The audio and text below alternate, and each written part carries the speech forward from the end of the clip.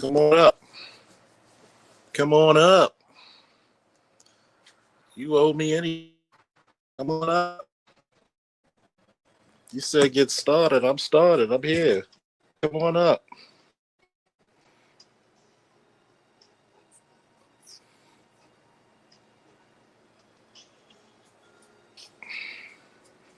Come on now. I want to. I don't want to hear that crap. I don't want to hear that crap. See, people want to say start it up. Let's go. Come on. You come up. What up?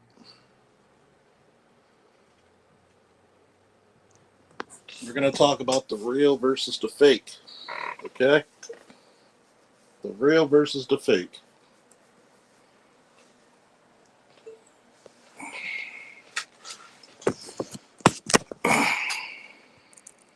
We're going to talk about many different subjects because this might be just a rant, maybe just a little bit of a rumble. But we're going to start on this one. You asked me to start, but you never come up. You get silent. You look from the weeds. Trust me, I know you've been watching.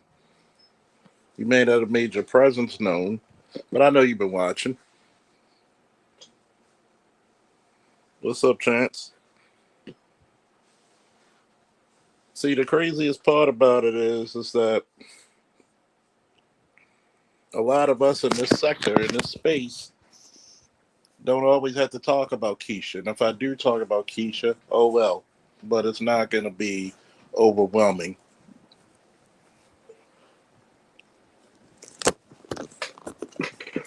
But where are you, man? You said let's get it started. Where are you? Come on up.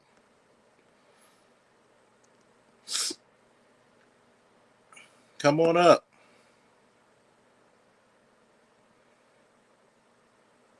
Since this is what's going on, and since this is the algorithm,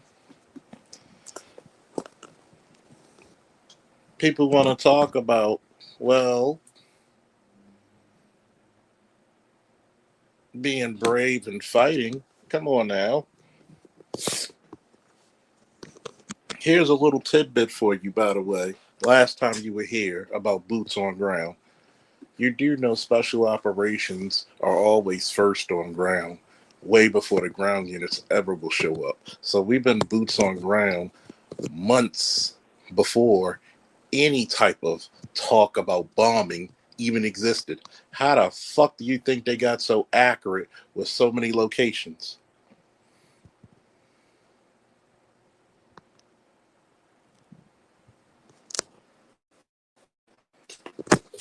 But what do BGS call a lot of people? Pedestrians?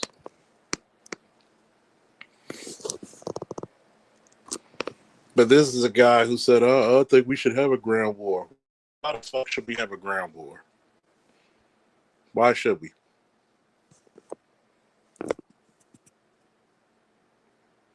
We're going to talk about the first subject. There's a lot of motherfuckers who need to shut the fuck up when grown folks and experts are talking. That is one of the cardinal sins in the black community that plagues my fucking soul. People will ask your opinion, your expertise, and your fact, but you don't. It's like saying, oh, who's better, Superman? See, this is how you know. And this is why I kind of hate anime sometimes, because it's always power scaling bullshit. It's always power. Read the fucking story and enjoy the fucking character. Okay? Same fucking, oh, is this character this? But first of all, read on the character. You can't go by just a website of a bunch of people ideas. One kid going to tell me, for example, in comic book lore, Raven can beat Darkseid. In what fucking universe? She struggles with Trigon. They had to tone down Darkseid's powers. Even in the New 52. It took the entire Justice League to challenge him. The entire. This motherfucker slap boxes with the anti-monitor. When the fuck has Raven ever done anything like that without being enhanced by Trigon? Y'all need to read books. See, this is the reason why. If you don't read the source material, don't tell me shit. Black people are the same way. You will go to fucking Wikipedia to get a 5 second little tidbit of shit, not knowing the whole substance or the subject matter.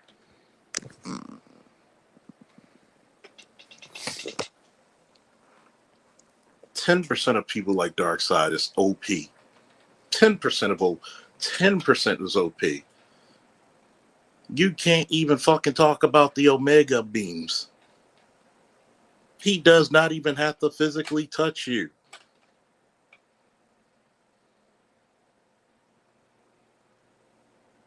The motherfucker can create life or take it away. He can bring you back to fucking life. That's the saddest part. But people don't read source material. Don't ask me no fucking question until you read the fucking book.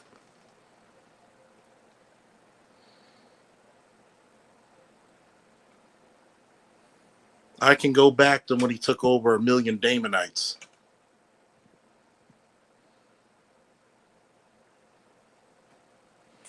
I can go back to when he had the anti-life equation.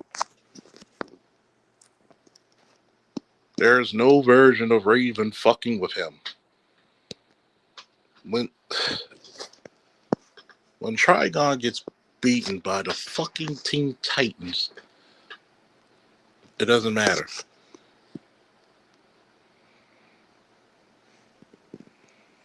You telling me Blade, when he became the king of vampires, when he was up,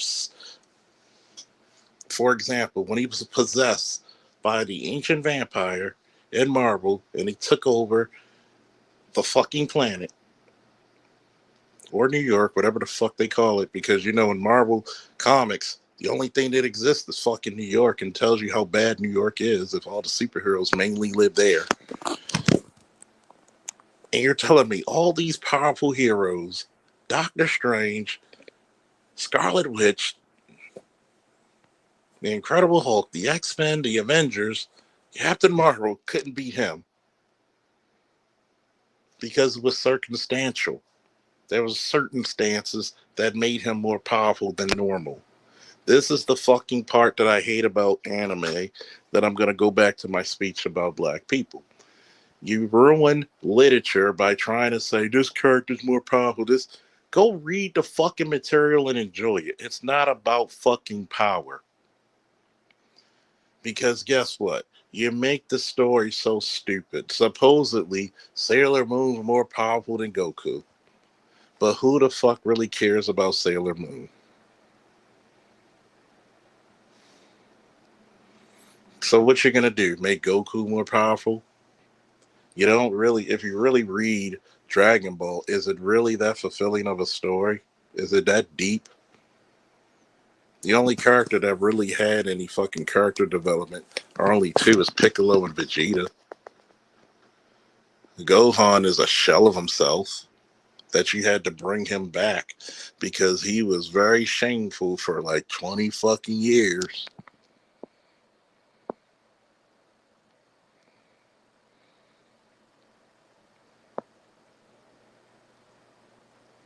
Nope, nope, nope. I will block you in 5 seconds. I will block you in 5 seconds if you do not come on this panel.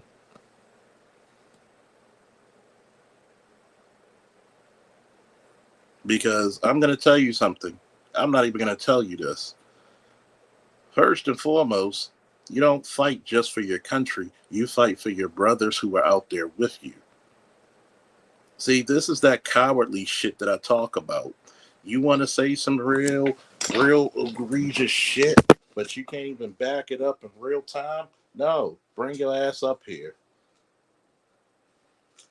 Since you said I support this war so much, show me where I support it. Show me, where did you fight?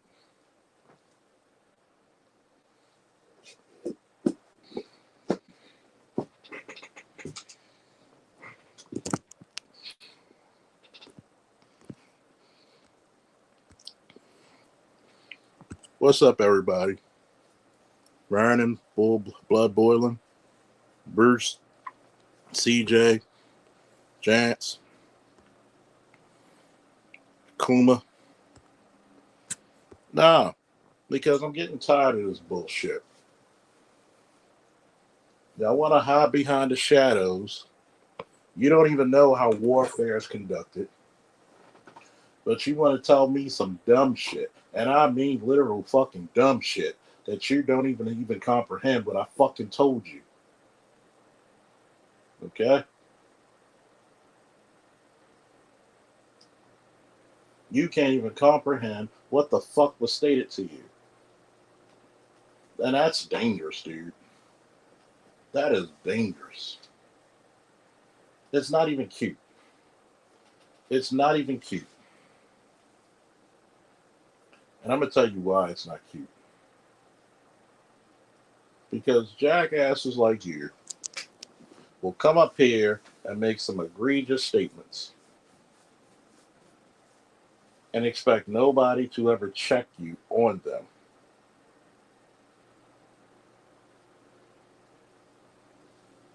You come off like this know it all motherfucker without having any basis of thought to say, you know what? Let me listen to what this person says fully and then make an assessment. No, no, no, no. You know what you'll do? You'll literally come out of your own goddamn shit. Make not only a horrible assessment,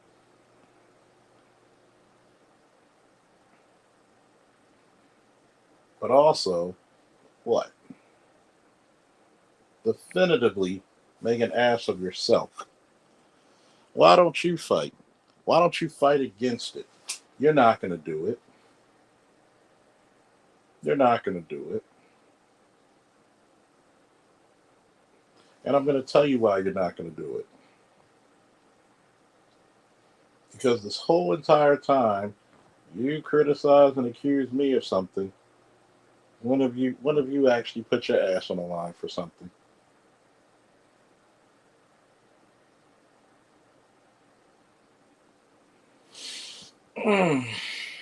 We gonna make it fun. We gonna make it fashionable. Well, in the original writing, he was supposed to be the next protector, but it's the Hulk Hogan effect. Macho Man was great, but you can't. But you guess what? You're gonna give it back to Hogan.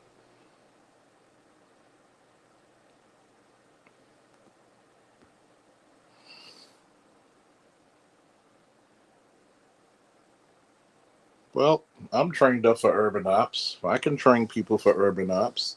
Here's the problem: you're gonna have to make parents parent again.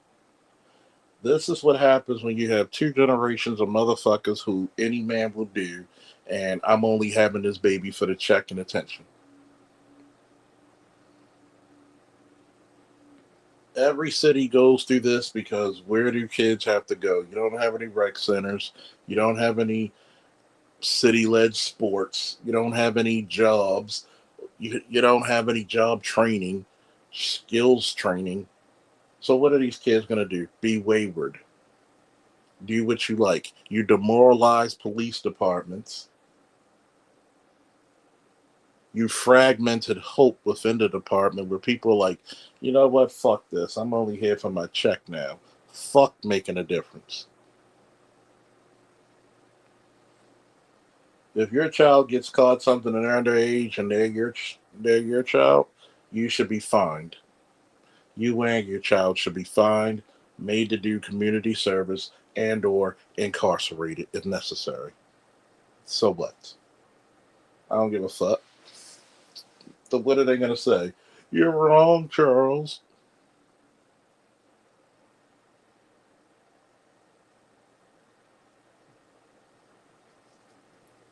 And I don't want to hear shit from anybody in the community because the community lacks what? Discipline.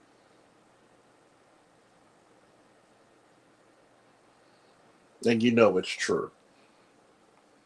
Your son's assaulted in fucking one ply toilet paper when it's wet.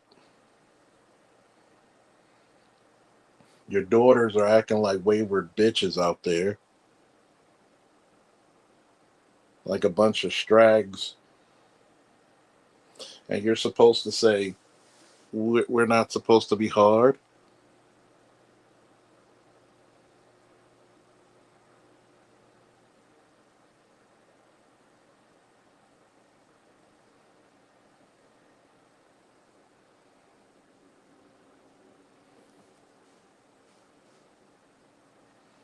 You're going to have to make parents be parents. You're going to have to make a few examples.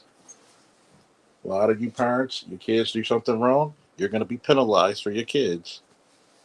And or we're going to penalize your kids as well. You both can share a jail cell. You both can share this fine. You both can share this community service. Oh, no, no, no, no, no, no. Don't. Because this is the one thing you're going to hear. First of all, every country has the right to attack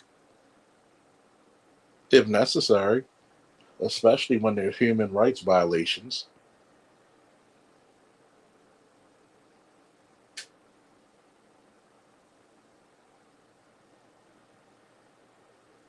Here's the craziness about it. Should America or any country go to war with a country that support global terrorism? Answer yourself that. Because you don't want to get up here because you don't want to embarrass and let yourself be out. We're not even a fucking command. Should we use the National Guard? Not now, not right now. What you should do is get the police departments, the sheriff departments, because I'm going to tell you the truth. A lot of sheriff departments in metropolitan areas have it really, really fucking easy. And yes, the sheriff is an elected official, so the mayor cannot tell the sheriff what to do. What's up, Opo? What's up, LAPD? But this is what needs to be done. You should get every fucking law enforcement agency not to violate rights. If they want to walk around, chill out, they should do so. It's your American right. But once you start violating and causing havoc, hammer their asses. Make arrest. Make their parents come get them. Citation their parents. The problem is that you don't teach the kids right. And guess what? I'm sorry. I don't give a fuck what anybody says. I do blame the music and the culture. The culture and the music never grew up. The culture and the music is shitty. It's disturbing. It does not. There's no positive hip hop out there. Trust me, none of it's positive.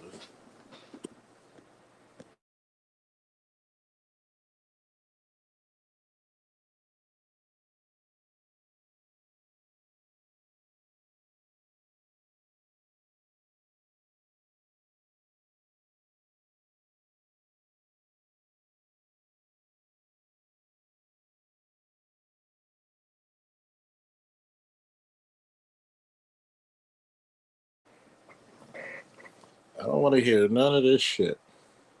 Think about it. The America has reaped what it sowed with this single mother shit. They don't build anything.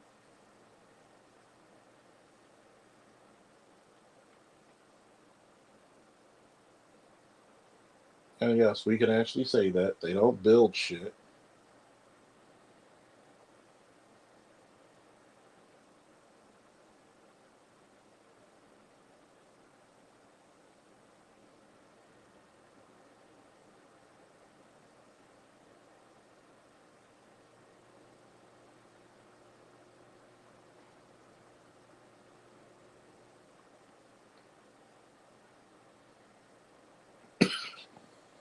I don't know why the fuck do we still have single motherhood. I'm still wondering. This is what the community loves. This is what the community praises.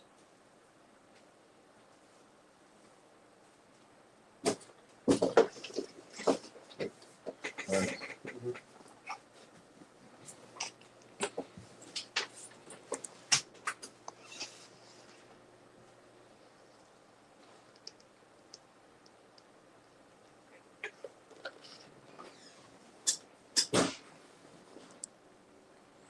If you look at majority of music today in the black community, it's fucking negative.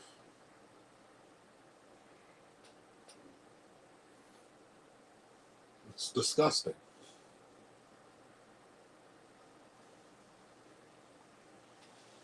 You're telling me right now we're doing better than we ever did before when it comes to music? And the answer is no. The answer is an astounding hell no.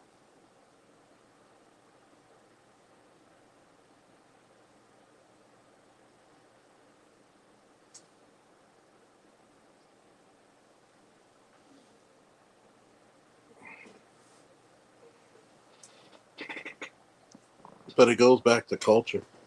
And who teaches culture?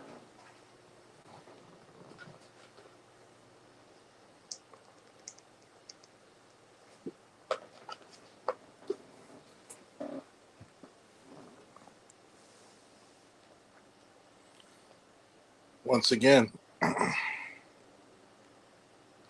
want you to see who teaches culture. Nobody ever asks, where's the trades? Where's the college prep? All we want to do is have fun with no consequences. That's all the fuck we want to do.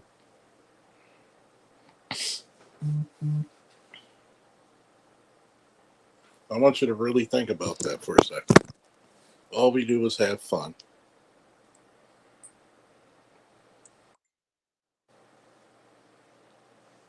We don't sound like we're trying to build. Because I'm going to tell you the truth. We ain't building shit. We ain't building shit.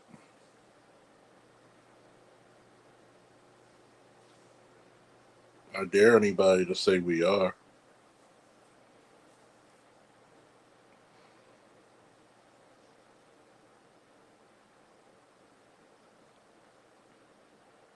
What are we building?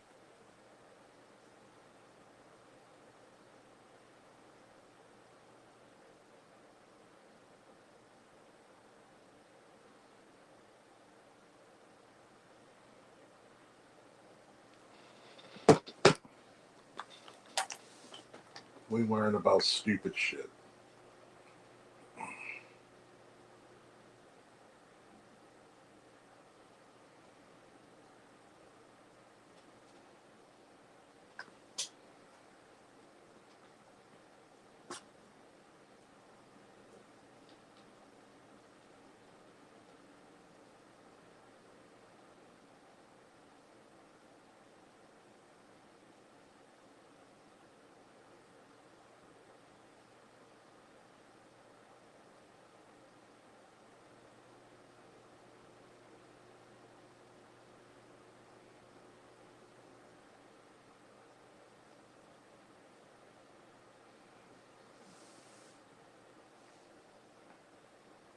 More lace fronts, thank you. Now, we'll talk a little bit more about this, right?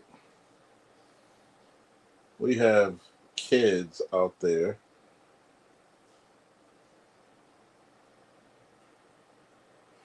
going out, wreaking havoc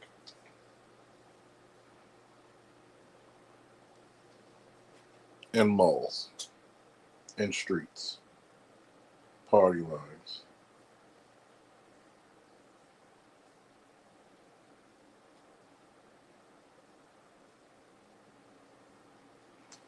I want you to think about this shit, right? Does that look like a law enforcement issue or a parenting issue? I want people to actually let me know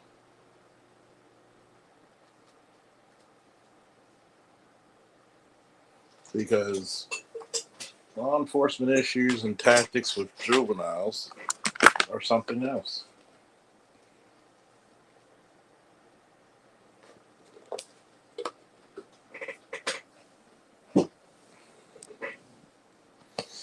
There's so much paperwork, and reasonably so, going into a juvenile engagements.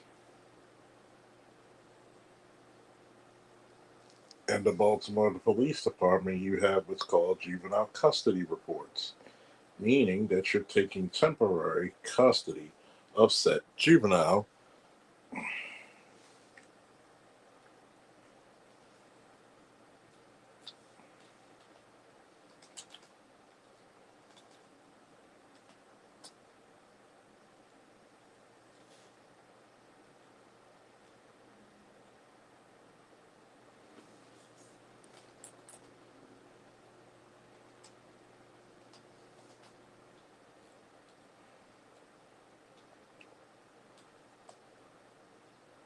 So, even with that one, you become a temporary parent anyway.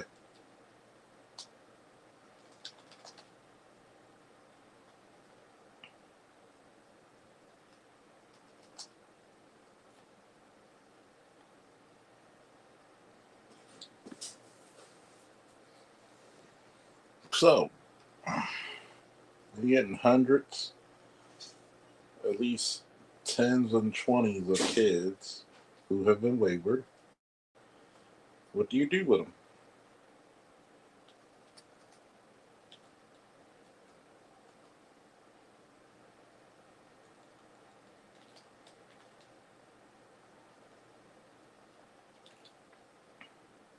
Nobody wants to ever answer that question.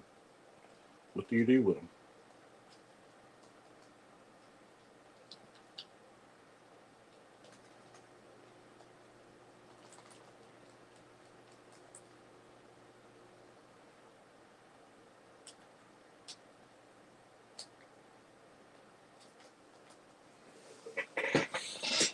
So, you're going to have to find some type of programming for them. These are the same schools that have literally failed your kids when it came to what? Education, learning,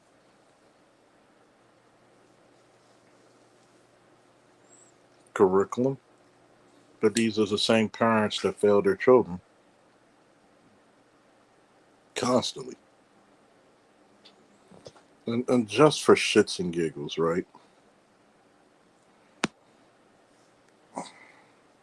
How many times have I told you people that special forces are going to be in certain areas prior to any engagement?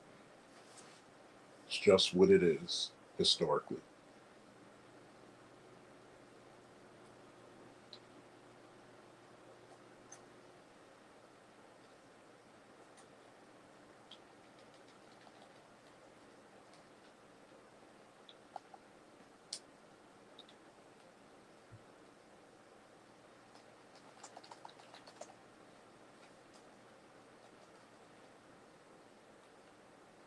But, people who come to places and don't understand that you may know something that they don't get it.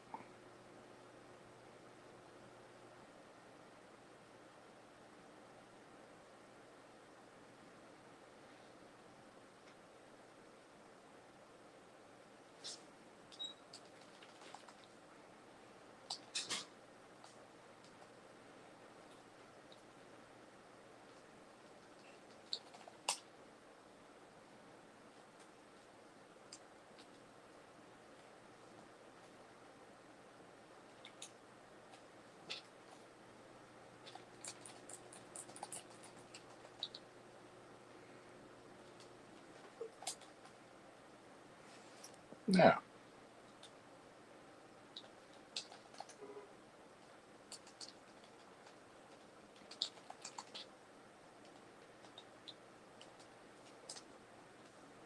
What else do we need to talk about? I think that a lot of people don't understand, you know, people who have expertise in certain shit. I really, I really noticed that because people get too offended when someone tells them, okay, that's not how the system works.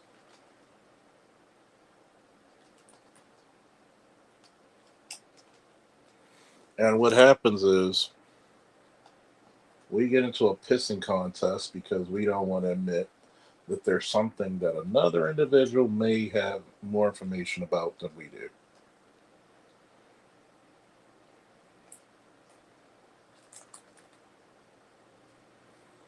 And this W maker is a good example of it.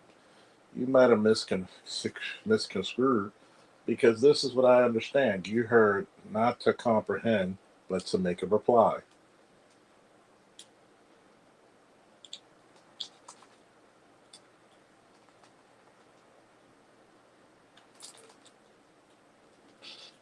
That's what you did. And you made the cardinal mistake of doing that several times over, purposely. Not because it was actually a mistake, it's because you wanted to come over here. You don't even have the guts to come on the panel and then make a statement because you feel a certain way about a certain event. Cool. But then you come over trying to talk that good shit like you came here on some really good pretenses, which you have not been.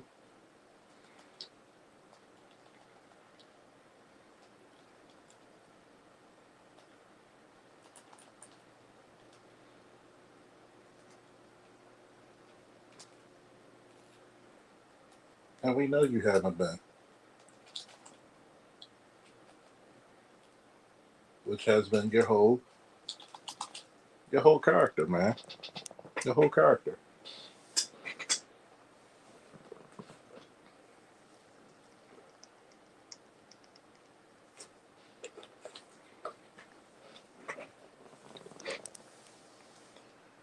And I'm using you for an example because you heard me multiple times say, I could say fuck Iran. Doesn't mean I want to go to war. But obviously, because of emotional outbursts and not being one of them people paying attention to what's being said,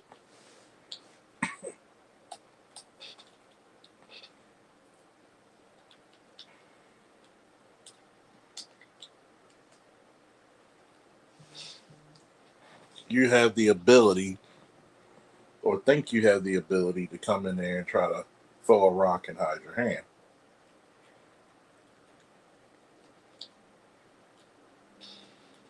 But my friend,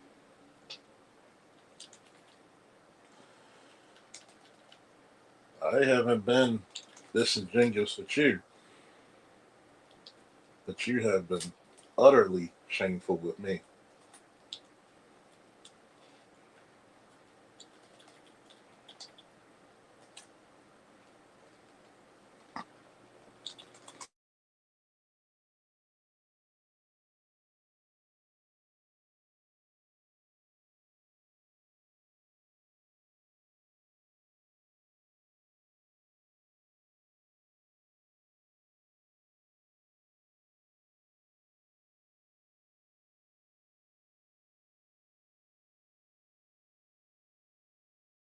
You've been shameful.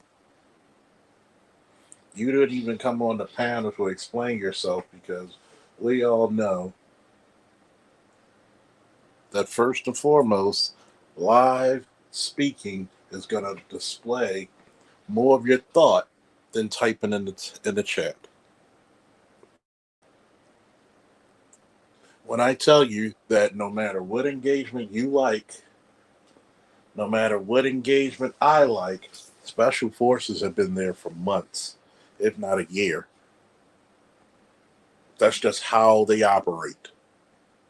You think Delta Force is not there? You think the fucking Green Berets are not there? You think the SEAL teams are not? The Marine Recons? I mean, the word recon should say something to you.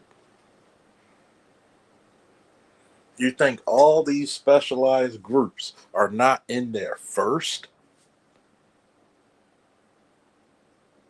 My God. I want you to see this is the problem. I got 11 people, but this is the funniest part.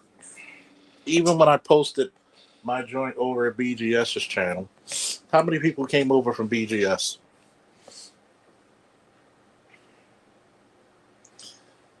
We got 12 people. And I want you to think about this, guy. Regardless of what the hell you think, regardless of what the hell I think, there's certain motions that are going to take place that are just part of the program.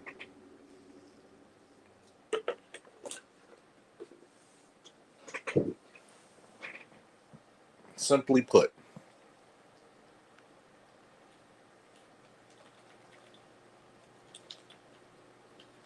that's just how it is, man.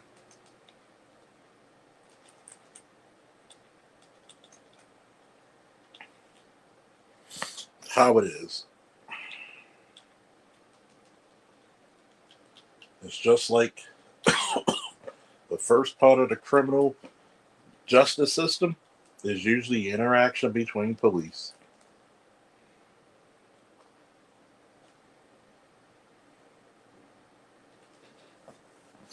There's some things that are just going to be protocol. I want you to go look up what Green Berets actually do. They're called force multipliers.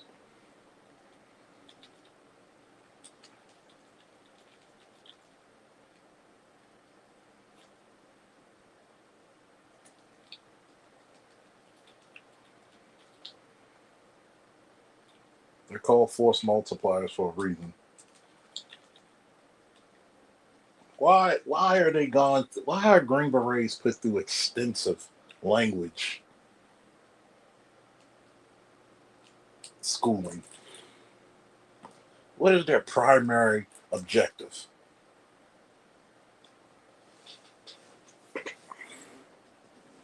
What is their what is special operations, special forces, army, special U.S. Army special forces? What is their prime objective? What are they designed to do? Why are they put through extensive language courses, not only including their specialties of being the weapon, the medic, or the engineering or the radio sergeant? Why?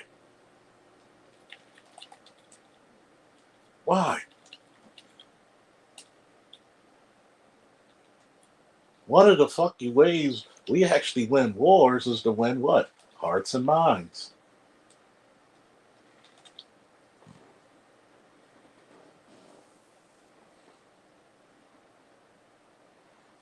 Probably more now, Lost.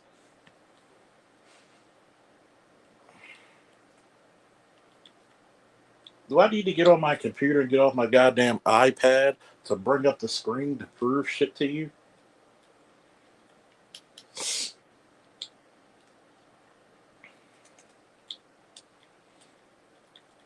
I will.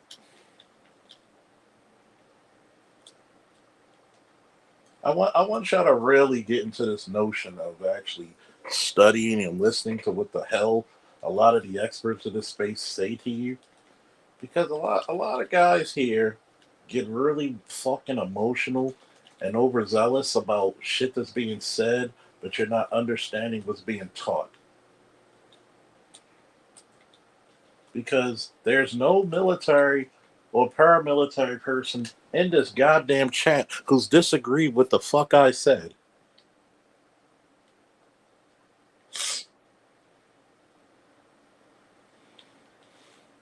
Depending on how old your grandparents or great grandparents, if they're still around, ask that old man about the frogmen.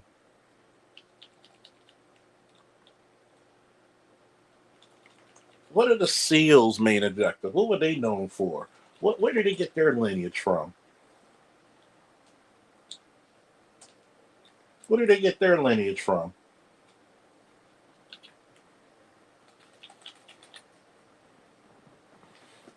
Where did they get their lineage from? Underwater demolitions.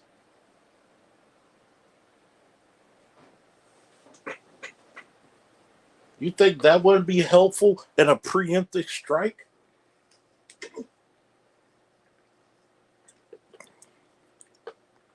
Nigga almost made me spill my Minute Maid.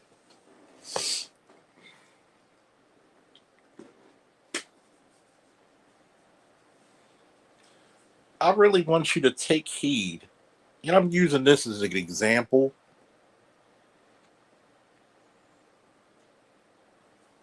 Digest first what the person is saying before you regurgitate it, at least.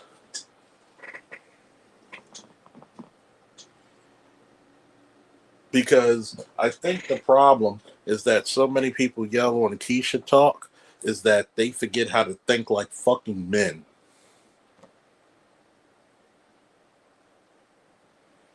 We are so concerned about Keisha when you don't even know how to defend yourself in your own goddamn homes. Some of you. Hopefully, none of the motherfuckers that are the faithful few of my channel, the multifaceted men and women.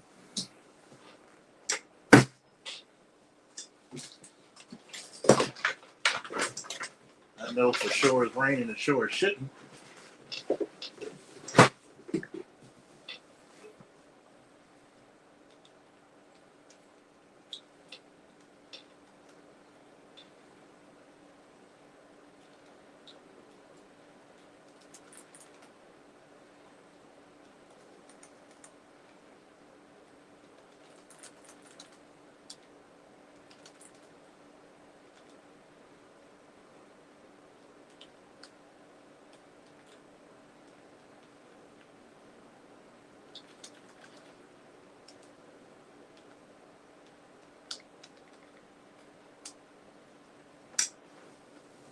See, that's one of the biggest parts of it is that a lot of young men are taking cues from the older guys, and I guess you'd call me an older guy now, middle aged guy at least, and they're trying to conduct themselves in a realm of men, and they're seeing how a lot of men are reacting to situations, and we're doing it poorly.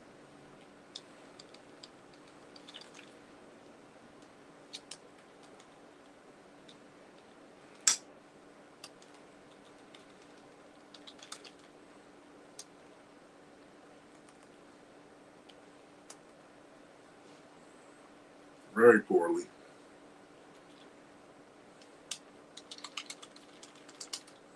Very poorly.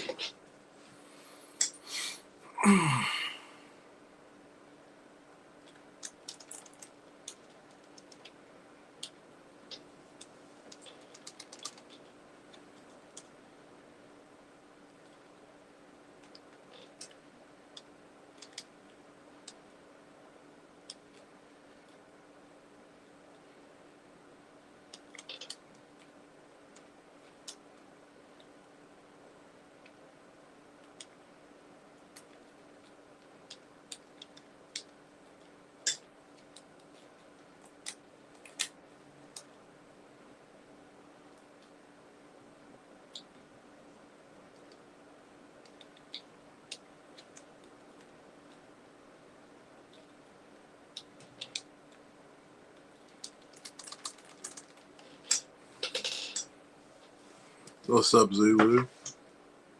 What's the question, man?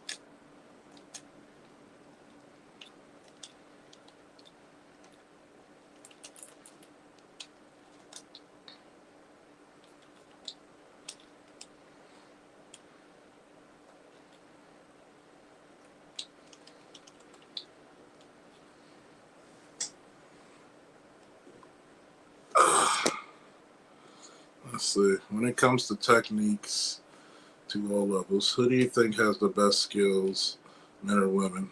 I'm having this conversation with a random guy. It always depends on the individual, but most times it's going to be men because men are going to be more logical about it. It takes a very logical woman to be in combat sports because that shit has to be one of those things where you got to be honest about yourself, and a lot of women are not, unfortunately. There's a lot. Even men are stuck in emotionalism.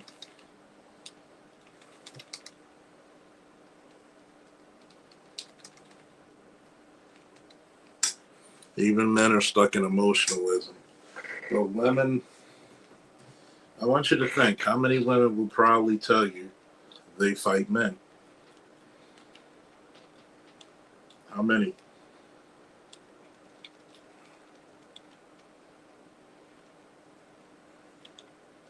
They won't even. They won't even give you a good time when they dominated a man in a fight. But yet, if they get hit full on by a man, they're ready to call the police.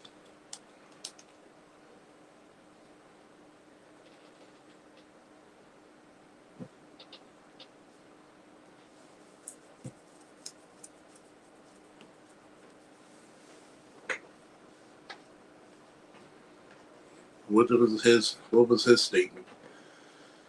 Because women don't really look for protection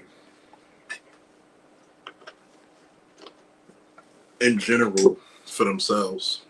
They don't really look for it in themselves. They look for men to protect them. Are there outliers? Sure. But how many women are actually in love with men who can't fight, can't defend them? Unless she's an aggressive woman, like a Leslie Jones.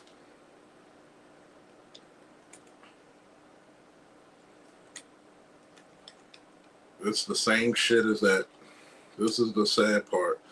Because is the God black? Number one, because in the white community, in every other community, it was always dad that you feared when it comes to being disciplined. In the black community, your mama's more feared.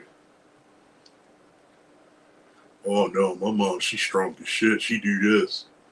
No, you allow your mother to do things. Stop it. That's the reason why young men don't have fear for older men because there's no daddy in the home.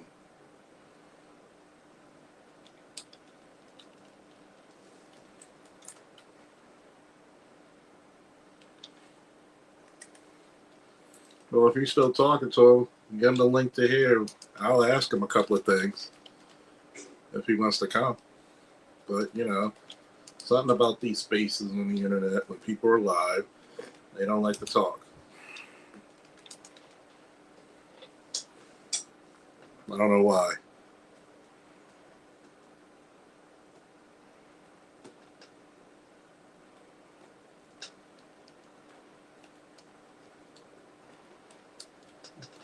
We're women more sound about skills.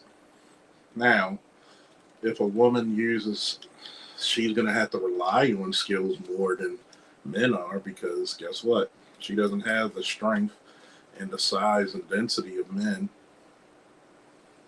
to rely on.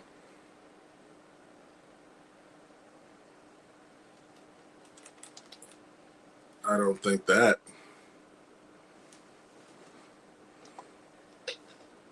Is he still up there? I mean, give him the link and tell him to come on up.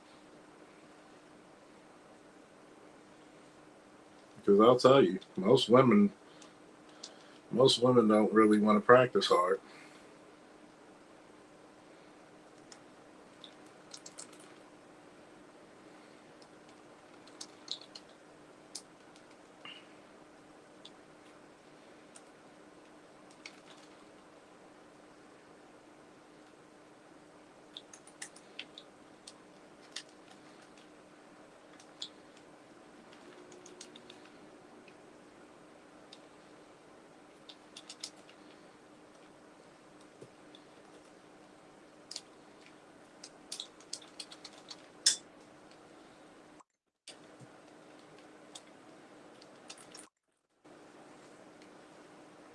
That's one thing I want to hear.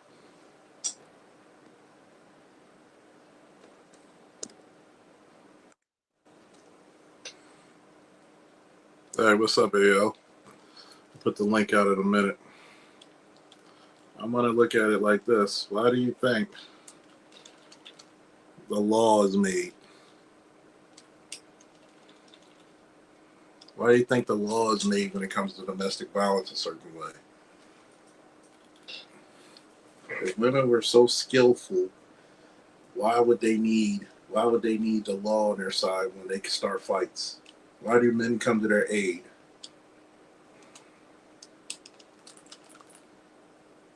What skillful things have you seen women do? Let's go to college.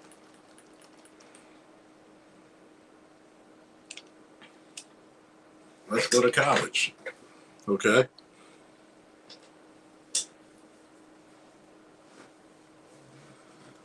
My day's pretty cool so far. Let's look at skillful, right? In women. Let's go to college. We'll even just do the black community, right? Our women have more degrees, right? But we trumped them several times over in STEM. What does that tell you? They don't do the most skillful shit, okay? They don't. Most of their degrees are what? Sit on your ass degrees.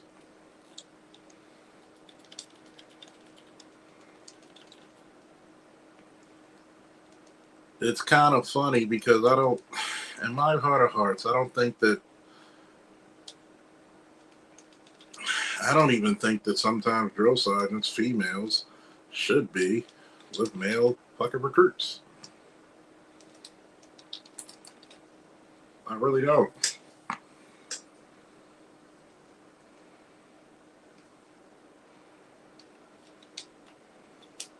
But if you're talking about a guy who coached women in combat sports, those women are not that skilled. Let's take Clarissa Shields. She's probably the best female boxer today or ever. Now, does she look like a very skilled boxer? Because even in the UFC, you have a closer gap in skill to men's MMA than you do to females. Okay? Clarissa just throws hooks.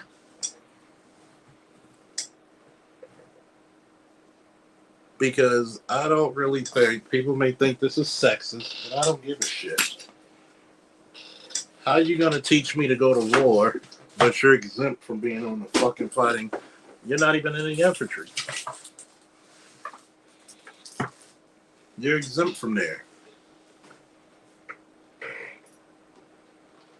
You're not, matter of fact, they opened up combat arms, and I don't see a rush of none of you bitches going. It's the same fucking shit. The same fucking shit. When they talk about females wanting to vote. Nobody tells the story about women voting. Lord knows, Zulu, fuck this shit. I'm going on my computer. I'm unleashing an unholy jihad now. Since y'all got me, since I'm demonetized, the only way I'm gonna make money is to entertain some motherfuckers. Y'all need to thank Zulu for this shit. Because I'm going back on the computer, man. Y'all need to thank Zulu for this shit. Because I'm going to prove some shit to some of y'all lame brains, liberal-minded motherfuckers. Hey, what's up, Tiger Crane? See, this is the one thing about anybody who's ever taken martial arts or taught or any combat sports. You don't hear anybody saying the women are the supreme skill, okay? Do they have to use skill more than men? Yes. Because guess what? We had to develop it because guess what? Men had to go against men of greater strength and size. With that being said, women do not like to say, hey, help me practice this technique. Women typically are like, hey, what's an easier way of doing this? And we're looking at this chick and saying, the fuck you mean? What's an easier way to do it is to keep practicing 1,000 fucking times. You got sorry ass Angel Reese. Yeah, she's from Baltimore and shit. But sorry is sorry. Fuck it all. You got sorry ass Angel Reese who won't go into off season and practice her game. Why? Because she's using it as a springboard for a fucking. Hopefully, she gets a fucking clothing line or something. Because God knows she ain't gonna make it as a goddamn baller. She sucks. She fucking sucks.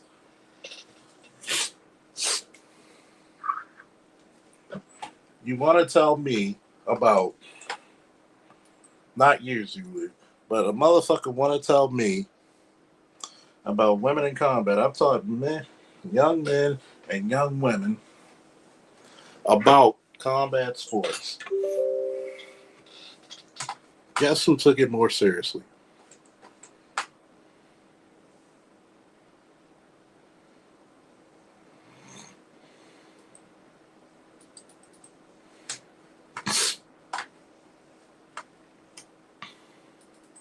Guess who took shit more seriously?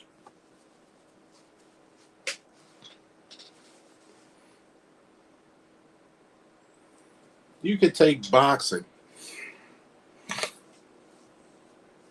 I could even go to MMA. The greatest female fighter in MMA history is Amanda Nunes. Amanda fucking Nunes. Great skill. But you're going to compare her skill to fucking Anderson Silva, GSP, Cain Velasquez, John Jones, Fedor Emelianenko, Randy Couture?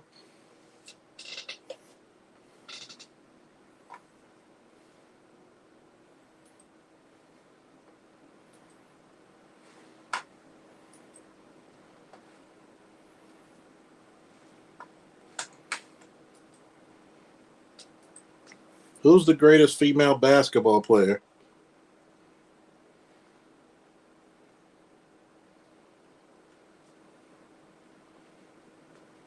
Who's the greatest female basketball player ever? Can you really compare her to Jordan? Is it close? Is it comparable?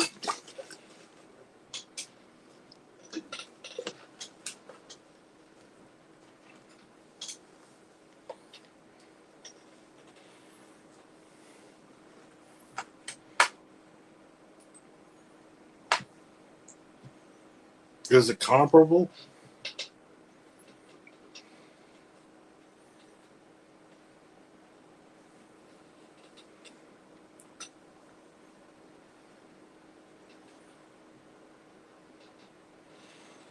Is it comparable to Jordan? Is it comparable to Larry Bird, LeBron, anybody?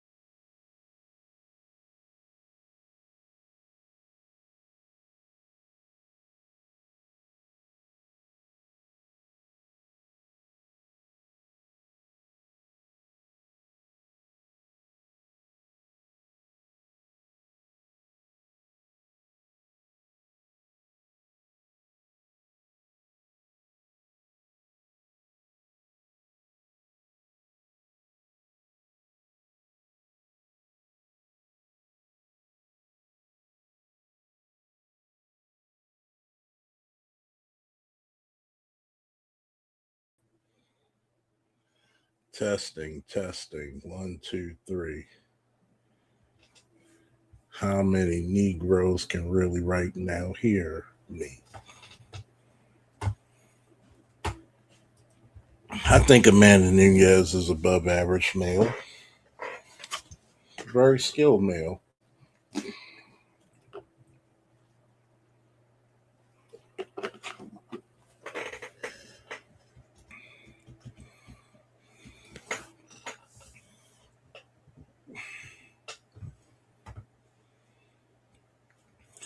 I think the fucking fact of the matter is that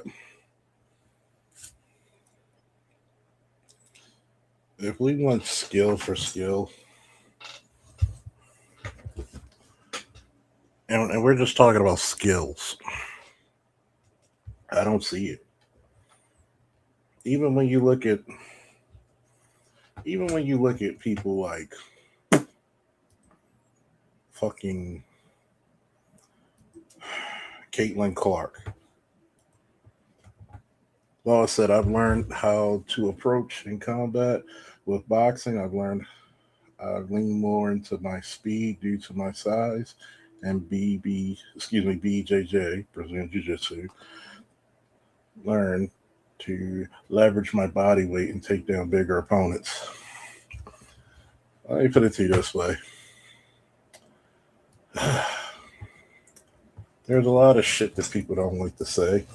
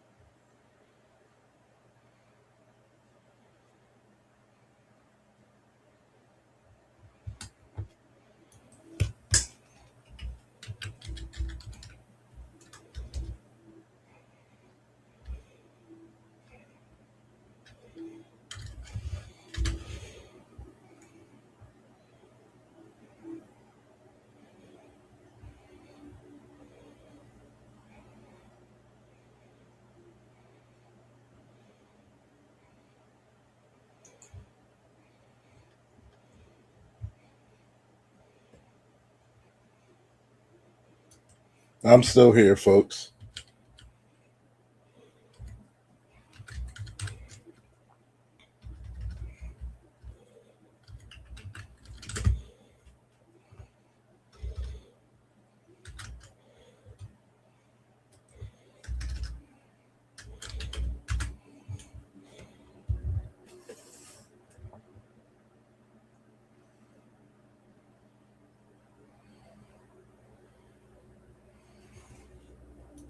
Okay, did y'all miss me?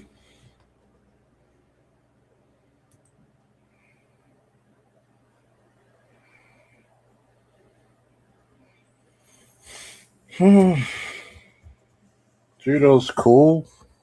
A lot of good throws. Am I biased towards wrestling? Yes. Because I haven't seen. If you see wrestlers go to judo, they do pretty well. You don't see too many judo guys going into wrestling doing pretty well because you took away 80% of their technique when you take away the gi. I'm sorry, I don't know what the fuck I'm talking about. Sorry, folks.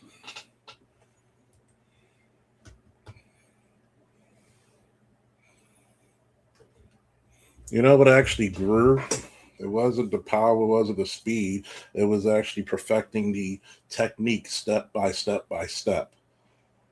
I can go by a step, even just standing up when you're in the referee's position.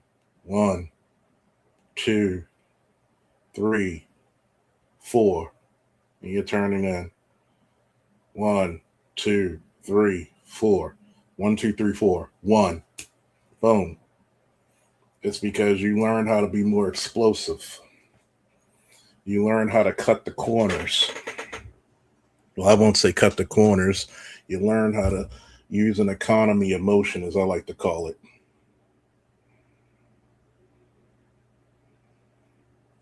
Because one, you learn, okay, what's going to make this move much more efficient? That's what people don't learn, the efficiency of those goddamn moves. How can I test it if it's real? Because in most martial arts, how can you test if your fucking technique is real unless you apply it in real life or in as close to a real situation as you can?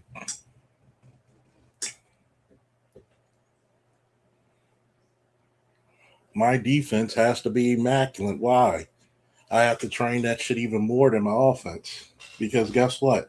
If I'm doing something defensively, I'm probably in a very compromised position. You might be rocked, you might be fatigued, you might be tired. Your technique doesn't mean shit to me when you're fresh. Your technique means the world to you when you're not fresh or you're in an uncompromising position.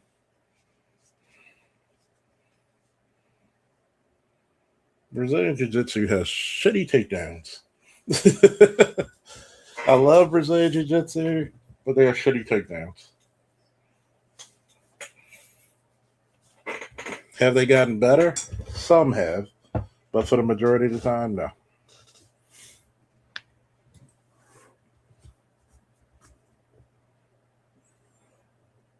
You learn how to stop panicking. You learn how to focus on the technique.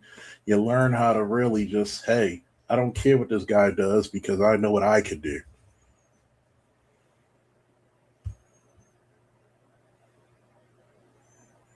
Trust me, grappling with a gi and grappling without a gi is a hell of a difference.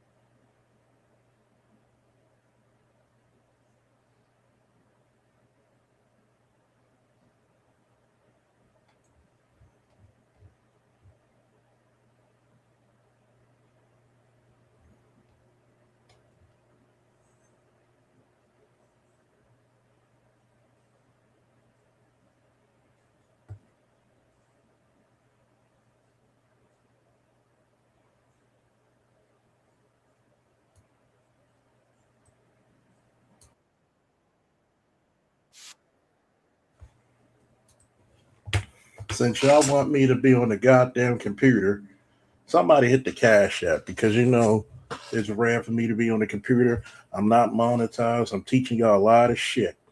Okay? Now, even in wrestling, I think the last Olympics, Kennedy Blades and Emil, I forget her first name, they're up there in skill that's comparable to men. But guess what? You had to groom those girls, now young ladies, from very young ages. Because here's the difference between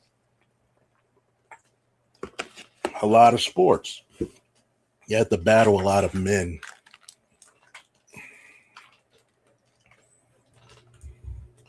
I'm gonna show this video real quick. When people talk about DEI hires, we're gonna talk about some DEI shit. Okay. Shout out to Green Beret Chronicles. Give him a like for the video. Give him also, you know, if you're not subscribed to him, subscribe to him.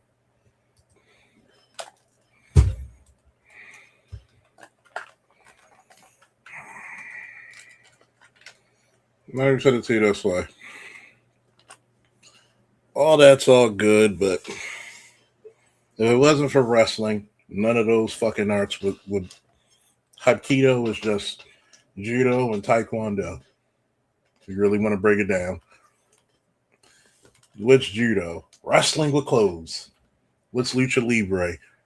Wrestling with speedos. What's sambo? Wrestling with a singlet and a judo gi. If it wasn't for wrestling, none of those styles would exist.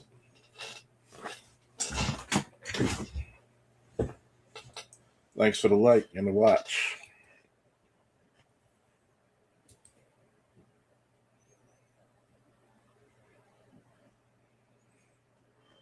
You know, if you could take a person down, you dictate a fight. Especially if you're a great takedown artist and you're explosive. Rarely. They have male, but here's the thing. Are you getting blasted like you would blast your fucking male partners? That's the difference.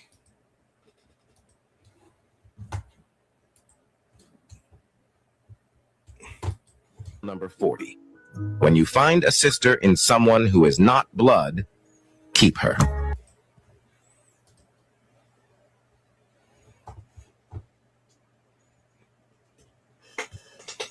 Anybody hear this?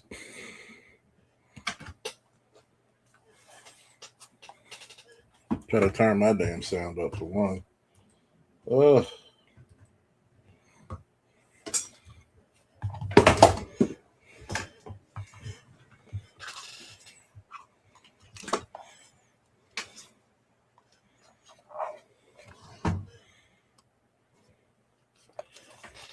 Let me know if you can hear this.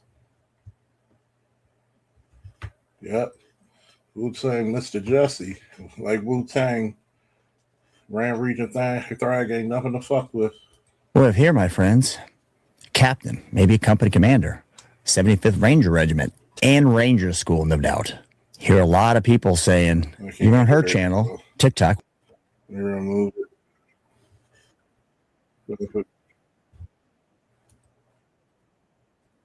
Stop share screen. Yeah. Video in the pinned comment. I didn't get selected. I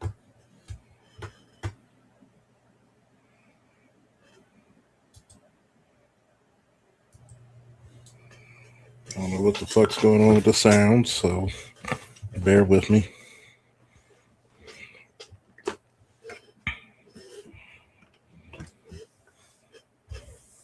For service in 75th just because I was a woman. I got because I was the most qualified candidate.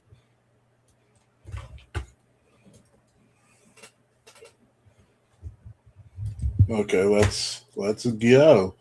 Shout out to Green Beret Chronicles. He's a 20+ year Green Beret veteran. Black dude. Got to give him credit for that one. One of the few black guys you see in Special Forces. Give him a like and give him a subscribe. It's got good shit. I didn't get selected for service in 75th just because I was a woman. I got selected because I was the most qualified candidate. I know exactly how to be you or how to be me. She will be an asset to Ranger Regiment wherever she serves once she earns her Ranger tab. Rule number 40. When you find a sister in someone who is not blood, keep her. Well, here, my friends, captain, maybe company commander, 75th Ranger Regiment, and Ranger School, no doubt. Hear a lot of people saying, even on her channel, TikTok, we'll get to it, that it's DEI. Is it? She could be the most outstanding candidate ever, right? Let's take a gander. She's not terribly happy about it. What's going on, guys? We got a reaction within a reaction, right? I will link Jameson's video in the pinned comment. Go over there, showing some love. And by the way, shout out to Jameson. He's a Marine veteran, the white guy. So show him some love as well. Guys, recently as last week, SecDef Pete Hegseth came out about the standards for individuals in the Army, male and female, if they wish to serve in combat roles, right? So special operations, that's considered a combat entity, a combat outfit, right? So now, hey, if you want to go to SFAS as a female, guess what? You have to perform on the same standard as a male, right? You want to go to Delta Force selection, you want to go to Ranger Battalion, the standards are the same, right? With all that said, guys, to sit here and tell you guys that, hey, the standards didn't change whenever females started going to Special Forces assessment and selection would be a lie, right? The same selection that I went through in 2008, where it was all males, to 2014, 15-ish, when females started to go through, was not the same selection, right? There was no log and rifle PT. There was no long-range movement. It completely changed, right?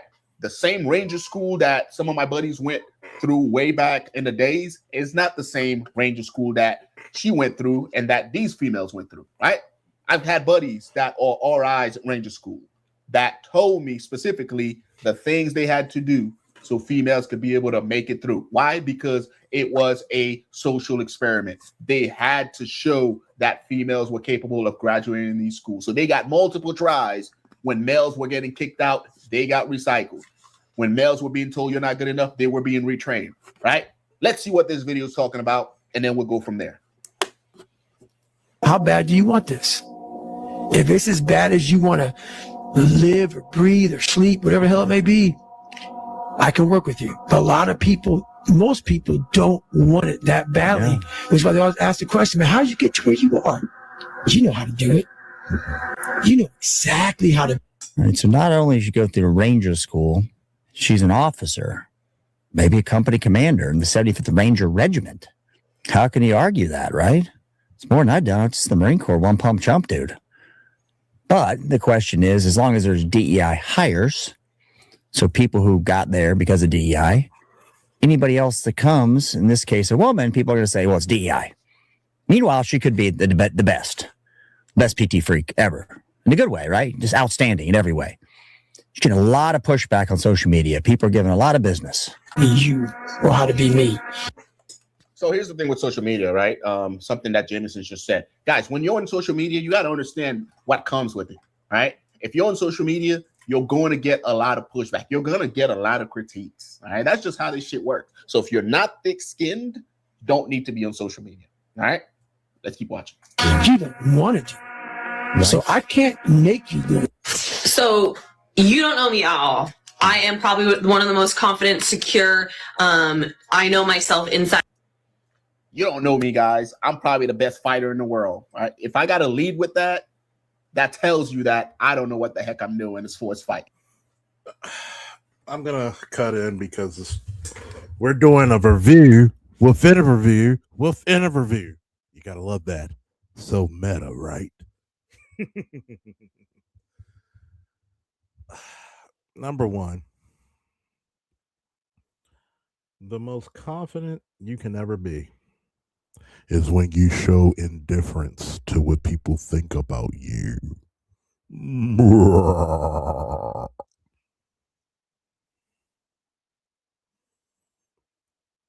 Number two,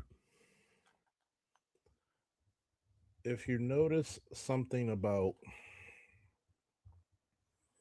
myself in real time, when people want to bring drama my way, what do I usually say? I just stop it right there and cut it at the fucking border. All that catch a flight shit, you're not going to do. Dude, we're not young dudes. We're not YNs. Stop all that bullshit. Because if I do something to you, you're going to try to sue. If you somehow, some way do something to me, luckily, you're going to try to run it into the ground. Let's get the fuck out of that bullshit, please. And when you look at this, right? You're going to tell me this little ass white girl who was already small to begin with is carrying a fucking 100-pound sack for all those miles. If they're still doing the miles, like my man said, like Green Beret Chronicle said, and yes, you are a DEI hire. Because if you had to do it at the same rate as men, which you know you haven't, you wouldn't have made it. You're given more times, even in the police academy. Females have to bench press 60% of their body weight. Males have to do their body weight plus 50 pounds. See, when old Charles did something, there were no hand claps. Hey, you did amazing. You're supposed to. But if a female if she weighs 110 pounds, or let's say 150 pounds, and she bench presses 100, we're repping. It's a roar of how many people cheering. Get out of here. Continue. All right. Don't say that, right? Don't say you're the most secure person in the world and then you're on here justifying yourself to the world, right? It's unbecoming of an officer. All right. Let's keep watching. Excited out people you'll ever meet. I just feel the need to speak on stuff when my hard work gets discredited. Therein lies the problem. I'm sure she did tons of hard work in the Ranger Regiment and to make it through Ranger School. No doubt. She's probably outstanding in every way. However, when you see reporting, did a video here, I'll put a screenshot up, about women who got pushed through, with clear evidence they got pushed through, you're going to question every woman that comes through, right? Again, she could be the most outstanding candidate ever, and you're still going to question that. Therein lies the problem when you change the standard, which has been done. I'm not saying in her case, don't get me wrong. Could be an absolute studette, whatever, right? You just got it because you are a woman.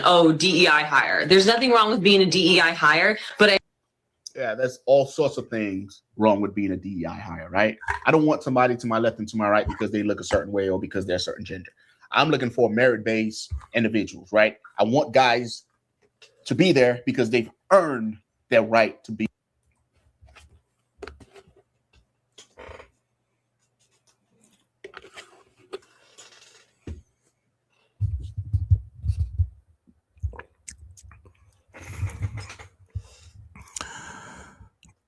Did you hear that? There's nothing wrong with being a DEI hire, says the DEI hire. See, this is the reason why it's hard for women to understand men in the realm of respect. You know you got it in an easier way. You know you did. Let's not bullshit ourselves. You know you did.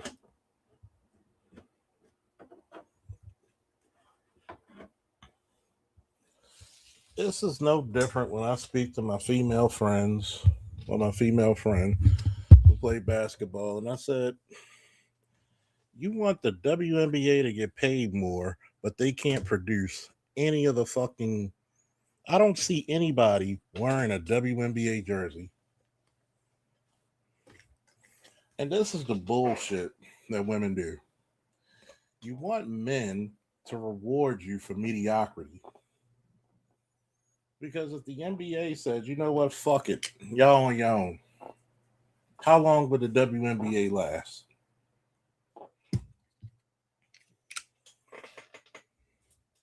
Why can't we be leaders? Start your own corporations.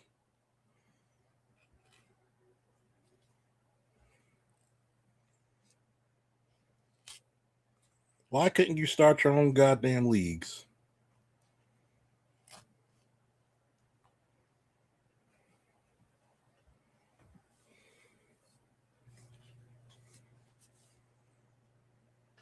I remember when Brittany Griner talked about she could beat, I forgot who she said she could beat in a basketball game. And I said, you know, you never hear that type of arrogance from the male side towards females. It's trippy. You could thank Zulu for this shit, because I wasn't going to be on the computer, but since you pushed me with that statement, we're going to be on the computer tonight. Be there. Guys, if you don't know who I am on this channel, my stance on females in special forces and combat role is out there, right? It's I've said it over and over again. I don't think we should do it. I don't think there's a place for it, right? So granted, got it. All right. I'm sure she's doing what she's doing. She's great. She's all of this. But guys, coming on social media to justify to the masses why you should be in a certain place, like who are you trying to appease? Like you're a captain in the United States military and Ranger Battalion. You're leading soldiers. And this is what you're doing, right? You're appeasing to your TikTok base and justifying to them why you should be where you're at. They didn't put you there. So why are you even talking to them?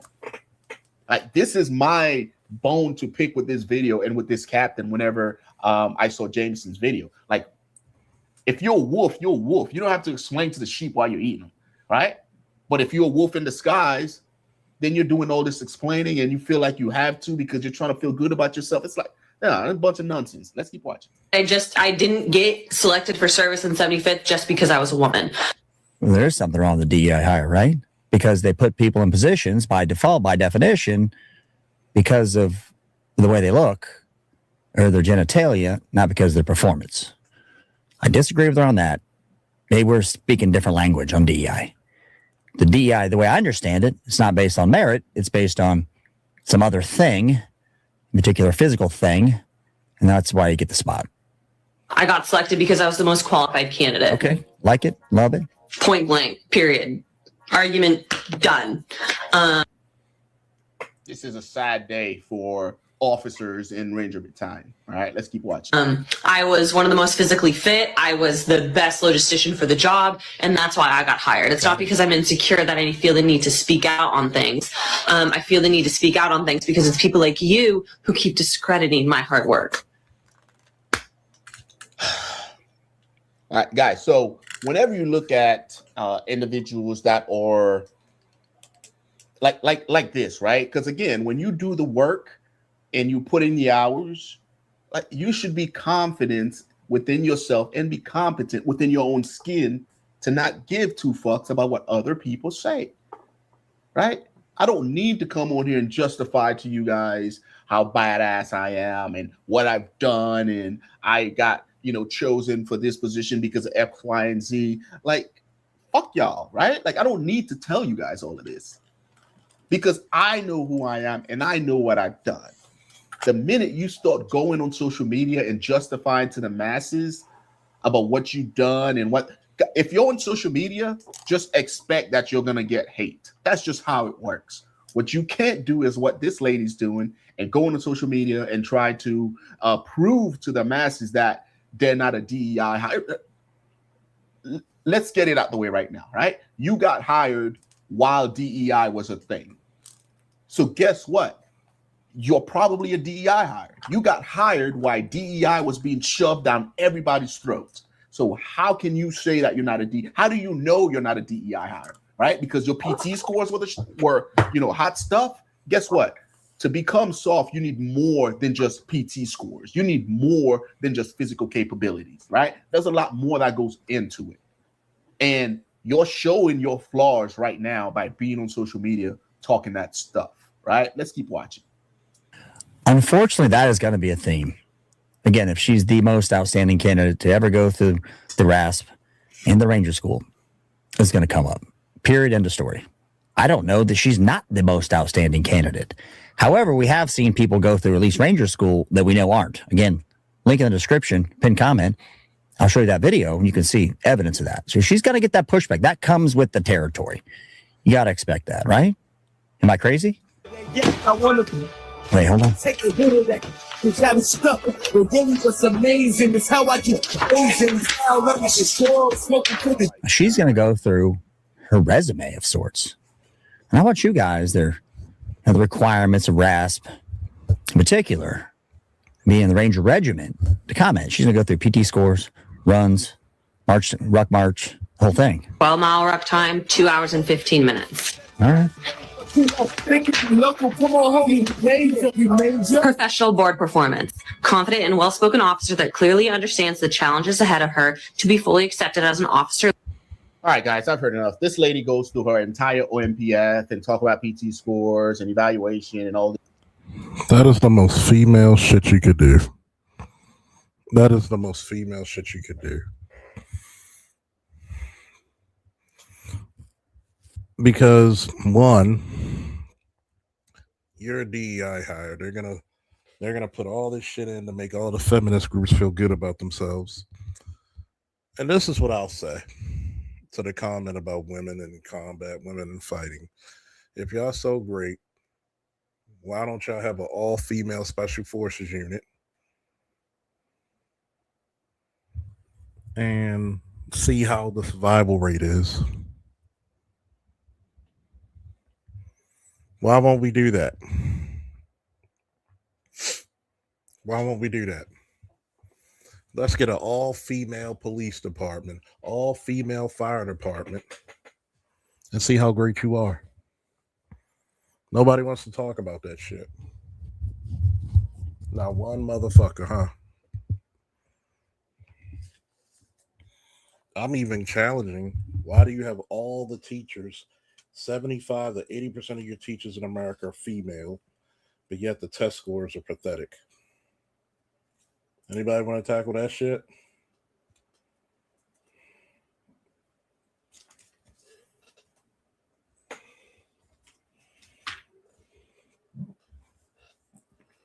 We don't just judge a tree.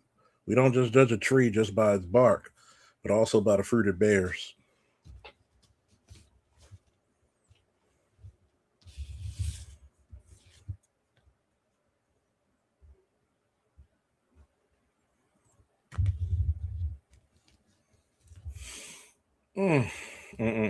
This is insecurity at its peak. All right. This is just the fact that she's a captain leading other soldiers and exhibiting this type of behavior shows me that she doesn't need to be in that position, right? You don't need to explain yourself to anybody. Why are you doing that? Right?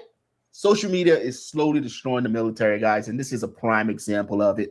Again, if you want to watch the entirety of this video, I will link it in the pinned comments. Go check it out. I don't have the stomach to watch the rest of it. It's making my skin crawl. This is just a sad day for Ranger Battalion and whatever this lady's got going on right now, guys. I appreciate you guys. All right, make sure you check out the War Room Podcast. So, I really want your friend. Hey, Zulu, you still here? I really want your friend to come aboard and tell me more about this victory.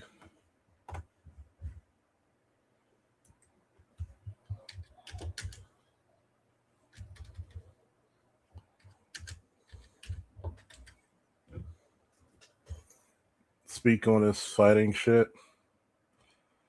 Do you really think that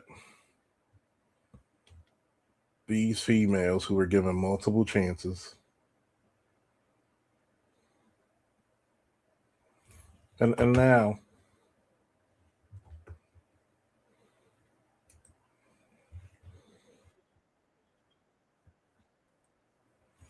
this is something that I want y'all to really think about, right? Well, you really want to serve into these fucking places. And a new barrier broken by two young women. Long marches, rigorous drills, 62 days that push you to the limit and beyond. The Army Ranger Training Program in Fort Benning, Georgia, tests the ability to overcome fatigue, hunger, and stress during combat. Now, for the first time, two women, both of them officers and West Point graduates, have made the grade. Just last week, Army Chief of Staff General Ray Odierno praised their effort as he formally retired. They've impressed all that they've come in contact with. They are clearly motivated, and frankly, that's what we want out of our soldiers. The Army has not yet released their names. On graduation Friday, they'll be awarded the prestigious Ranger tab to wear on their uniforms. But unlike the 94 male graduates, they will not yet be allowed to serve in elite Ranger units. The Pentagon still bans women from serving in combat. However, before it that was could open. soon change. In January of 2013, then Defense Secretary Leon Panetta ordered all of the services to study the issue. I'm not talking about reducing the qualifications for the job. If they can meet the qualifications for the job, then they should have the right to serve, regardless of creed or color or gender or sexual orientation. The military has until January to open all combat jobs to women or explain why any must remain closed. For more on the military's plans to expand the number of combat This was jobs before to they women, opened it. I'm joined by retired Colonel Ellen Herring. She is a 30-year veteran of the Army. In 2012, she sued to remove barriers to women serving in the military. She's now a senior fellow at the organization Women in International Security. And Gail Zemuck-Lemon is a journalist and senior fellow at the Council on Foreign Relations. She's also the author of the book Ashley's War, the untold story of a team of women soldiers on the Special Ops battlefield. And we welcome you both to the program. Colonel Herring, to you first, just how significant is it that these first two women are coming out of Ranger training school successfully? Well, I think it's enormous. And I've got to tell you that the West Point community, at least the West Point women, have been just, I can't even describe the level of enthusiasm and excitement that has been pouring out of the women graduate community right now. Look at our Facebook sites, and everybody has just pictures of the Ranger School and what this means to us. And Gail Zemuck-Lemon, you've been reporting on this Ranger program for a number of months. How is everyone involved in the program viewing this? Well, I think for leadership, the issue was we want to keep the standard the same, and we want to prove to people that nothing will be changed. We're only giving women a chance to meet that same standard. And what you heard from everybody the moment you would reach, Fort Benning in Georgia, was we don't want a different standard from all of these women. So I think what you see today. Can you smell the bullshit in this statement? Is a lot of women in the Army who had watched very carefully to see how these women would do are just incredibly proud. And one of the women who is an observer who was part of the Ranger School said to me, this just shows how much we can do if given the opportunity. Colonel Herring, just how hard is this program? How much different is it from regular training that any man or woman would go through in the Army? So only approximately, well, actually 3% of the Army ever qualifies to be an Army Ranger. So I think it's just that is a testament to how difficult the program is. Less than half of the people that attempt the course actually succeed. And by people, it's always been men. So it's fewer than half of the men that attempt the course actually are awarded the Ranger tab. So I think that it's tremendously difficult. It's 61 days long. It's multiple different areas of the country that they train in, and eventually, if they're successful, they're awarded the Ranger tab. Of course, now it's 2 women who will also be wearing that Ranger tab. And Gail Lemon, from observing it, why is it so hard to get through this? Why do so few people make it through? I mean, I think it's an ultimate test of your grit and your endurance and how bad you want it. It's, 61 days if you make it straight through, but, well over a third of men do not do that. And these women also have not. They've now been in the program for more than 100 days. So, I mean, this is a huge test of your physical ability.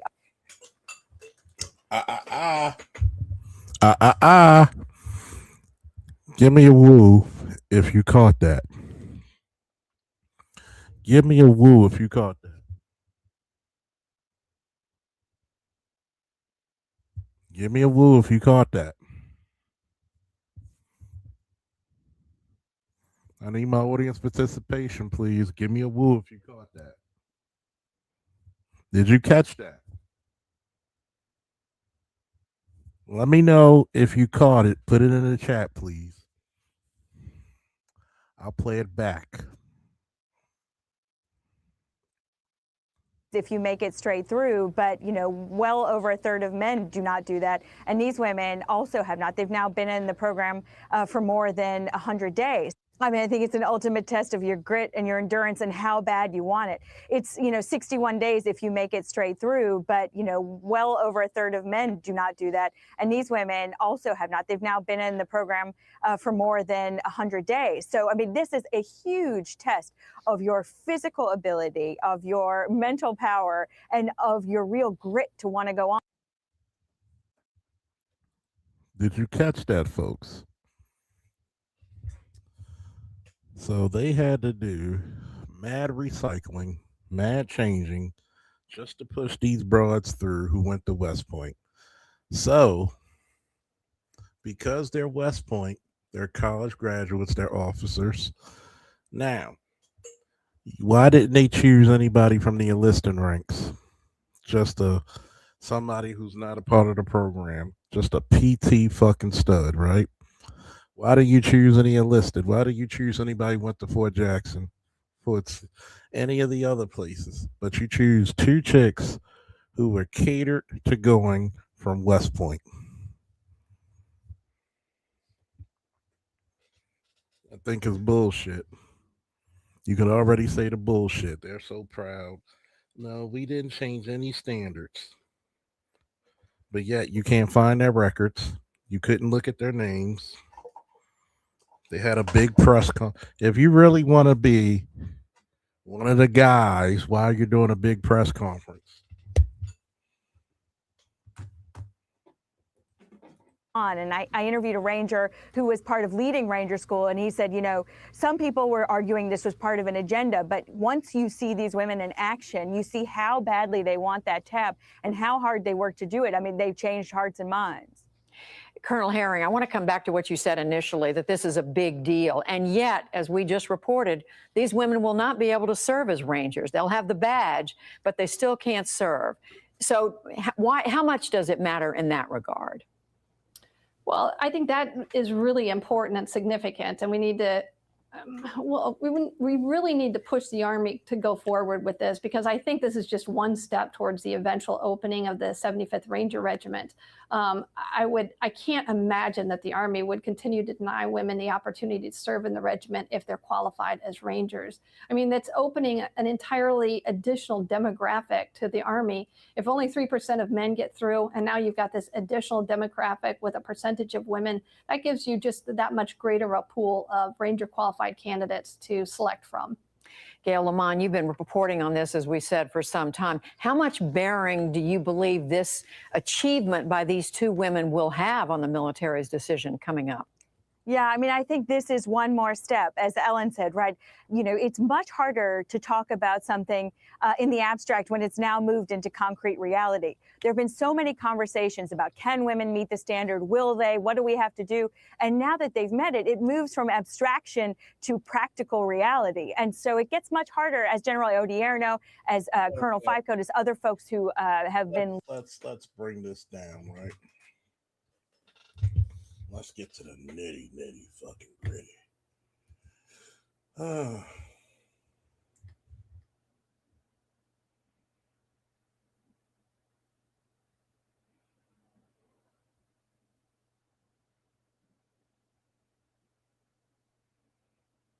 Nitty gritty. And if you notice something about these females, they all get these. They didn't serve in it. They didn't serve, and they want to go do press conferences. Have you noticed that? They all want to do press conferences, make their little Showtime money.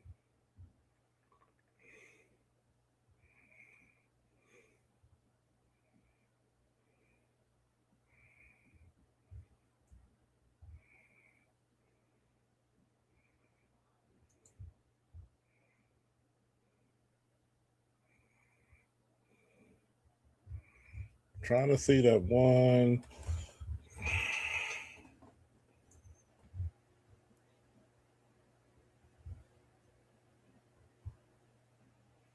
Oh boy, this is this is interesting.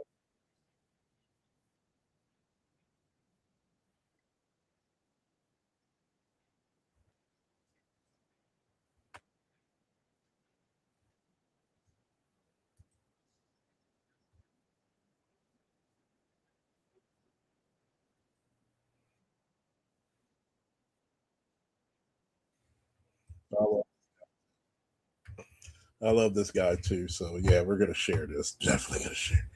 He's a former Army Ranger, by the way.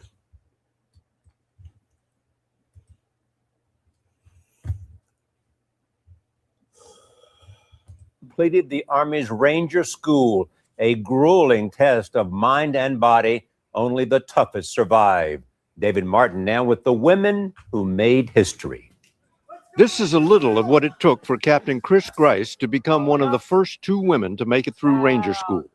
First Lieutenant Shay Haver is the other to survive the 62-day course, which subjects soldiers to nearly constant physical and mental stress on little food and less sleep. Ranger School is the make or break proving ground for the Army's combat leaders, and it breaks more than it makes. 19 women started the course. Only Grice and Haver made it to the end. 380 men started. Only 94 finished. The Army refused to officially identify either woman, in part to shield them from snarky comments which began popping up on social media. Some don't bear repeating, but cracks like, "What standards were lowered? Did they only have to do 1 pull-up?" were typical. Despite the Army's attempt to protect the 2 West Point graduates from publicity, their friends could not help bragging on them. The Army insists the women had to meet the same standards as the men, and in the brief glimpses the media was allowed of the training, there was no sign of going easier on females. When they graduate on Friday, both men and women will receive the coveted Ranger tab. But unlike the men, Grice and Haver will still not be eligible to serve in elite Ranger regiments or other ground combat units. That might not make any difference to Haver, who is already an Apache helicopter pilot. Grice belongs to a military police unit. The debate over women in combat is not over yet, but these 2 young women have broken one of the toughest gender barriers in the military. Let me ask this question to anybody. Let me actually ask this question. And I want all the men and women to really answer this shit thoroughly. Why the fuck do we need women in combat roles? I want you to take this. If you're surrounded in the alley, back to back, who would you rather have? Your mom or your dad? Your best friend or your girlfriend or wife? Who would you rather have back to back in a fight? Not one of my girlfriends I went back to back with me in the alley in a fight. Not any of my girlfriends, past, present, or future.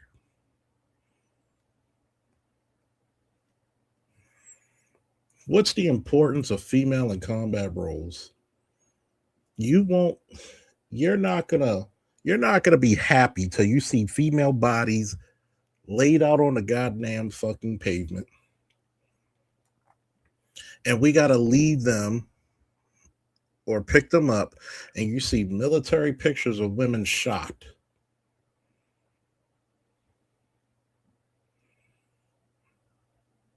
That's something the United States is not geared for, ladies and gentlemen. We have a master teacher, BGS, in the room. It's called equality. But hey, I'm all for equality. Get your ass out there, but guess what? Do the same goddamn work. Some of the scariest shit that I've seen done by incompetent males, inadequate males, and inadequate females. Even the fittest police officers that are female, the fittest soldiers, they just got their asses handed to them by so many male suspects.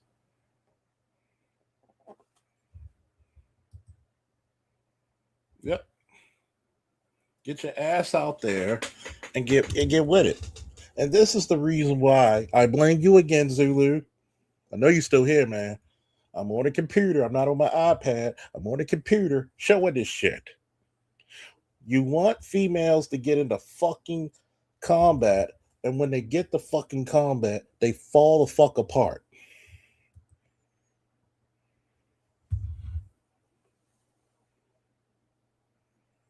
Thank you. I remember you said a while back, none of these women would even want these positions if men weren't in these positions too.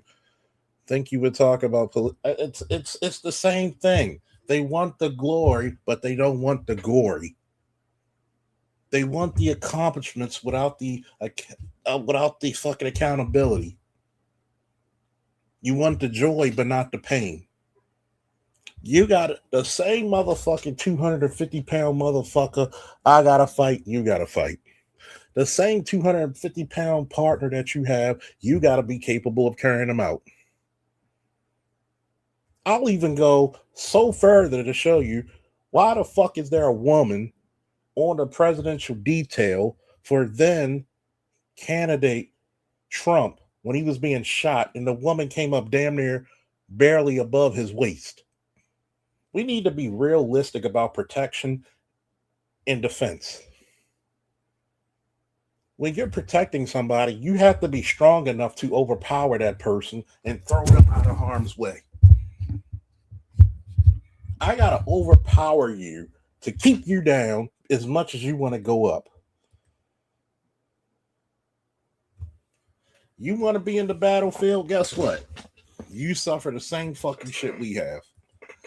Continuing. Military, and it seems only a matter of time before the remaining barriers come down. Terrence Pop here. I'm going to answer a question. Shout out to Terrence Pop. He's also a former Army Ranger. And I've received many times in regards to Ranger School and all of these women that have graduated from the course. I'm just going to be honest. Ranger School for me was the hardest school I had ever attended in my life in regards to grueling. Back when I did Ranger School, somewhere in early 1990, you could find me on, my picture. If you go down to the lower right, I'm the concentration camp victim. And I went from 168 pounds, I was shredded, probably had 5% body fat, to 136 and just fucking wrecked. All right. I was an alpha company all the way through, and those guys were sadists, and they just went way beyond any reasonable standard that should have been followed for there to be any quality learning from it. It was just, in my opinion, a lesson in how to deal with mental and physical fucking punishment. Looking back on this, how physically demanding it was and how psychologically fucking crushing it was. By the way, I'm having a hard time wrapping my head around these women that are graduating Ranger School. Now, am I going to tell you that it's punishment? Look at just, in my opinion, a lesson in how to, when those guys were sadists in regards to grueling. Back when I did Ranger School, listen to how much he weighed the start and how much he weighed in the beginning. We're in early 1990. You could find me on, my picture. If you go down to the lower right, I'm the concentration camp victim. And I went from 168 pounds, I was shredded, probably had 5% body fat, to 136 and just fucking wrecked. All right.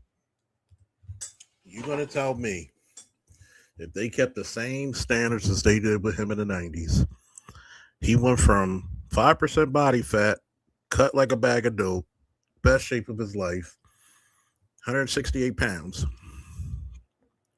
to 130 something pounds, 38, losing goddamn 30 pounds, and still carrying an 80 to 100 pound rucksack, and maybe more if you're the saw gunner. And these motherfuckers pass, get the fuck out of here. I'm waiting for somebody to tell me.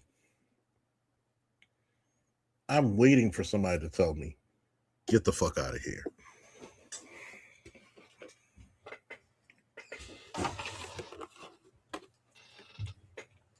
Fuck out of here. I was an alpha company all the way through, and those guys were sadists, and they just went way beyond any reasonable standard that should have been followed for there to be any quality learning from it. It was just, in my opinion, a lesson in how to deal with mental and physical fucking punishment. Looking back on this, how physically demanding it was and how psychologically fucking crushing it was. I'm having a hard time wrapping my head around these women that are graduating Ranger School. Now, am I going to tell you that it's impossible? No, but I find it highly improbable, especially that 38-year-old woman, mother of two, that made it through Ranger School. Fuck no, that is absolute bullshit, unless they are watering down the standards to the school to the point where it's just going to become like a worthless fucking school you go through to punch your ticket, like Airborne School is today. Because back in the 50s and early 60s, Airborne School was a fucking ass kicker, and it made you mentally and physically tough to become a paratrooper, taught you the skills of jumping out of a bird, and when you went to your fucking unit as a paratrooper back in the day, you were a force to be reckoned with. And apparently that's what they're doing in Ranger School with the standards today. Now, I have not been sent anything, in hard copy in regards to this, or I would have written an article and I would have dropped the dime myself and I would have sent it to the media. But I have been contacted from RIs that were in, I believe, Ranger School for the first one or two women that graduated. And then I was contacted by another RI who has since retired, who was there for the 38-year-old woman. And all of them have told me there was absolute bullshit. Their hands were held through the entire fucking thing. A couple of them were allowed to recycle every fucking phase. One of them was allowed to recycle day one recycle to start over, which is almost unheard of. I believe I know two guys in my entire military career that had a day one recycle and made it. I hope that there's some guys out there that actually watch my show that actually have any hard evidence on this, because I will drop the IG bomb. I will fucking write up whatever it is and send it to the media. And the active duty fucking people can chase me all they fucking want. I'm retired. Fuck them. If a woman wants to be an infantry fucking grunt, guess what? You better be able to fucking run the fucking required distance in the fucking required amount of time. You better be able to carry your shit 12 miles in 3 hours or less and fucking deal with all the weapons that you have to deal with without any undue whining and complaining, and certainly no fucking quitting. I mean, my course was 78 days long. That's just the standard Ranger School course. Their course was 47 to 58 days long. I was also reading another article in regards to a senator that was requesting these same green books from these female Rangers that graduated Ranger School, and they basically said, "F you, we don't work for you, we work for the president." Imagine that. They keep files on all these Rangers going back to 1950, but these females who graduated Ranger School, so I'm told, their records are gone. How am I supposed to fucking take that? I don't know. And another thing that was told to me, that these women were allowed to go back to the rear to take a shower and do personal hygiene every third day for I believe they were gone between 2 and 6 hours. All right, so you're going through the hell of Ranger School, which is designed to be a long, grueling process to wear you the fuck down and then see if you can fucking make it to the end. When you're in the field, there's no showers. Maybe you get to fucking, sponge off your fucking pits and your ass once every blue moon when you're on the water detail to go down to the river to get some fucking water for the patrol. But other than that, that's it. There is no fucking break. Hell, there's hardly any fucking sleep.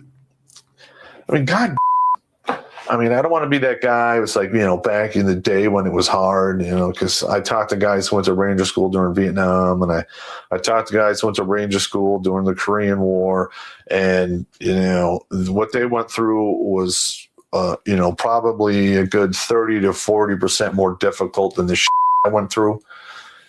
Just, comparing, apples to oranges. But, I mean, my course was 78 days long. That's just the standard Ranger School course. Their course was 47 to 58 days long. So my course, though, I believe it was a little easier. I had an additional 20 some odd days stacked on top of that. That's before the recycle and the gulag time and the 21 days of free Ranger that the regiment sent me through, which in and itself was a hell that just sucked. There was absolutely no learning value in the pre-Ranger I went to when the regiment sent me. It was just a beat down session to get me ready for the beat down session of Ranger School. If you were to ask me on a scale of 1 to 100, the percentile chance that these women legitimately made it through the fucking school, I would cap out at 3%. So 3% they made it honestly, 97% they didn't. Okay, so you guys can call me whatever you want. That's fine. I'm just telling you, from my perspective, when I went through Ranger School, how fucking hard and bullshit fucking tough it was for me. And I just find it hard to believe, especially a 38-year-old woman, mother of fucking 2, making it through Ranger School at the standard level that I went through it. I'm just going to put it there. I don't fucking buy it. That's just me. The way the Army's going, it's disgusting me. They're cheapening the standards, and it's only going to cost lives in the future, especially if we come into an actual shooting war against a worthy adversary that has similar technology and military force as us. It's just going to be fucking bad, and we have nobody to blame but ourselves.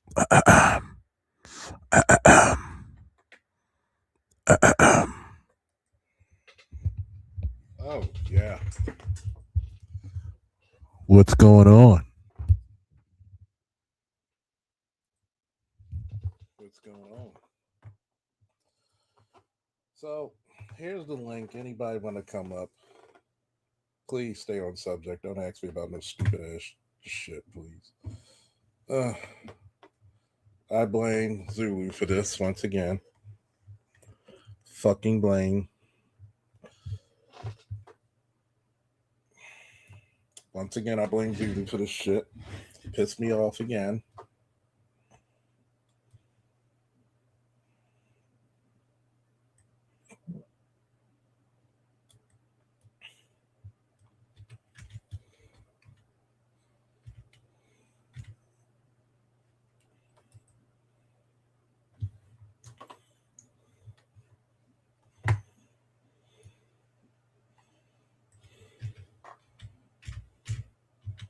I blame you. I blame you. I blame you.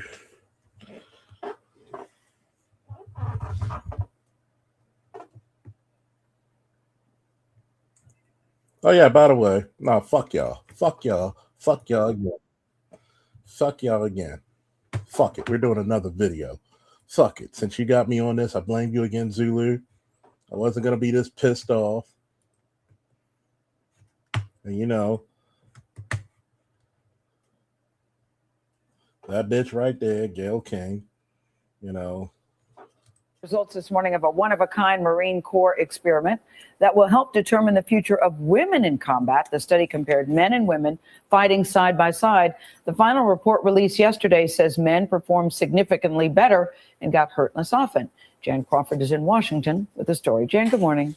Well, good morning. We spent several days in the California desert back in March watching this experiment, talking to the men and women who volunteered, and now the results are in.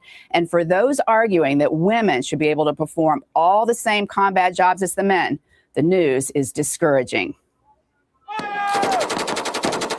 It was as close to war as you could get. An unprecedented scientific study. Men and women enlisted Marines side by side for months of simulated battle. 6. And throughout, researchers watched and recorded their performance to help determine what impact women would have on combat. Even then, the women realized they were at a disadvantage. It's not that we can't carry the weight. We can carry the weight, but it's the pace, especially when we're matched up with the males. Bullshit.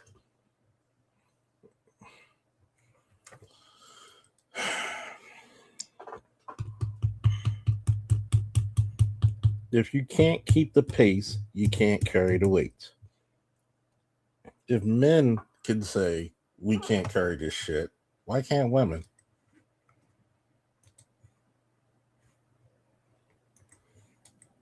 Even then, the women realized they were at a disadvantage. It's not that we can't carry the weight. We can carry the weight, but it's the pace, especially when we're matched up with the males. You're looking at our size, and we have males that are almost 6 foot with longer strides, and it's hard to catch up with them and keep up with them. That is what the results show. In almost every area, the all-male units performed significantly better than those with both men and women Marines. The men were faster in each tactical movement, had better accuracy, and were quicker. They registered more hits on target and had a noticeable difference in their performance of overcoming obstacles and evacuating casualties. The Marines commissioned the study after then Defense Secretary Leon Panetta in 2013 ordered the military to open all combat jobs to women. We must open up service opportunities. Nope. For women as fully as possible. Nope. If you need boots on ground, robots are not going to help you. They're not going to. Nope. Maybe AI, but nope. Even AI is still based on what? The human brain. Have you noticed we have not created a human brain? Because the human brain is that damn complex.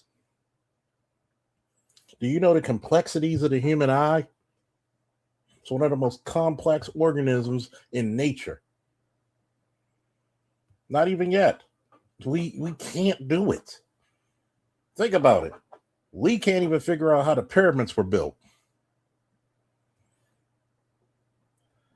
Let me put it to you this way. This is just something that they just can't do. Our males' hips are not made to bear children. Sorry. Even if you cut off the scrotum and the penis and you put a vagina up there somehow, some way, our hips could not bear children. We don't have a uterus. It's just physically impossible. There are some things that are just not going to be done. Most branches are ready to comply. And just last month, 2 women passed the Army's toughest test to become Army Rangers. We can handle things physically and mentally on the same level as men, and that we can deal with the same stresses and training that the men can. The women Rangers said the standards should not be lowered. Women Marines we talked to agreed. They told us few would want these jobs, but if there is just one who can do it, she should get the chance. It takes a special person, a special drive, a special mindset, a special heart to do this. There's not many of us. And it goes the same way for the men.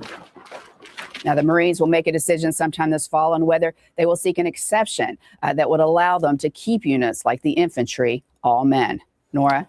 Be interesting to watch as this moves forward. I think she said it best, special mindset and heart, regardless, men or women. It's tough. I agree. Jen, thanks again. Why? Why is it? Is this the video I was looking for? One of them, anyway. Why are they so convinced on this hell-bent shit? A year-long study by the Marine. This is what I tell you, folks.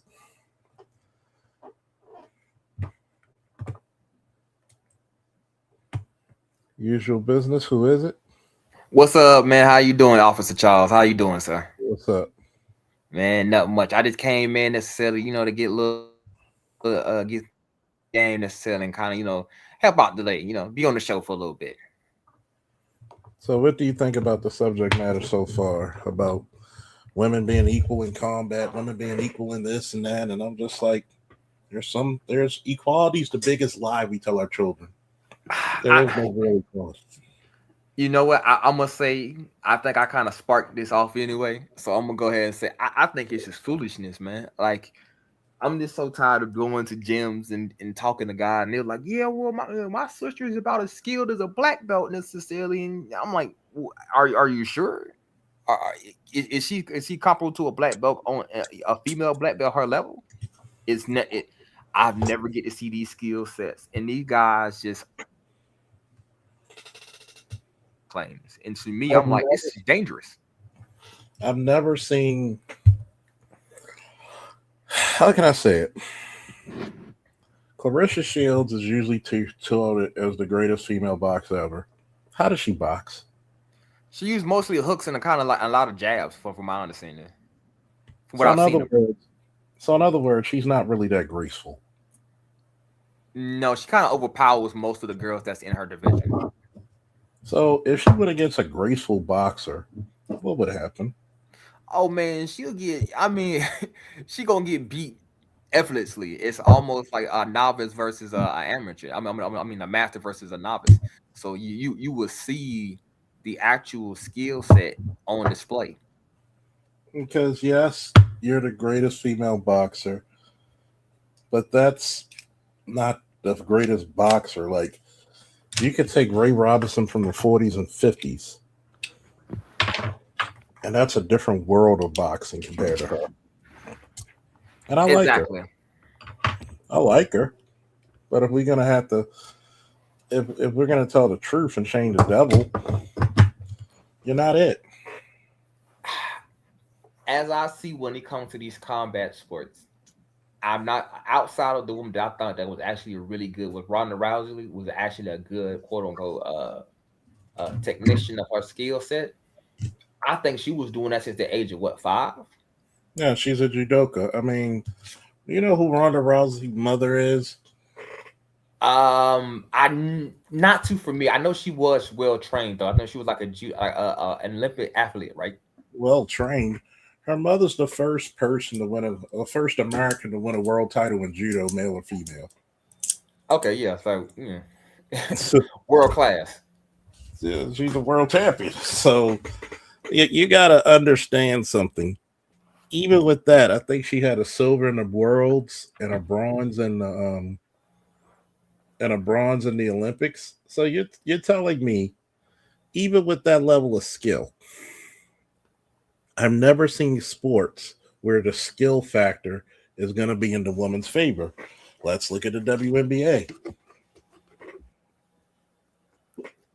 I don't even think for me personally, I don't watch the WNBA, so but from what I have seen of it, it doesn't really seem much skillful, if anything. It seems, I don't know, how would you put it?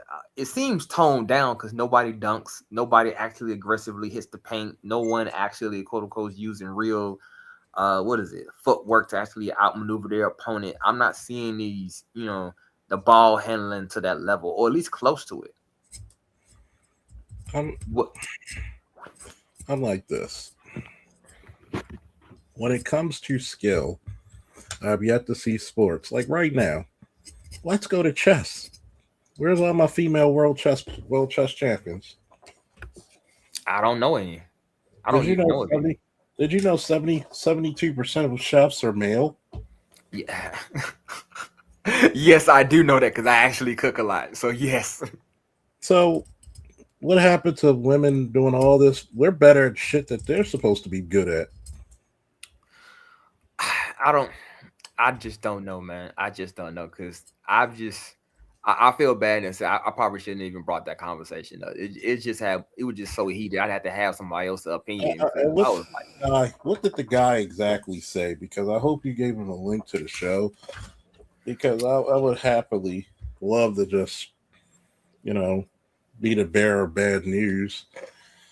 Okay, Well, I'm gonna say exactly for word what he said. Word for word, he said that skilled women have more technique than men that's not professional, right? And they ask more questions. And then I said that's anecdotal. and then the whole conversation went left from there. And then you know how kind of black dudes kind of go. It go from some slick words to some other stuff. And I was like, hey, bro, I was like, you just effeminate, bro. I'm sorry, bro. And then that was basically the end of the conversation. I was like, all I'm saying, for every level of martial art or skill set, the man is genuinely higher than the female on every level. If it's a beginner, the male is usually a higher level necessarily in the beginning. If it's mediocre necessarily or a medium level, the man is usually has more technique. And when you get to the pro level, at that level, that's vastly different. And those men are almost masters of the crafts. So at that point, I just had to look at them and say, bro, you effeminized, bro. That's just all. That's Very all it much is. so, because it's like you ever notice in the black community, you're more scared of mom than dad. Oh, my mom, she whooped our asses, and niggas almost proud of it. Yeah. I don't hear that from Asian dudes, white dudes, Arabic dudes. Daddy ruled, and this is the thing, right? I've wrestled for years.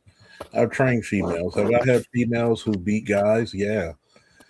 There's factors why she beat guys, because the guys were not that skilled.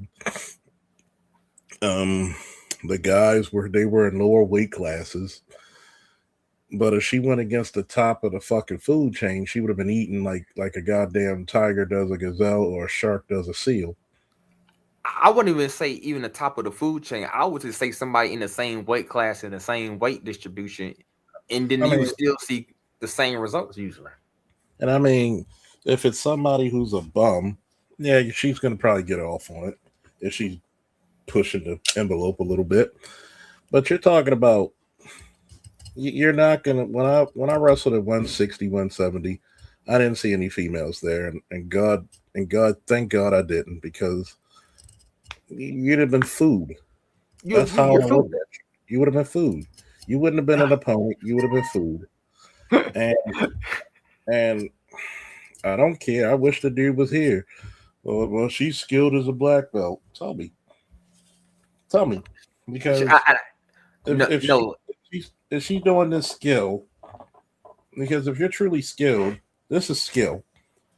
When you can do this shit 100 times over, when you can do that technique when you're tired, fatigued, you don't feel like doing it anymore. What makes her so technically sound? Now, do I know some technically sound females? Sure. But I've never seen them more skilled than the men. Like all I'm saying at all levels. Well, I'll basically try to ask him, right? And what does he say? He basically said, I'm looking at this video. I want to say this exactly because I don't want to lie on the man's name, right? I don't want to lie on the man's name, right? So I asked him what were these quote unquote women that were so skilled. Could you put that link to the back?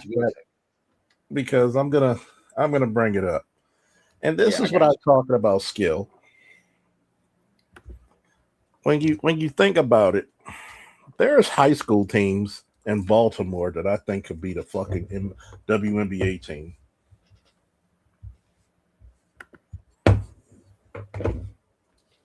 Why hasn't Brittany Griner actually done a dunk?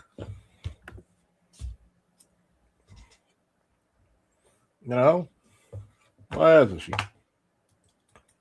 Because she can't.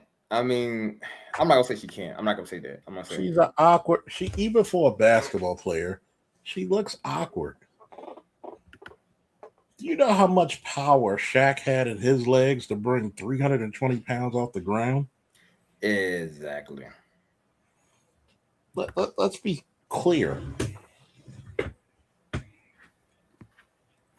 Even Yoshida in Japan, why did she dominate for like 4 Olympic Games? 3? Even in the 4th Olympic game where she took silver, that's still domination. You're the 3-time returning Olympic champion. Who can say that? In a single sport. It's not like track and field where, oh, you get all these medals and shit, or gymnastics or swimming where you could just do all this shit and get multiple medals. No. You're talking about you got to be the best for 4 years, and most of the time, all through those years. Because the level of skill for women's wrestling was so above, and guess what? The coach was a dude. The level of female wrestling around the world was so low, unless you were Japanese, and the Japanese have caught up to everybody once again.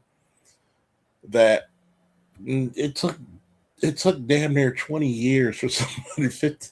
Like, what is it? Damn near almost 20 years for somebody to catch up and beat her. I mean, that's So, lack of competition, though. I mean, that's like saying, I won because I'm the only person in the room, by basically, well, she won. Not saying she wasn't skilled. Now, I'm not saying that she was highly I skilled. Highly. I mean, you're a 13-time world champion, and so you skilled as a motherfucker. But that's the gap between everybody else and her was so great.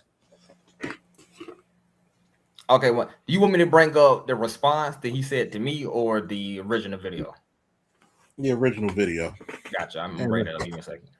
Just put it in the back chat. That way it's a little easier to copy and paste. Yeah, I got you. 1 second. Core indicates that groups or units that are all male perform better than mixed units that include females. Now, according to the study, all male units were faster, more lethal, and able to evacuate casualties in less time. Also, all male squads performed better than mixed groups in 69% of the tasks evaluated. Unfortunate though. All right, so that is kind of an interesting number. Also, all male squads, the study found, performed better than mixed gender units across the board.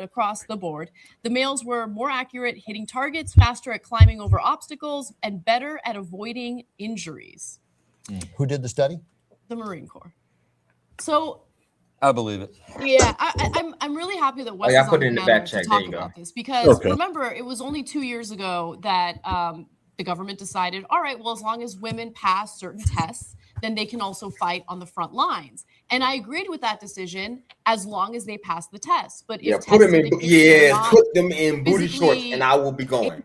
do the same things that their male counterparts can do, then they shouldn't be fighting on the front lines. So, well, okay, now this is an interesting question because I believe that all those women are passing the minimum requirements, but the reality might be, and we don't know, remember, there's still a lot of knuckleheads in the Marines, right? So it's not like, okay, we've got the data scientists in here and et cetera. It's 1 year long study. So just Okay. keep that in mind. How are you going to say there's a lot of knuckleheads when, first and foremost, they just can't compete? I noticed that the way these dudes have been trained to tap themselves down to uplift these women it's starting to get crazy now. Like I can't. It's like I can't stop seeing it. It's like it's everywhere now. It's sad because this is a very liberal and I won't even say gynocentric. It's just a feminist channel. First of all, those women get in the way of a lot of shit, okay? Get in the way of a lot of shit.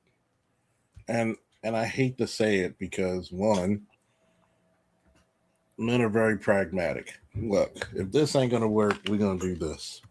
That's how it is, and that's how it's going to be. They're not ashamed of that shit.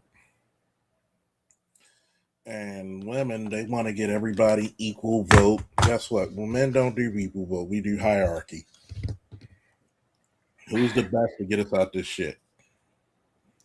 It's just the craziest thought when he even said that because the reality is I don't think most people understand how didn't martial arts basically kind of conclude itself or create itself for the fact that like, all right, I'm a smaller individual. I may have to fight somebody bigger than me, so I'm going to have to learn proper technique to beat this individual.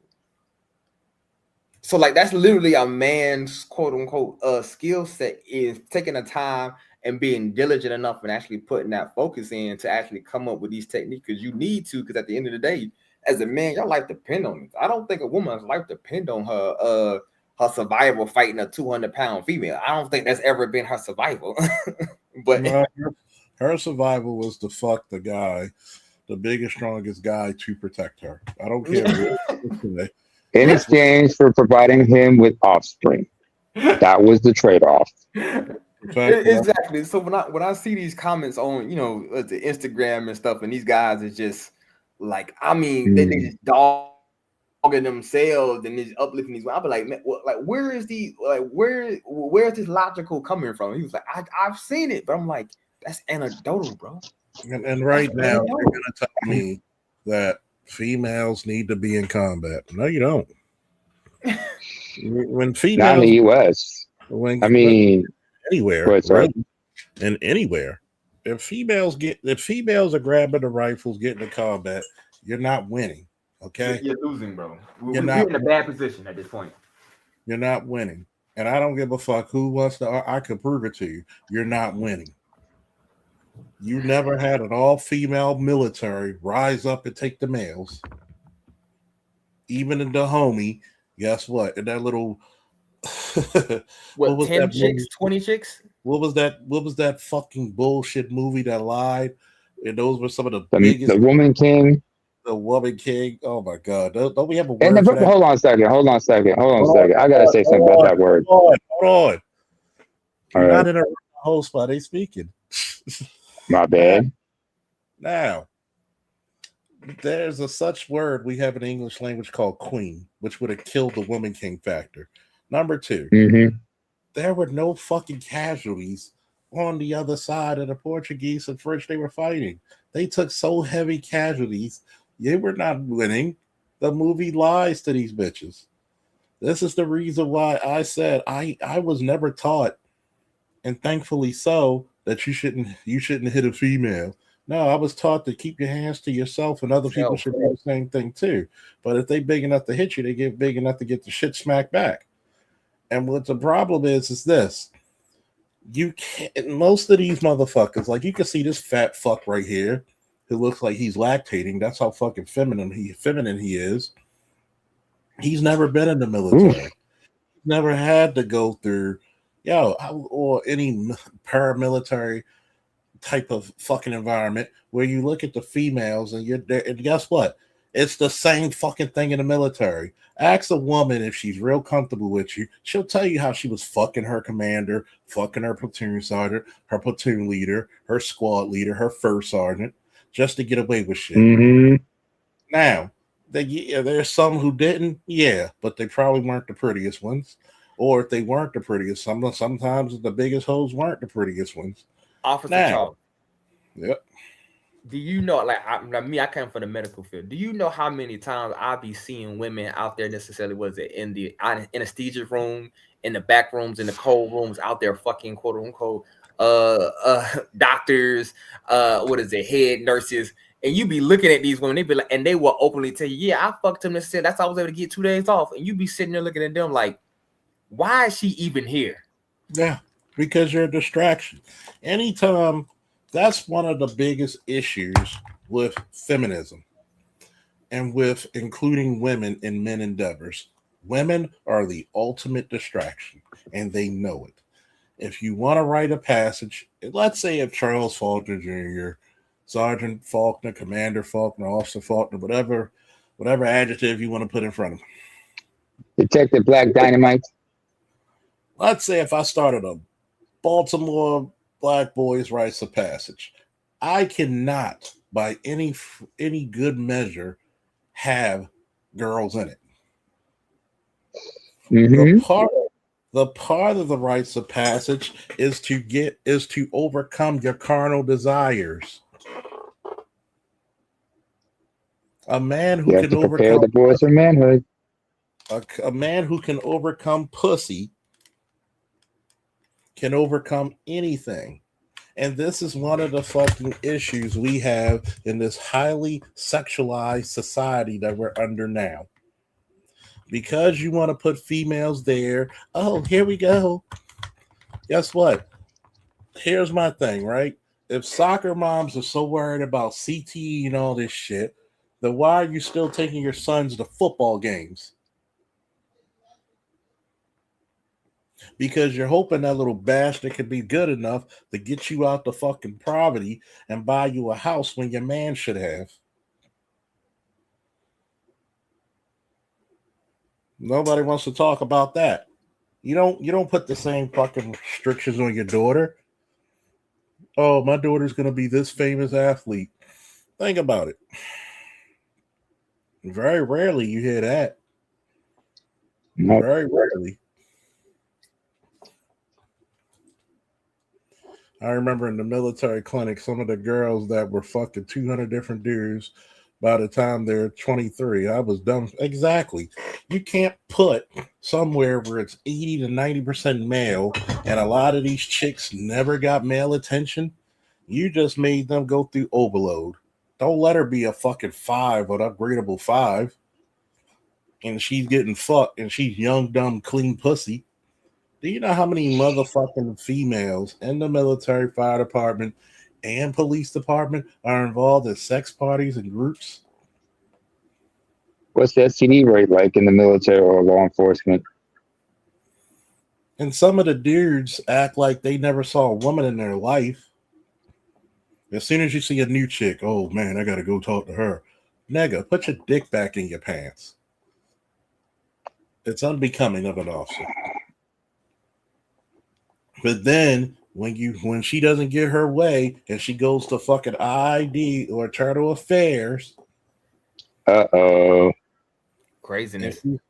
and she fucking don't get her way, especially some of you higher ranked motherfuckers, what happens? Oh, you fucking, especially you white boys fucking the black chicks.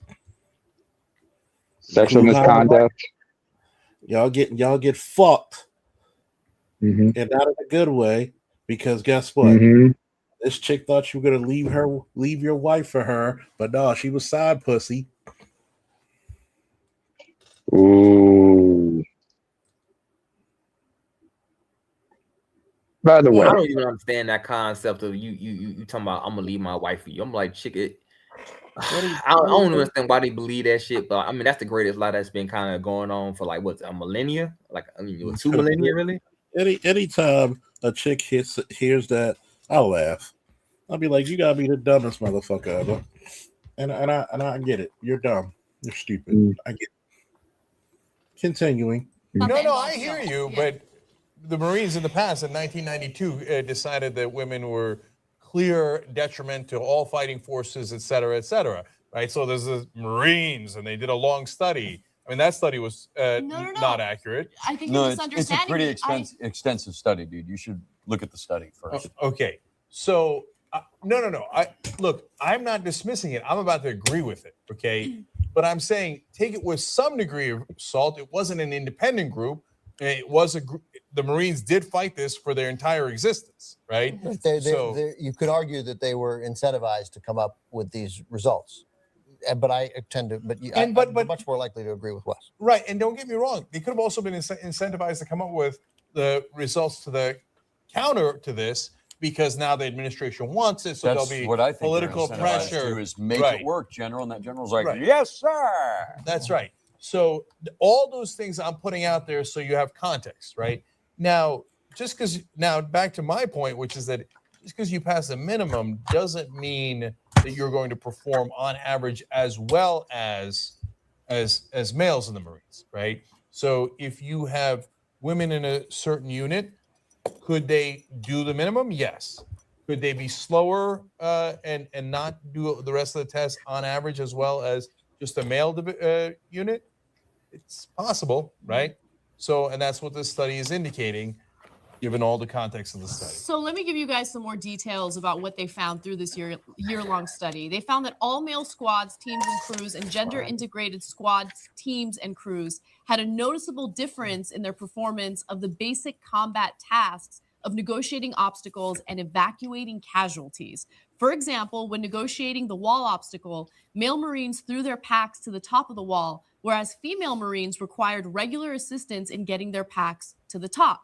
So my question is, during the testing to indicate whether or not these women would be eligible to fight in the front lines, why is it that wasn't part of the testing requirement, right? Like if you can't throw your bag on top of a wall, then maybe you shouldn't be on the front lines, or maybe you shouldn't be in this unit. So here's in West. So let's kick it over to you because you serve, right? And here's what I don't get. So the Israelis have women in their military; they do perfectly fine, and many other countries do. So, but yet at number one, what ground war did the Israelis fight? I don't know. What ground war? Let's see.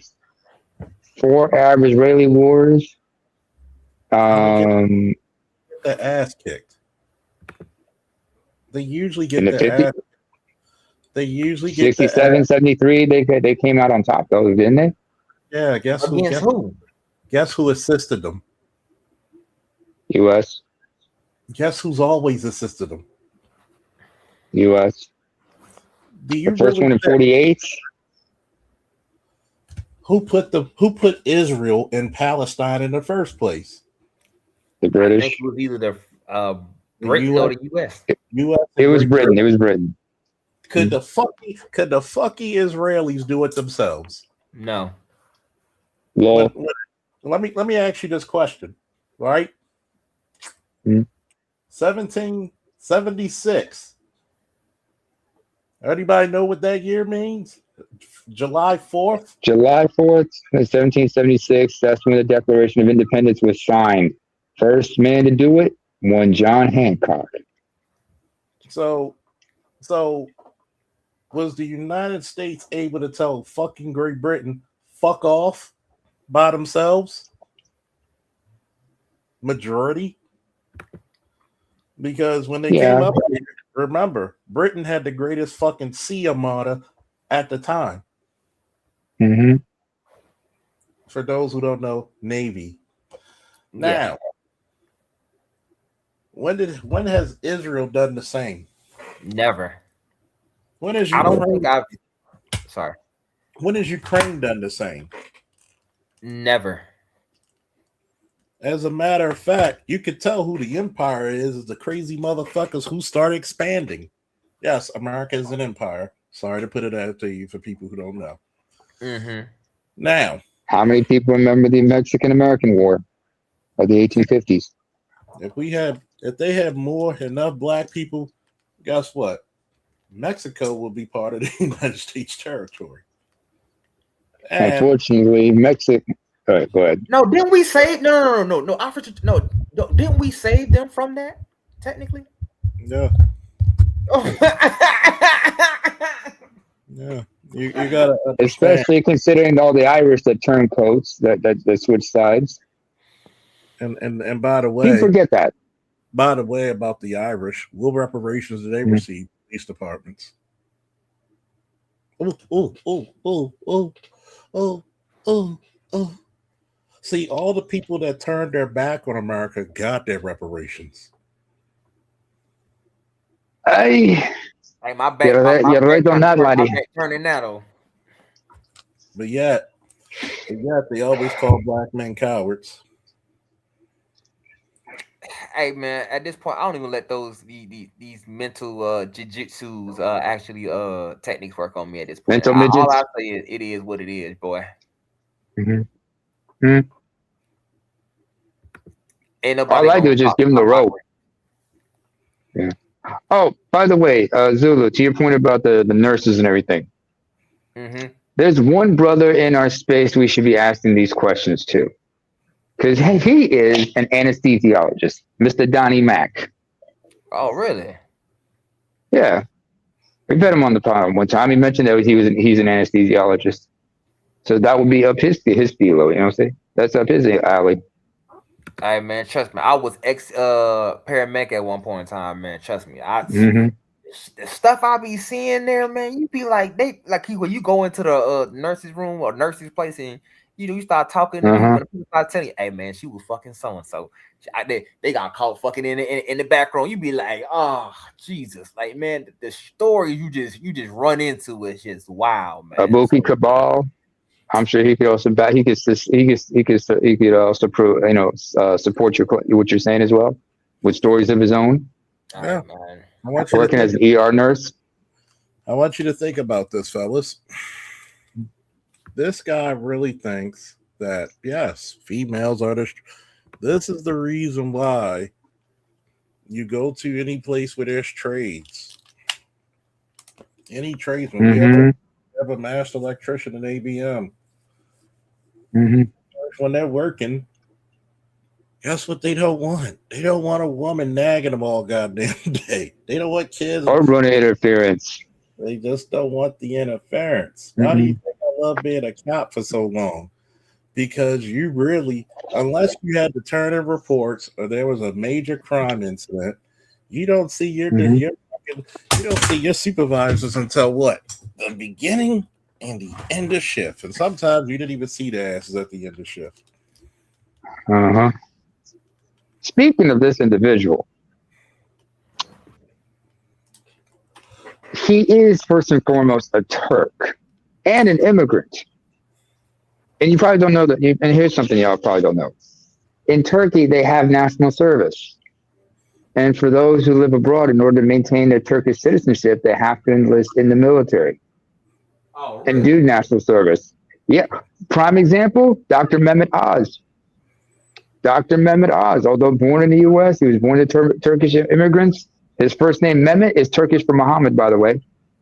He, in order to maintain his Turkish citizenship, he had to enlist in the Turkish military.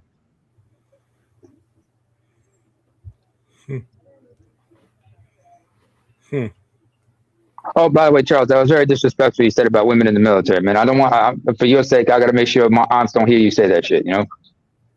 You know I got to protect your ass from them. They're not in the American military, but guess what? Yeah. Mm-hmm. They would tell you, if we're pulling the triggers, it's because every hands on deck situation, which is not what? Goddamn right. That's a bad situation. It's a bad situation. That's a bad situation, Mm-hmm. man.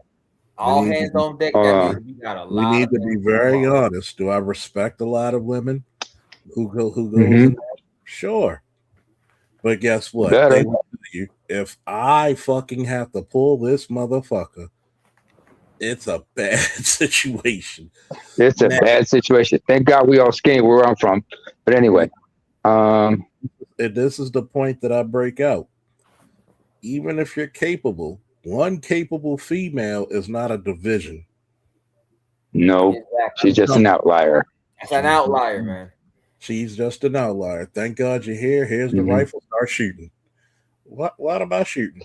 You saw the 10 motherfuckers that are wounded, right? Yeah. That's why you shooting. That's why you're shooting. Because guess what? Yeah. Take that. So somebody woman that machine gun while they're at it. Because guess what? They'll kill me. Guess what they're gonna do to you? Yeah. That's why you saw so many women enlist during the most recent civil war in Ethiopia and Eritrea. Shit. Because guess what? Here's the thing. A lot of women are fucking putting ammo in them fucking magazines. If they got to do it, if it comes down to it, you better be a trigger puller. Mm-hmm.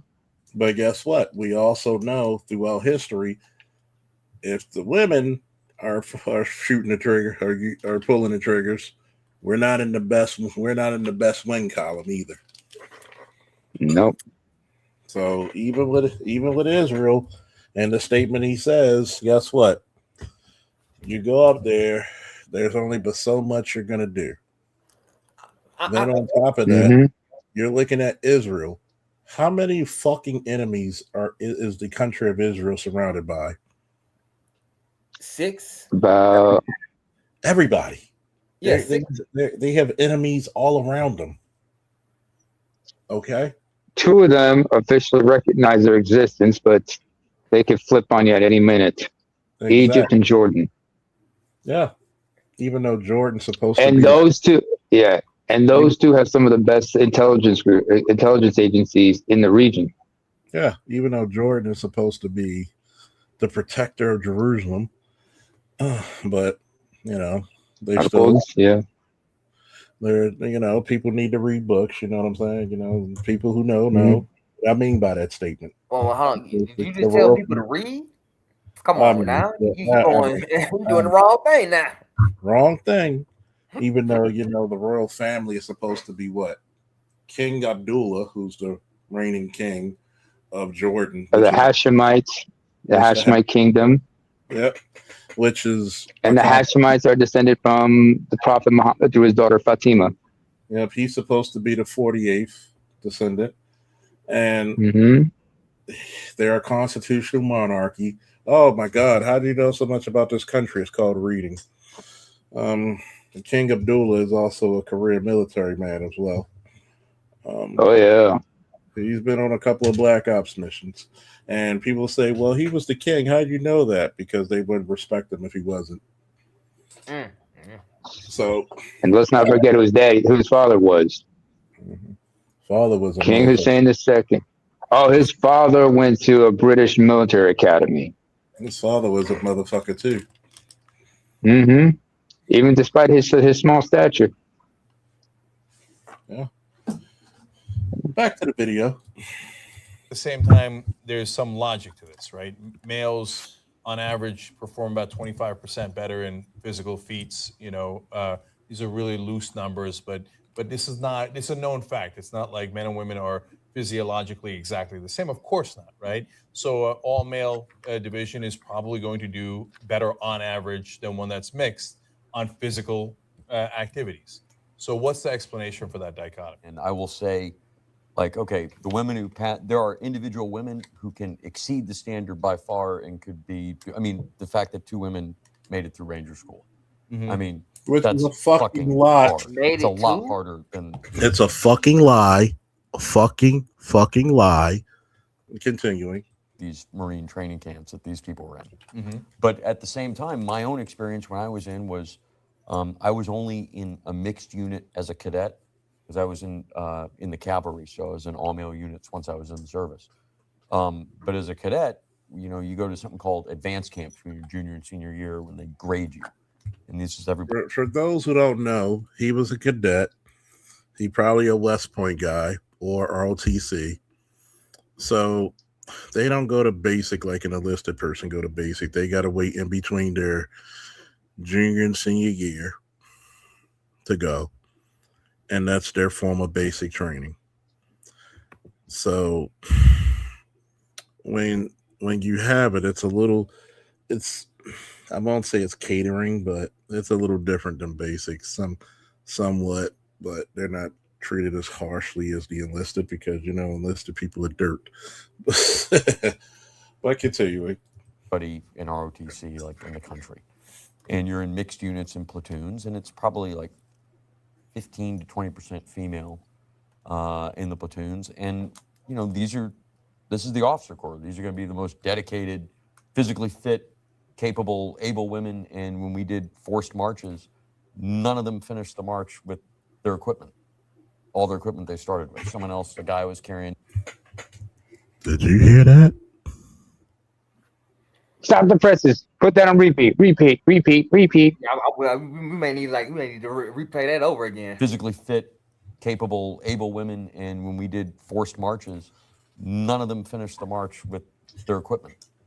All their equipment they started with. Someone else, the guy was carrying someone's backpack, and someone else carrying their weapon and their helmet. Also OCS. I never saw OCS. Like on the mental task, they're just as good as any male Here's soldier. the difference because OCS, you're already enlisted, going to the officer corps.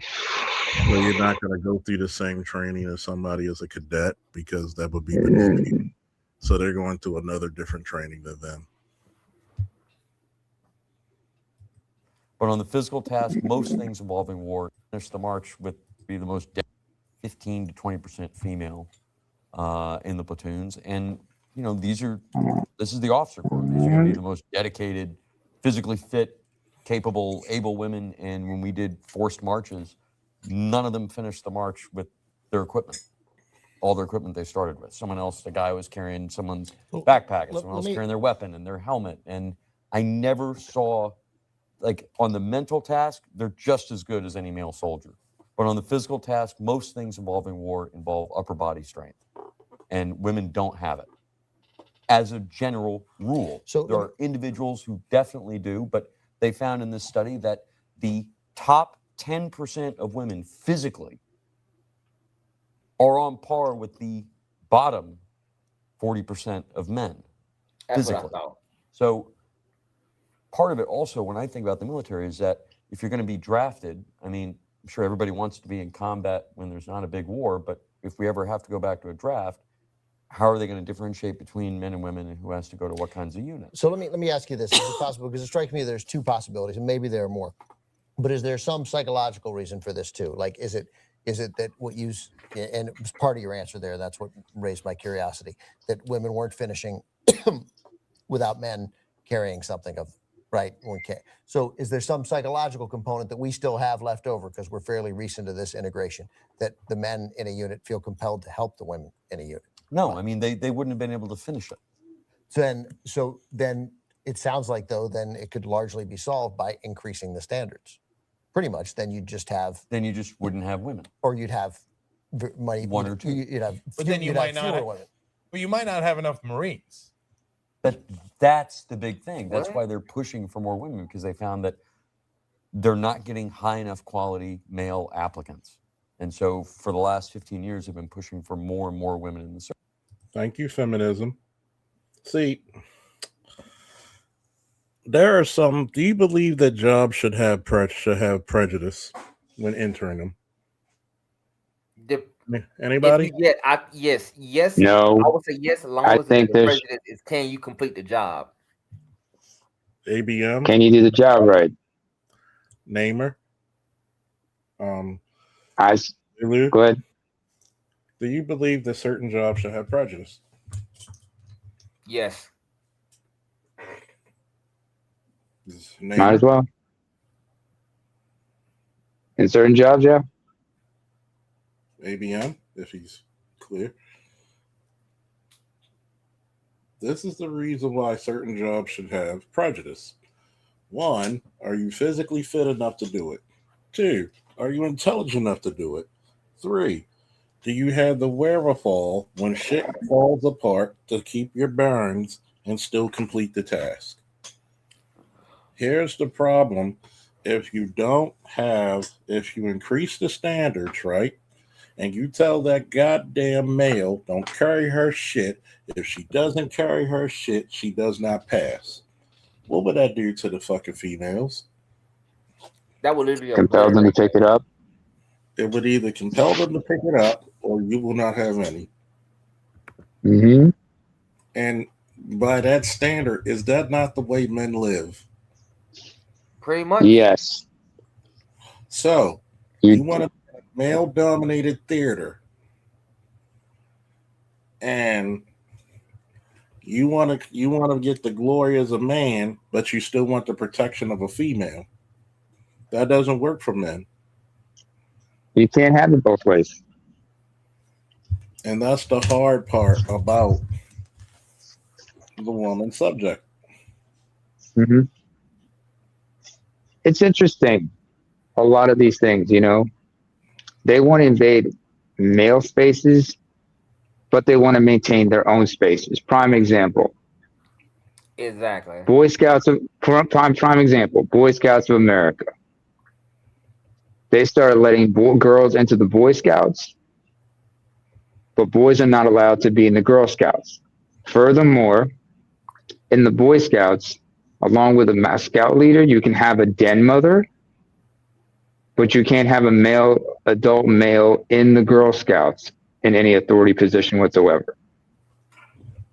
And by the way, and here's something I also want to mention, since we brought up the Woman King. The Woman King was just a nicer way of saying you're a regent, which is not a bad term in itself. Or being a regent it means you're just temporarily ruling on someone else's behalf.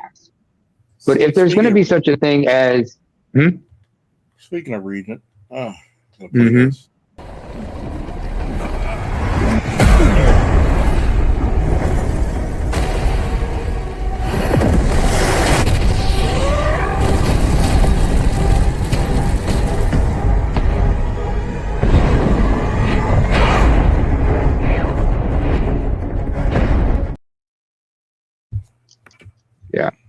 One of the best punches in animation history, I'm telling you. At least I ain't gonna say the top 5, but definitely in my top 10. Definitely top 5. Definitely top 5.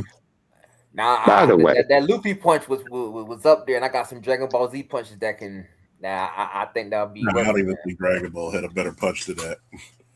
Dragon Ball had a better punch to yeah. that. But By the way, this term woman king needs to be destroyed, buried, and whatnot. Because I once asked this question: is there such a thing as a woman king, Shouldn't there also be such a thing as a man queen? If not, shut the fuck up. If not, shut the fuck up with that bullshit. Y'all can Well, miss me with that goddamn term. You're either a regent and nothing more, lady. You're like, just a regent. yeah, they have something called a man queen. A man queen. It's called Saucy Santana.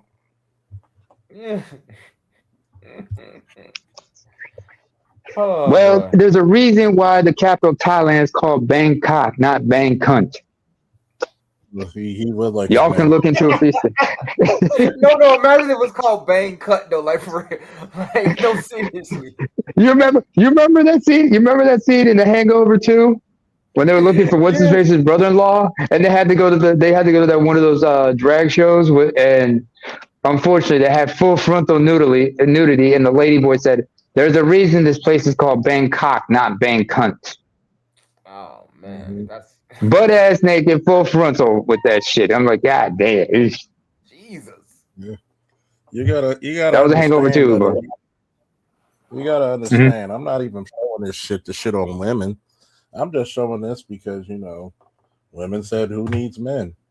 Obviously, you still need us to protect you. Service because so many guys now are just physically unfit. You know why they're physically unfit? It's called single motherhood.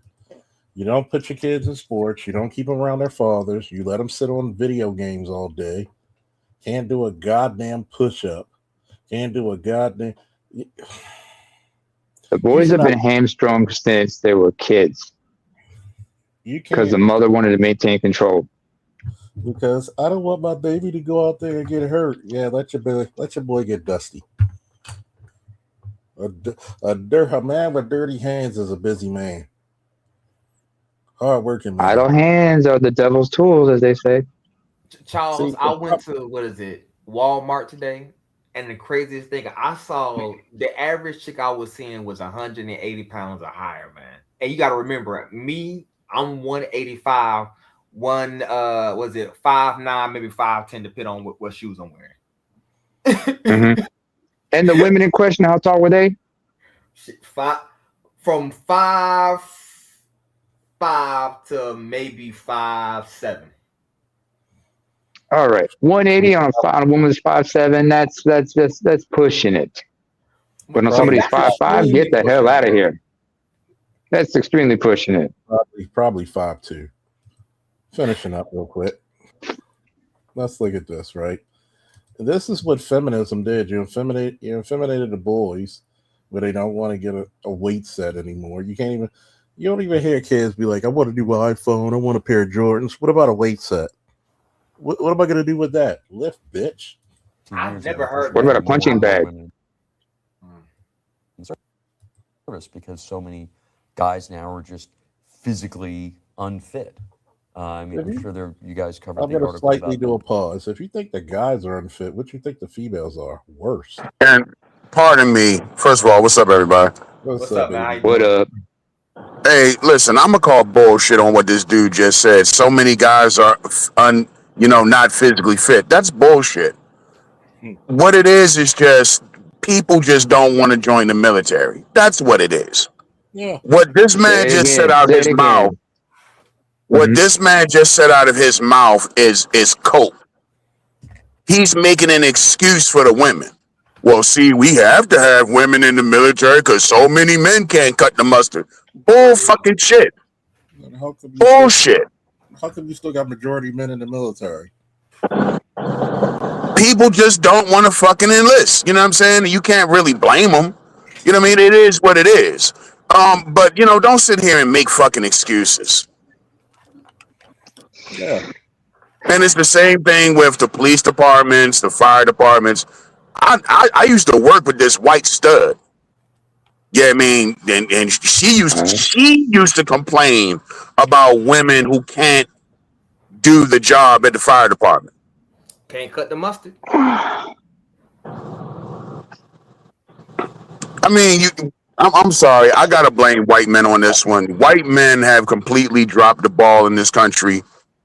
You let feminism turn into a Frankenstein. Just to undermine you, black man. Yeah, and it has infiltrated. me. It has infiltrated every single aspect of American society. Just like you were saying about how they always get in our spaces. You can't do shit as a man in this country without a fucking woman being right there. The barbershop, the strip club, the pool hall, Oh my every God, the fucking thing. barbershop, man. Everything. They're right there. Like you can't avoid them anymore. Man, but The gym. You do all this thought shit in the gym just for content, so some dude can glance at you for 3 seconds. Now he's your content. I'm uncomfortable because the man is looking at me. You know, well, who told you to set up your tripod, and you purposely wear the leggings that wedge up into your ass? And of course, today's the day you want to do squats. Yeah. Right in front of the. Right And in then front of and then you want to call for help if you try to bench press and it gets stuck. And Like another guy's going to help you. God, man, I'm sorry. White men did this shit. This is a creature of white men. White men created this fucking monster. Uh-huh. And now they complain. ABM, I appreciate your views on this, man. Really insightful. Really Now insightful. For real, for real. Job. We can't get a job because they're hiring women. Bitch, that's on you. That's on your daddy. Your granddaddy, too. And And they weren't thinking about you. They were thinking about protecting their spot. And they keep it up because of the power of whiteness. Okay, you know, all these white guys can make it better. But this is what they say. By the power of white supremacy. By the power of Grayskull. By the power of Grayskull.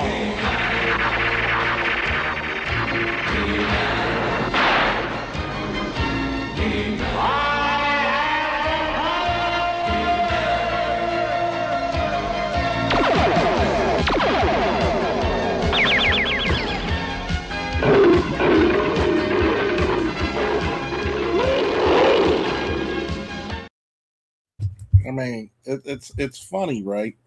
Because shout out to Sandog because that's one of the few officers in the military I would trust. A lot of motherfuckers will lie. Hell yeah. They will lie. And it's not cute. It really isn't cute.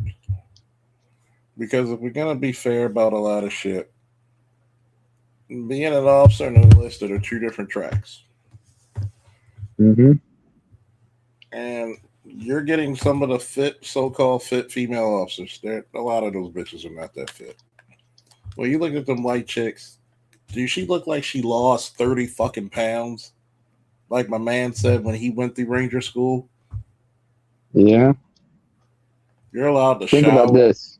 He even said I look like I look like a goddamn refugee prisoner. Oh, I mean, wait a minute. Say that again. He said I look like a goddamn refugee prisoner.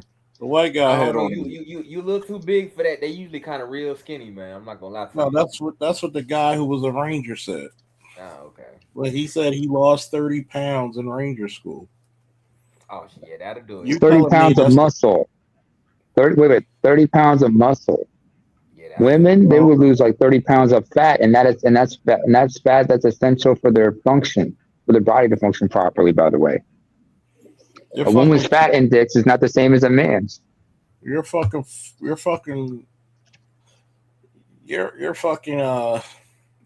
menstrual cycle will stop. And you're telling me, right? Oh yeah. These women are just as fit. These women are just as fit as the men know. And they went through the ranger school. No. Why can't you find their record? Why can't you find all their shit? Obesity and how like something like 80% of American teenagers aren't fit for military service. That's bullshit. That's a bullshit statement. You're not accepting 80% of fucking teenagers. Why? Because guess what? There's a lot of motherfuckers in Baltimore City who are male, who, if you try to chase them, they will smoke you like a pack of cools. Mm-hmm. So that's bullshit. And what's crazy about it, Charles, is them motherfuckers smoke weed, pop Percocets, drink alcohol daily. Mm-hmm. And you telling me, and see, this is another thing nobody picked up on. He's talking about white America. Yeah. Not Black America. White America. Black America, motherfuckers and athletes. You know how many motherfuckers athletics got them off the goddamn street? Athletics got them an education. You never heard of a goddamn white boy becoming an athlete off the goddamn street. Not in the last 50 years like that. He had to be groomed. Mm-hmm. So you're going to sit there and tell my black ass that first and foremost, yeah, we don't call them white anymore. We call them unseasoned Americans. Thank you for the term. I'll give you credit, Alongo. I'll give you credit for that. Alongo Savage. Thank you very much for that one. Ooh, yeah. And this is the fucking part that he's speaking about. He's speaking about white America because he doesn't know shit about black. What's up, AL? Long time no see. Don't nobody say shit. Don't nobody say shit. All the way from Austin, Texas. You're muted. And another thing, I just want to get this out real quick, if I may. Cool. Go ahead. Since you have these recruitment issues, and since America has more imprisoned men than any other country in the civilized world, why don't you go to these prisons? Go to these dudes that are in fighting age and they're in prison on drug charges or robbery charges and say, look here, give us 5 years military service, we'll expunge your record. Mm-hmm. Go to war, go to jail. That's the old shit. You know what? It's great. It sounds good, but you know what? You're gonna get pushback.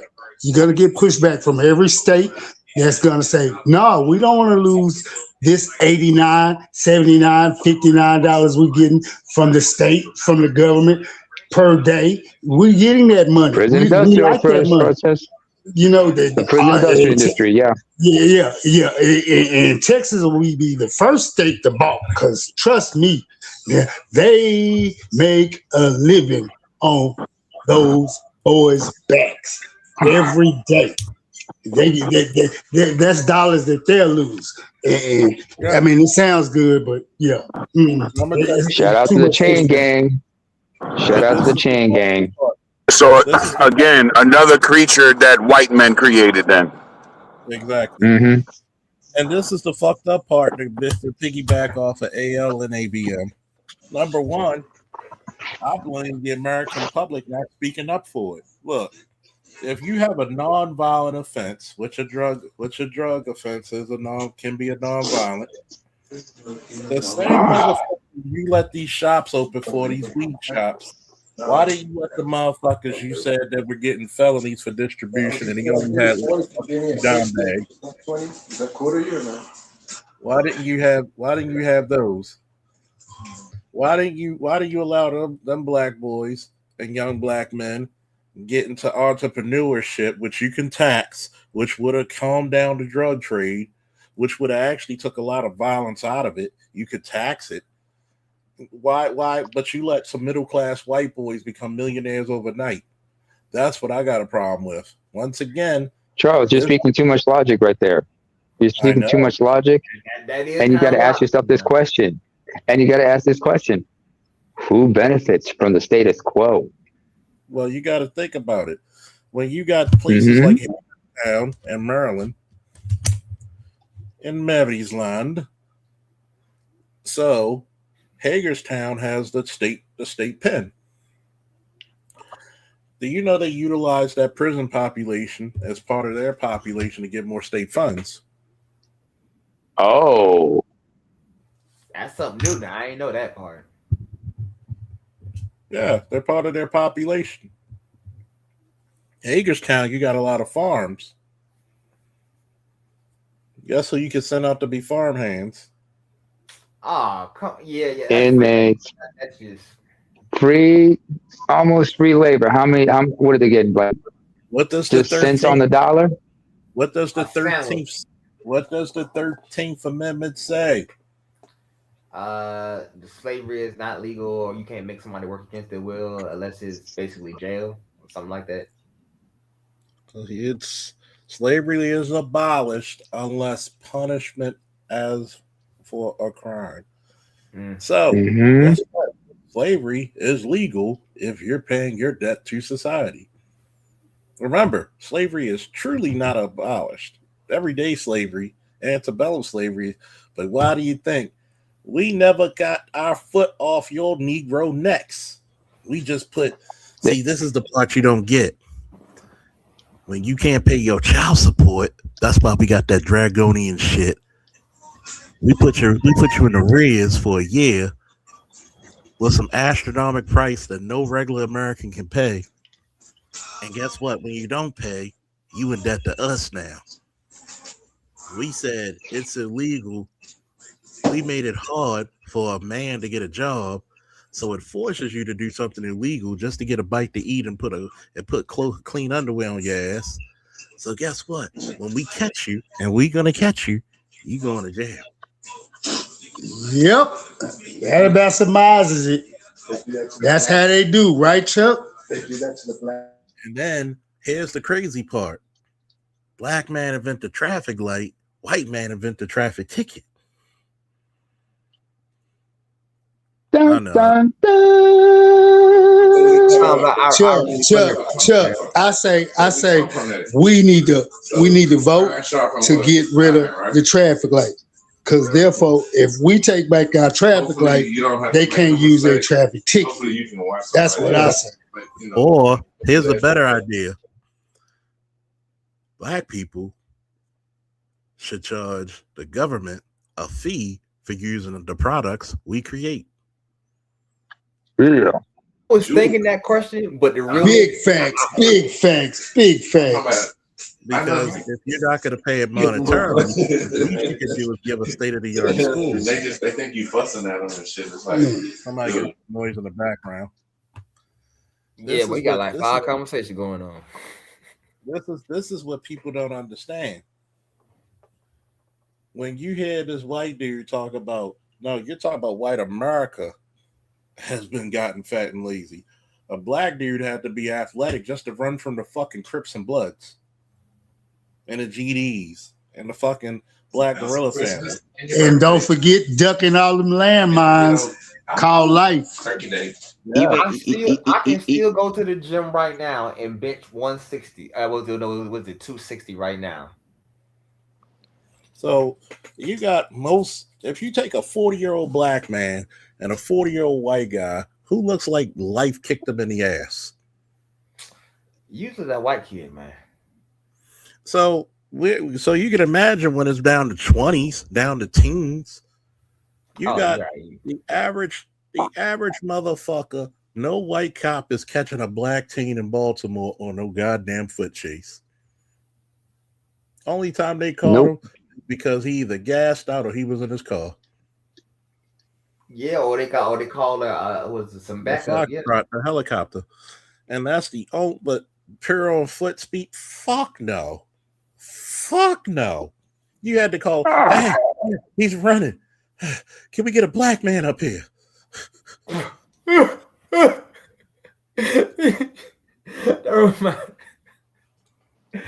think a lot of people don't know this, but Charles was on Cops many times.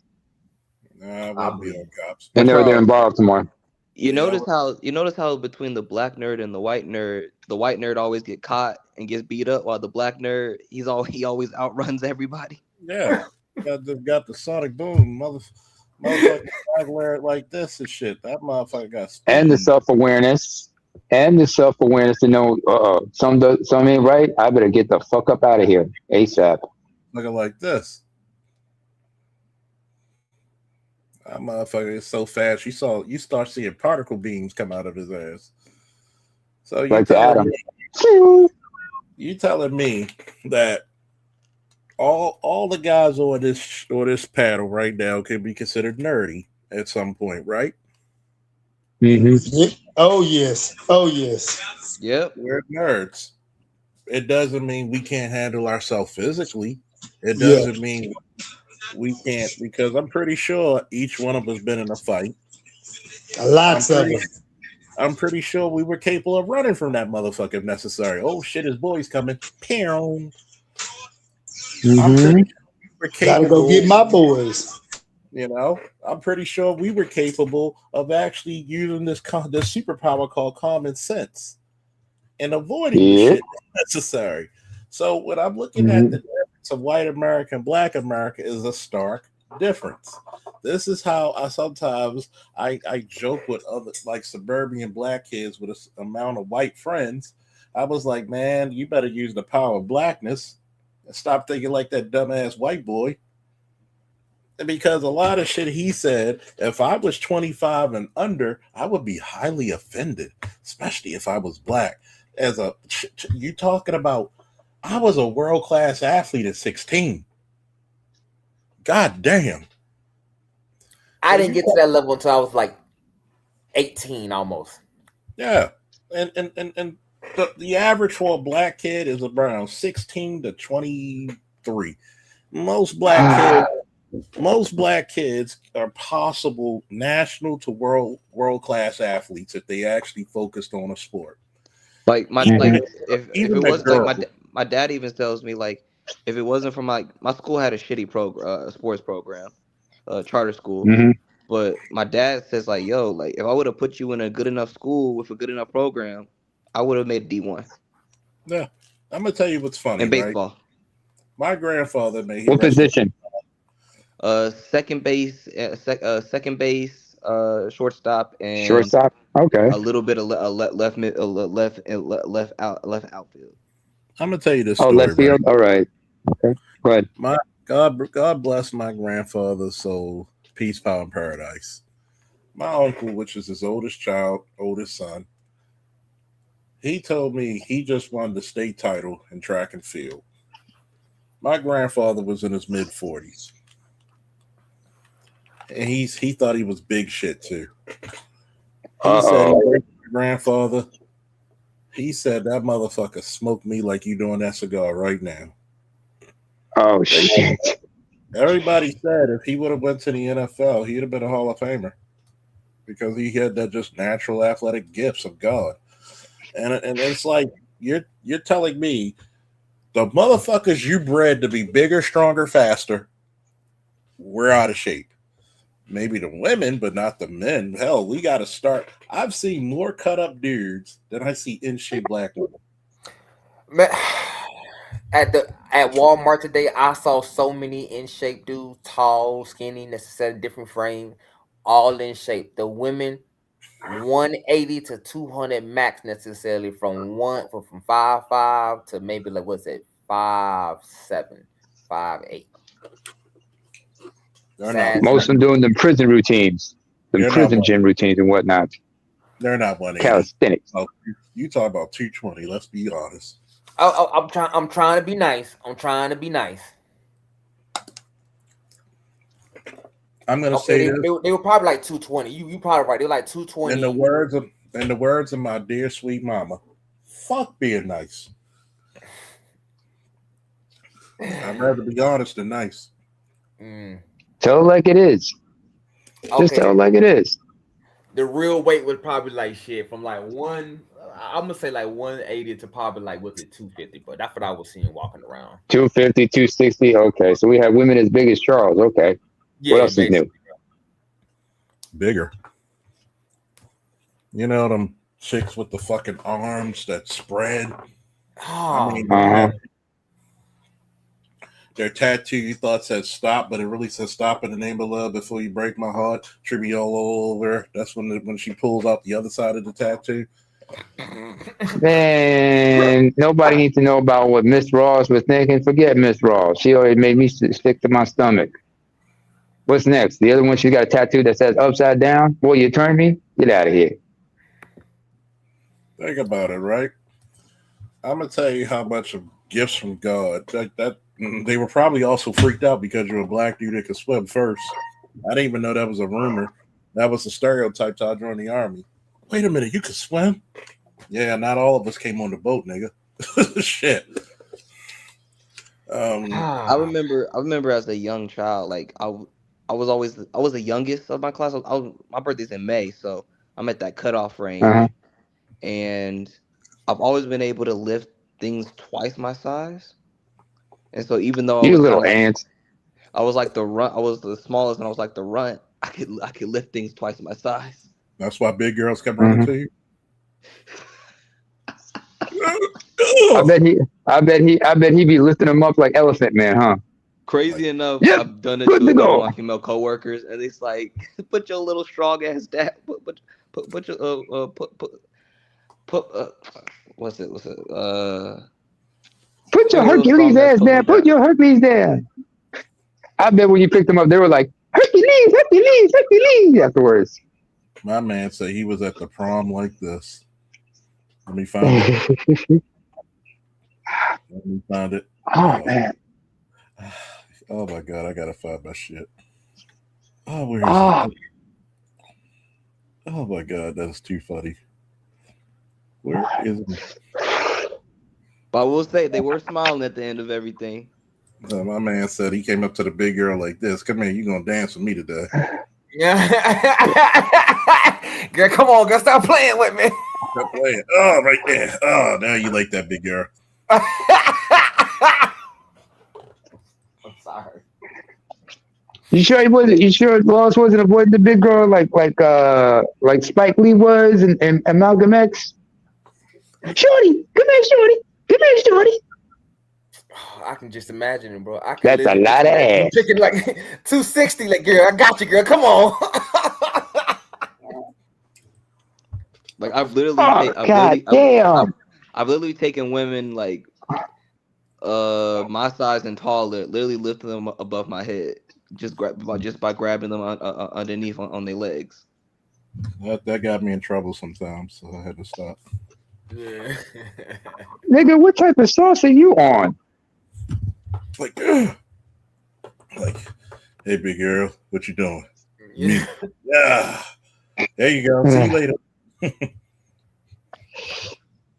I mean, it's funny because I tell a lot of people, I said, there's a lot of athletic black people, and I'm just like, my nigga, you don't know shit about the black community because shit, I seen motherfuckers smoke weed and take off like Barry Sanders, that motherfucker. You seen motherfuckers be like, damn, I've been in foot chases and I'm chasing a motherfucker down. I'm like, I'm thinking about catching. I'm like, wow, this guy got great technique. I mean, he's got run away from the cop speed. God. They don't understand that what was it again? They don't understand that intellectually and physically, like there's a lot of smart black people. It's just that they've never had nobody really invest in them. Nope. And they know that. Oh boy, guess what time it is, folks? It's smoke o'clock, and I got a cigar. Ooh, Rocky Patel. Don't forget to hit the Cash App, people. I know poverty's a bitch, isn't it? But yeah, what's with all the channels getting demonetized? First it was BGS and AB, now you. I've been demonetized, but I'll tell you offline what might have happened with BGS and AB. They hit my channel too. That's the funny thing. I used to get 2,000 videos, but 2,000 likes on my shorts. Now I really only get like 5. This shit's crazy, bro. They went full F mode, bro.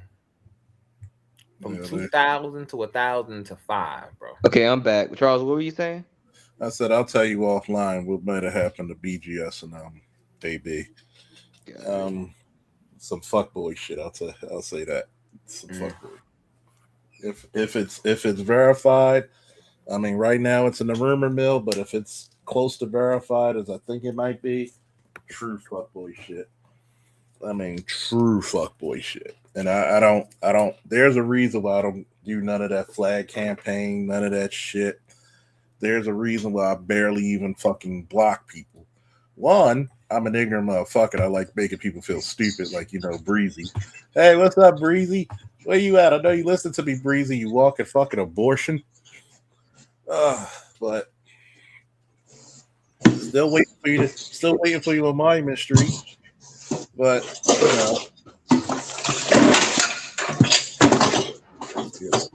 there. And it's like, I never liked the fucking flagging campaigns that some people do, and YouTube. If you haven't noticed, I think black men, especially black manosphere men, should just do an exodus. Keep your channels, but also have a Rumble, and also a TikTok account. Yeah, that's why I've been hearing like Obsidian, Dr. Thunder. They've been saying like, hey, YouTube's been doing its thing, but make sure you spread around your content to different platforms. Yeah.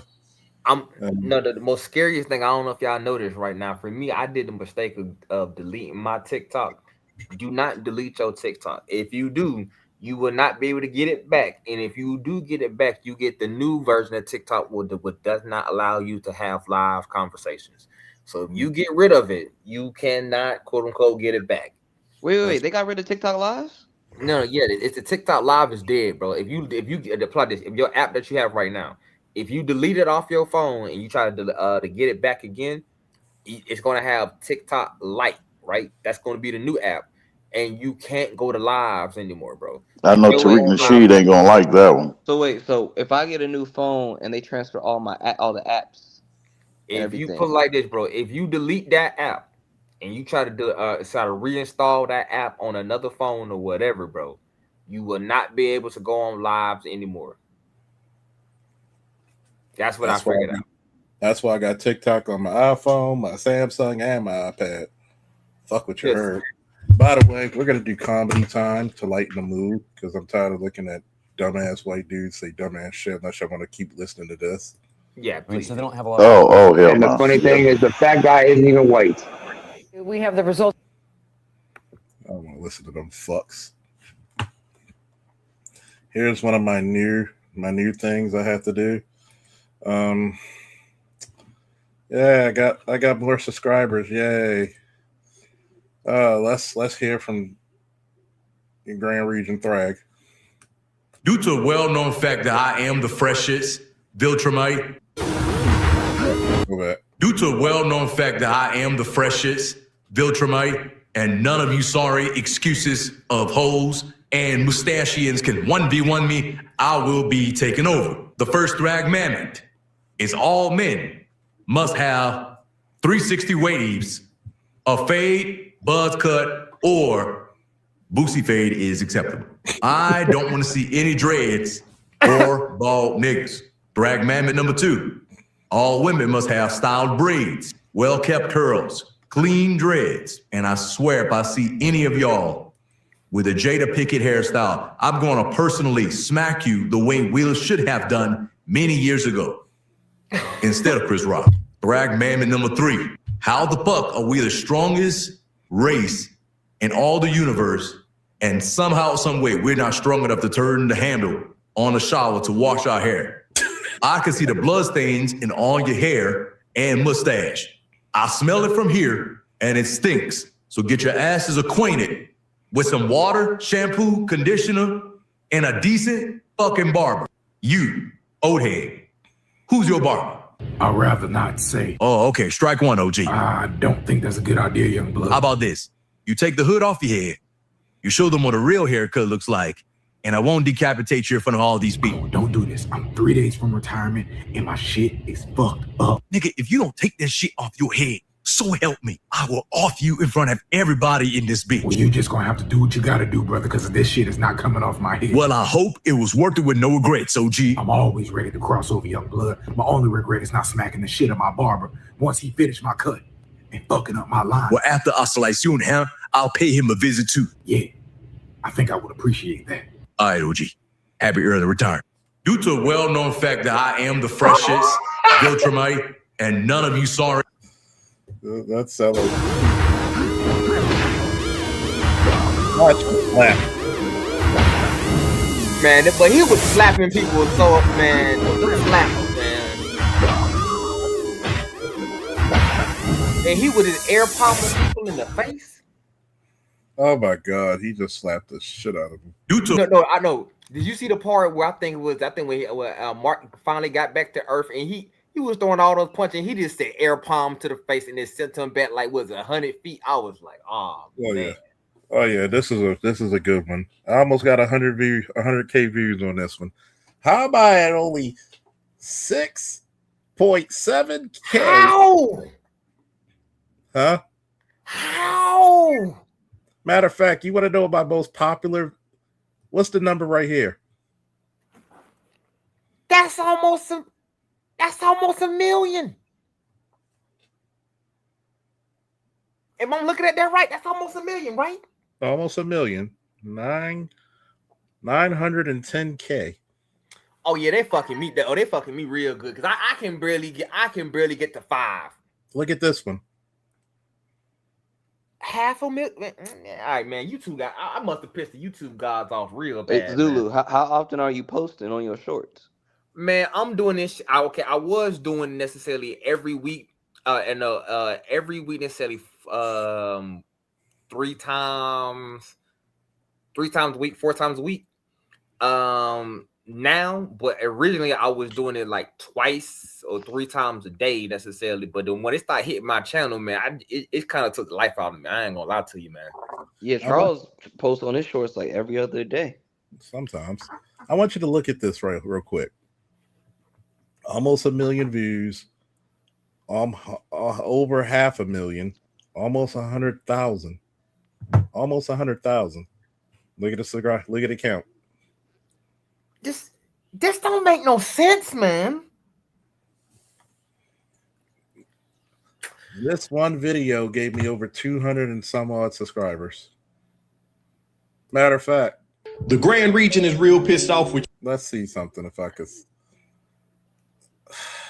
I wish I could see the algorithm. I had over 250 subscribers from this video alone.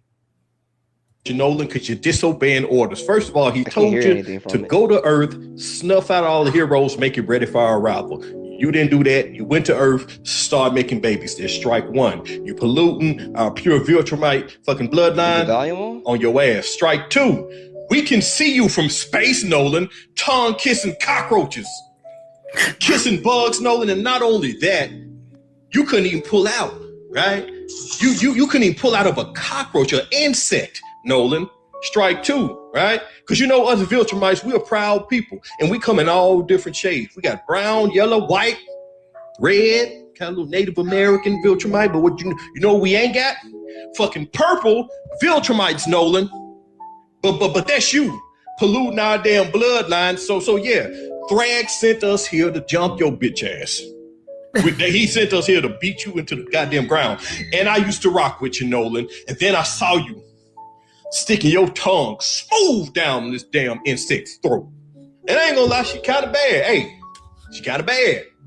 But you don't tongue kiss her, Nolan. You smash and then you move on. And most of all, you pull out. Right? Purple Viltrumites. This is fucking blasphemy. And yeah. Put them bitches up, man. Put them bitches up. I think black folk are making this more funnier than it actually is, man. Mm-hmm.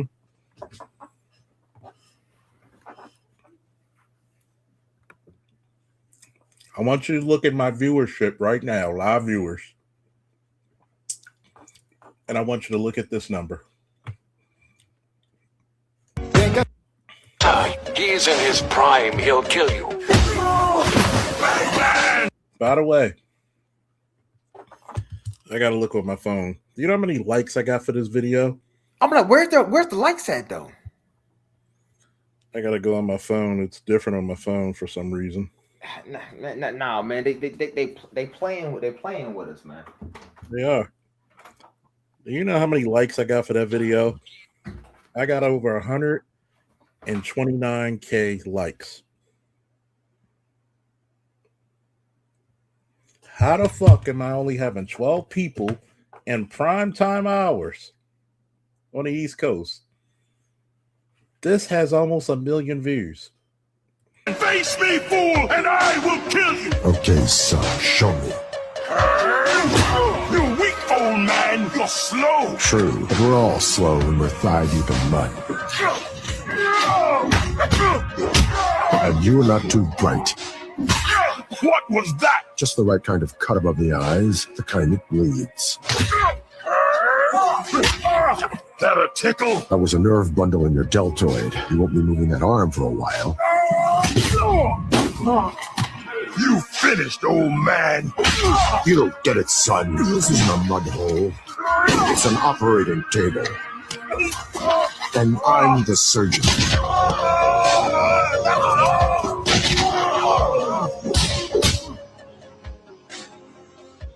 The mutants are dead. This is the new face of the law. We are the sons of Batman. How you whip a guy's ass so much your whole gang left you for the ops? Over 1 million. Matter of fact, if you want to talk about live streams, right? This is my most popular. 19K views.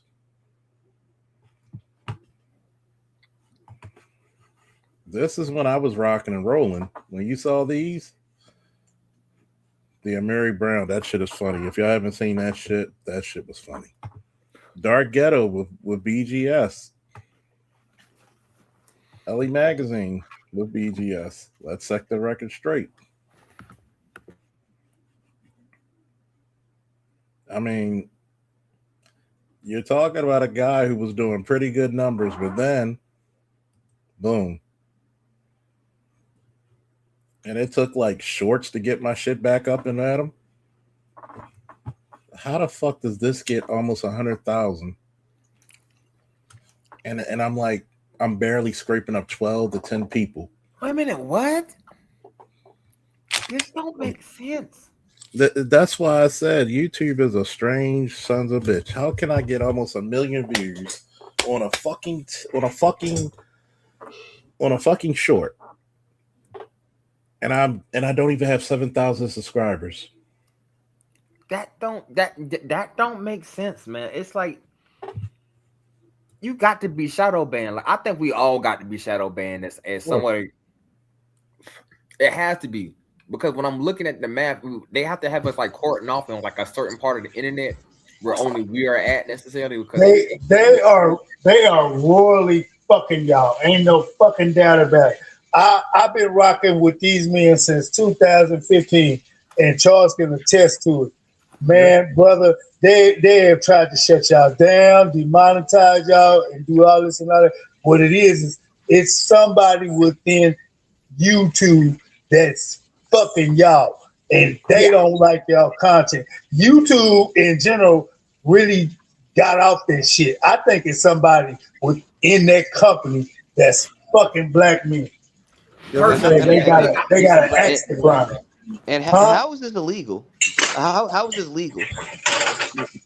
I'm just wondering, because I'm gonna tell you what's so funny, right? I remember when I was doing my firearms instructor training courses. Yep.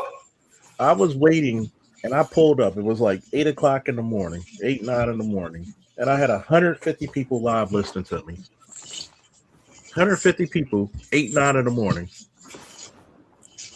Now you're telling me 10 o'clock at night, 10:40, 10:43, which are prime hours.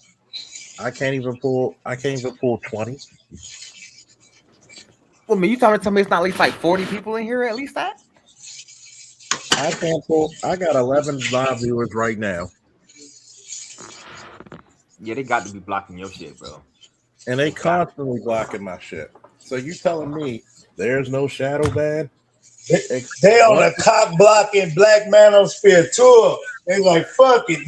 We gonna get Kevin back one way or all his disciples and cohorts and homeboys. Oh, we fucking y'all. These are my oldest shorts. So you're telling me, right? I could get 1,000 off of this. All right, ready, set, go.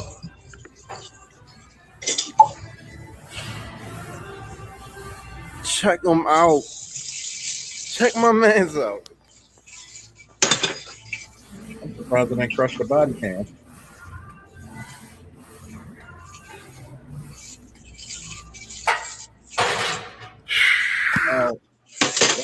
Let's go back to shorts. Most popular. 1,000,000. How many fucking ads are they getting off of this alone?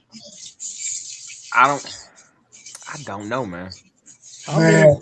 Almost 1,000,000. How I, many ads are? I smell class action lawsuit. That's what It I got to be smell. something, bro. You can't tell Hey, me. it's enough for y'all. Y'all can fire one again on these hoes. Man, quit bullshit. Fight five with five. Isn't Dennis Sperling Yeah, a lawyer. putting together Yeah, a we lawsuit? got a lawyer on our team. We got 2 lawyers. The black attorney, what's his name? The lead attorney. Yeah, lead attorney. Yeah, we got lawyers. I'm gonna tell you. I'm a little scared, bro, because I'm on some for real stuff. If we do quote unquote go that or go to that level, I don't want them folks, something happening to them boys, man. Like, they do go, they take a random trip and all of a sudden they don't, wrong turn, they'll come back. Matter of fact, I'm gonna tell you how fucking vicious this is, right? If you see what this is, right? If you take this video from here to here, right, and go up, that's over 2 million views alone. Yeah, that's even here. That's so hell. Let's go down to here. That's more than 2 million views. You missing money. Matter of fact, look how many views I got total. This is my total viewership right here. 2 million. Man. All right, I'm done, bro. Over more than 2.5 million. So you telling me there's some fugazi shit going on? They nerfing this shit, man. Straight up. Y'all gonna catch me in Africa, bro. I'm getting tired of this shit, bro. One question. How many people in the Black Manosphere can say you have over 2 million views from your content? Not a lot. Almost 2. I don't think any. Almost 2.3. Probably BGS. Definitely BGS. Probably Dr. T. Think about it. I'm shadow banned, but I still managed to get over 2.6 million views. Make sense of this. And then here's my subscriber count. ABM said it before. I'm getting fucked. You getting fucked, man. With no Vaseline. How the fuck? I should be able to do this full time by getting, if I could attract almost 1 million people from one, I should be able to do this full time, right? Yes. No doubt about it. A quarter of that, really. This right here hasn't even been up a week yet. 5 days. 5 days. Yeah, I know I'm getting fucked, bro. Cause they fucking chingling y'all. They chingling y'all. I'm sorry, because a lot of shit. I think we're getting fucked out of our shit. The Grand Region is real pissed off with you, Nolan, because you. I mean, you can make funny shit. You can make. There's something about this doesn't smell right. It's thinking the high heaven, and it's a bullshit. Straight up bull. This is almost half. This is like what, a third, really. This right here. If you want to do YouTube math, this is a third of my viewership alone. So what does that tell you? Something's fishy here, Lucy. This right here is a third of my viewership alone. They got some explaining to do. Some fucking explaining, Lucy. We're gonna have to.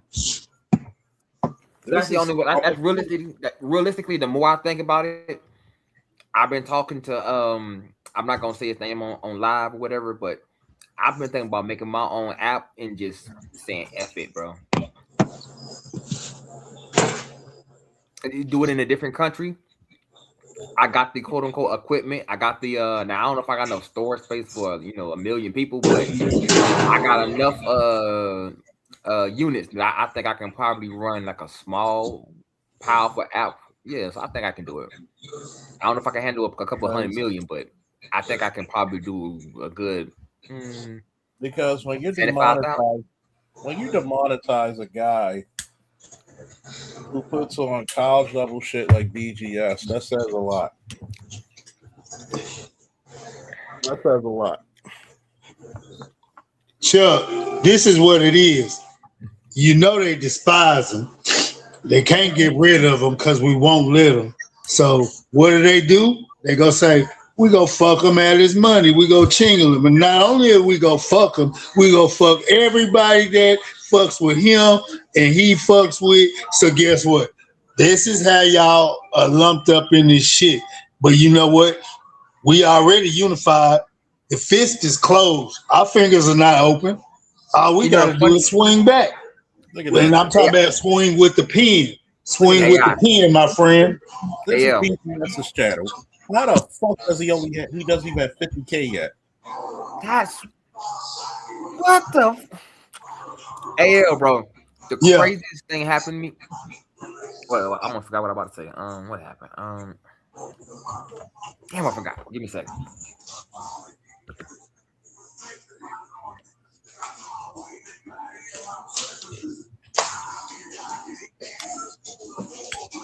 I think I'd just rather build my own app at this point. I think it's just easier. How do you have 17,000.5 million views? And you demonetize this motherfucker. How? He's making you money every time. That shit should be illegal. It is illegal, bro. I think it is illegal. They just don't care. They're just not being punished. Let's look at his lives, right? Let's look at his most popular. This is 40K alone. 40K. He's got 40K views. That's crazy, man. Crazy work. Crazy work. See, look, I left here mad and pissed off. I say, okay, I'm going to take some time out, find myself, do even more healing, because I just felt like I was going down all these rabbit holes and all these battles with these niggas. And I was like, let me take a break. I come back, they still fucking with my boys. So I'm just going to get back on mad like I was before and ain't going to give a damn. So guess what? I'm back. All right, bro. Hey, stay there. This is 200. This is almost 200 fucking thousand views. Yeah, BGS's work, right? This is what we're looking at. This is BGS's. This shit, man. We gotta get these lawyers together. Come on, man. We got two of them. They got law firms, and they can file these motherfucking class action lawsuits. These two together. Let me put it to you this way: these two together are over 350. What the fuck? Think about it. He's talking to Shahrazad Ali, 83K. These videos here, 192, 154, 144, 119. Do y'all see a pattern? Keep going. Do you see a pattern? And I mean, I'm just going by the most popular. So you telling me a motherfucker like this? And see, notice they sometimes take you off the bell, so you got to remember. How the fuck is he not over 100K yet? Once again, if you motherfuckers don't believe me, this is his subscriber count. I wanted to ask you a question. This is his viewership. I just want to ask a quick question. Mm-hmm. Now I got now I just noticed one, like I got like a private section on my YouTube, whatever. I just keep everything on private, right? Mm-hmm. I woke up one day, all my stuff was just was public. Everything. Yeah. Like, you know, I got my private music, everything, everything. They opened everything on your ass. Everything. And I'm sitting there like I'm trying to figure out because I'm like I never changed none of this stuff to public. So how did this come out on public? And I'm like, oh, they must have YouTube must have went through my private shit and they said, okay, we're gonna go through this and just let you know we here and we looking at your shit. That had to be it. And remember, this is BGS, somebody who has roughly 7 times the fucking people I do. And they took them off. Let's go to AB real quick. Bless his heart. He over there fighting a good fight. Here's AB Media, right? How does he not even have 300K 3K yet? And then right now he's live. And he been on Rollins' ass. Let's look at 1 million views. You lying. 1 you million lying, views. bro. Not even 1 million, 1.3 million views. And he doesn't even have a 3K. How the fuck does this did I just put up something that makes sense? It made too much sense. That's the problem.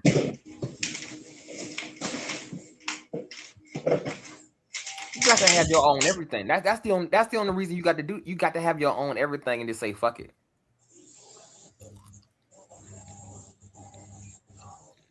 That's just the reality of it, man. There's nothing that they gonna play fair on, so you might as well just say have your own and say and just say fuck it, man.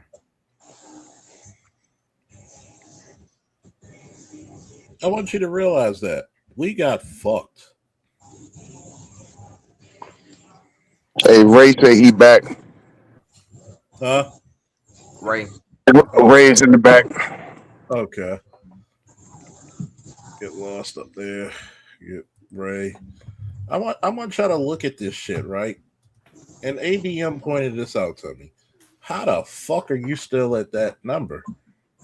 Everybody's been saying, how the fuck are y'all at the numbers y'all at? When we well know, good and well know that the content we put out, somebody's listening, and it should be more than what we seeing from YouTube reports, because YouTube reports are skewed.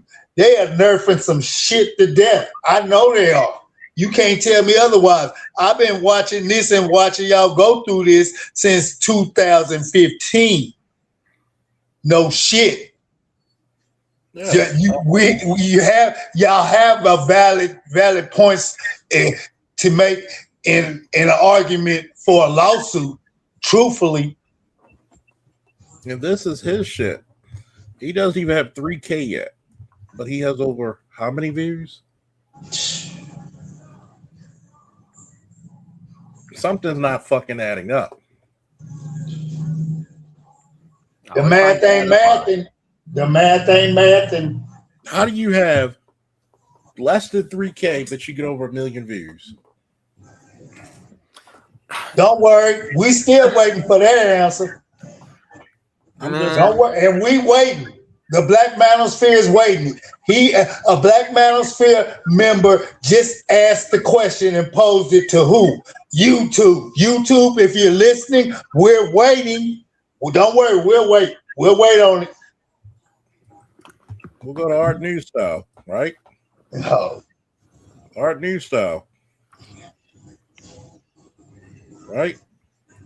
How the fuck? How the fuck? How the fuck? How the fuck? What? How the fuck? How the fuck? Look at what he got, right? For subscriber count. Well earned. What does he talk about? Anything controversial? It's all Man. And we don't allow it amongst ourselves on this channel. We try to show the respect. It happens from time to time, but we nip that in the bud. That's not his channel is not for controversy. He's an informative, educational Black man, and he gives information down the line. And only 200, and he consistently gets about at least 1K. At least 1K of video. And you're telling me he only got what? 225,000 views. You shit me. You shit me. You got to be shitting me. We're getting YouTube, you shitting me. We're getting fucked. We are getting, man. You know what? And I'm gonna show you something, right? 4 months ago, 14K. How does he have a fucking interview with Jaguar Wright at only 3.1K?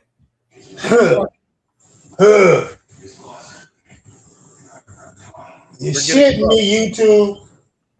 They're getting fucked. Founders Day. His fraternity. 4K. You're telling me, and goddamn, is he not a great artist? Yes, he is. You're Indeed, I say. You're telling me, right? How? I don't think y'all hear me. Let's go to BGS Black Gnostic, right?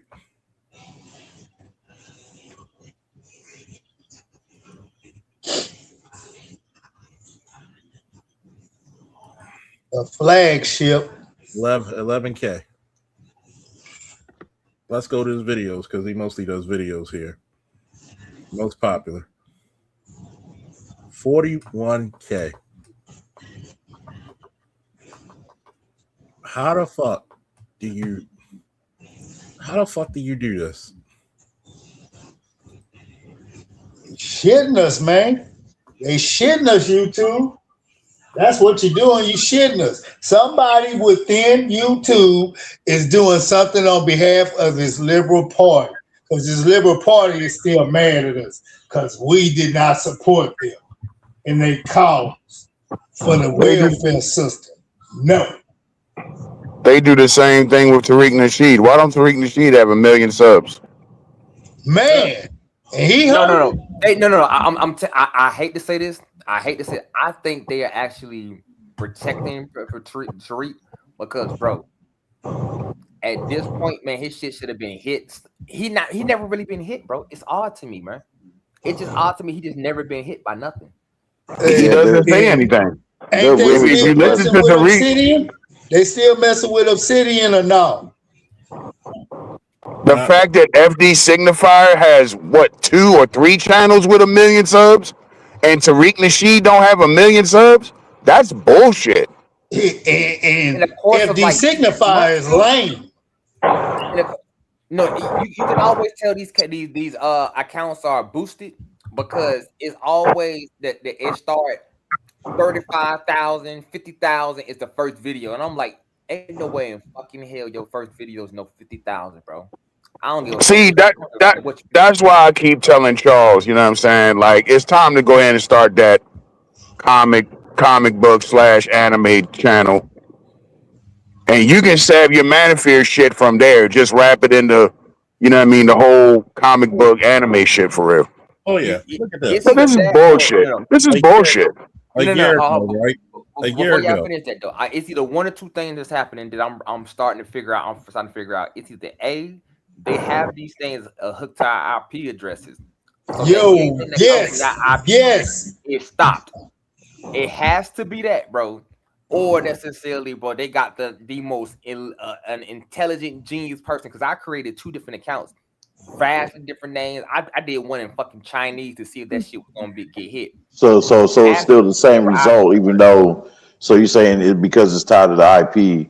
No matter if you create another channel, it's still going to be the same result. It's still from the same IP. So it has to be that, bro. It has to be that because that's the only way. Because when my shit started getting too good, it was like, oh wait a minute, from this IP, stop it. Everything from my IP is bad. When I go to another country and do it, I'm getting way better results. So it has to be the IP, bro. I'm gonna tell you what's fucked up, right? I'm on FD's channel, right? Mm-hmm. His most popular video is this: 8.1 million. What? How do you talk about the Manosphere and you only have Kevin Samuels and Fresher Fit? You have Jordan Peterson, whoever the fuck this guy is, and I'm like, there's no such thing as a black conservative. You know, for a guy who calls himself an intellectual, what do you think Dr. King was? Who? Wait a minute. Who said that? Signify? Yeah. What's that? One of his the title of one of his videos? Right here.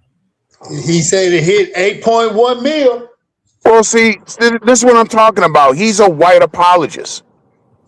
You know, he's a fucking Negro whisperer. You know what I mean? Dudes like Rob, Comics Explain, rock with him and shit. All the other nerds. I don't care about that. You know what I mean? Like, whatever. You know what I mean? You like who you like. Whatever. Yeah. I'm just simply saying, you know what I mean? That's some, excuse my language, that's some faggoty shit. There's no such thing as a black conservative. I say What? it for you. It's some fuckboy shit. It's no such thing as a black conservative. That don't even make sense. Man. Your whole who was conservative. So wait a minute.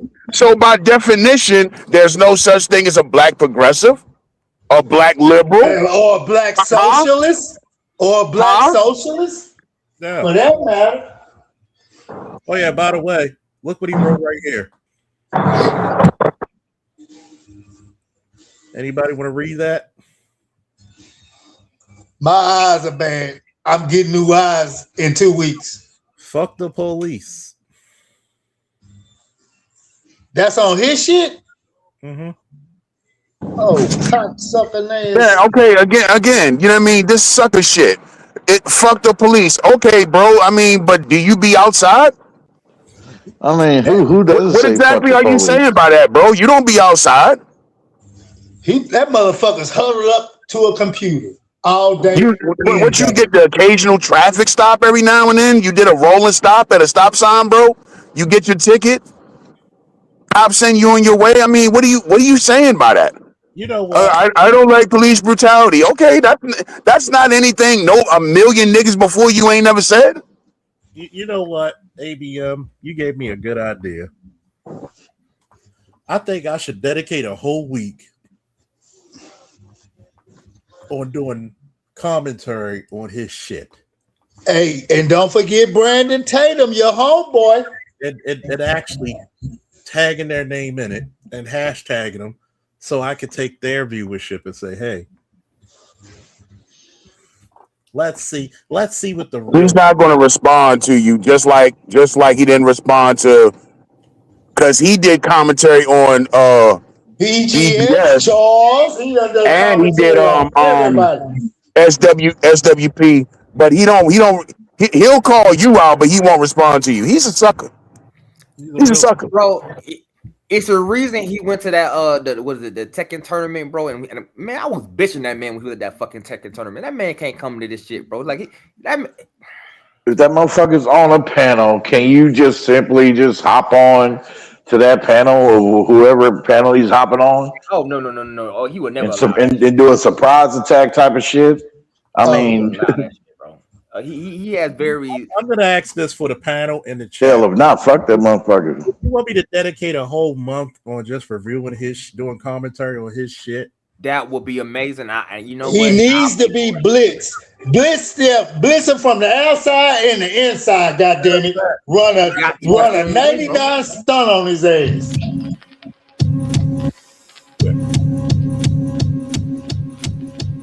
In 1988, NWA released a song titled "Fuck the Police," and it still might be the most subversive, radical, and controversial song in hip-hop history. What up? I got something to say. Make sure you don't get copyright though, nigga. Which is funny because over time, the members of NWA proved to not be all that radical. And what they were at that time was provocative.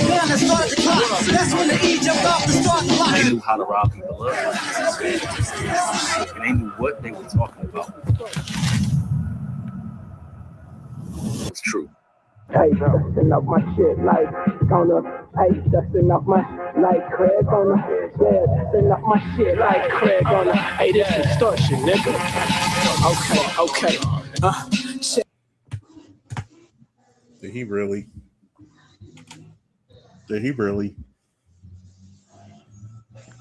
Man, see, y'all don't really understand, bro. Like, he was getting punked at the Tekken tournament. At the Tekken tournament we have out here in the bro, he can't come down here. What do you mean talking about he getting punked at the Tekken tournament? My nigga, I was there. I was like, nigga, your punk ass out leading shit. Where'd that come from, nigga? Nah, bro, because you understand. He came to the Tekken tournament down we had down here in Atlanta. I was like, you want to get your punk ass over there with them bitches? He looked at me. I was like, nigga, try that shit. And he looked at me. But you gotta remember, I'm not that big, but I'm a decent sized dude. I'm like, bro, if you don't stay, I'm gonna beat your ass. He kind of just looked at me, kind of, a couple other guys kind of came around me. He kind of looked at me. I was like, yeah, what you gonna do? And he kind of just walked his ass on and got in his car and left, bro. So wait a minute, hold on. I'm gonna ask this one question: did he really film himself getting pulled over? I don't know, bro. Let me put it to you this way. Have you ever heard of anybody in the manosphere, content creator, the black manosphere,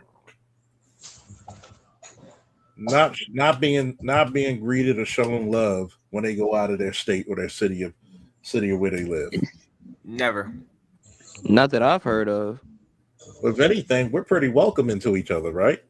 Yeah. Yeah. I mean, shoot, Michael, we trying to meet up in July for some barbecue. The Great Baltimore Smokeout.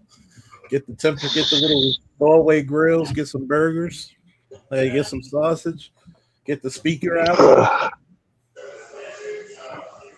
The only people that complain are the anti-feminist, the feminists, anti-red pill, anti-masculist, anti-red pill, or the rejects like Gay Bay, yeah, and FD.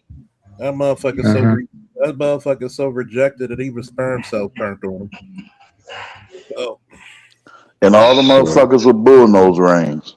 And I'm asking this for a friend. Have you noticed that how many cops are in the black manosphere? Who's shot in the background? It's probably AB. I'm AO. And hey, motherfucker, can you turn it down, man? We're trying to have a conversation. So I had to do it. Yeah, it's all love, man. You know what?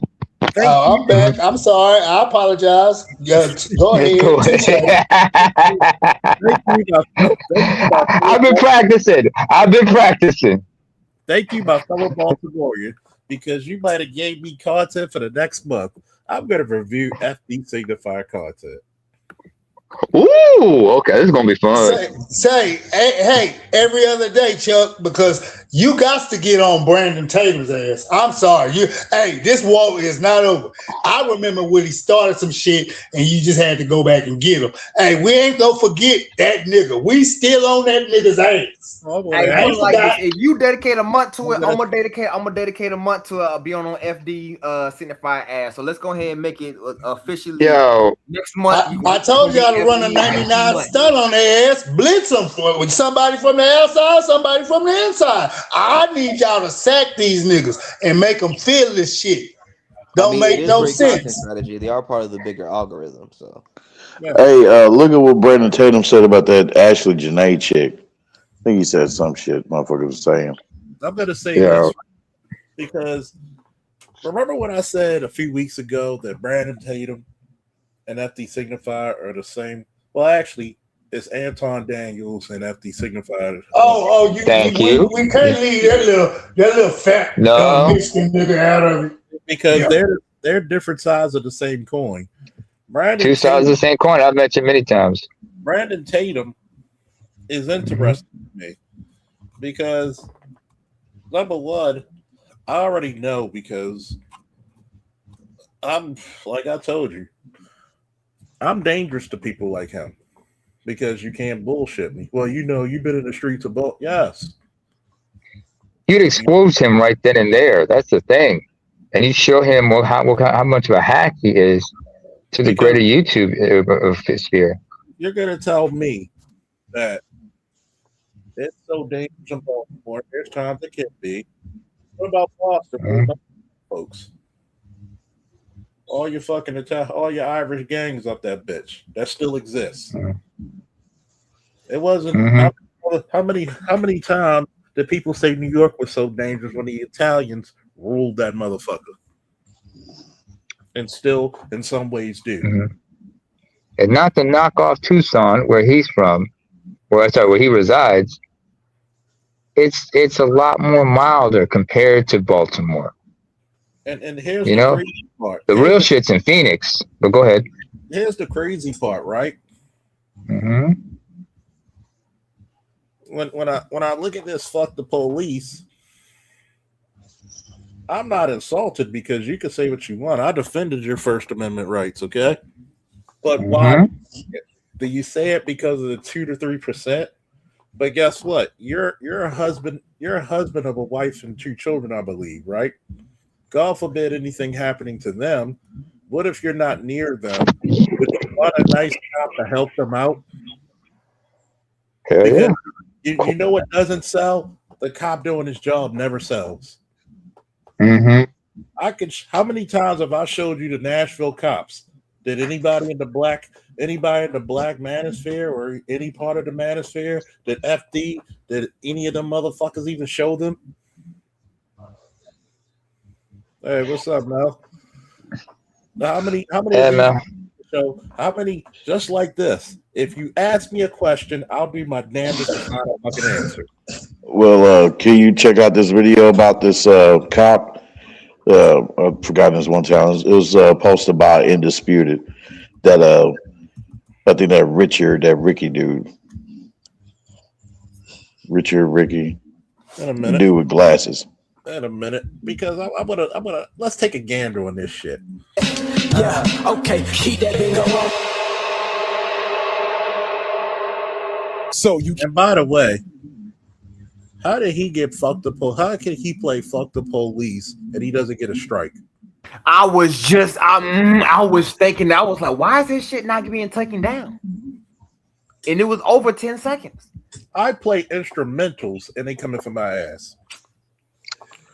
I have 3 second, 5 second clips of a song that they'll find a way to necessarily. When I mean like the randomest songs, man, they will find a way, man. Boy, sometimes looking at other What's his position again?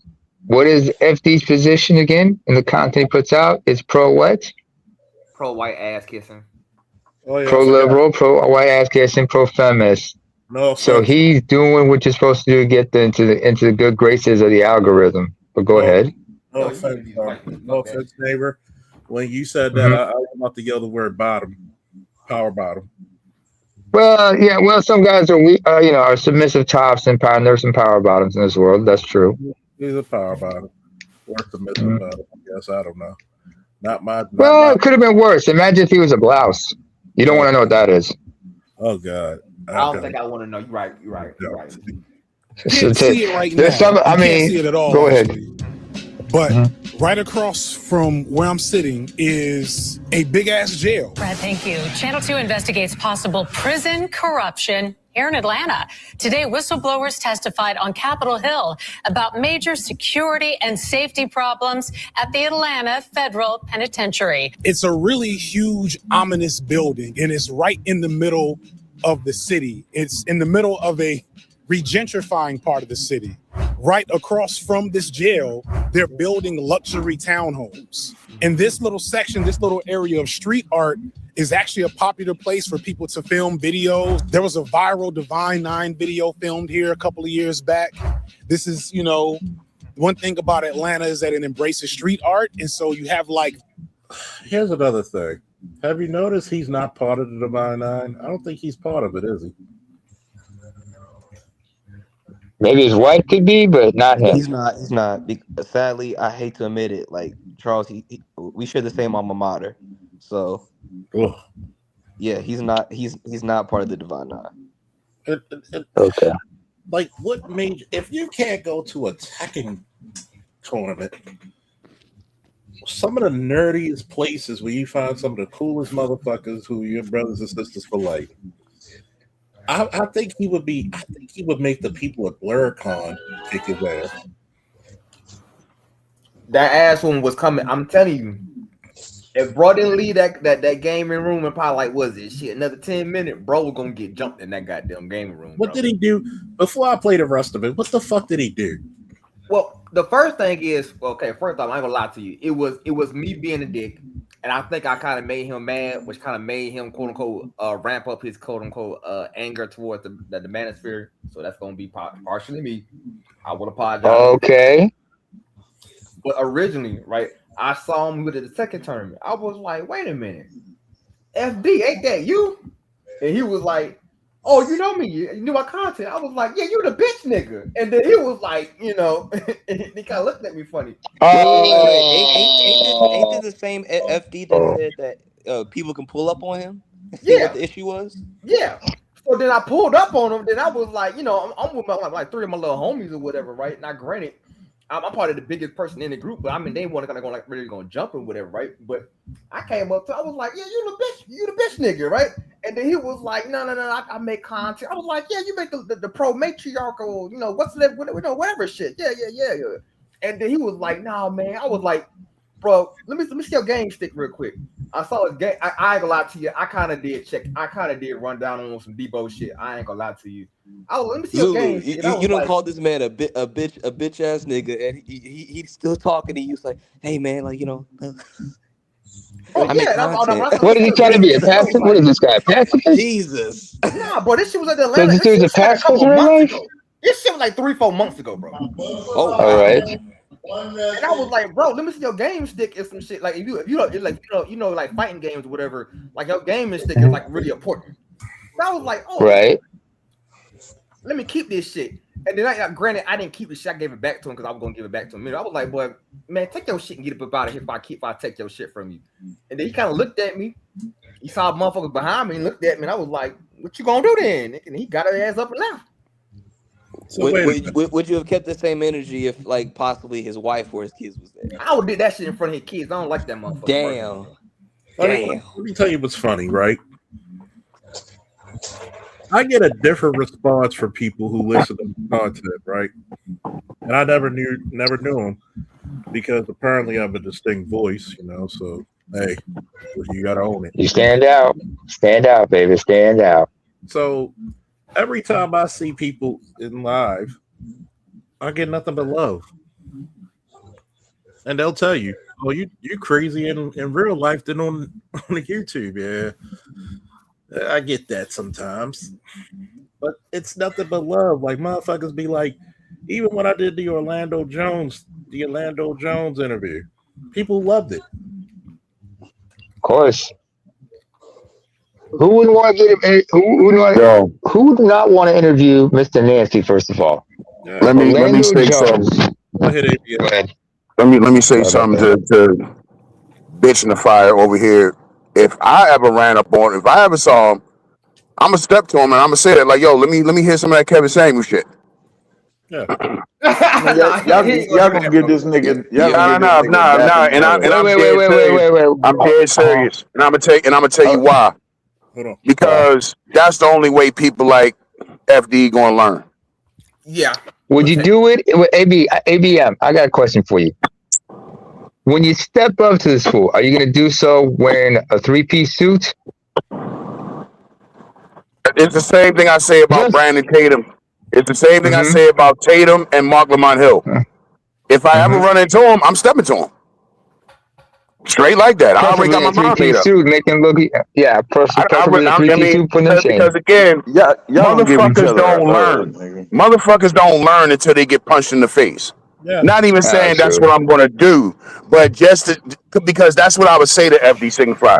See how you don't want to talk that slick shit? Now you got a fully grown man standing in arm's reach of you. That's how you should act, regardless. I mean, period. No matter where you at.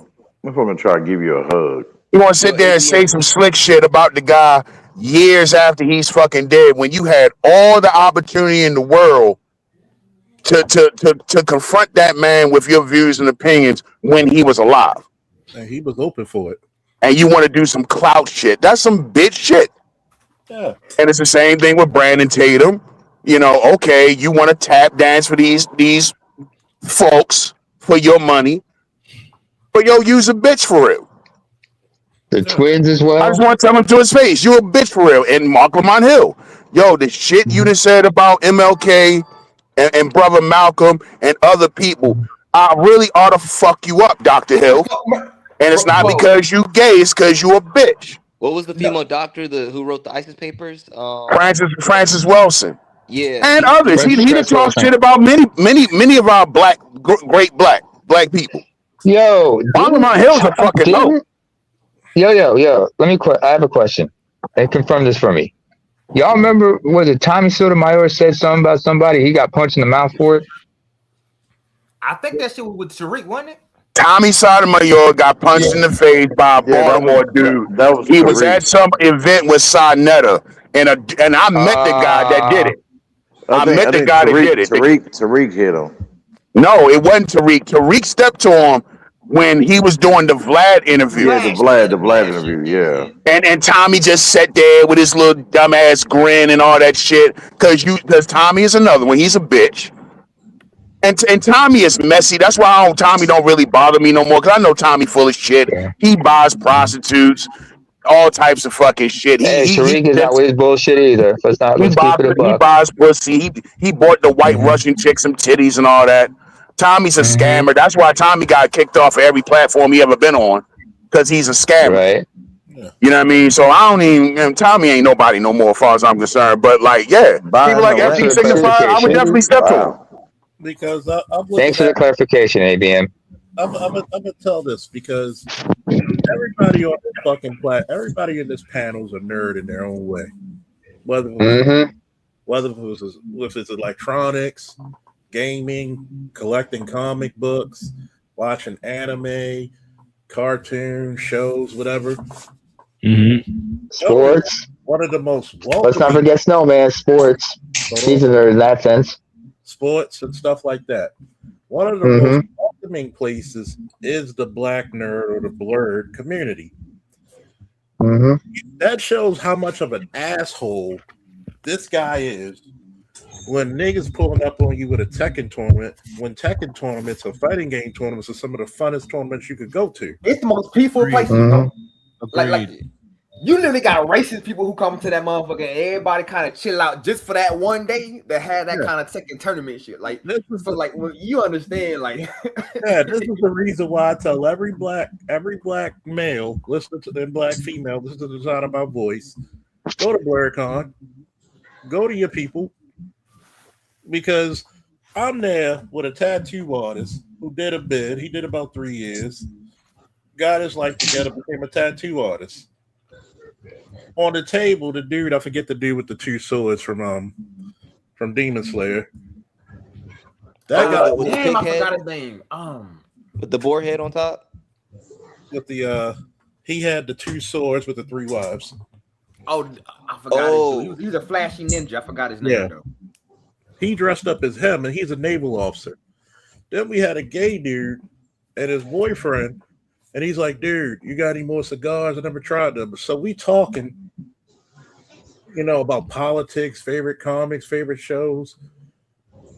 One guy's Muslim, one guy's Christian. Tengen Uzai. Thinking, yeah. And it's like you have people of different backgrounds, different sexual orientations, chilling. And even when his boyfriend came down from the room, I said, we good. He just chilling with the boys. We good. Everybody bring their drinks. Nobody trying to drug you, at least that group, because all our drinks were fresh. We just having a good time. The blurred community is a very welcoming community. The funniest time is when I had my speaker out when the white dude who was in the music industry, he was like, man, hit him with that Jeezy. They don't know nothing about that. I said, gotcha. So when motherfuckers pull up on you at a blurred event, because Atlanta's one of the black chocolate cities. It was Atlanta Showdown, Atlanta. The Tekken tournament, bro. You see my bald head ass run around that motherfucker. Yeah. So that's why I tell people I would love not only to do the Great Baltimore Smokeout, you know, in June, July, August, maybe September if it's still should be still warm. But I also like to do a fucking hey, Manosphere meetup at BlurCon.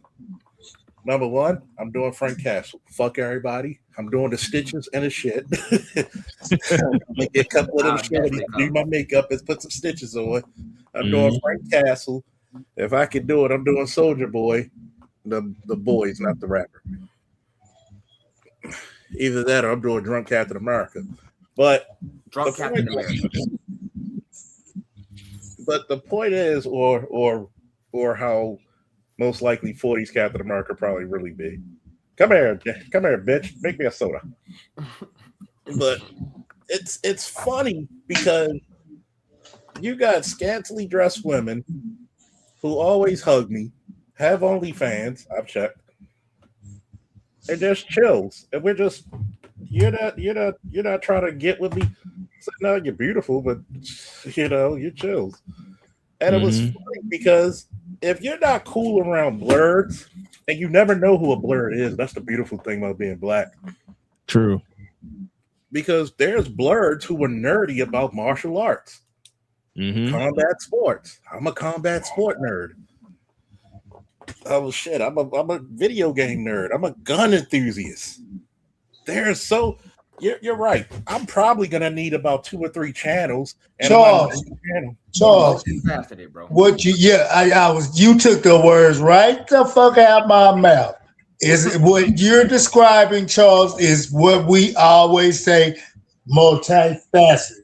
So if they don't like the fact that people like us are multifaceted, we don't give a shit. We can give 2 shits. You know, before Bernie Mac, the first person to tell me if people don't like who you are was my dear sweet brother. If they don't like who you are and what you represent, we got 2 words for them. Fuck them. Welcome. F-O, son. F-O. Do you know what the letters F-O mean? To you. Do the letters F-O mean anything to you? Exactly. They should be near and dear to your funky ass heart. Get away from me. And guess what? Don't be stupid because guess what? I'm not the 5-year-old kid that was scared of being bullied. Right. I've learned how to fight. And the only fights I've really been in were people much bigger than me or multiple people. I still look pretty. So guess how you think I did? So guess what? If you don't accept my FO, my FU, you definitely won't like my FO. That's why I don't do this YouTube beef and shit. Because I'm like, look, well, somebody need to catch flights. If somebody catch a flight on me, you might not make it back. You ain't making that shit back, boy. Yeah. And that's a one-way trip, boy. That's a one-way trip. These stupid ass niggas like to play away games? Okay, come on and play away games. No. AL, no. That's not what's happening here. Yeah. No, I know I overstate what you're saying, son. I'm just using it's called sarcasm. I come in peace because hey, like look, there is nobody I met from the YouTube streets and we didn't have a good time.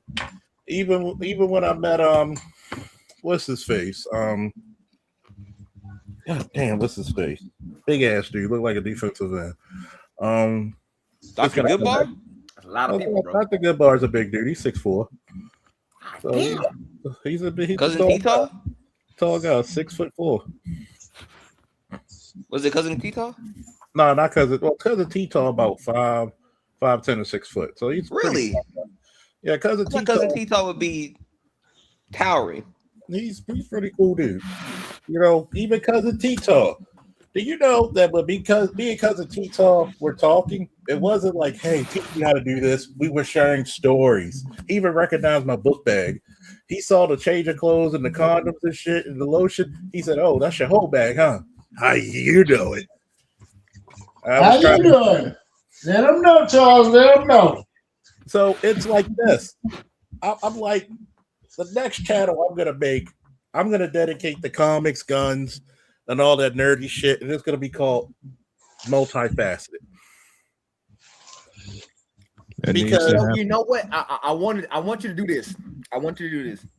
When you create that quote unquote new channel, get a new IP address and try that. And I want to see how it works for you from a new IP address. I'm gonna try it because I feel as though that, and y'all can correct me if I'm wrong. I put a lot of work and information in this shit that helped a lot of people out in the last umpteen undisclosed years of me doing live streams. Mm-hmm. Where more than a few, and many is a lot. I've supported people during their hard times with their educational endeavors. When they say, "Hey, are you really Black Manosphere?" I'm not new to this. I'm true to this. A better black man means a better black community. Fuck it. I said it. Yeah. Say it again. Say it again. A better black man is a better black community. I don't give a fuck who you Aren't date. y'all tired of being the garbage men of the dating pool? I don't give a fuck who you date. You're a grown ass man. If your wife's white, black, indigo, that's your pink, choice. blue, green. Shit, we don't give a shit. Who gives a shit? She's your wife. You got to deal with her. If she loves you and treats you well, I'm happy for you. Man, say along, player. If you choose to be a monk, I'm happy for you. If you choose to be a hoe like me, I'm happy for you. So happy that he's the best hoe he trying to be. Hey, he's an overachiever, and we like goddamn overachiever, Hall of Famer, still putting up numbers. And this is the point. When Lost wanted said it was his dream to be a military officer, and he said to me, the recruiter said I should enlist. I said, Lost, I will catch a flight the way you live, bring all my gear, bring my son, and you got to take both of us on. You're going to take him in boxing, you're going to take me in wrestling, and we'll flip a coin for submission wrestling. Don't you ever, with a degree like yours, ever settle for fucking scrubbing somebody's fucking toilet. Did I not say that, Lost? Sadly, yes. You're not the first motherfucker either. I said that too. My boy, who's also a trucker, and he told us about his girl years ago. Well, my girl, she pays the bills, she cooks, she games with me, she does this. I said, man, if you don't marry her, we're going to catch a flight and I'm going to beat your ass. And they're married to this day, still to this day, happily married. So for all those motherfuckers who say we don't encourage marriage, there have been some friends of mine who I helped in their situation, let them vent and say, go back to your wife. You don't want this dating world shit. Talk niggas off ledges and shit. Hey, when he say multifaceted, we multifaceted. And I'm our neighbor was out here saving lives also, bro. Paperwork on certain individuals. Yeah, I'm gonna tell you, there's many of people I've encouraged be different. I can say that about Art New Style. I can say that about BGS. Hell, even Angry Man. When we used to have, y'all used to love them fucking battles about Batman versus Superman, and we used to go at it. We would cuss each other out. like nigga, you don't know shit type shit. Nigga, you don't know shit. And it's all love. But see, that's the part about being a man. Part about being a man is respecting somebody else's point of view. Iron sharpens iron in constructive criticism form, and leave it at that. But if you want to go somewhere, we can go somewhere. And there's many different sayings that actually, you know, I guess I left my mark in this place. When I said the garbage men of the dating world, even BGS was pissed with me. Man, it was like when BGS said damn and accepted, everybody said had to put their hands over their damn their chin and go, and really think. It forced you to think. And then what did we all come to the consensus of when you went, ain't no lie being told, no lie, all fact. So we are what we are, but we are what we are because of our circumstances. Yes. And it's funny because even Lost brought up to my attention after 2 or 3 weeks after I did this live stream of the thug versus the warrior. What happened, Lost? couple of live streams started popping up. That said what? Same topic. They literally no. I'm watching them. I'm starting to understand. They're stealing our content.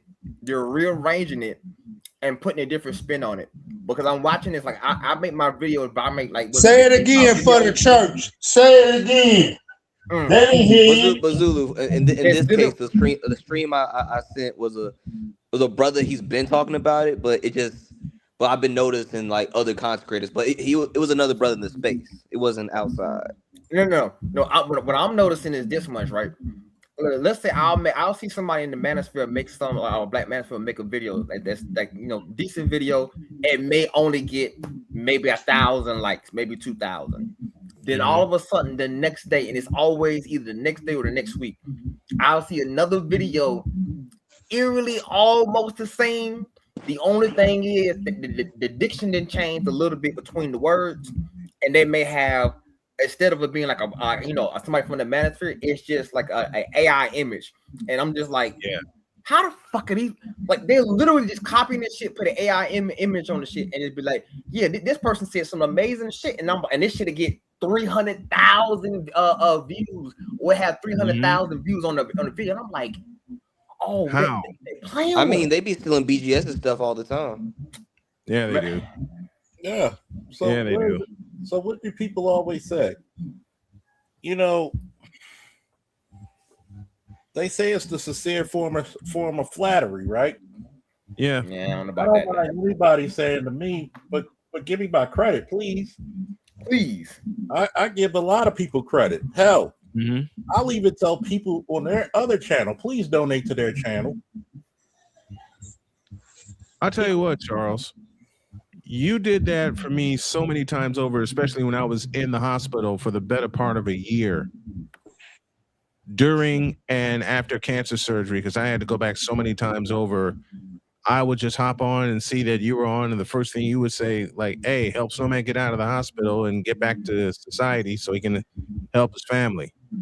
Yeah. Matter of fact, most of the folks up here have said that. And if I don't tell you and the panel that's up here enough, I appreciate every single one of you guys.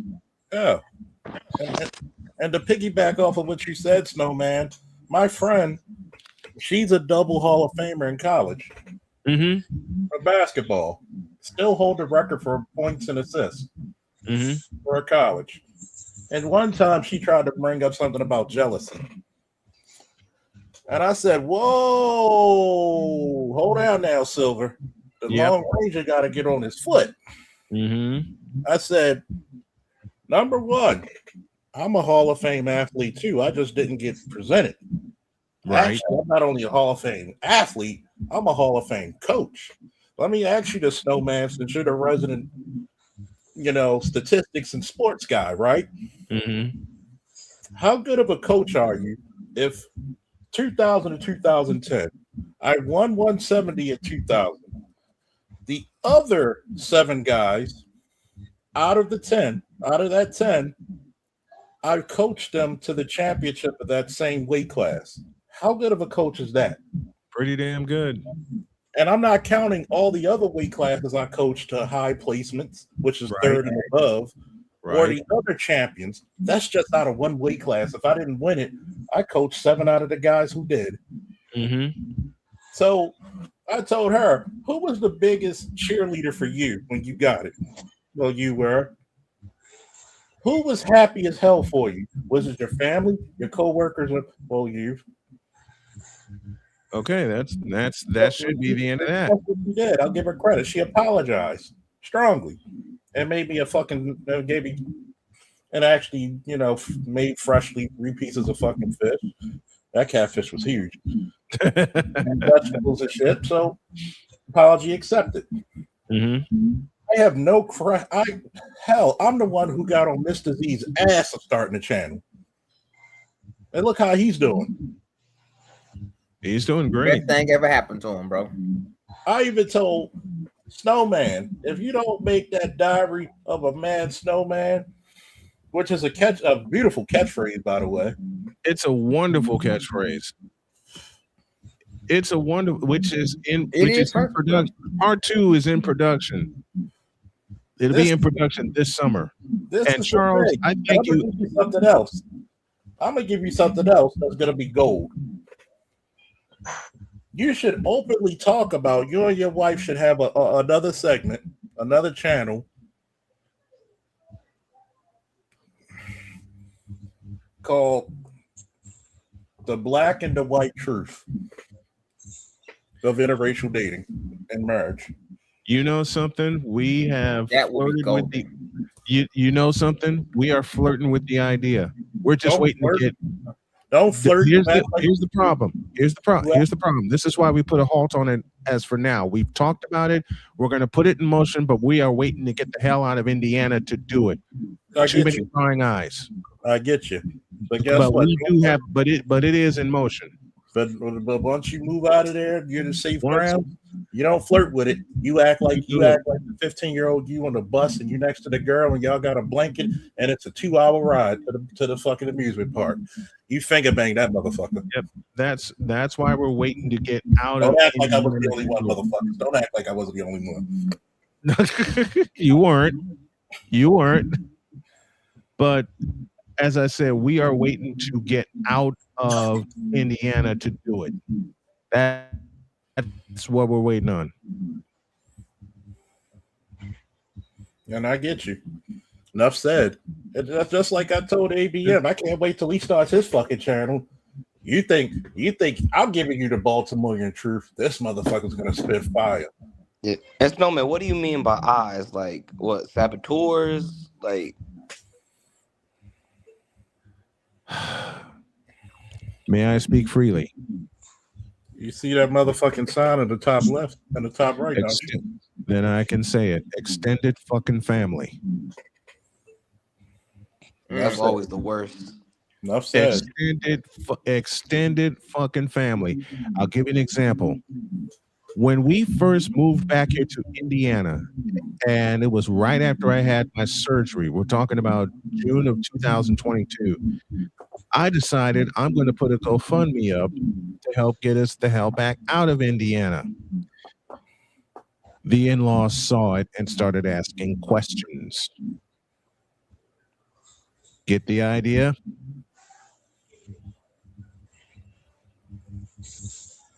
Perfectly. That's why I said there's a lot of things that we are going to do, but we're waiting to do it because of too many goddamn prying eyes. And frankly, I am sick of it. I'm sick of it. Bro. Because there's so many things that have been called to a halt. That let me change that. There are so many things we've had to call to a halt or put a pause on it as for right now.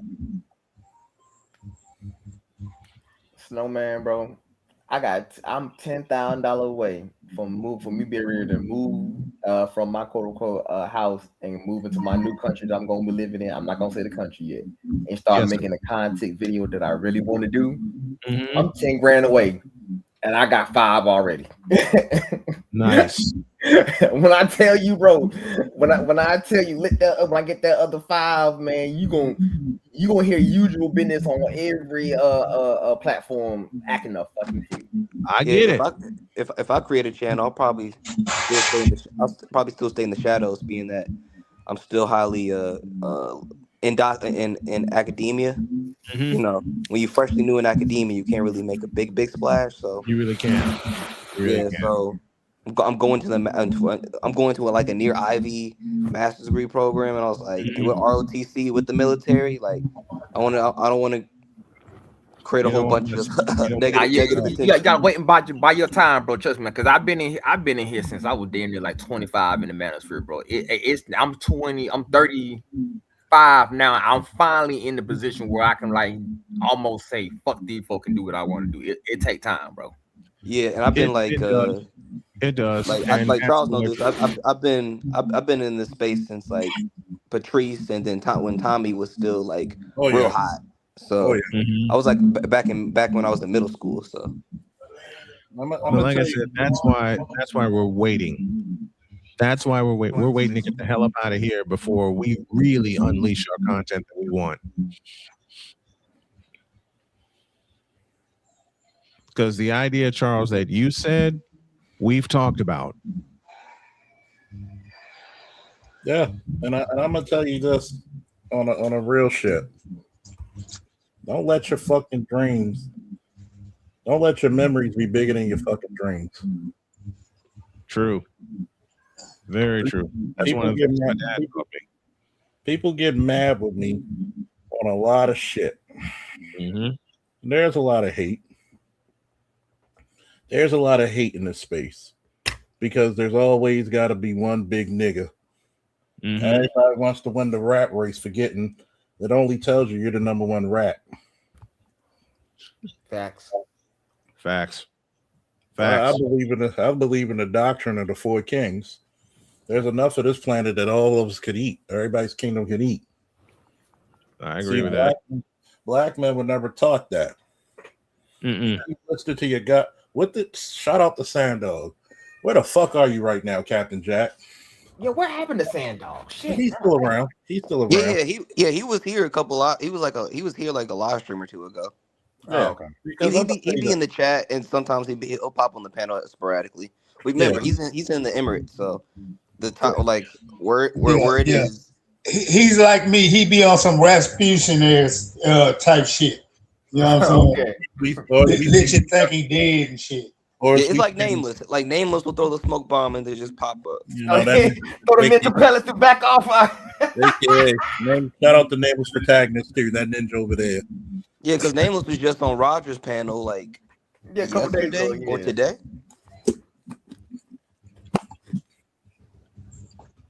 Man.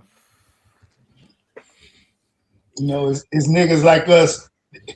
If it's pertinent enough to make us speak, we'll speak. And we will be heard. But other than that, no, you can have this shit. Like I tell AL, him, Sandog, and Nameless, we got a word for you in the military, clandestine. Yeah, damn right. If I die, I die. But I gotta get assignment done.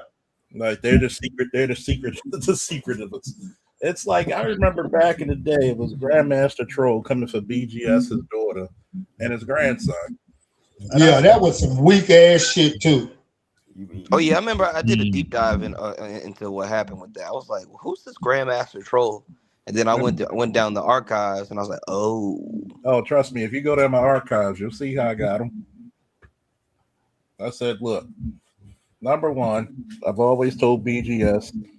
You need to treat this like Street Fighter. Before you go to Bison, you got to go through Big Balrog, Vig, and Sagat first. Vig and Sagat, yeah. Exactly. I've been trying to tell him that. Yeah, Grandmaster Troll, he should just be glad it happened at that time because now that if B just had talked to Theo, he would have got the brothers of the conclave. We would have found his location. Oh, we would have found that motherfucker, bro. See, I'll tell you what. When people ask me what I did in Iraq, I said, shout out to the computer nerds. I love you motherfuckers. Because y'all would give me the coordinates somewhere, and me and my team would roll up on them. And I have skills. Be like, nigga, we at your front door. Hello. I might not even I'll do be that. auxiliary forces, bro. Just in case, bro. You didn't even see us coming. An IP address, and you're not that hard to find. I might not even do that. I might do what we used to do. Kicking the door, waving the M4. Talk about Faulkner. Don't aim it no more. Bars. But it's the fact of the matter when I said, dude, you don't know who he. It's one thing coming at BGS. BGS a big boy. He can handle himself.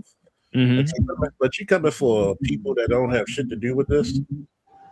His grandbaby. I was like, yeah, boy. I got a problem with that too. That's like coming for Snowman's wife. What the fuck she got to do with this? And people actually have verbally. It hasn't happened physically yet, but if it happens phically, y'all just know you're gonna see me. Let me know. I'm ready to fuck some shit up. Hey, Snowman, all you gotta do is call me and AB. We'll be over there. Or you coming after ABM's wife and kids. Trust me, he's a fellow Baltimorean. He believes in his Second Amendment rights. You don't. There's a reason why you don't speak with a British accent. It's because of Baltimore. That's how tough the city is. You be singing "Oh Say Can You See," you won't see anymore. I tell people, you think sure this won't. shit. You be drinking tea and eating crumpets. I tell a lot of people, you fuck with the wrong motherfucker, and you talk about their kids or their significant other. You don't know what they went through. Exactly. You don't know what offends people. That's why even the Bible says you come forth in the spirit of humiliation, which means to be humble. So when you come forth to people, you don't come even when loss comes here. I'm like, shit, here's the couch, here's the pillow. Come on, let's go snoop and drink. We shop over there. I'll show you the one on Pulaski. Great shit. Right by my favorite liquor store and right by my favorite selection of cigars. Yeah, like shoot, it's gonna be a big heavy trip. I gotta catch the train to go to Howard in DC to go talk to the ROTC representative. Oh yeah, and then I'm gonna explore the city. Like one of my coworkers, he's from Baltimore, and he told me like, yo, you gotta hit the aquarium. You definitely gotta hit the harbor. You definitely gotta have some seafood. Like I'm gonna have me a little lobster roll. We'll send you over there to get the best sushi, the best fucking take you to Moe's. And sometimes as long as the sushi don't have fish. Guess what? Take you to Jimmy's Seafood. Sometimes the Moe's, where sometimes the hoes hang out. Hell, even the harbor, like in the summertime, boy, it's enough Thursday to Sunday. Oh, it's nothing but hoes. That would be fire. Me and Michael pull up. Cousin T-Tall and Dr. Goodbar pull up. Be a fun time. Tell Dr. Dunbar to come up there with the cigars and be like, "Oh man, you'll be surprised." Like I took the former Padawans, the El Jedi Knights. You know, when we went to the cigar lounge and they met Dr. Dunbar, they were so amazed on how intelligent that brother was. Yeah, I mean, and Toya's only in Jersey, so she's not that far away too. Only 2 hours. Come on, Toya, come bring your lovely ass down here. The Faulkner. Well, let me get two things in before I call it a night, because I just got done covering the first round of the draft. Number one, Charles, I owe you a ton of thanks for teaching me a phrase that my dad once said to me, but I was so far in depression I didn't put it in action, which I now have. The best way to get on your feet is to get off your ass. Oh yeah. And by the way, who did we get? I didn't hear you, sir. I said, by the way, who did we get? Hang on, let me look. Because I had just closed everything down. We got a guard from Oregon. Yes. Thank God. Yeah. Thank God. Because that interior offensive line was getting shredded second half of the year. Shitty.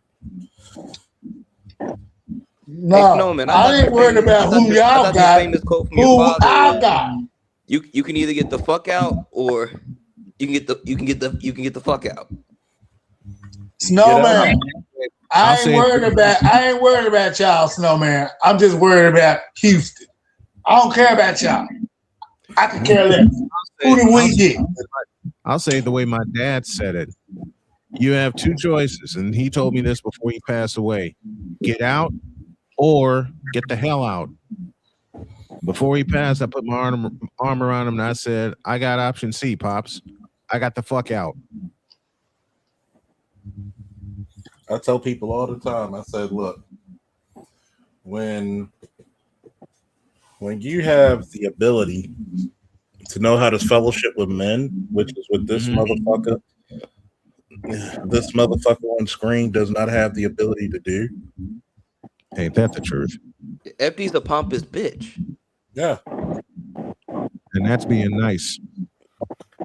Like just off of what he did on that podcast, a lot of people want to kick his ass. Bro, he almost got his ass kicked at that fucking that tournament, bro. This shit, bro, if you go back and see that video, you see my bald head ass got them confront that motherfucker before they turn the screen off, and then you see the motherfucker start walking away, bro. Yazoo, you should have hit me up on WhatsApp. I would have pulled up and we could have Hey, done man, some you see what I'm saying? It was like a spirit up moment kind of thing. Like I didn't believe, like the God had gave me this great, this gracious moment. So I was like, I didn't even I just had to hop on it. I be That searching for this nigga nigga was at homecoming. selfish. That nigga say, "Now this is all for me. This nigga got everything coming for me and me alone." Go ahead, ABM. Go ahead, ABM. Oh no, I was just thinking out loud. Don't worry about me. I'm just like, We're I'm all just doing thinking to that. myself, like, yo, number one, nobody will pull up on a dumb motherfucker if you weren't saying scathing shit about some of the Black Manosphere heroes. Mm-hmm. You're going to tell me that Kevin Samuels, with his groups, who actually got married, people together and married, you're going to say, what's up, GQ? You're going to say that, what's up, Big Mo? You're going to say that you're going to try to besmirch this man's fucking legacy after he died. That shows how much, like in the words of ABM, that shows how much of a bitch you truly are. Clout chasing. And see, this is where Black culture needs to sit the fuck down, because once in a while you didn't speak ill of the dead. Was this recent? Because I'm just getting caught up with everything that's going on. Oh yeah, this was like a couple couple months ago. Like he was on a podcast with some brothers from Chicago, and they was laughing about KS's death, pretty much, and besmirching his name. Ignorant son of a bitch. That's why he's a cocksucker. He's the world's biggest cocksucker.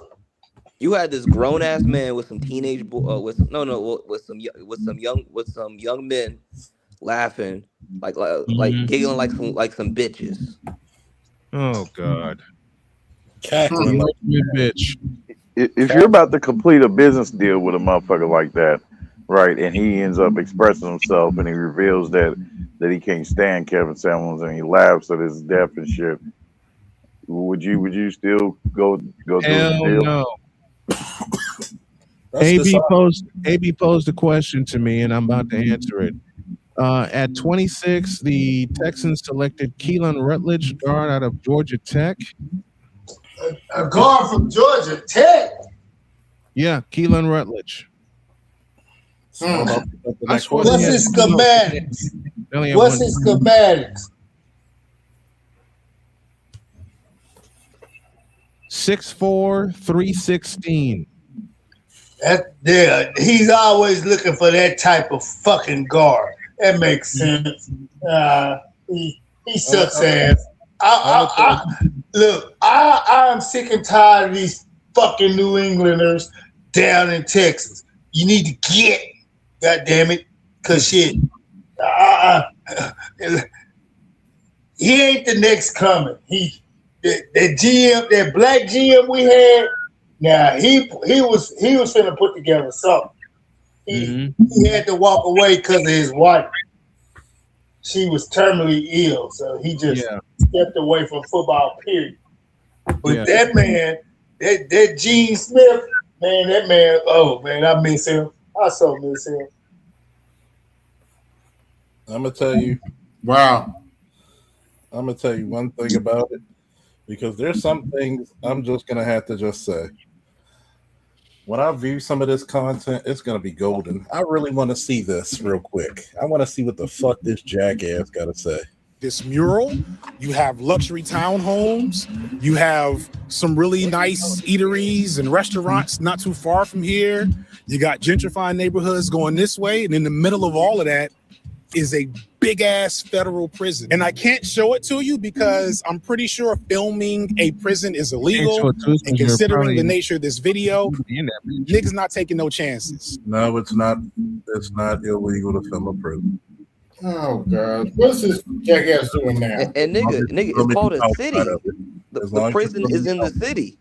It's the outside of it. It's like some people just don't know what the fuck to say. No, I'm saying like, oh, he said like, oh, there's a prison next by. I was like, yo, nigga, it's a city. Like the prison's in the city. I'm in the public. There's no expectation of privacy in the public. So people need to stop worrying about who can record who and who's got the right to. Because whether you like it or not, like they say, there's no expectation of privacy when you step outside your domain. In your domain, you can dictate that shit. Outside your domain, you can't. And that's law. And Charles will tell you that. I can't have a police officer can't have their peace disturbed. You're a public servant. Let's yes, a public servant must serve. You're not an officer. You're a public servant. Your title is officer, but that's the reason why you wear an 8-pointed hat, because you have 8 points of where you come by. You're either the fierce protector, you're the comforter, you're the problem solver, you're the peace. That's why you're a peace officer. You protect the peace of the people. Let's continue.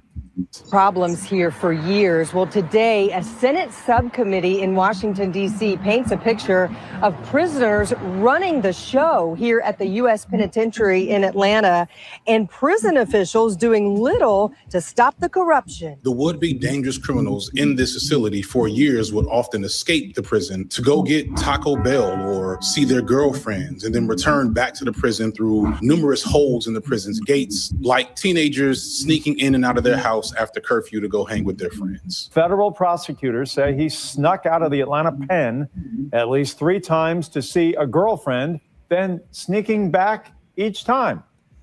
This confirms an ongoing problem at the prison where inmates are able to escape easily, and there is seemingly very little the guards can do about it. The prison was so poorly run that just a few years ago, its population was reduced to less than 150 prisoners in this huge building, just so the federal government could clean house in the prison's leadership and administration. The entire thing is an absolute farce. But to the layman that missed the news coverage, that doesn't know anything about how prisons work, they might just pass by it. When I drive past this prison with my kids, they often ask, "Daddy, what is that building?" When I told them it was a prison, they responded with something along the lines of, "Oh, so there's bad guys in there." To which I answered, "No, son, not really." As you can imagine, as much as possible, I try to impart a lot of knowledge to my children. If you ask my son about the British, he's probably going to say something about the ravages of colonialism. I am bringing them up right. This is to counteract a lot of myth making that is ingrained in the education systems and media that our children consume. I'm gonna make the world a better place. But even in doing that, it's a bit harder to perfectly. So I got to say this on a personal level. Let's say you have people who don't belong in prison, right? Like less than 1%. And you're going to tell your kid, well, bad people don't belong in prison. Where the fuck do bad people go? And did this nigga just use cartoons like Paw Patrol? Yeah. You know, where they save people? He did. You know, I try not to be a violent man, but I just want to punch him in his face. Fuck all that shit. Fuck, man. I'm gonna put I just hands want on to punch that nigga in his face right now. I'm sorry. Oh, AB, did you hear the prior conversation where Zulu pulled up on? I pulled up on that nigga, bro. Y'all don't, nigga. That Negro can't come to another Tekken tournament, bro. If he come to another, Man, y'all won't do another shit. one next month. He pull up in that bitch. I'm telling you, he may not be walking out of that bitch. I'm gonna say this. Y'all won't do shit. I'm gonna say this because this is my wheelhouse. You know, I don't want to brag or think I'm more important than what I am, but I'm kind of the Dr. T about the criminal justice system. And you're gonna sit there and thank you, Big Mo. Well, there's a lot more bad guys than good guys in prison. Here's the problem. Because your liberal mind and silliness is not only intrusive, but it's disgusting. You're going to sit there and you're going to not tell your kids if something happened to them and they're going walking to school or going to school or doing whatever, not to call the police. And I hated that when parents would say, if you're not good in school, being good at home, the police are going to get you. And I got to kneel down and hug the kid and be like, no. We're here to chase bad guys, but you should listen to your parents. And I have to chastise the parents. Don't say that. Because what if something happened, like a kid gets touched or, God forbid, or somebody tries to kidnap them, they're going to be more afraid to speak to me than the guy who's trying to hurt them. Like, did we forget about the convicted rapists, serial deleters? Like, this is where they go to. But there's no bad guys. So that's some of the most.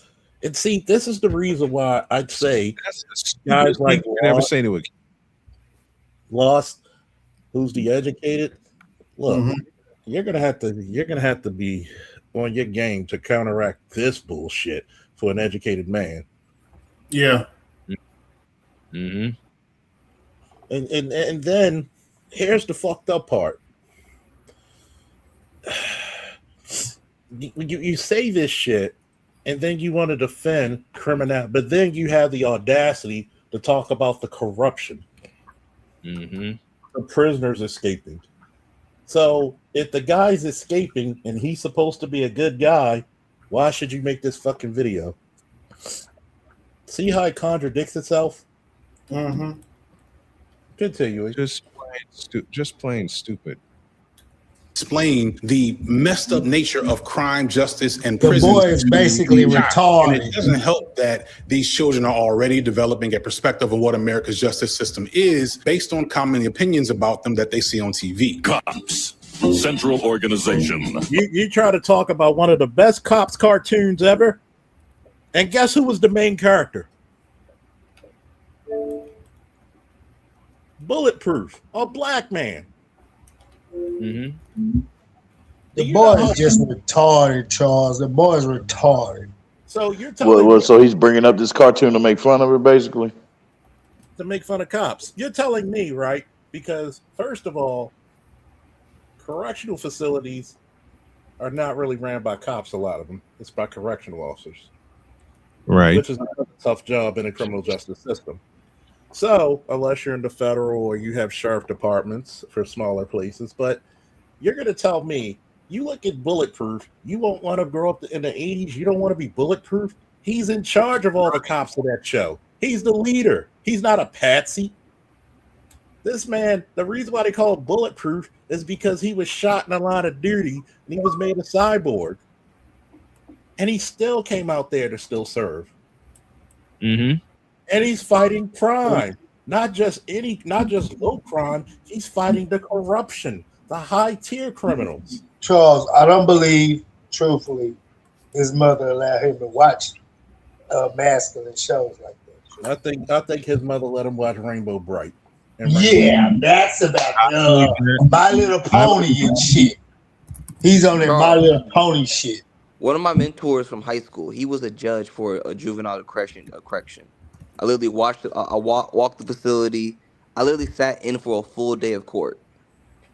The amount of shit I saw just for a day, like you had the sob stories where like, okay, it's a little gray area, but I had a case where a young boy was touching his younger female family member, where just general assault, and I was like, yo, like. I can't say fully that these kids are not innocent. No, and we need to stop that. Watch this, continuing. Of police specialists. Did you not want to be this motherfucker in the 80s growing up? I sure did. Fighting crime in a future time. He was a hero of mine, I ain't gonna lie. And his gang of crooks. So much of our culture is shaped by ideologies that look at issues of justice simplistically. Things are either right or wrong, good or bad, legal or illegal. Number one, most things are right or wrong.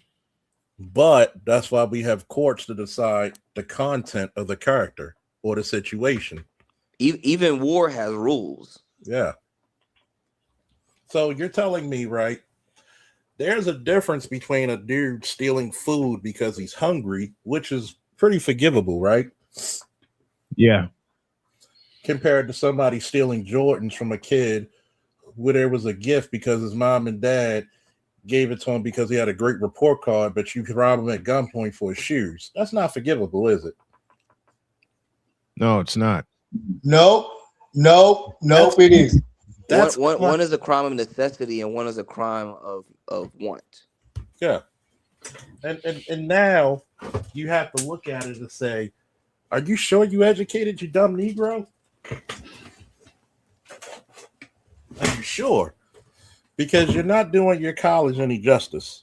Because even in the Muslim, even in the Muslim world or the Islamic or Arabic world, where they cut off the hands of people who steal, if they find out that you stole because you were hungry, they're going to just give you food. Yeah. Before they execute the sentence. And here's the part, right? You're talking about the criminal justice system, but you're going back at least into the 40s, or the early 50s, where it's black and white. And guess who's on the stand? It's not a black man. Right. Continuing. Sometimes it seems laws are made to keep us from we want to. On the contrary, Kent. It's law that allows us to live in freedom. Real freedom. Common opinion says that people that do wrong things deserve punishment, and punishment is always good if it fits the crime. This is a core feature in our society. It is in my son's school environment. Hell, it's even to an extent in our home environment. Everything from Batman to Paw Patrol contribute to a message about crime and policing and justice in ways that hide the reality. Okay. Should I black pill break down what he just said? Go ahead. Number one, Batman is not a law enforcement officer. He's what? A vigilante. Thank you. And what does that mean? He goes against the rule of law. He's outside the rule of law, meaning if Batman subdues a criminal, he has to work within the law. I mean, for the longest time, Commissioner Gordon was hunting Batman for a period of time. Yes, even though he was making their job easier. Yes. Now, when you look at Paw Patrol, something for kids, why do we have great respect for police, firefighters, and military personnel? Because they're public servants. And what? Because they risk so much. Thank you. Because they're doing the job that 99% of people cannot, will not, shall not do. Continuing. Of how those systems actually work. The concept of crime and punishment is incredibly complex, yet the average person who has minimal connection to it looks at it with no more complexity than my 10-year-old son. And that's a problem. Because as we look at the nature of crime, justice, and prisons, we see not just human atrocities and injustice being done to people with little to no regard, but we also see a core aspect of systemic oppression operating in plain sight with almost everyone's approval and consent. So today I want to contribute to fixing that. I'm going to bite off some really small chunks of this issue and present it to you not as the end-all be-all solution or explanation of what's wrong with police and prisons, but as a primer on why all of us need to be looking at prisons with the concept of justice differently. And to help that, as I often do, I got the support of actual experts with a variety of angles and knowledge on the subject. I think why people want these simple answers a lot of times is because that's some bullshit. Actually do the work and work through the trauma and the harm that happens within our communities. This is the only place where the only person I can demonstrate this level of authority with. People often do that with kids, and kids are robbed of their personhood. So when you add the level to that of the fact that we are already ingrained and indoctrinated in our society to carceral and punishment and all these things are so tied together, it makes natural sense. I'm going to say this, right? As a parent, why do you indoctrinate your kids? I want all the fathers to answer this.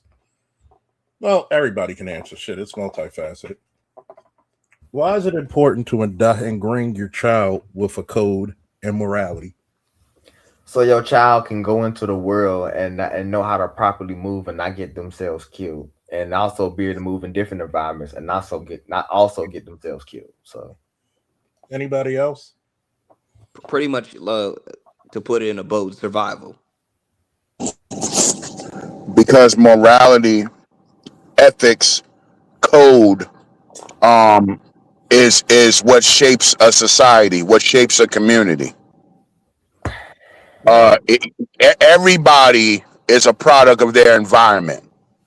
Okay, so you're putting the values in, or you're trying to at least You're trying to install principles and values into your children that they are going to carry on into the real world when they become adults.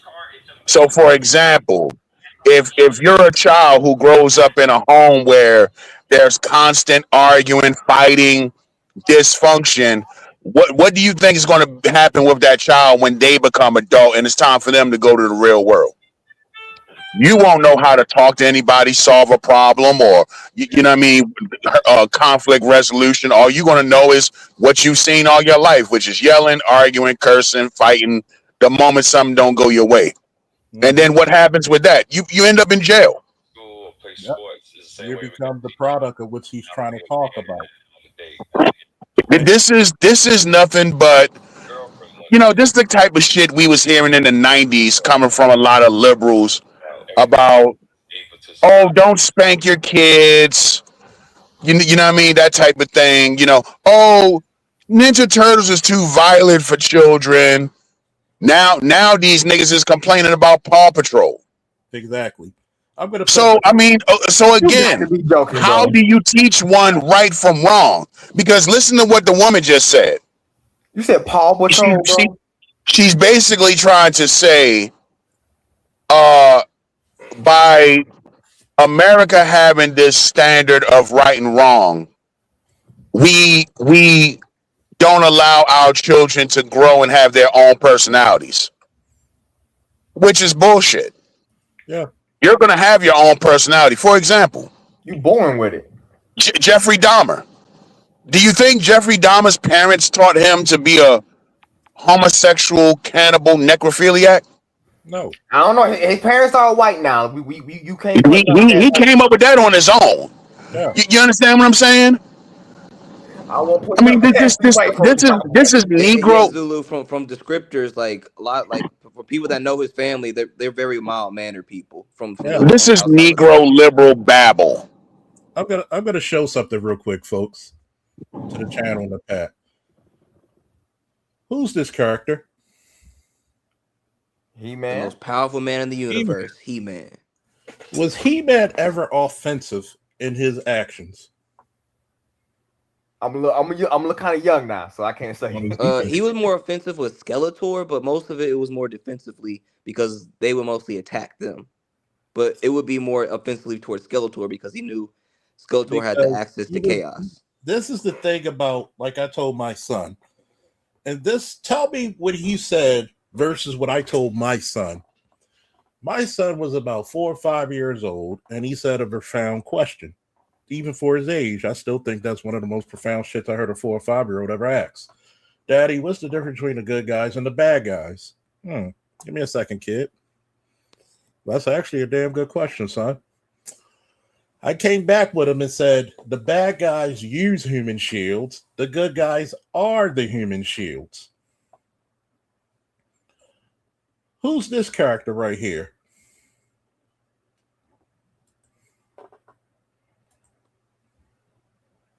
We still see He-Man. Oh, there you go. Goku. Was Goku ever offensive to people? Not for the really. most part. The only time he was offensive is when he wanted to spar. Yeah. Or when Frieza killed Krillin. But, but guess what? That was still defensive. That was still defensive. You know why? Did Goku give him a chance to stop his evil ways? Oh yeah, he did. He did give him a chance. He did. Because if he was offensive, he would have killed him outright. So we're gonna look at this person. Who's this? T'Challa. Was T'Challa offensive or was he defensive when his people needed him? Oh, when his people needed him, I ain't gonna lie to you. T'Challa was kind of. He's a little bit of both. He never attacked his opponent outright just to attack them. It is very few times he outright attacked people unless it was going to be a harm to what? Wakanda. Yeah, even with the situation with him hunting Cap, it was because his father died. Yeah, that was defensive. We got it. We got to get it back in blood. Who's this character? Superman. Was Superman just outright just beating the fuck out of people, or was he saving, or was he in the defense He of was people? saving people. He was holding back He to was make in. sure he didn't kill them. And here's the crazy part about it. This is the reason why I actually have, I might, folks, have a this little expertise about law enforcement and military things. With Superman, if there was an issue of Action Comics or the Adventures of Superman, if he lost his powers for a day, would he still put on the suit and stand in front of people in between danger? Definitely. Yes. Is that a mentality you want your boys to have? Yes. Who's this character? Lina. Lord of the Thundercats. Mm-hmm. When the show started, he was physically 22 years old, but mentally 12. Did Lionel fuck up sometimes? Oh, yeah. Definitely. Yes. But did he learn from him? Yes. Yes. Mm-hmm. Literally had trials he had to go through. What did Panthro say in the trials of when the Lionel? situation happened with Munra, he was still Prince.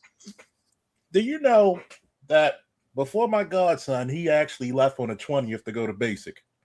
Right? I showed him the trial of strength with Panthro. And it talks about the difference between a morality and a code. We educating here. So like, share, subscribe, hit the Cash App if you're inclined. He said Lionel said to him, well, the code says, does it mean I got to fight a friend? That I don't have what it takes. You know what Pantho said that was so cold? That's what we're here to find out. What did he teach Lionel? You want to be our leader. There may be friends who come against you, and you might have to stop them because they're going to upset the order of how we live. Is that some manly shit to do? Yeah. Notice all the characters I've shown you were some of the most manly characters you can ever do. Who's this guy? Mm-hmm. Highlander. Duncan MacLeod of the Clan MacLeod. You going kind of old school now. For the babies in the back. Are there times where he had to fight evil immortals because he know if that motherfucker wins the game, the world's in an immortal darkness, right? A new dark age. 100 years of darkness. Even if that person on paper is more powerful than him, is it manly to fucking take on that type of evil? Yeah. Definitely admirable. For the good of the people. Say that again for the niggas in the back. For the good of the people. So, to say and put a picture that the reason why a lot of us, even ABM said, he was this close of joining the military because he was so pissed what happened on 9/11. So many people joined the military because of you had people. Can I go black pill, folks? Go ahead. Go.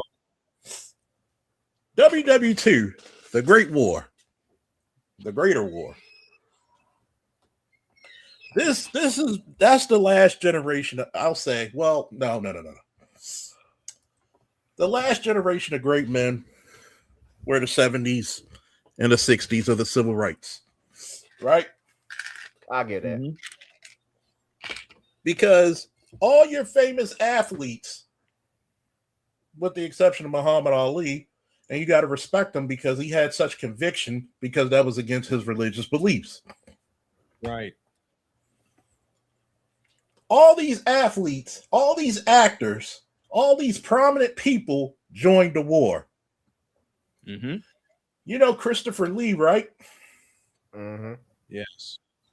Christopher Lee was the real life James Bond. World War II was like 80 fucking something years ago, if not more. And the motherfucker, some of his missions are still classified. Damn. And he's a famous actor. Yeah, Sammy Davis Jr. was drafted at 18.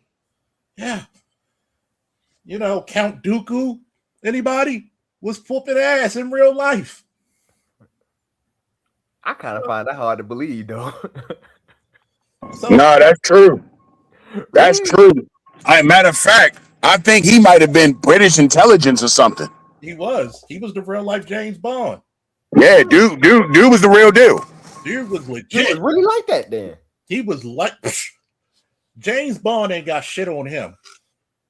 Oh, okay, then my bad. Then I think he recently passed away too, if I ain't mistaken. No. I got an example of someone who was making a whole lot of money playing football, but then when 9/11 happened, he stepped away. Look up the name Pat Tillman. Yeah. He was an Army Ranger. He was playing football for the Cardinals.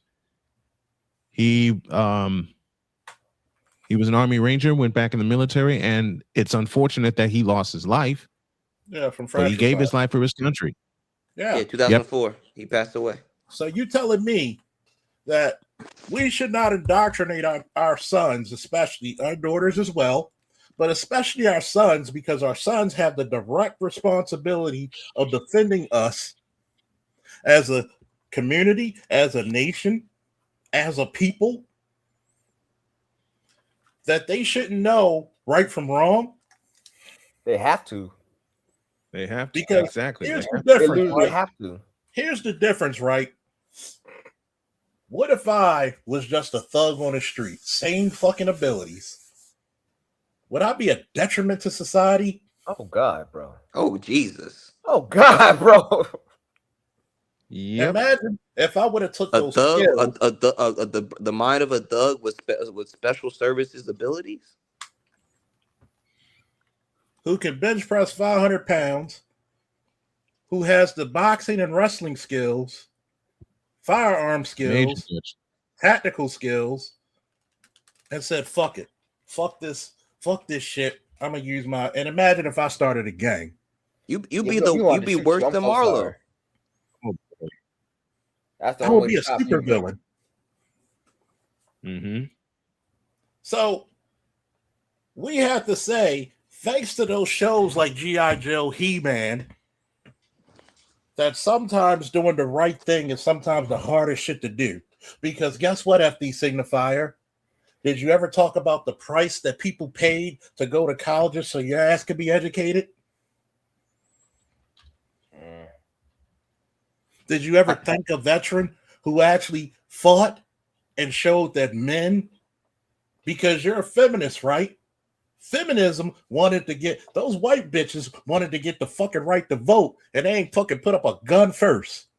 It was more black women who did more shit in the Civil War than white women sitting on their Gucci booted footed asses.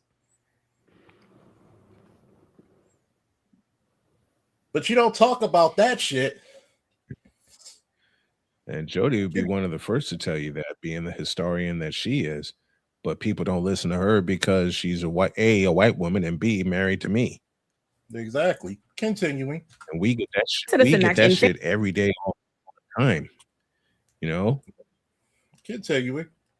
Fairness to us, it's not that we use the police or violence or any of these other things in a way that others don't. It's just the consequences of when we do it, right? Because white people can call the police all the time. The thing to remember is that even without the media or like propaganda, that's going on, right? We are kind of like, even if you never turned on a TV, you never saw any movies, which like obviously is not a thing. But even if you did that, that's kind of how our society is set up. Well, like there has to be this level of buy-in with the police where we just assume that they're good, because if we don't, that's like horrific. And now all of a sudden we have to do like all of this like recontextualizing over everything. I Can you think pause it, Charles? that it is just a lot easier. Why does everything have to come down to what white people do? This is a black woman talking. You're going to tell me as a black woman, you don't know you can call the cops on any fucking black man you want to and have him arrested, removed out of his own home. You can make up whatever false accusations you fucking want. You really gonna sit here and play this fucking game? Only white ABM, people do it? Really? ABM, we literally have documentation of black black women woman calling Klan victimhood. members on black men. Like, It's black woman victimhood. And, That's and all then and that then is. this guy right here. Listen to what he just said. We have this thing where we look at police as like they're just all good. Who the fuck says that in this day and age? the police get questioned all the time in the media. Dog, more cops are getting fired and fucking arrested than ever before in history in this fucking country. I grew up in the 90s when there wasn't no goddamn iPhones and all that shit. Cops would fuck you up whenever they felt like it. Yeah, and Yeah, people they hate did. to give this Yeah, they did. but Trump how was many times have Trump I after told the you? Floyd situation got in the Departments of Justice ass, and they said, "Hey, you will get oversight if you don't fix this." Yeah, you got body cams and shit now, dude. Like, what the hell? Everybody walking outside can just pull out their phone, record a cop doing some fuck shit from a mile away. And how many times have I told people? I like to break this down to a studious level, if you mind. The Go same for it, way man. you look at cops, right? Mm-hmm. And you justify that all these cops are bad. Is that not the same logic white supremacists and other groups utilize against black people? All the time. So And still if you're saying what I told people when they try to catch me up on some shit, I'm looking at you, W Maker.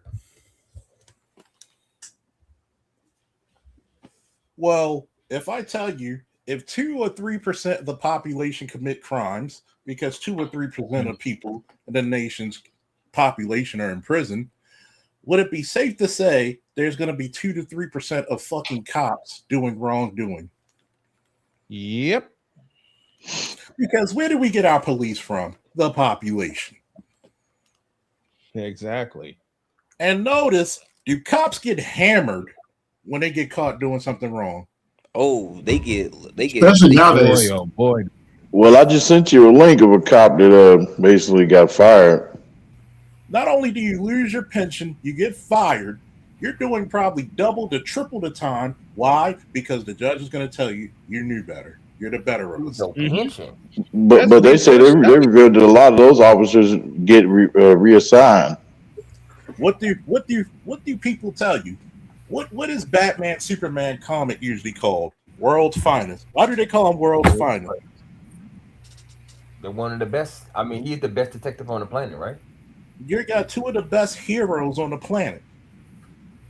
Mm-hmm. No other superhero would tell you, no, those are the 2 of the best. They're the best of the best. What do they call police of your city? For example, Baltimore's what? Finest. Finest. Finest. New York's finest is usually a reference to the police in New York. Atlanta's finest, the police in fucking Atlanta. Baltimore's finest. Atlanta. So, if you're called the Chicago's finest, Dang. Chicago's finest. So usually with that type of nicknaming or colloquialism, guess what? Why do you get hammered more? Because you're the finest of us. You knew better. You were selected to be one of the finest, therefore you must act like one of the finest and be one of the finest because people depend on you to defend them. To be honest, like a cop being in front of a judge, I don't think you can get the book thrown harder at you than that. But now the motherfuckers are protecting feelings, protecting and serving feelings. Because guess what? You have the soldiers, Marines, airmen, sailors, guardians, both coast and space. They're called the nation's finest. Because why? In order to be a strong military personnel, they have to be called to death, above and beyond the call of duty. How many cooks in World War II when fucking Pearl Harbor got bombed who were black and not allowed to be in certain positions took up those fucking machine guns and shot them fucking planes down. Plenty. So that's what you call the finest. Why? Because fuck my job as a cook. I'm a sailor. People are dying. I got to defend my country. You have to defend the country. Yep. Because without those military personnel, your black ass wouldn't get civil rights. Your black ass wouldn't be out of slavery. What continuing? Correct. And people are a lot more willing to buy into the system and just have stuff that reaffirms. And by the way, I'm tired of white guys trying to explain black oppression. Aren't you? Yeah, I'm so tired of that shit, man. Oh my god. Oh my god, I'm tired of that shit. Like, don't the white guys have enough problems as it is with they side? Like, you literally castrated in your own communities and in your own society. Fault. Like, why you dealing with our shit? How the fuck you have all the power in the country, literally all the power in the world, and your women bitch you fuck it up. And your women bitch you with feminism? Continuing. That the system that they live in is good, that they live in a just world, and this is something that makes TV and film and the cops like a perfect marriage. Prison abolition started in prisons. I just want that to start, and I don't want to say that even on some corny like, oh, we got to center the most marginalized. No, like, it started in prisons for a reason, because they were developing their own intellectual thought. So we should see prisoners who were engaged in abolition or engaged in others, organizing against prisons as intellectual. Abolitionists started because of the church. Am I making sense, anybody? Yes. Yep. Yes, you are. John Brown was a thorough ass white boy. Wasn't John Brown like a 7-day Adventist? I think so. He said that it's against God's ordained order to enslave another man. Took up guns, took his sons. I think out of 7 sons, only 2 survived. He went to the fucking gallows defending his fucking freedom, defending the freedom of blacks. So don't tell me that this shit started in prisons when the shit started in the church, both black and white. See, and this guy's an educator, right? Malcolm X said it best. Be careful who educates your children, man. Am I making sense? That the truth? Yes. Be careful who educates your children, because these motherfuckers will lie to you. They will make heroes out of the people destroying your fucking communities. Freddie Gray, anybody? And then what's the saying that heroes out of? What's the saying that you're so smart that you're still dumb? Yeah. Don't talk about half the black women who have a degree now. Oops, I said that out loud. Mark Twain, I never let my education. Say it louder. Don't talk about the black women that more than half the black women that have a degree now. Let me put it to you this way. Mark Twain said it. I never let my education get in the way of my learning. Tools, as thinking people, not just as props for our whatever we trying to do. So and by developing in prison, it had a much more revolutionary tinge to it than what it's become since it's been popular since like 2020 or whatever. Historically, black folks have always had issues with cops, going back to the first form of policing being slave overseers and eventually slave bounty hunters. But still, never has our...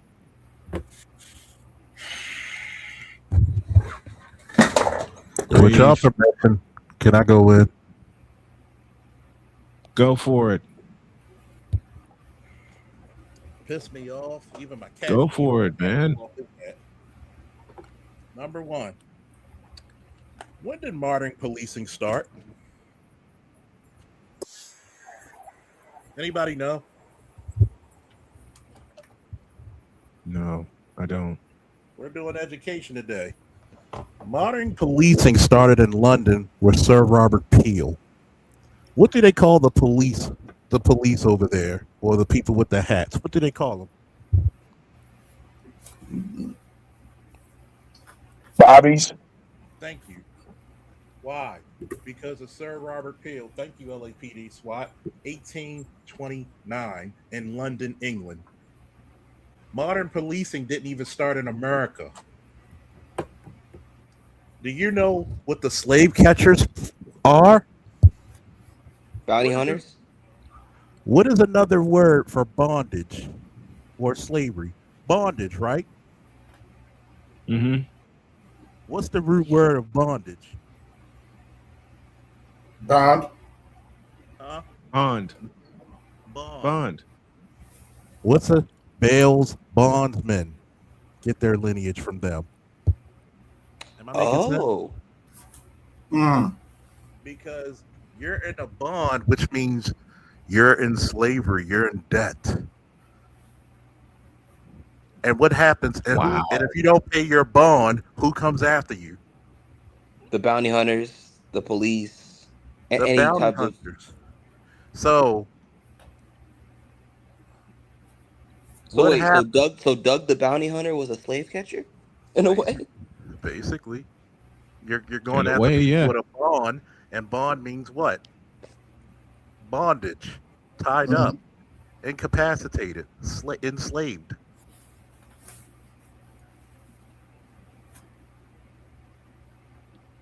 Think about that.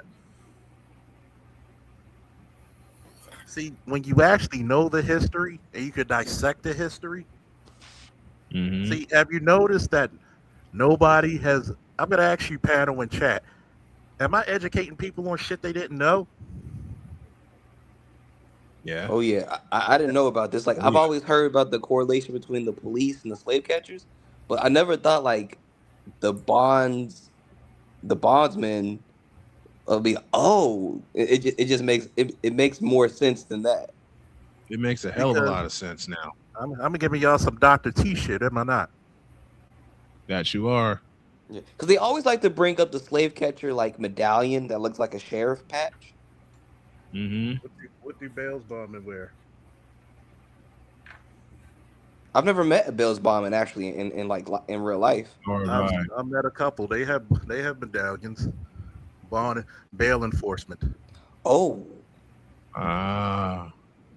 So when people get this history, you can tell the educated versus the uneducated, because did I not break that down like a goddamn shotgun and M4 and basic Yeah, training? you did. Yeah, you did. So how the fuck could modern policing get its origins when it wasn't even in its fucking country? And if you want to go even further, do you know the reason why police officers wear shields, badges? And what does the badge look like? A shield. A shield. Do you A know where the shield. history of that came from? The headlights. No. Because the people would come out and they would become what? Shield to shield. You ever saw the Shield to movie shield. 300 with the Spartans? How were they forming? What was their formation? Shield to shield. Shield to shield.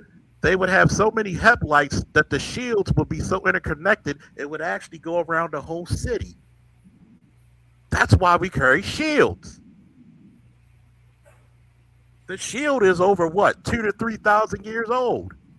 5,000 years old. The reason why cops wear shields. Another educated fact, right? So it's like the same way the medical industry uses the symbol. Shield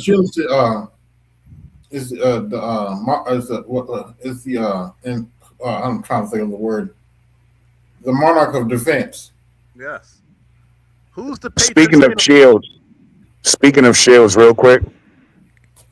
The Baltimore Ravens logo they have at midfield. It's the a fucking shield. Baltimore City Police shield. Yeah. Mm-hmm. It's a shield.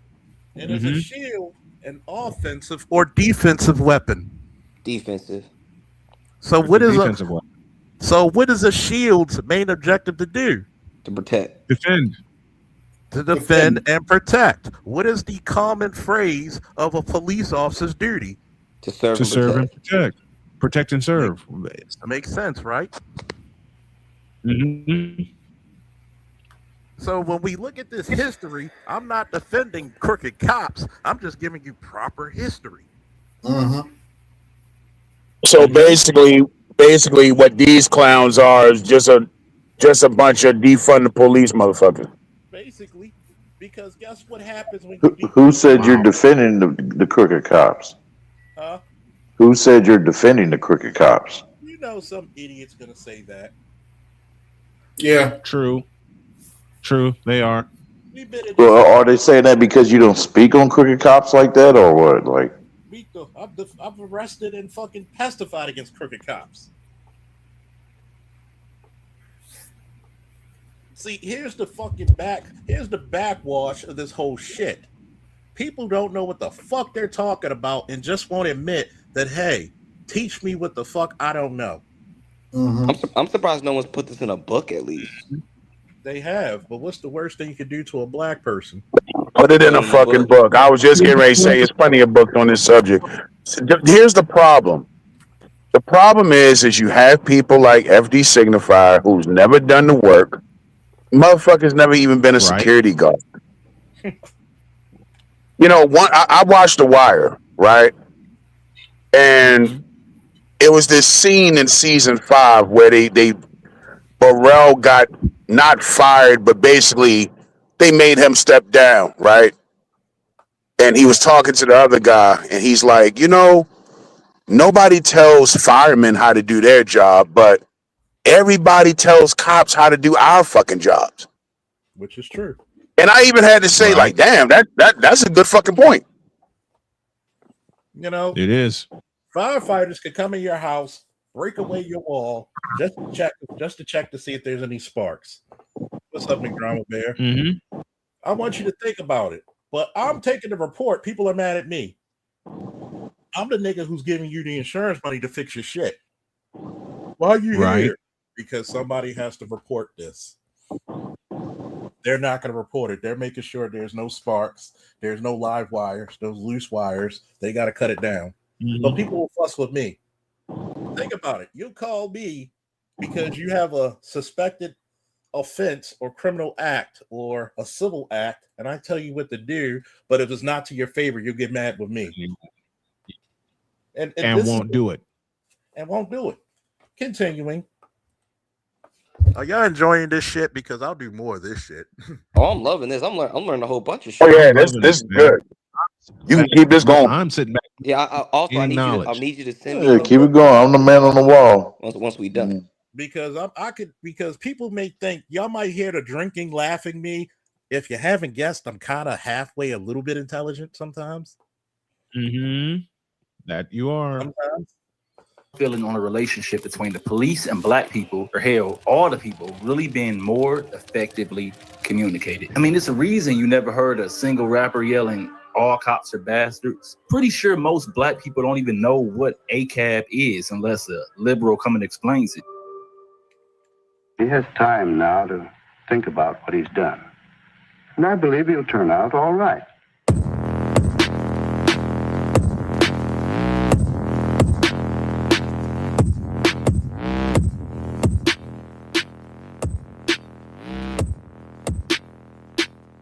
So before getting into the heavier, explicit details about these things and the core arguments and the research and the haymakers about police and the courts, etc., first we got to hold up a mirror. Because I have one overall goal, which is for everyone that watched this video to become a supporter of ending policing as we know it and abolishing all prisons. But to really do that, the first thing we have to recognize is that the biggest asset the police and these systems have is our consent and faith in them as institutions. Even folks that know firsthand how trash these systems are will think that it's going too far to say we're going to abolish prisons. The idea of having no justice system, no law and order, that's ridiculous and even dangerous. We need the police to protect and serve, and we need prisons to put away dangerous people so that they can't hurt anyone. Abolishing the NYPD, that'd be suicide. But yes, they're needed. I put for them to be here. There's too many criminals out here, man. Are you kidding me? I wouldn't feel safe. No, we need control of the city. So I think the police are necessary. We'll get to most of that bullshit a little later. I'm not saying that we won't ever need a form of community level security or that crime will never happen in a world with no police or that we won't. So here's black people, because FD Signified fancies himself an advocate for black people, right? So I laughed at that. here's black people in an actual black community saying the complete opposite of what you hear FD Signify saying. Yeah, we need fucking cops. I'm glad they're here. I feel better that they're here. And what does FD Signifier say? That's bullshit. You know That's what the bullshit. equivalent of that is? That's the equivalent of saying, why don't we live in the forest? What's one of the first things that humanity has done from living hunter-gatherer? We had to physically build what? Shelters to protect us from what? The elements. And what else? Predators. Yeah. So what do we call people who prey on the weak? Predators. Predators. So Predators. If you don't have, do you know what's the first step of the force continuum for police? Anybody know? Make contact. Nope. Try to de-escalate. Nope. Overthinking it. Okay. Y'all give up? Yes. Mere presence. Oh. Thank you, LEPD SWAT. Mere presence. Does the presence of a patrolling officer or officer on foot calms down 99% of crime? Yes. Why? Because people don't want to go to jail. Authority. They'd be like, hey, for example, there'll be a possible altercation or fight that's about to happen. But once they see a police car like just drive by or just a police officer's nearby, people will say like, hey, I know a group of motherfuckers though, damn it, that don't give a damn. Shit, they'll still go ham. But that's the 1%, right?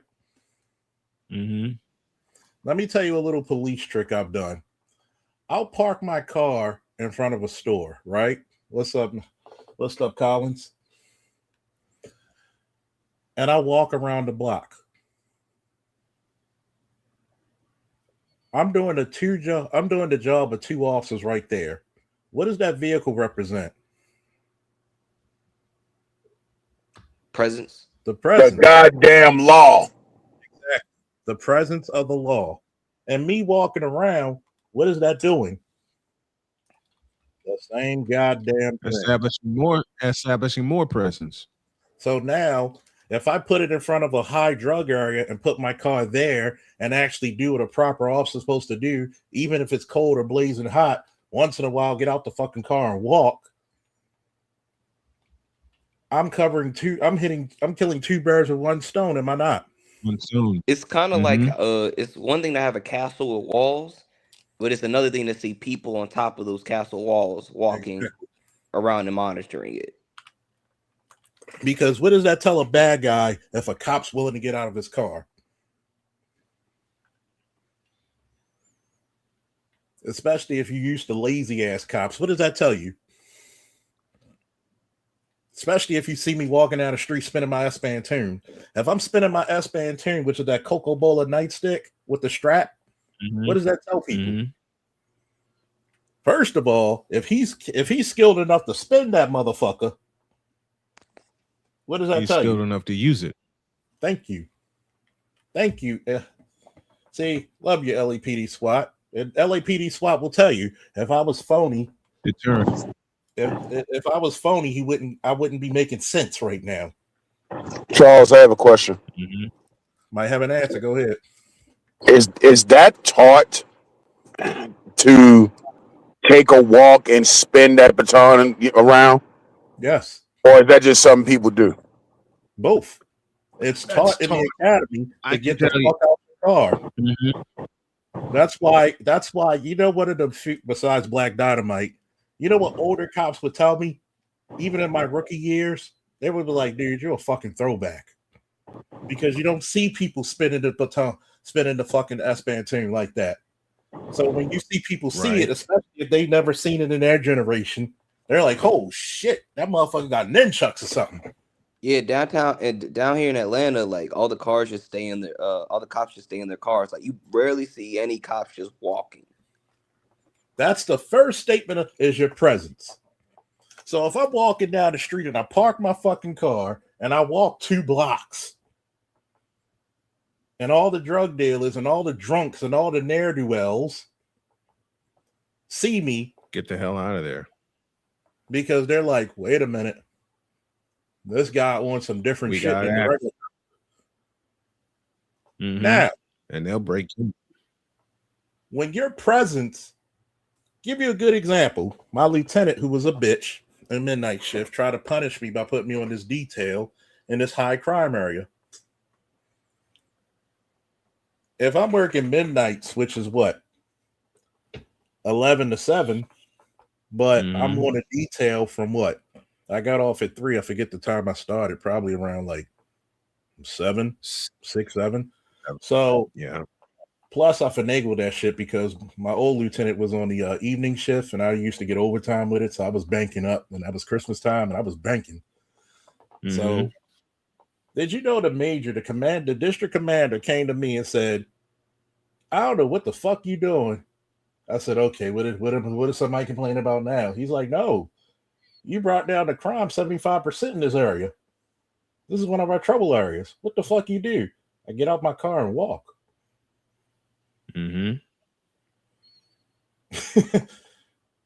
How do you know it's working when crime drops like a prom dress?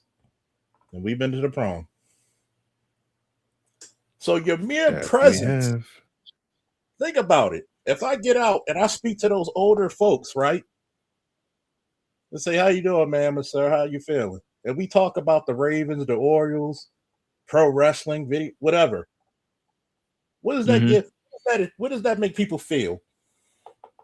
Safe, comfortable, safe, comfortable. It makes the police look what? Relatable. Not only relatable, but reliable. Exactly. Thank you. So if I'm sitting next to the drug dealers with a goddamn newspaper reading up on the scores, right next to the drug dealers, guess what their asses will do? They'll spark up a conversation about the game. And I'll talk to them just the same way as I'm talking to anybody else. But guess what's not happening? Nobody selling drugs. Community policing. I was doing community policing before they coined the term. Now they've whitewashed it. They were like, "Oh, we don't need the police. We can do it ourselves." Like, and guess what? Guess what would happen if you abolish the police? Crime will raise up like an inferno. Yeah. When we go, like, you know how Japan had warlords. You would. I feel like it would be something like that. You would have warlords popping up in different parts of the city. Guess what? You know what the number one deterrent against your kids getting kidnapped and getting sexually abused and physically abused? It's called a father. Even Dr. Umar Johnson said when he interviewed people who were sexual predators, they would never go after kids who had what? A strong what? Fathers. A strong father. Why? Because they had protection. They got protection. Why is the lion considered the king and not the tiger? Because he protects the pride. What is the motto of Black Lion Security? The motto of Black Lion Security is the pride of protection with the protection of the pride. Right. Double entendre, right? But it makes sense. So think about it. It makes The total sense. lion is a better fighter than the tiger, even though the tiger is bigger and stronger. The lion's a psychopath. Yeah, but the tiger's a solo hunter, so yeah, he doesn't have numbers.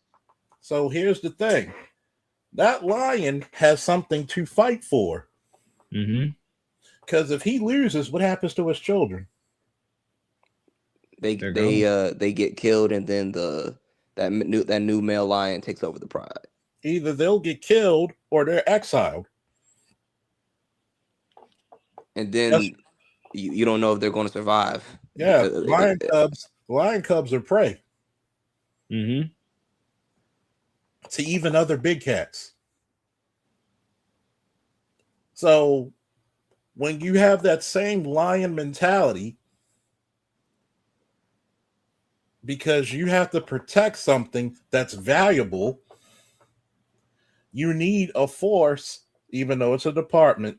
Guess what would happen if you abolish police? Crime would go up like an inferno.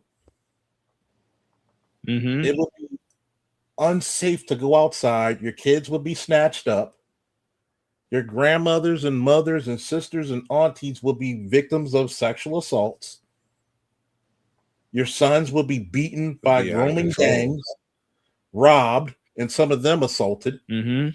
And guess what's going to happen? You're going to have a community that's going to rise up and say, we need protection. So you'll start a police protection service anyway. Dumb motherfucker. So abolishing the police would cause the rise of the police. Exactly. It's going to be a circle. Yep. Continue. It'll be one big circle. Yep. Is the chat and the panel enjoying this lecture? Oh yeah. But I Charles, am. the crazy thing is they talking about alternatives, but the black female senator want to chew out RFK Jr. for possibly sending those people rather than send them to jail, send them to a farm and reacclimate themselves. Good luck with that. Good luck with that. If you think we didn't try that shit before, right?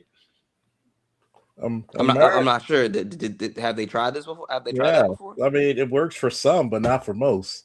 You're not going to tell a hardcore criminal who ain't got shit to lose, go to a farm. Yeah, but I don't think it was for criminals. I think it was for the children, rather than keep medicated them with ADHD medication. Here's the thing about ADHD. Okay, since we're on that subject, before I continue playing, what's the symptoms of ADHD?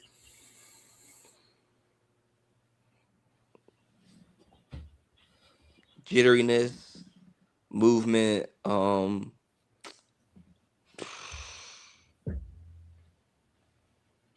don't know the full symptoms, but I know that not really paying attention all the time. Yeah, uncontrollable behavior. Got a little behavior, get jittery, got to move in the seat. Did you not explain every boy that was ever fucking raised in history?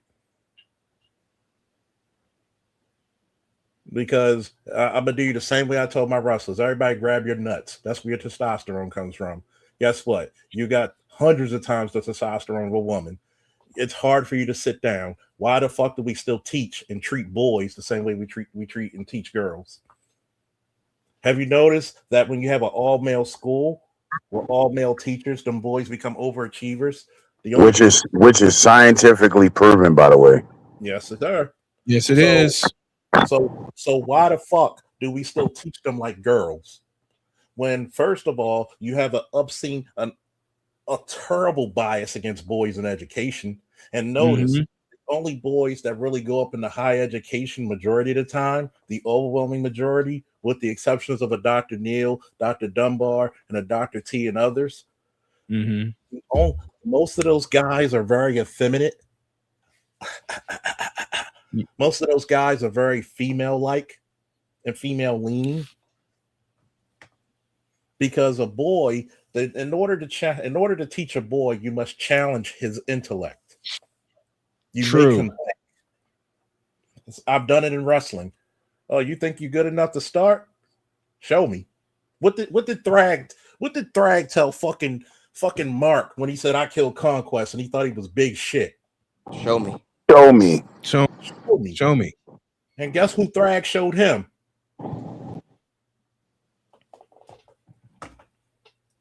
Guess what Thrag showed him and his daddy? He's their superior. There's a reason why Conquest wasn't the leader.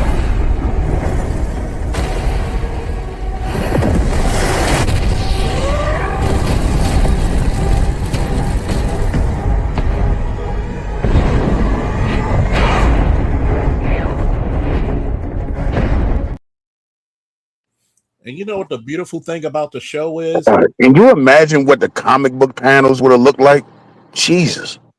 It's so nerdy. I could probably think of a formula to break down how much force he lifted him with. Yeah. Because I'm gonna tell you this one, right? And I read the comics. Damn near all 144 of them. Do you know what I love about the show is that it shows you how intellectually sound Thrag is? And did you notice that Thrag, during the whole fight, what was he doing? He stood there. Yeah, he was. Thrag is very stoic. He doesn't show a lot of emotion in most of his battles. Like the first hit when he knocked Nolan down, that was saying, let's have a talk. Mm-hmm. The second hit was that you just saw, have it your way. And when Mark was being emotional, trying to hit him, he hit Thrag, and Thrag was just looking at him. Then what did you see Thrag do? Slap him. Show him once again. Weaved his punches and face palmed him and said, boy, you need to learn how to speak first. How many times have young men never got that Thrag treatment? Too many times. What's up, Mosfet? Think about it. You know what happened to me in wrestling? I got put on my ass. You had to earn the right to go. You had to earn the right to make it to the mats. The practices, the tryouts were on grass. God rest Larry O'Neal Brown Sr.'s soul. That old motherfucker knocked me unconscious with a throw. Yeah, Charles. Go ahead. One of the things in Brazilian Jiu-Jitsu, they like to torture and play with the white belts a little bit. Mm-hmm. And this last class, one of my fellow white belts, he just won double gold at one of the last couple competitions. Got a and big hit, huh? He just swept me by my legs and grabbed me and just slammed me on my back. Yep. on the ground. Did you get that peanut butter and jelly iron taste in your mouth? I couldn't breathe for a hot second. I was like, we had to stop things. Wait. Oh, trust me. Well, I came back. This nigga said he couldn't breathe. Damn. Yeah. And let me put it to you this way. When I was wrestling and when I was coaching, Mr. Brown, when I was wrestling, if he got pissed with you and he didn't want to put his hands on you because he's scared he might hurt you, he would put me on you. And you could tell if you pissed me off because I'm a takedown artist. I have like a 97% takedown ratio. There's not one person I couldn't take down. You can try. You can try. And I will succeed. I'm not even gonna make that challenge. I'm at a handicap. I know he'd take me down in a heartbeat. And I'm gonna tell you what's the sad part. You know, if you piss me off, if I don't go for singles or doubles, I'm going for throws. I'm gonna make you remember me. And the fucked up part about it was when the one guy was being rude to Mr. Brown, and I'm telling him, boom. And then guess what? What happens if I don't let go of your arm and I just swing you across and pick you right back up by your arm, and I'm locking your wrist, so you're gonna come up either way. And then I get you with a hip throw, boom, and I'm landing all my weight on your chest. Then I get you back up, belly to belly you, boom, get you right back up. Go for a fucking trip, boom, land on you. It's a hard knock life, and this is the shit that people. That's why I'm wearing one of your arms out. You hear me, Nigga? That's the reason why a lot of people, like if I was the king of black people, the first thing I probably do, as much as I love football, I might have to fucking get rid of fucking ball sports for 10 years and put every black boy and black girl in combat sports. Because you know why? Because it would show you martial arts and combat sports will show you you're not as tough as you think you are. Right. Like I knew I was getting stronger in like all those years I've been practicing, and like my strength level has gone up and my physique has developed, but that don't matter. No, because there's always one thing you learn, and I had to learn the hard way. There's always somebody good enough to kick your ass. Yeah, And to humble and you. even with that situation that happened at my Mhm. job with that coworker, the one thing that kept me from getting out of pocket was because of my training. In the sense of like it helped release the pressure. That makes you docile. That's Yep, why you never it heard too does. many guys at the combat sports or martial arts get into foolishness. You know why? Because it calms you down. That's why when I've started coaching, parents used to tell me, "Well, he was diagnosed with a what was it? He had an issue with authority. Give me a week. I want Mhm. to fight. Okay, fight. But you the coach. I don't care. Swing, nigga. Boom, throw. Boom, throw. Cross face. Boom. Put you on a lock you can't pronounce. Boom. Guess what? Guess what? Wrestling, judo, sambo, jiu-jitsu is basically like Big Mo said, the art of making the earth hit you. Yeah, I just learned how to do a motorcycle grip, and that's a strong hold. Yeah. And it's like this. What if I've broken people's arms in competition? I've told, hell, I've broken people's arms in the police department because he was grabbing my gun. He's blessed that I didn't stab him in his chest. Mhm. Who? Somebody in the police department. Huh? Somebody at the police department. No, a suspect tried to grab my Oh, gun, okay. and I put him in a Kimura and broke his arm. He tried to grab my knife with his other hand, and I broke his other arm. That's a story for a later day. Sorry for Continue. another time. Have to figure out what to do about said crime and, more importantly, victims of crime. Nobody who is serious about abolition believes these things. But I do want to challenge why we fear this mythical, lawless reality so much in the first place, and why we think the police in our current court system is responsible for the level of safety or justice we currently have. I want you watching this right now to consider just how much. Here's the question. Those white officers took that injured black guy out the car and put him on a gurney, right? Right? Yeah.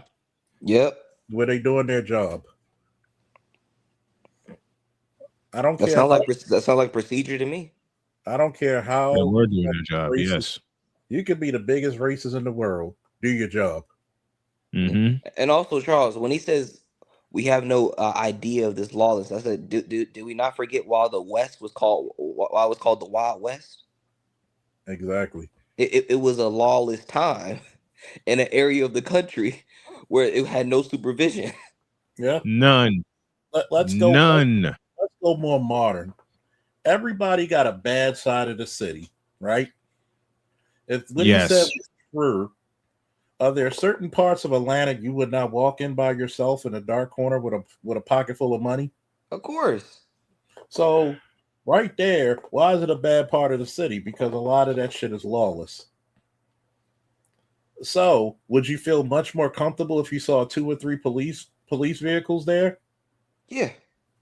So There's a reason why there's a heavy police presence in the West, like the place like the West End, Bankhead, Zone 6, Edgewood.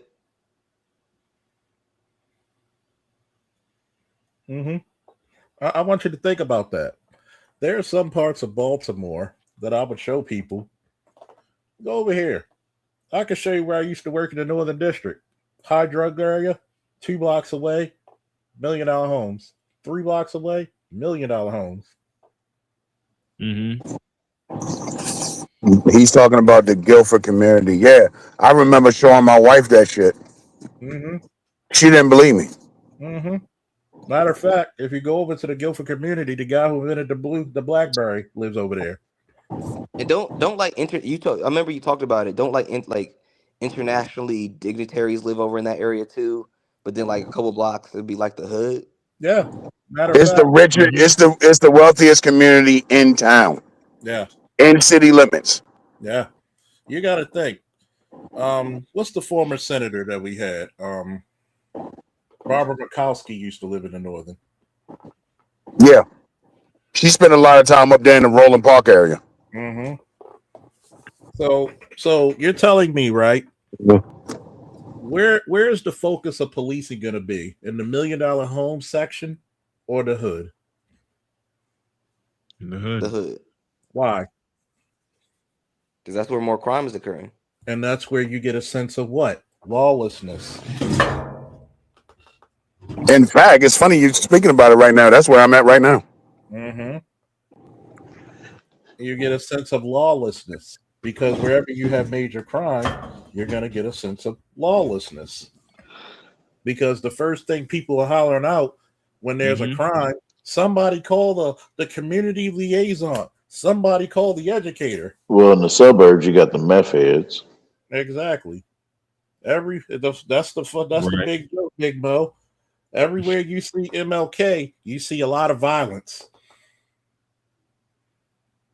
But nobody wants to talk about that.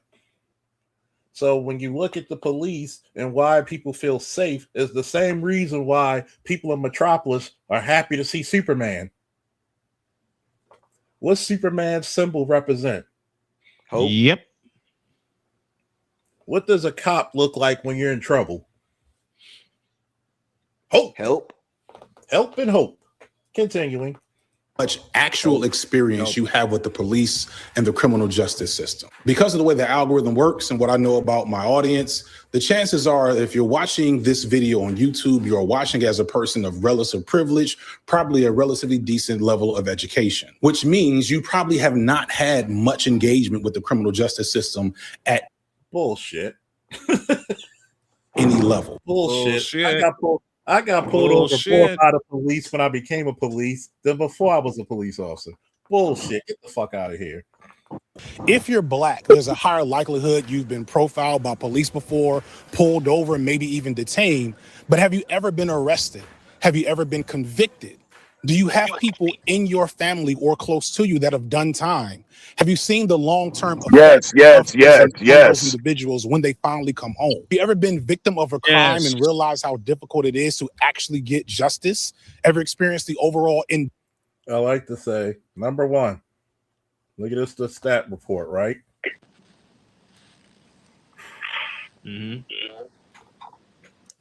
Here's the thing about rape reports. I'm not saying how many, but number one, this is the reason why rape is a difficult crime. Because how many people were called rapists and it was a false accusation, a false investigation, compared to the people who really do need the help? Why are there so many crimes unsolved? Because sometimes you may not know who your offender is. Right. Oh, damn it. That reminded me. I did send you something related to that on YouTube. There's a channel where basically they created a whole police accountability report, as they call it, when sometimes, when they have police officers who they so-called, be holding accountable by putting on the spotlight. Here's the problem, right? And I'm not taking up for any bad cops. You give a person a ticket. People will call and complain. I had a complaint against me and another officer because we were walking the block smoking cigars in a high drug area. You didn't pay attention to the drug dealers we just pushed off the block. You paid attention to two grown cops who are over the age of 21. Last time that I get, we can smoke tobacco products, but you complaining about us smoking. What about the kids? You could be a representation of the kids, yes, but more so should be their parents. It's not like y'all was intoxicated in the public. No. But once again, right, we have one of the most dangerous fucking blocks, which is Glenwood, Sheridan, York Road. 600 to 700 block of Glenwood was federally indicted. 500 to 700 was federally indicted. But nobody pays attention to that because you want to complain against the police. Think about it. Here's the stupidity thing about a gun. You won't argue with a nigga robbing you, but you'll argue with the cop with a gun. And do I think all cops are great? No, because you do have 2 to 3% who are criminals with badges. Continuing. Difference of the police to your well-being after you've called them to come protect and serve. A number of victims who report a sexual assault are treated insensitively, are not believed, are blamed for their assaults, and are traumatized by their experience with police. I started to feel like a victim because of my interactions with the police. Have you ever noticed that he puts up stuff about black people, but notice how many times he put up white people? I was just getting ready to fucking say that. Yo. That's a great point. Great point. Listen, yo, he's a slimy motherfucker, yo. Notice this is the ultimate straw man. Dude put a blonde-haired, blue-eyed Becky up this motherfucker. And Charles, what'd you say? The good guys versus the bad guys? Which He's you using had the to white figure. women as his shield. He puts white women, the most protected woman, the most protected person in American history, On the planet. On the planet. on the planet. And you're telling me this is supposed to represent black people? I'm going to say this, and hell, even Jody would say this. White problems are not black problems. Jody has said that. And as I told you guys before, we have this discussion almost daily. And it's been true since we've been together. Good gracious. But notice, you're bringing up white folks. You would have more credence to your argument if you brought up black folks, since you're trying to make this a black issue. God, y'all better hit that cash app, man, because I'm cooking tonight. I'll give you something. I'll add a little something to cook. I'll add a little something for you to cook with. You guys know who my wife is. You've seen who you see who my wife is in the thumbnail. And as I mentioned just a moment ago, we have a discussion in some way, shape, form, or fashion about race on an almost daily basis. This slimy motherfucker does this, and yet I have a white woman that has been in my corner since 2018 defending not just me, but our issues. Try that for size. And here's the fucked up part. Any cop that treats a victim of a crime like they're the reason why their crime happens is a slimy motherfucker. Yep. I don't give a damn if it's a prostitute. If she's not willingly giving it to you, he or she, because you do have the transgenders who prostitute, but they won't talk about how transgenders, a lot of them do prostitute. They sure do, and they won't talk about it. They will not talk about it. But guess what? If they said they were a victim of a crime, you treat them with the utmost respect, as if you even if you know they're a known prostitute, you don't treat them like a fucking piece of shit. That's slimy. Continuing. They didn't believe me. They made me feel ashamed for questioning them. They made me feel like I was making something up. Have you ever been systematized or even been in court custody or had a child in defects? Once again, white folks. I ask these questions because if you're watching this, it's highly likely you have little to no experience with these things. He's now aging out of Georgia's foster care. Christian considers it a legal system that failed him. With the chaos from moving to foster home to one day this year, somewhere truly unexpected. This Department of Family and Children's Services office is where he was living. It didn't make sense to me why this was happening to me. When I came in, I saw a lot of blankets on the floor, a lot of things on the floor. There was not a lot of food in there. DFACS, the agency tasked with protecting kids, housed foster youth in its county offices. Number one, Child Protective Services is not a law enforcement organization, nor is that a police associated thing, even though we work with them, but that's not law enforcement, is it? Yeah, that's a whole separate sector. So if you have a kid, number one, coming out of foster care because he's taken away from his parents, you have to say, number one, why is he taken? Two, there's no immediate family. Three, you're trying to give him the best resources that you possibly can. And sometimes during the emergency situations, CPS has to take that child. Mm-hmm. And this is what's up, All Star G. And this is some of the shit that I talk about. That his argument is so fucking raw. This is the first black person he's had in a case. Continuing. Months on end. We're staying here because they don't have nowhere for us to go. The majority of us who lend power to the system don't really know what this system feels. And by the way, on a side note, why are you putting?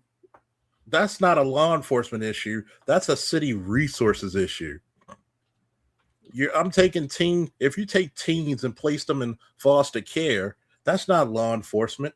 Of course, the people give the power to the police to protect them, to solve crimes for them, to take some type of action and recourse for them. That's how the fucking system works, dumbass. It's like voting. Who gives power to the president? The people, and the Constitution says what he can and cannot do. What happens if a president fucks up? What's the power of the people? To impeach him? To impeach or vote him out. This is where he falls short on his logic. And like in real life. I think when we are passively consuming escapist content. And why does he have to get the most effeminate dude speaking with him? God damn. Because he's gay. Yeah, this is very all Yeah, five. give me this button. Yeah, give me this. Hold on. Give me this button. I haven't had a chance to interact with the master teacher lately, but tell me, what is gay? Oh, you're late coming here. You're late coming here, All Star G. My new thing is like either next month, since he likes to critique the manosphere. What happened if the manosphere critiques him? And besides, since you got over 1 million people and I tag your name in it, why not steal a little bit of shine? Why not? Since Why he's not? clout chasing, why should not clout chase? That's why.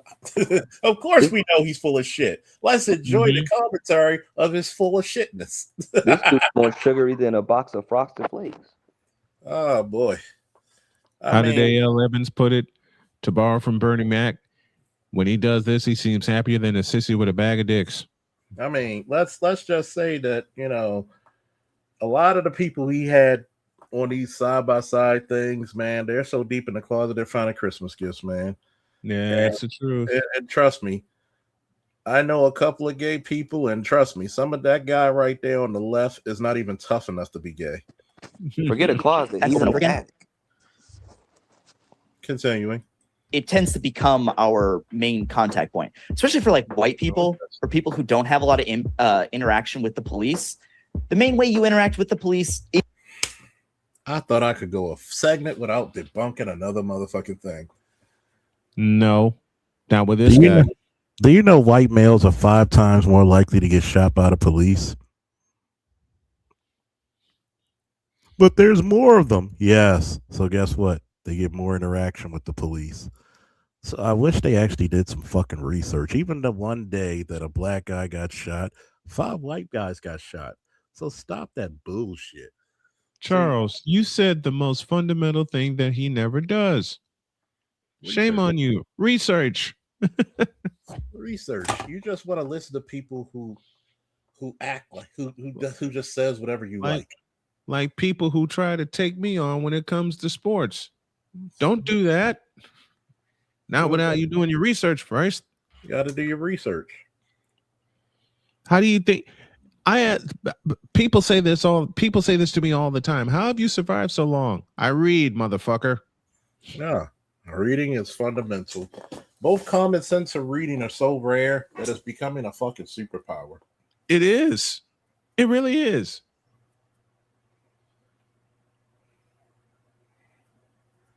It's sad. It's really, true, really and sad. it's sad. It's really, really fucking sad. And I mean, this is the best you could do, academia. God help us all. Continuing. is through these cop shows. That is their main contact point. So like they think about the police, they think about crime, and they're like, well, I saw this on Law and Order once. And you know, that might not be realistic, but that's like what I got. Going back to my sons, they're lucky enough that their main engagement with the police are from security officers in their schools. And they're all black men with smiling faces and gentle, strong demeanors. And I wave high and talk to them every day as I drop my boys off. And that School resources officers or police. You big dummy. You know, This is the reason why he's full of shit, everybody. For every dummy, there's a dummy. Dummy. If you're saying that your kids' interaction with the smiling black police officers at their school is positive, the fuck you arguing about? Am I making sense, folks? Very much so. you get what I'm saying, All-Star G? You're complaining that your kids are having positive interactions with black male men in a uniform with authority. The fuck are you complaining about? Mm-hmm. This motherfucker got over 1 million subs. Wow. He can't help it but complain. Wow. Continuing. That's the natural cognitive dissonance that you might have toward individual police officers and the societal role that they inhabit. And I'm not saying that cognitive dissonance is what this system feels like in real life. I think when we are passively consuming escapist content over and over again, it tends to become our main contact point, especially for like white people. To my sons, they're lucky enough that their main engagement with the police are from security officers in their schools. And they're all black men with smiling faces and gentle, strong demeanors. And I wave high and talk to them every day as I drop my boys off. And that's the natural cognitive dissonance that you might have toward individual police officers and the societal role that they inhabit. And I'm not saying that cognitive dissonance needs to go away and that you have to see all police officers as demons. And most people don't feel that way. But most people also don't have to engage with the full reality of the system. And they think that police only exist in this positive, helpful space that we are lucky to experience depending on the background and privilege that you have right now. When people get money, much like in Ice Cube, they tend to have a very different perspective on how the police treat people. Stop it right Ice Cube here. started out as fuck the police. Stop it right here. Stop. You fuck nigga. You fucking faggot.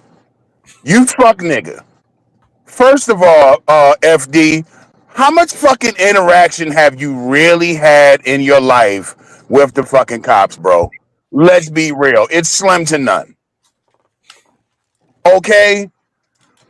So now this is the black man feminist liberal progressive shit starts. Because Ice Cube had a conversation with someone from the Trump campaign years ago when he presented them with the contract for Black America. Now here they come attacking him again. Remember Foxhole, everybody? Oh yeah. Yes, I do. See, this is what he's getting at right here. Oh, see, now Ice Cube got money, so now it's okay to be a fucking Republican. This is what he's getting at. This is what he's getting at with this shit. But let me hear the rest of this. Oh, this is gonna be good. Oh, I got to do more of this shit. That can't be the last one.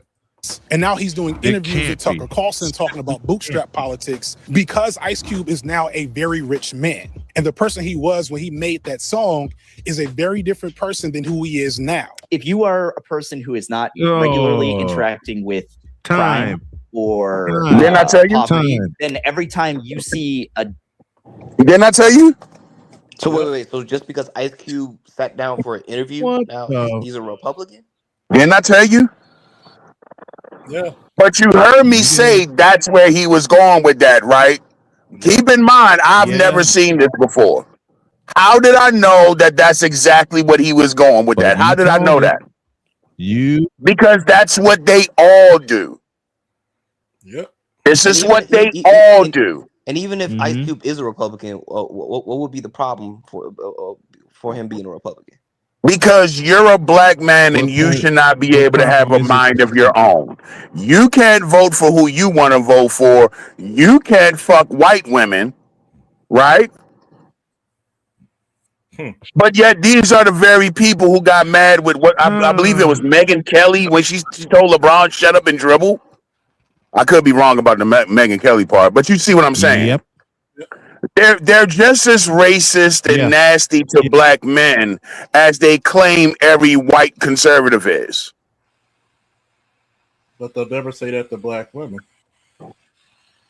And once again, you'll never sit down with Ice Cube and have a fucking conversation with the man to even get to understand his point of view. You're black, you're supposed to vote for Democrats. You're black, you should only do interviews on fucking BET and CNN. Isn't that really fucking stupid? Yeah. Or be on The View, so Whoopi Goldberg can finger wag at you. No, that's black women. They can. That's their shit. Black men have no place on The View. No. You have no place on CBS if you're a black man. You have no place in front of Oprah. And trust me, I gotta keep doing this. This can't be the last time. You're in Pasco County, Florida. Let's see this shit. Dark street, a dark alley or something. You're seeing it on TV. 304, 1031 on foot. Westbound on Baden. And that means something awful is probably happening in that alley, which means that even if most alleys are fine, every time you see one, you are scared of it because the only thing you've ever seen happen in them is like murder. You complain about Batman, but you show the reason why he became a vigilante. Why did Batman become a vigilante? The murder of his parents. To fight what? Crime. To make sure nobody else suffer what he suffered. Did you know there's a female that I work with in the department? She became an officer because the police saw the crime of her father's murder. Yeah.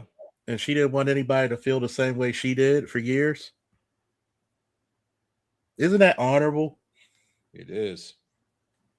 God damn this guy. Sorry, piece of shit. You tend to like fear things like that. I've recognized this with like my extended family. Like they're scared of cities because that's where the crime is. Because that's the only time that they ever see cities is on TV and these cop shows. When we talk about prison abolition, we talk about trying to actually address the problems that are really inside our community. You know, we started to think about transformative justice and how to deal with conflicts and harm that is done within the community, because a lot of people think of crimes, they're thinking of harm, right? Because most crimes, let's be real, aren't really about harm. Like, for example, a lot of people are arrested for drug crimes, which isn't about like you harming someone.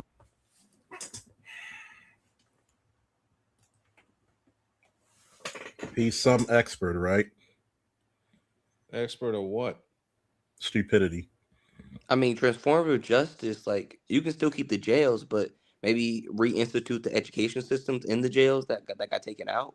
The trades, like there's different ways you could do that. Like take off the felony boxes, so like literally like these dudes have opportunities to possibly get jobs and get out the cycle of going back and forth between them on the streets and them on jail.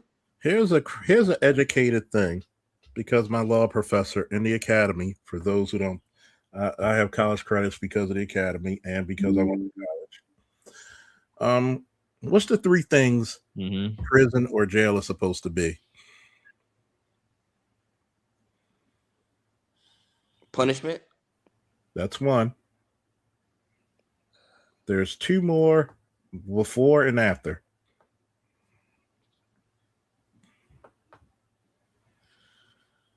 It's on the tip of my tongue, but it's to what's her name? Rehabilitation or something? Yeah, rehabilitation. That's the third.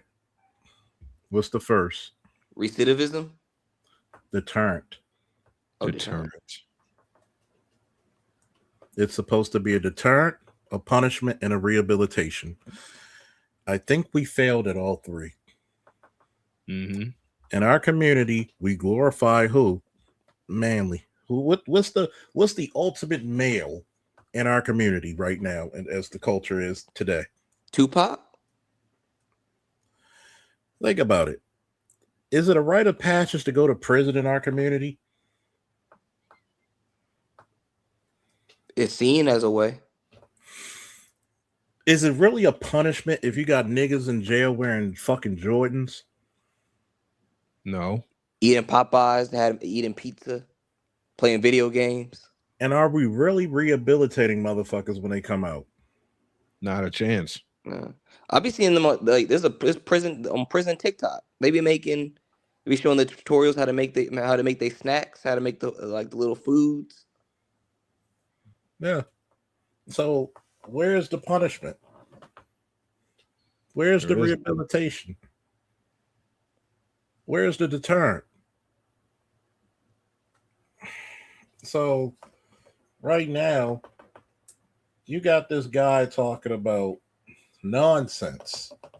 Continuing. Going out to harm somebody when they're using drugs. saying Nobody's going out to here, harm man. somebody even when they're selling drugs. Now you could argue that people using drugs are harming themselves. That's what I meant to say. How many people's homes got broken up because of drug usage? Well, drugs don't harm. Bullshit. Say that to my ex-girlfriend and two of my best friends when when all of them had to be raised by their grandparents. How many kids were lucky enough to be raised by their brothers and sisters and ripped out of their parents' homes because they were drug users? Drugs aren't harmful. Drugs are harmful in the hands of addicts.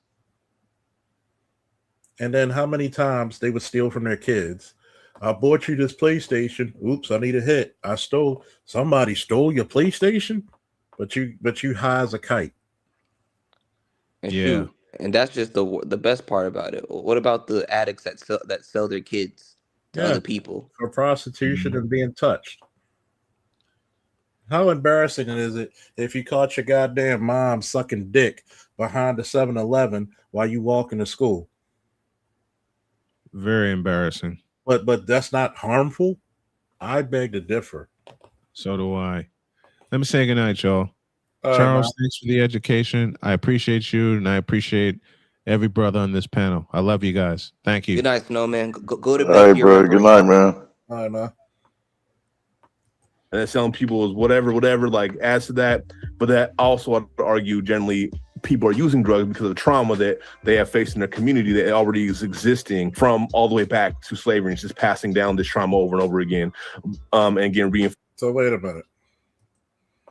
Because of slavery, I'm going to snort something in my nose, put it in my fucking arm, and we're going to use now. Are there some things that we have traumatized because of slavery? Yes. The way that black women treat black men, the way they have no faith in them. Yeah. But you're not going to use that as because your drug habit and say it's because of slavery. No. You made a choice. You don't have to take drugs.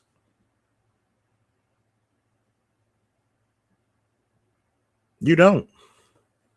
There's plenty of people who went through some of the worst trauma in life, don't take drugs. That's bullshit. Forced by the system itself. I think the first thing that people need to understand about abolition, and I always put it this way, is that abolition is a vision for the future. You know, it is abolitionists are aware. We are aware of the fact that they're not going to just, open up all the prisons and close the courts and get rid of all the police tomorrow or today. And we recognize that we also don't have the infrastructures in place to do that, right? The idea is, how do you make an issue to get rid of all the police and you don't have what the fuck are you going to do? So you're going to send some of the craziest criminals out there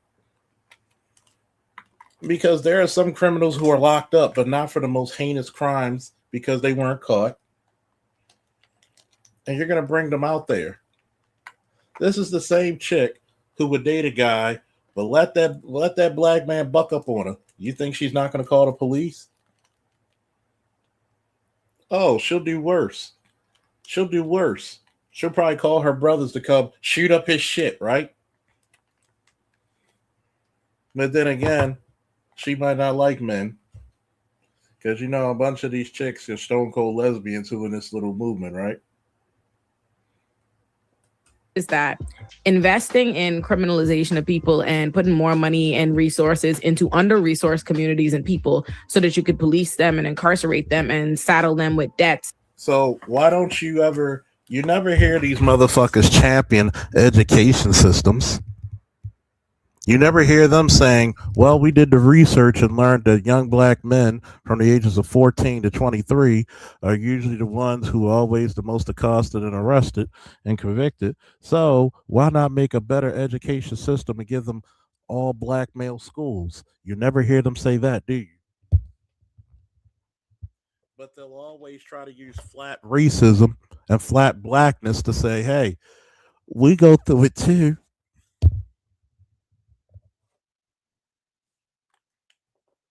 And criminal records and all of these things don't actually address crime. This isn't just about, that I just care about the criminals, which is a whole nother conversation, but it's about caring about yourself and trying to stop crime and recognizing that, well, a system that has created a profit system on incarcerating people it literally is in the business of regurgitating and repeating that because that's what keeps the system running.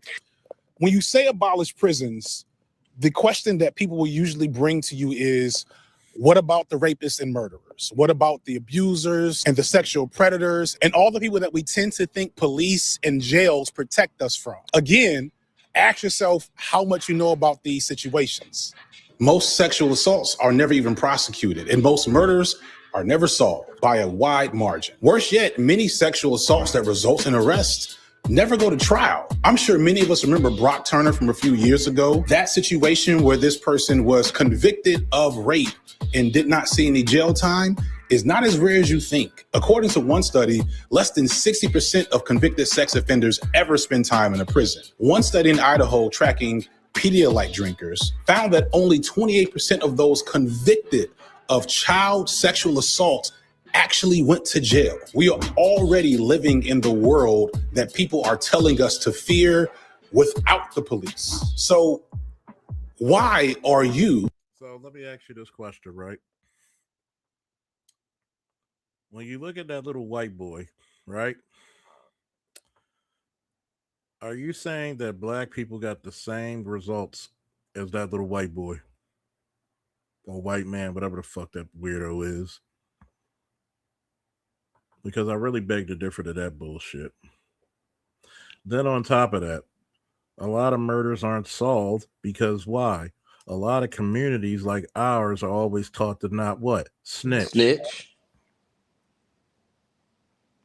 If you actually had faith in actually telling the truth and saying these people are bad, they need to get the fuck out of our community, then guess what the fuck happens?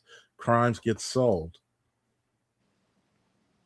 But if nobody wants to talk to the police, we're not fucking Charles Xavier. We don't have the telepathic ability to read your fucking mind.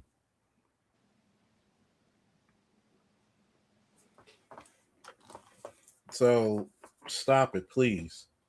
Then on top of that, we're looking at most crimes getting solved. Guess what? There's called an investigation. There's some crimes that don't get solved 10, 20, 30 years later because that's the nature of the beast. But notice he didn't have one lawyer, one law enforcement person, not one motherfucker up there doing this whole thing. But he had a bunch of experts, right? So you can have a media expert, but you can't get in contact with a lawyer or a cop. Like you don't know you have to get an active police officer. Like if you feel some type of way, get a retired one, get a consultant. Like there's so many different ways you could attack that situation. You gotta ask me. You could have got CompStat, crime reports, but you don't want to do it because you don't want to get off your fat ass and actually do some research. And then and Mr. Z, he be reviewing that the public defender. Her name's Ole. She has a channel also, and she's the same chick that was defending the brick lady, and she was defending Megan Thee Stallion after they ran over Tory Lanez pretty much through the courts. But that's what I told everybody that was found true. She shot the gun. Why? Because any cop who's worth his salt knows if you have a shooting or a gun being discharged, everybody's getting the gun residue bags on them. Hell, Tory Lanez need to sue, like, big time. I mean, he almost died behind bars after getting stabbed. Exactly. Yeah. I want to sue, like, to where I want motherfuckers just. I want you to be down to your socks and drawers, kind of type of lawsuit. And let's just keep it a buck. That was a hit. I bet you if we went to a record label or somewhere, we would find a source. Like I think Yeah, and it's BGS not easy. I offline. mean, it's not that hard for them to be able to set that shit up. I mean, so. Of course, we know it's about the money because it ain't about fucking. It's definitely not about intellectualism. Like I think that if we got BGS on the phone offline, he would tell us like what's happening behind the scenes, like behind the situation. I would tell you. I could tell you already. Megan Thee Stallion is a cash cow right now, but she not. She don't really make no money, but she's a cash cow for the record label. She don't make money for herself.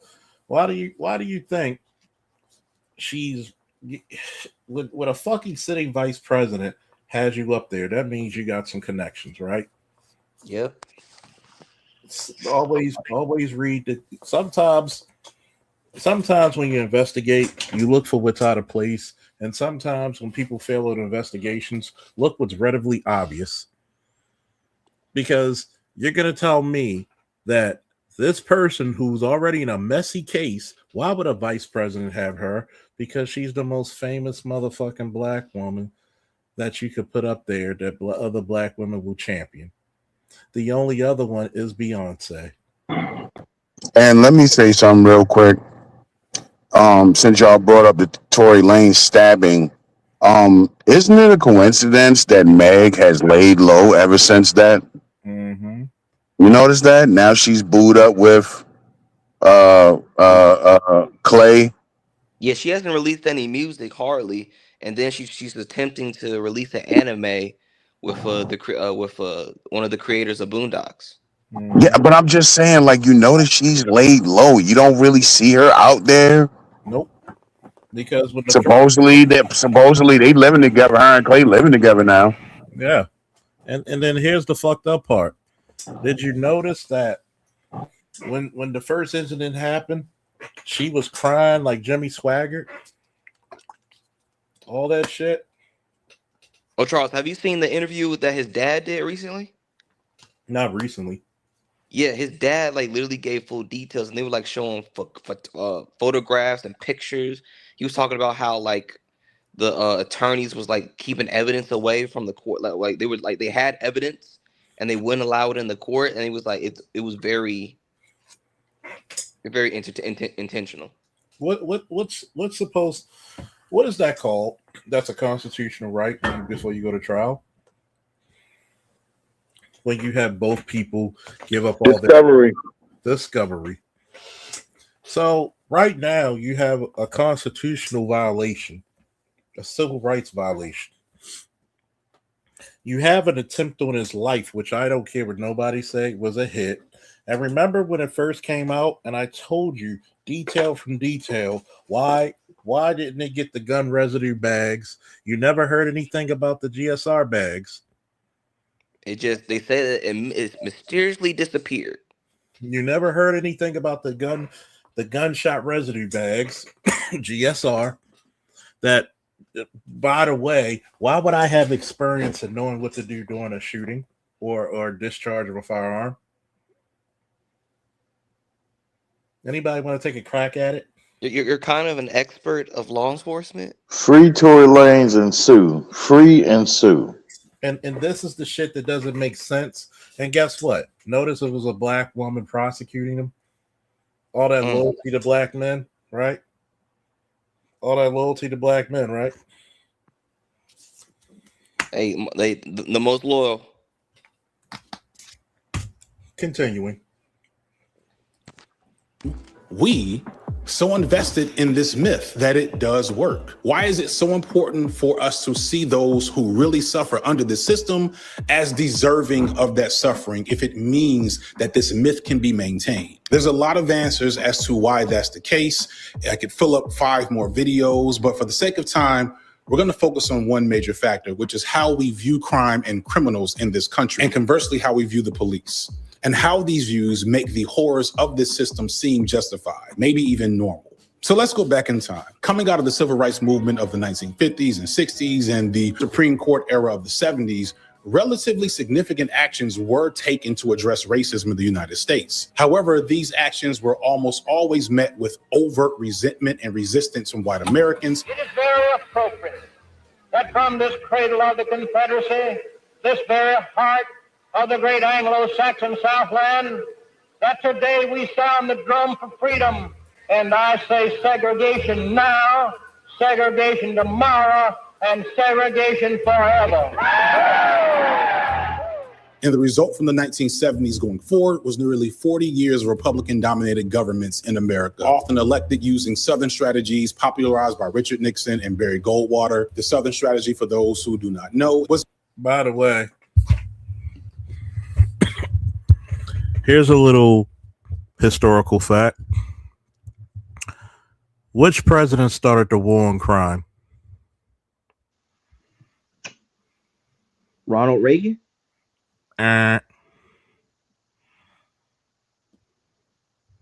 Nixon started it.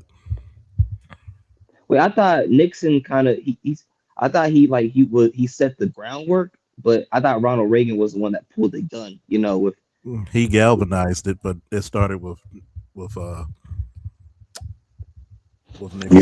You see the little subtle shit he's doing. Mm-hmm. See how see how it's the Republicans. You see what I'm saying? But yet, but he just played a recording of a Dixie Democrat who was. It's always going to come back to Democrats. Every time I'm telling you, liberals, black liberals, progressives, all the little fancy little buzzwords, it always comes back to Democrats. He's just a Democrat. That's all. Yeah, and by the way, George Wallace was what? A Democrat.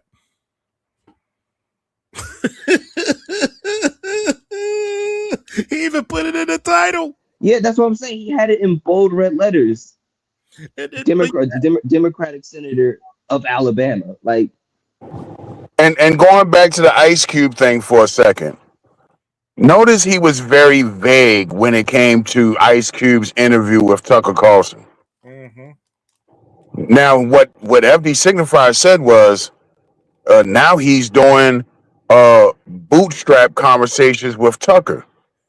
What exactly did he say that pissed you off, FD? That's what inquiring minds would like to know. What exactly? And see, this is the fundamental flaw. Tell me, what rights specifically did Democrats give blacks?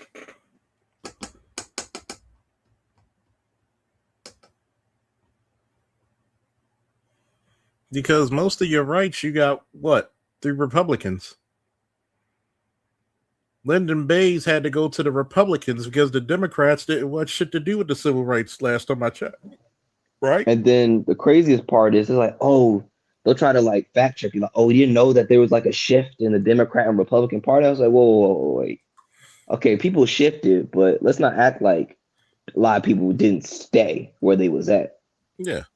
And then there's a reason that Joe Biden is Joe Biden. Joe Biden is part of the last guard. He's part of the last few and the last guard of the Dixie Democrats. Ron Sturman was his mentor, blatant KKK member. Yeah. Who got a black chick pregnant, by the way. Oh, yeah. His daughter just died recently, too. Wait, Joe Biden's or Ron Sturman's? Strom. His name was Strom. Strawman. Wait. Strom Thurman, yeah.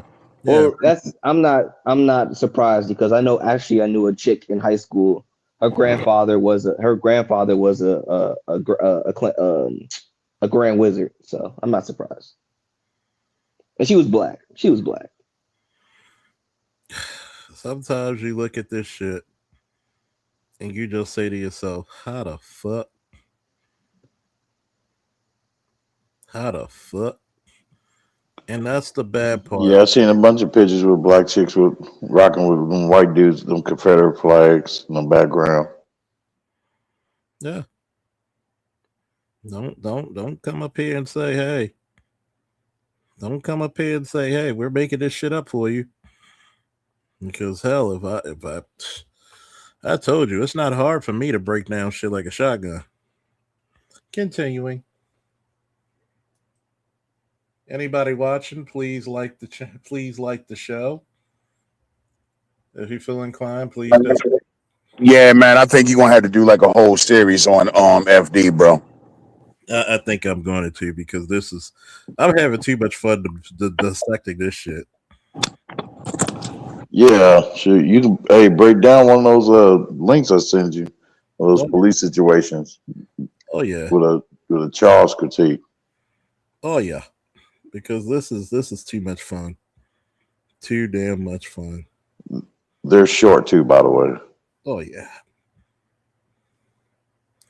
it's amazing to me how somebody could put their foot in their mouth so constantly that it's not even funny. Basically using the fear of black anything to rile up voters and get them to vote and empower Democrats who would eventually become modern day Republicans. Bush and Dukakis on crime. Bush supports the death penalty for first-degree murderers. Dukakis not only opposes the death penalty, he allowed first-degree murderers to have weekend passes from prison. One was Willie Horton, who murdered a boy in a robbery, stabbing him 19 times. Despite a life sentence, Horton received 10 weekend passes from prison. Horton fled, kidnapped a young couple, stabbing the man and repeatedly raping his girlfriend. Weekend prison passes. Dukakis on crime. People often think the culture wars that we're dealing with online all the time today are new, but they're really not. There's always been racial and gender divides that have always bled into or often stemmed from political divides. And they almost always are between a dominant group fighting to keep a subordinate group from making progress. It's often seen as deserving versus undeserving, but what it really is meant to be is white versus black or rich versus poor. That said, in this time period, it wasn't hard to entrench a negative public sentiment toward inner city urban areas as Americans witnessed urban decay that had never been seen before, a result of generations of disinvestment in economic and social. So when we look at the kings of New York and they were under urban, what black people were under that decay? You know, they don't want to talk about the war on drugs, the war on crime. They don't want to talk about how your boy, the Democrat, you know, the saxophone playing motherfucker, put the 3 strikes out, the crime bill, but he gave women what? Welfare reform.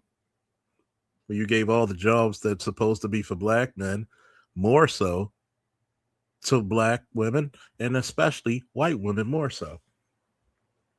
Exploitation of black and brown people in places like New York, Los Angeles, Chicago, Baltimore, etc. And this image of black and brown people tearing each other apart in the inner cities was the status quo of the time for that entire time. But a change of sorts came in the early 90s when Bill Clinton became the first Democratic president in 12 years and one of only 2 Democrats to be the president in almost a 40-year period. And this happened because Clinton led a rightward shift in Democratic policies, promising to address crime and cult welfare. And with some help from third-party spoiler Ross Perot, Clinton beat incumbent George Bush Sr. to become president in 1992. Congratulations. 2 years later, Clinton would make good on his promise to address crime, which culminated in the 1994 crime bill, guided by his wife and future senator/presidential candidate Hillary Clinton and current president and former vice president Joe Biden. It doesn't matter whether or not they're the victims of society. The end result is they're about to knock my mother on the head with a lead pipe, shoot my sister, beat up my wife, take on my sons. So I don't want to ask what made them do this. They must be taken off the street. The crime bill has been talked about a ton in the last decade or so, as the disastrous results of it have now really become impossible not to notice. Policymakers at that time leaned into tough on crime ideology as opposed to the more obvious and also well-known research around social and community development to address crime. The bill made little to no investment into the poor by design urban centers of America that I spoke about earlier. Instead of investment in those cities, millions were spent on funding the police, expanding federal prisons, and fighting the war on drugs. Policies were instituted for mandatory minimum sentences, 3-strike rules, and countless other new reasons to put predominantly poor people and disproportionately Black people in prison. One of the most notable elements being the violent offender incarceration and truth in sentencing incentive grant program, which gave out $12.5 billion in grant money, not for education, healthcare, housing, or community investment, but for building prisons to house all the newly incarcerated. And it worked in a multitude of ways. It's fair to say that the crime bill... Now, I agree with All-Star G. I'm for neither party. You use both just like they'll use your black ass. You use their asses. Number one, we're not going to sit here and act like every part of the Black community was Shady Acres, especially during the 80s when, you know, the drug trafficking shit was popping and going, the crack epidemic. A lot of families were broken up. A lot of motherfuckers were killed. And then the violence of the 90s. See, we're not going to overlook that bullshit. Like, Charles, I remember hearing tales about, like, when New York was New York. Mm-hmm. Like, just telling me, like, snipers perched on the top of buildings. Mm-hmm. People just getting shot indiscriminately sometimes. Mm-hmm. Kids were afraid just to walk to school. Yeah, there was violent as shit because people were protecting drug territories. Yeah. And then the more I learn about the past, I get why, what do you call it? What happened with the park with those boys that got falsely accused? People were sick of crime at that point. Yeah, they were victims to the time they were in. Yeah, they were victims. And I'm glad they're found innocent, but they were victims. And there was just so much crime going on that people were just they got caught in the crosshairs of everything. Yeah, it's like you look at now with the juveniles, right? And there, if you go to juveniles, you'll probably see it because we don't have many fucking wrecks or the shit. There used to be 25 wrecks. You know, kids would hang out there at least, even if your kids outside, at least they had a place to go. Yeah, we would like literally there was a YMCA near our school. All the kids at one school would get out. In my high school, we would all head to the YMCA if we didn't want to just hang out at the school. I could show you when I go downtown, and you'll see a whole group of juveniles. I mean, 20, 30, 40 deep sometimes. And you're like, where the fuck are these kids going downtown? You're gonna see why I go where I go to smoke, where it's peaceful and not Fells Point. And you look at it and you're saying to yourself, what the entire fuck? You Black people do not promote and do not champion education. You don't see this shit in these cities. You don't see this shit. It's especially bad down here in Atlanta. Like Charles, I remember one time I got out my shift. It was like past midnight. I was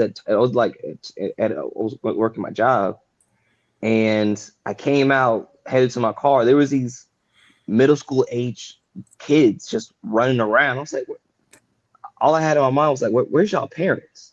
Yeah, and you're looking at them. They're not doing algebra. I was like, it looked like they're in the middle of the city. I was like, unless y'all live in apartments, like the nearest neighborhood ain't like 15, 20 minute, 30-minute drive away from here. Yeah. And you're thinking to yourself the whole time, like, whoa, Sundance. Like, I'm pretty sure that FD doesn't have his kids in a fucking place where it's just, the regular hood, right?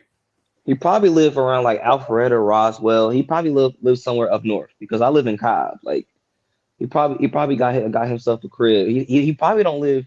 He definitely don't live like south, east, or west. Yeah, you don't live where all the crime is. You don't. And that's the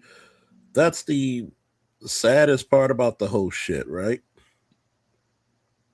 You're coming out there talking about crime, but your kids don't suffer from it.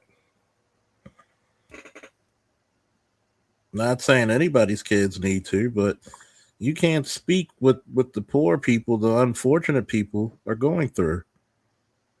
But he wants them to be undefended. Gotta be careful of these motherfuckers. That's the thing. A lot of people in academia, they gotta understand there's a difference between theory and what do you call it when you put something into action?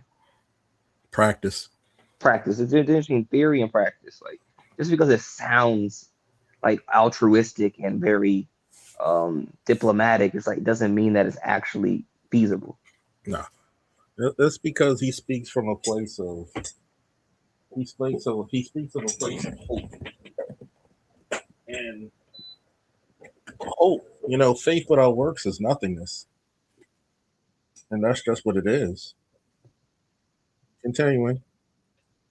Reduce crime, although it's also fair to say that crime was reducing beforehand. And the thing that is always striking to me, and I think really underplayed in our national discourse over crime, is that we don't really understand it. If you go into the 80s and the 90s, you see crime goes way, way up in the 70s, way, way up in all kinds of different jurisdictions, more or less all at the same time. And then it begins going way, way down in all kinds of different places all at the same time. So you have stories that people know, like there's New York with Rudy Giuliani and broken windows policing and stop and frisk. But it also goes down in all these places that didn't do what New York City did. It's so widespread, both the rise and the fall, that you end up having researchers trying to think of even broader explanations. Look, New York is bigger than some countries, okay?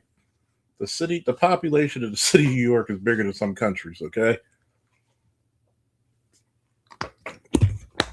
Some things are going to work differently because you have a much more aggressive area.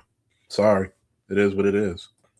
Like whether or not lead and the amount of lead in young kids' bloodstream and thus the effect on their executive function when they got older, maybe that's the causal mechanism. And it's definitely more fair to say that the bill greatly increased mass incarceration, which had also been spiking since the Reagan era. Now, since the 2010s, statistically, incarceration has been lessening as people realizing the problems of this bill have started to make changes to undermine its damages. But understand the damage had already been done. I bring all of this up because we often look at the failure of this bill as something that happened to the Black community from white political forces. And while this is overall true, it's not a useful or fair critique of what actually happened. A more accurate critique requires us to engage with the fact that a lot of Black people, many who were directly suffering under an epidemic of crime and drugs, were on board with this bill from day one. Let me start out with this. I am ashamed of my vote. I sincerely apologize to my God, apologize to my community, to my family. That was the worst vote, as I look back over the years, that I've taken since I've been in the Congress. And that brings me back to the question of the first section. Why were Black people so willing to see carceral punishment as a fix to societal problems of crime? The 1994 crime bill was endorsed by the Congressional Black Caucus, and it was supported by Black Democratic leaders like the only Black senator at the time, Carol Moseley Braun. I could cite statistics such as these regarding the level of violent crime in our society for the rest of this evening, but the numbers only serve to illustrate what we already know. I believe that the federal government must act to help take back our streets, to ensure that every man, woman, and child in this country feels safe in their communities, in their schools, and in their homes. Wait a minute. So you telling me the lone Black senator at the time was a Black woman, and she was all on board for it, huh? Wow, shocking. Very.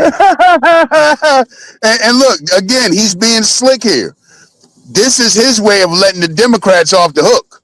Mm-hmm. You see that shit? FD is a slick little motherfucker, man. He's a slick one. Continue. See, here's the crazy part. You got to look at it from a fundamental thing. But they worried about their black men. What does that show you from fucking almost what? 30 what? 4 years ago? 35, 33 years ago? And that is why it is imperative that Congress send this bill to the president as soon. Or the current so-called kingmaker, Jim Clyburn. But people say that, it at least perpetuated the idea that more people should be in prison.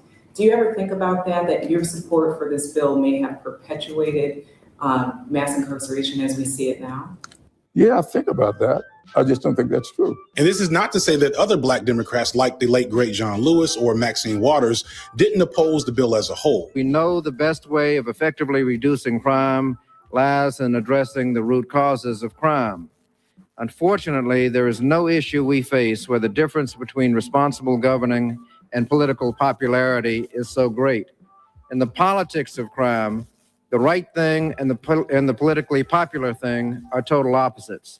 The best politics of crime involves the emotional appeal, mandatory minimum sentences, life without parole, no rehabilitation, more death penalty provisions, and put them to death quicker by cutting out the appeals.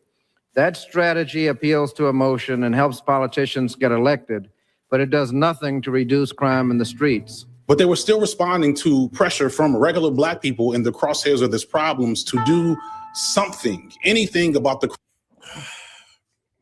Why do you think black people were asking for a crime bill in the first place or do something? Why? Why? Because there was major fucking crime.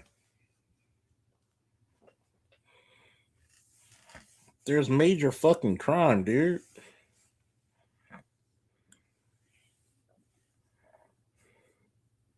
Major fucking crime.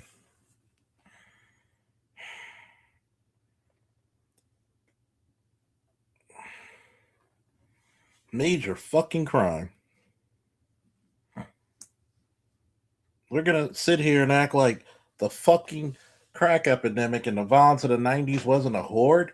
Those are usually when all the cities in 93? Baltimore had its fucking highest fucking murder rate, and probably other cities around the country. Let's stop. You think hands across America and hugs and kisses was gonna solve a crime rate? No. Nobody wanted the education. Nobody wanted to fucking bring families back. You fucking coddled single mothers. You didn't want to make them responsible, so you blamed the men. And I mean, there's so much stuff that happened. There's so much stuff that happened in the background of everything. You had white flight from the urban inner cities to the suburbans. You had the factories that left and went overseas. So unemployment rise. So there was just so much stuff going on just between those 2 decades. Yeah. And now they're trying to have factories run by mostly women. I'm going to ask you all, chat and panel, if you took away the factories like Bethel Steel, Inner Harbor Ford, where men bought houses and paid for them, sent their kids and their wife to college, made good damn money because those are places that were in Baltimore. You put people in a homeless, in a very vagabond situation where I got my baby in my right hand and I got that crack in my left. My baby said he's starving. Are you going to sell that fucking rock if you're desperate enough? They took my jobs away. Shit, I mean, that'd be the last resort, though. But if you're desperate enough, would you do it? Yeah. So you need to eat today. Because if your baby doesn't eat, your baby's 5 years old. You can see the ribs starting to come out the skin. You can see the impression of the ribs. You're not going to let your baby starve. That's what a lot of people don't want to talk about when it comes to the crack epidemic. You had all the job, literally, the same motherfuckers ass he kissed are the same motherfuckers that sent your jobs and all your industry out. And thank you. You had the downsizing of the military because of the end of the Cold War. Oh, yeah, by the way, many of those vets were called crazy and we're not hiring vets. Why do you think they had to put laws into place for vets to get hired? Because there was a stigma for the longest time because of Vietnam, shell shock, or what we call PTSD. So is that why whenever I go to training or if I'm ever sent out or for a mission, my job is kept safe while I'm gone? Yes, they had to put that in fucking law because a lot of veterans were losing their jobs because there were stigmas against them. See, he doesn't give you the historical context and full analysis. There was a lot of fucking violence. If you grew up in Baltimore in the fucking 80s and 90s, you lived it. These kids tell me, well, it's so violent now. No, it isn't.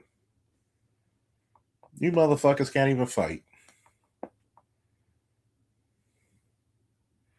So you telling me you take all the jobs that were meant for black men, you already gave a tremendous amount to white women, and you put all the jobs that black men were sufficient at, great at. I'm gonna put it to you this way. Do you know why you have unions and plumbing, electrical work, and all that shit? Trade unions? Because they were normally created to keep black people out, especially during the time when black people had all the skills in those areas. Yeah, the Irish took over the police department, and then who took over the trades? The Italians. Italians took over the fucking the fire department. Yeah, and construction, especially the mafia. And you're telling me where were black men where they were supposed to? You were fucking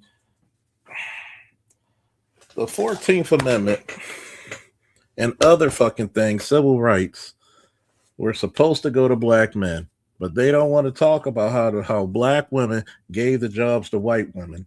And y'all believe their asses while they cooking steaks for their husbands and keeping the money. Have you noticed the increased value of the worth and the family net worth almost tripled for white people? Because that bitch got all the shit that you were supposed to get. That white woman is their queen. And also the handmaiden of the fucking devil.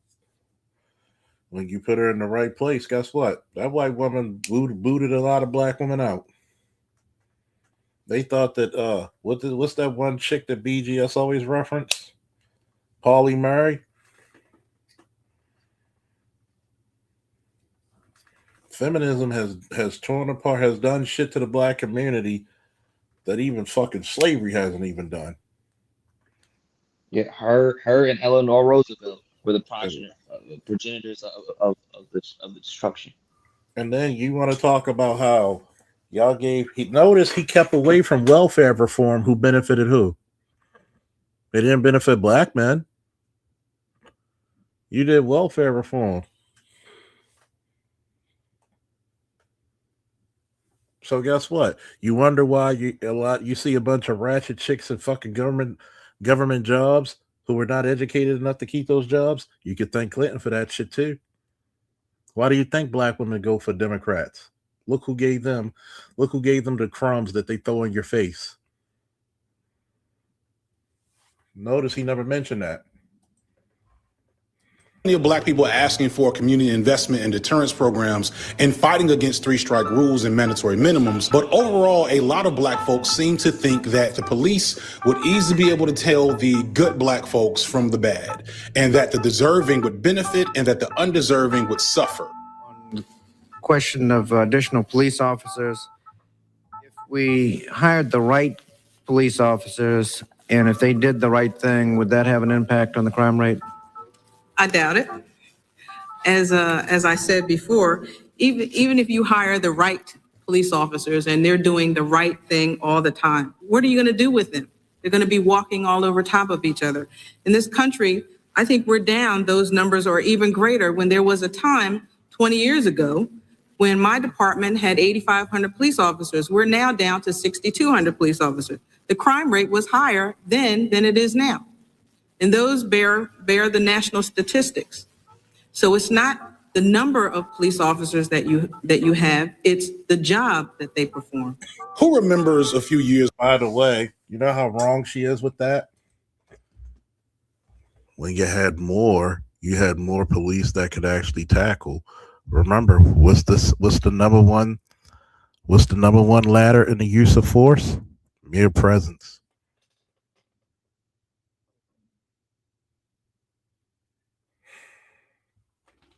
But then, you ever notice in the 90s and the 2000s, they were going through a fucking recruitment like crazy because the crime got off the hook? You would know this if you had a cop there.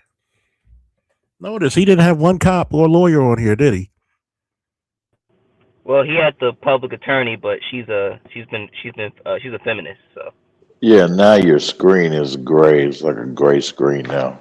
I know because I paused it. Oh, okay. That's because he doesn't want anybody to challenge his view. If your department had all this, guess what? You're not putting education. You had all them black faces on that goddamn city council. All them black faces there on that whatever chairman board, whatever the fuck it is. Not one of them said, hey, let's bring back trades and give these people jobs. Let's give the boys education. None of this shit. Continuing. Ago, the awful social media trend of black parents embarrassing their children on Facebook by cutting their hair in ridiculous ways and sending them to school and videotaping the whole thing, or showing up to the school to berate and beat them in front of the world. Who has joked about experiences getting whipped by parents and grandparents?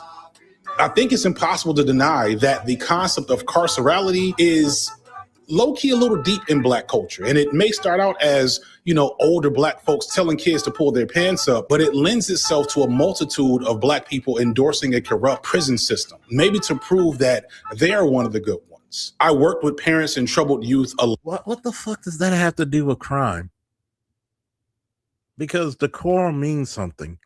See, he doesn't want to talk about how much people glorify uniforms. When kids sag their pants, what are they trying to emulate? The thug. So, what's the uniform of the thug? Shiesty mask, sagging pants.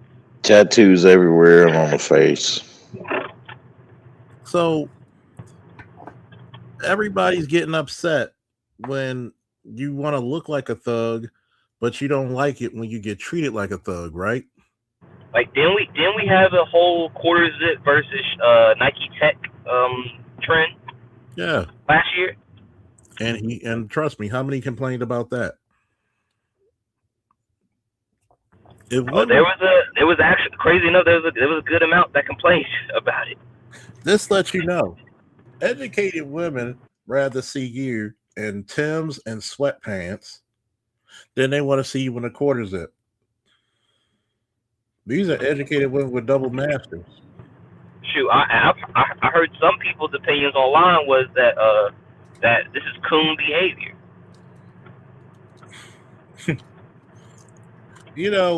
At the start of the 20th century, black and some of the 60s and 70s, black people were some of the sharpest people ever. Now, you got 30 or 40-year-olds who look like fucking teenagers.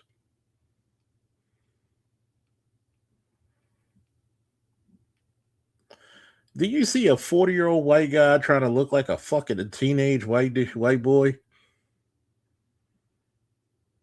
Asian dude?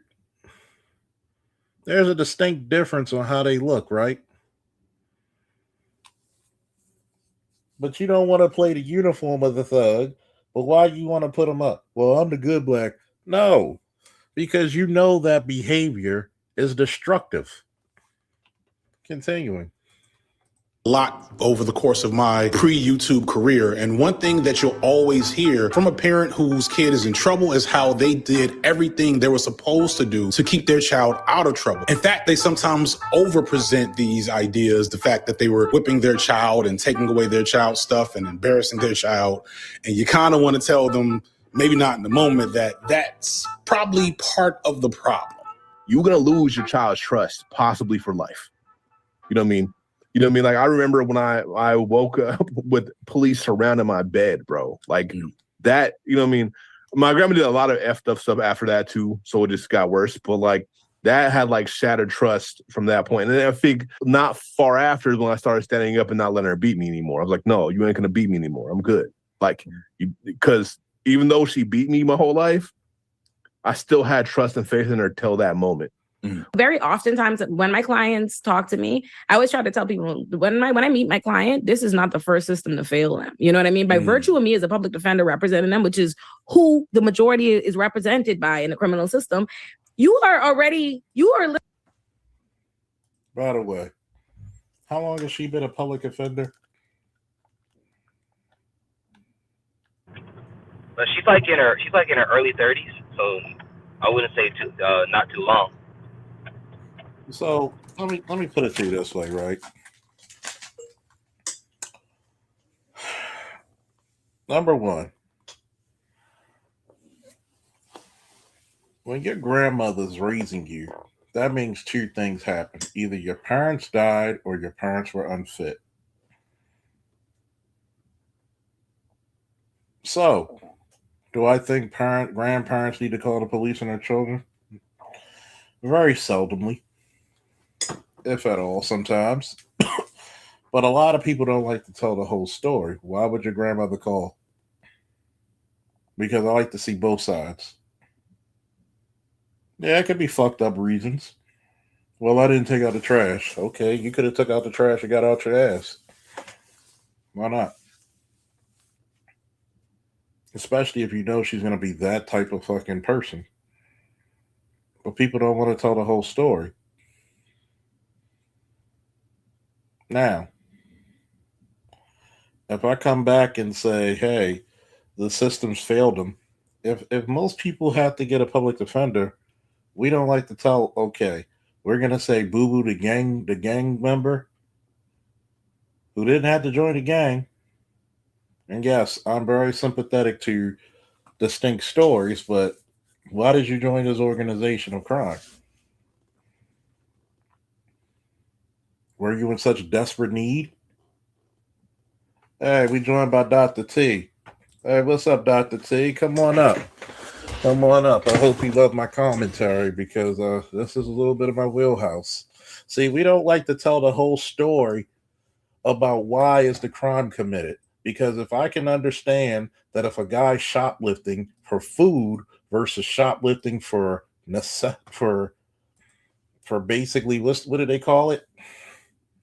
Because food is a necessity, not for your wants and your desires.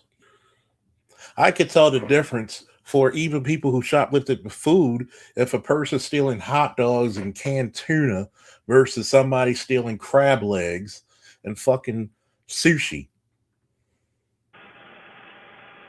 Yeah, I remember when it was a time where I had to decide whether I had to pay my rent or put food in my fridge.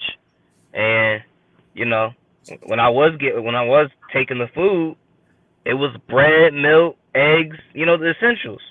Like some bologna or some ham sandwiches?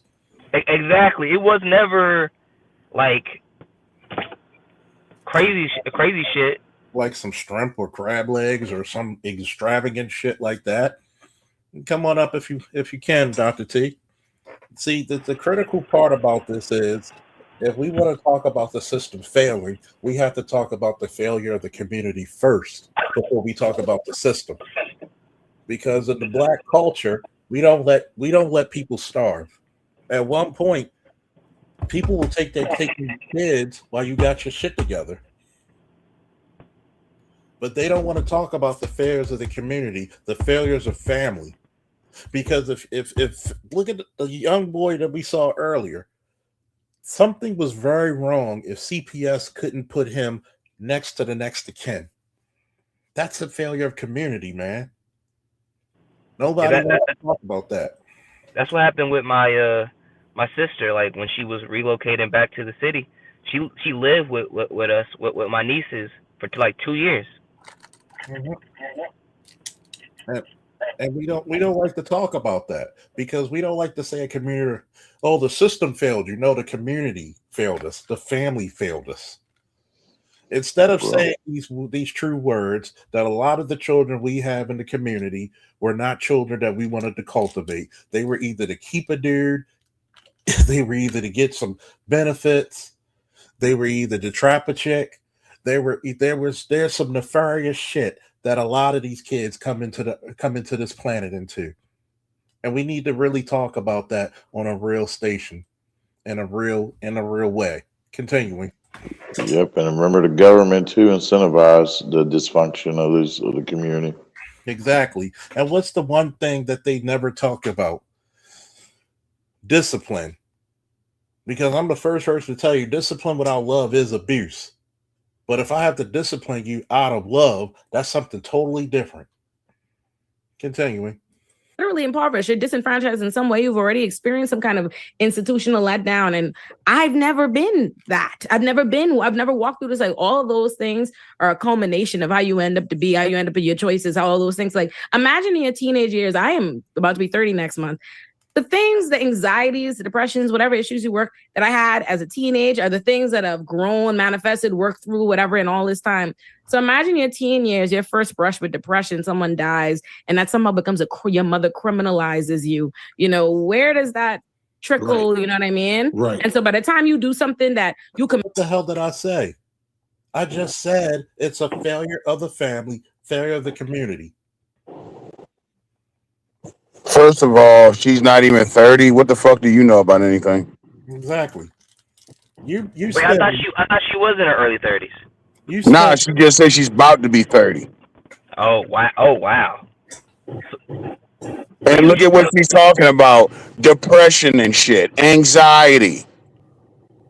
That's the talk of somebody who's never had to deal with shit before.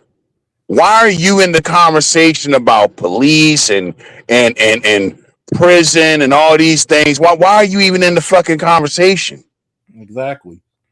What run-ins with the law have you dealt with? Because she's gonna say she can. That's it. And especially, here's the key note, especially because she benefits from it economically.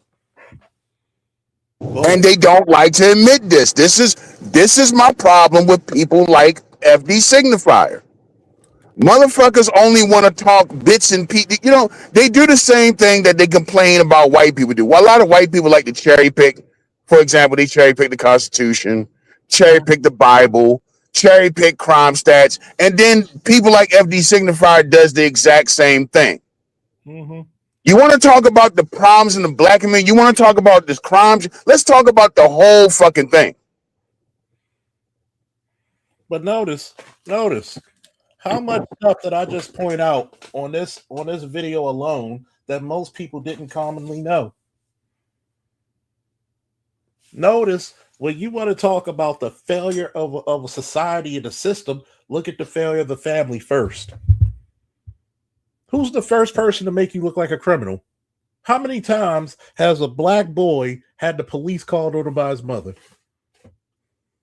Because she's too afraid, too lazy, too scared, or just doesn't know how to raise a child. But since we have in our community, any Negro will do to be a father. I mean, really. Yeah, really? They weaponize the police. That's what they learn to do against their sons. And really, guess what? Kudos to those cops who arrested that lady who made a false claim and a false report to a police officer, because you know goddamn well if somebody has a gun or a weapon on the scene, guns are drawn. So you knew exactly what to say and how the police were going to react when you wanted to get your son out the house. There needs to be more of those kind of arrests, man, that happen. Right. And then if something had happened to Immediately. the boy, if something had happened to the boy and he ended up in the ground, she'd probably be on the news crying like, oh, they didn't have to do that. And I was like, but you're the one that called the police on him. I'm gonna tell you what's gonna happen. I'm gonna tell you verbatim what's gonna happen. She's gonna be one of them motherfuckers. Excuse my language. I know that people like Dr. T might clip some of this, but guess what? We're gonna keep it real. That's why they got the mute button. But here, we curse a lot sometimes. She's gonna be one of them motherfuckers to literally call and say they killed my boy. We're gonna insert this organization here. We're gonna do a march. We're gonna sue. We're gonna defund the police because guess what? Sometimes the only time they could get money out of a boy if he puts a ball down the damn field 100 yards or another ball down a hoop. If he can't do that, excuse me, they're gonna make sure they get money and monetize his death like it was a YouTube stream. They're gonna milk that cow till the damn cow drops dead. That's what's gonna happen because that boy had no value in her house. The boy died at the hands of the police. Ka-ching is in her brain. Freddie Gray, anybody? George Floyd, anybody? And guess what? Anybody want to talk about Freddie Gray? I'm here for it. Please. I've dealt with the riots. Matter of fact, a lot of you didn't know I was seconds away from putting a bullet in a 14-year-old boy. And a 14-year-old boy fighting 3 guys in his yard with a knife in his hand. What the fuck do you think? If he didn't drop it that second, what the fuck you think I would have done if he would have took one step towards him? Then you already got a 21-foot rule. But the same motherfuckers here would have been protesting me when I'm trying to save the lives of the other kids. Yes, do I think boys should fight? Yeah. Even ground, unarmed. You take them out back, let them settle their issues, get on, get about your business. Everybody lives. Well, no, that's fair game. 3 against 1. Oh shit, somebody getting cut. But guess what? Because guess what? Back in the day, if you want to fight, which one of y'all really want to fight them? Don't you? No, you other 2 motherfuckers stay the fuck out of it. That's what happens when you had a fucking community who actually had men involvement. But I even had to tell the mother, do you know it must have been whatever God you believe or whatever ancestors that have put a hand on you that I was the officer that showed up. Because if you would have took one step, you would have forced me to take action. But we don't want to see that because we number one, you shame their masculinity. Number 2, you treat them like a pit bull anyway. Go in the corner till I call you. When's the last time you even said to your kid, you're intelligent and you're smarter than what anybody gives you? You're smarter than you even know. Do you even text your kid that? Do you even tell them that to their face? Remember what I used to tell you? What I just told you. The failure of the system is truly a failure of the family and the community. Because if the family cannot check you, who the hell can? What happened? Mom and dad got hooked on drugs in the 80s. And now grandma and grandpa, who just retired, and some of them were great parents to the grandkids. But what about those who just couldn't hack it anymore because they just got older? I got to ask, can you look back upon all the calls you can remember and think to yourself about being part of Blue Leashing? Several. Against their sons, their daughters. I had women who accused their daughters who were 15 years old trying to hit on their man when come to find out it was their man trying to hit on their daughter. And Officer Faulkner, I could say this now because I'm not part of the department anymore, Officer Faulkner had to go a little vigilante. Came up there, I seen the sorry bitch, and I'm sorry for those listening, but I say the things that Dr. T, BGS, and others can't say, but I say it for them, and sometimes they'll say it themselves because they're the big boys. That sorry bitch was damn near groveling on her feet, trying to go with the sorry ass dude. And I came out of my car with black gloves on, grabbed him by his collar and threw him against my patrol car and lifted him 2 inches off the fucking ground. And before that, I had to make sure the daughter was safe because the mom was trying to fight her daughter instead of listening to her daughter. I said, do me a favor, sweetheart, grab some clothes. Your mom ain't going to touch you. Go to your friends for the weekend. No, I'm going to fight. I said, if you cross me, I'm going to knock you cold to flam out. Complain all you want. You're still going to be out like a light. You're not even going to talk to your daughter to find out what the fuck's going on. And she's crawling after this nigga. See, this is the shit that I've actually experienced. And I'm talking to you directly, FD. Don't tell me what the fuck you think in practice and theory sounds good when I've done the practice of it. How many times you had to jack up a jackass in the community? Who's ruining it? There's plenty of times. Mom wants to call on the boyfriend. Oh, he had a gun. Where's the gun? I just wanted to get you here quicker. Put your hands behind your goddamn back. My son won't listen. Well, guess what, ma'am? That's a problem that you had 16 years ago that I cannot solve for you. You're not going to take him out? No, I cannot legally do so, ma'am. Oh, don't forget the classic. He hit me. Oh, where? Let's go downtown. Let's prove it. Just like the woman cut a guy. He hit me. Okay, put your hands behind your back. Because I see evidence on him, not on you.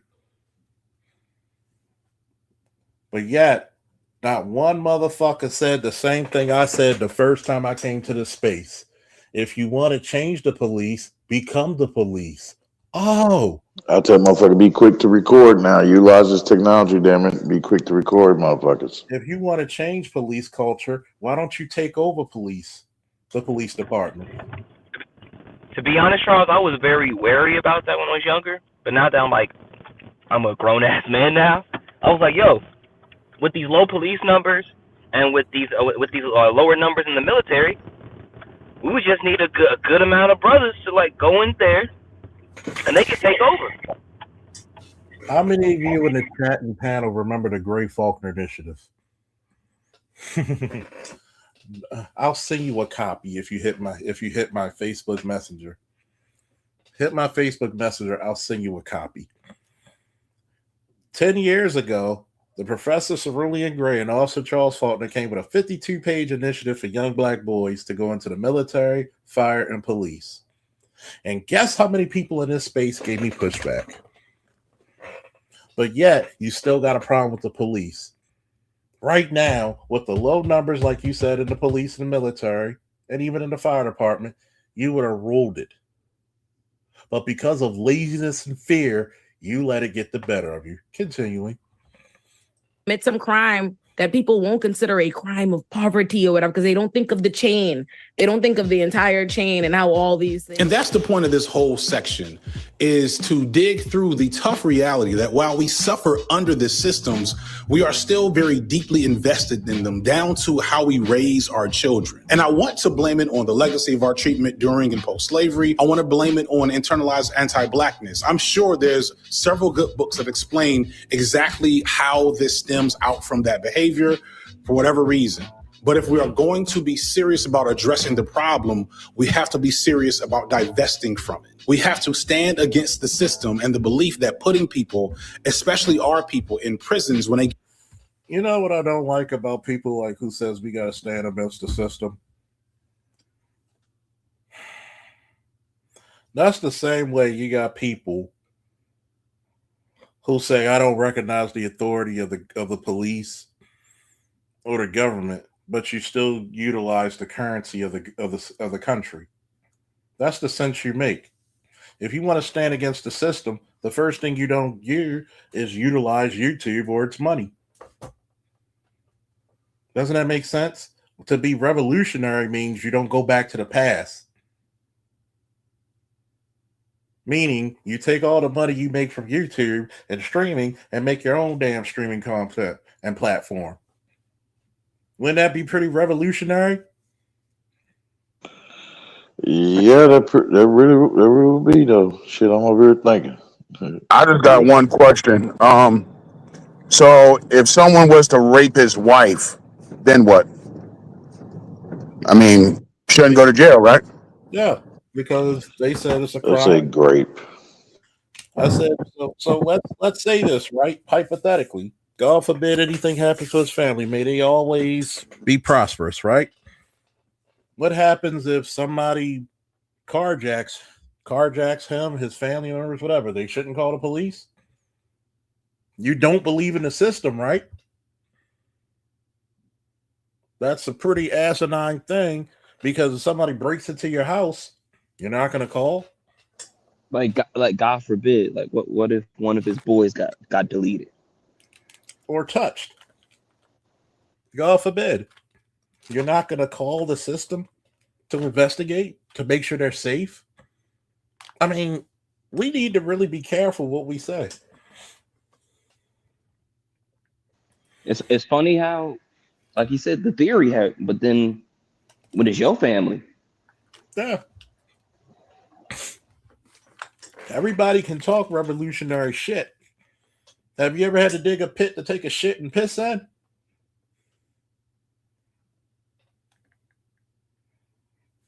Anybody? I have. Has anybody had to take a bath from a goddamn bottle of water or a little shower? I have. I've had to take a bath from boiling pots of water and having to transfer it in the tub. Yeah. At least you had a tub at the time. I'm in a goddamn sandbox some of the times.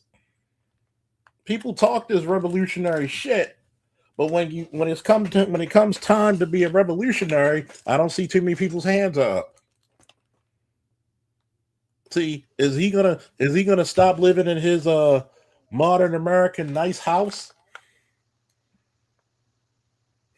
I hate these revolutionary talk brothers. I was like, are you prepared for your whole family to die? Not even die. Here's the trick box, right? Are you prepared for not living comfortably anymore? Let's try that. Will Lucian said in Andor, condemned to use the tools of your enemy. Exactly. Because guess what? What did Samuel tell King Saul? Destroy everything. Don't bring back a coin. Don't bring back an oxen. Destroy it all. Why? Because that one thing that you bring back to your kingdom is going to corrupt the whole kingdom. If you really about that revolutionary shit, let's hear it. That means you got to destroy all the wealth, Are all the you ready privilege, before I was all the asleep? benefits.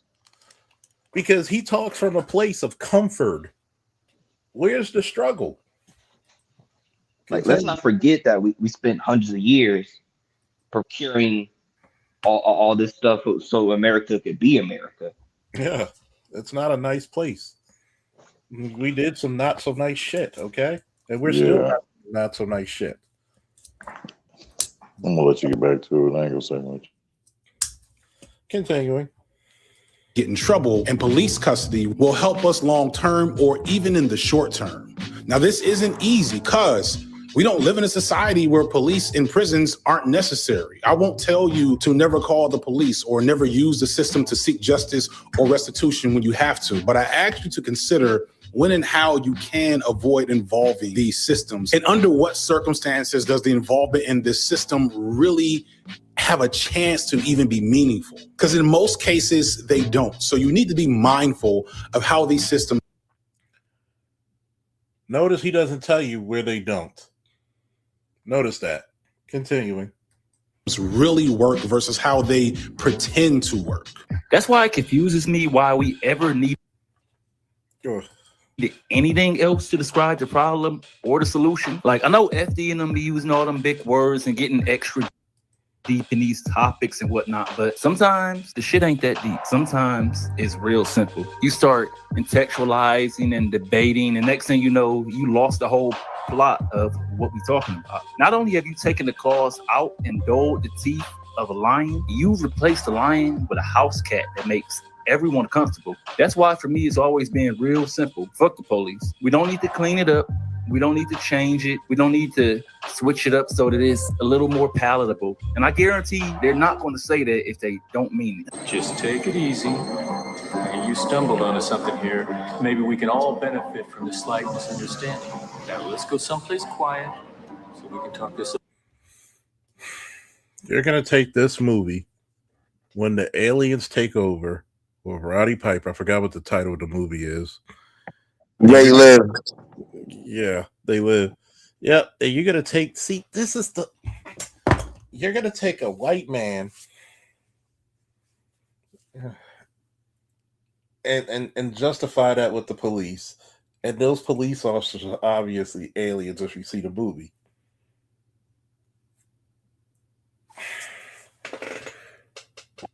Classic movie if you haven't watched it. Very classic. And it is actually very prophetic in some ways. See what I mean? He hurts his own argument by doing dumb shit like this, man. If you know the movie, because he purposely put this here because his demographic probably never seen the movie. Or he's just lazy enough to just pick a clip that displays police officers without actually knowing the plot of the movie. Yeah. That guy lives in Kumbaya land. There are no bad guys anymore, according to them. There are bad people in this world. I'm sorry. There are sometimes that I've always said it's the 2 to 3% that ruins everything for us.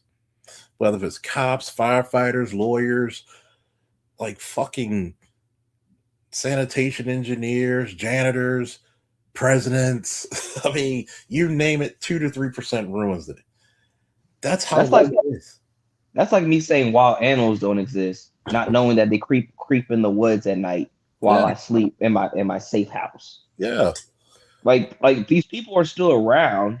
It's just that they're in the shadows. Like with how things have been civilized, they just can't be out and about freely like they used to be. If you look at Northern District, especially Northern Parkway, especially by the actual station house, you will see deer just run across the parking lot. Sometimes foxes, rabbits, cats. You'll see a couple of little wild creatures. Guess what? A lot of the Northern District is woodland. So don't think like hell. My friend lives in PG. She goes biking. She seen a black bear. She said, I never pedaled that fast in my life. And I guess she would, because black bears can run about 40 miles per hour. So, actually they're docile, but compared to the brown grizzly bear. Grizzly bears, you get the fuck out of there. Yeah, the grizzly bears will track and chase you down. Like the brown bear, you would actually scare them away. But sorry, yeah, the brown bear. Yeah, and I'm like, black bear back. But you don't really realize what the hell you're saying to people. This whole scene from the movie is because he's trying to get away from the fucking aliens, and they're trying to convince him that he's crazy. So he puts on those glasses, and he can see who's human and who's not. Continuing. Damn, I don't even remember that movie.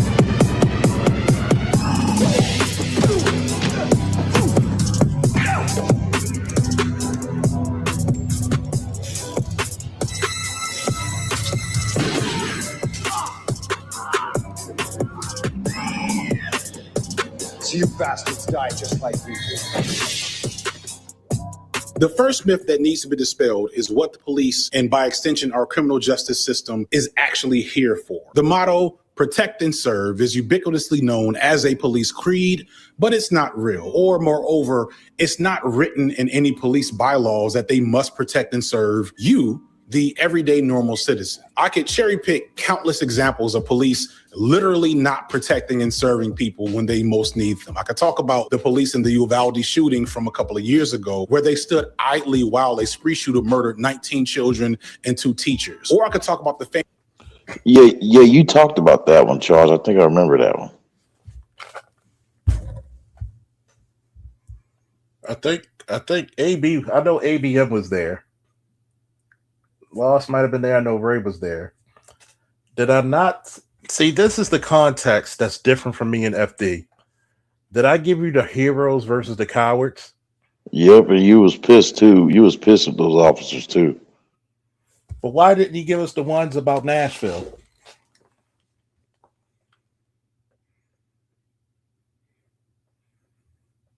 You trying to make a narrative. Why didn't you give us the cops for Nashville? What did the cops from Nashville do, Ray?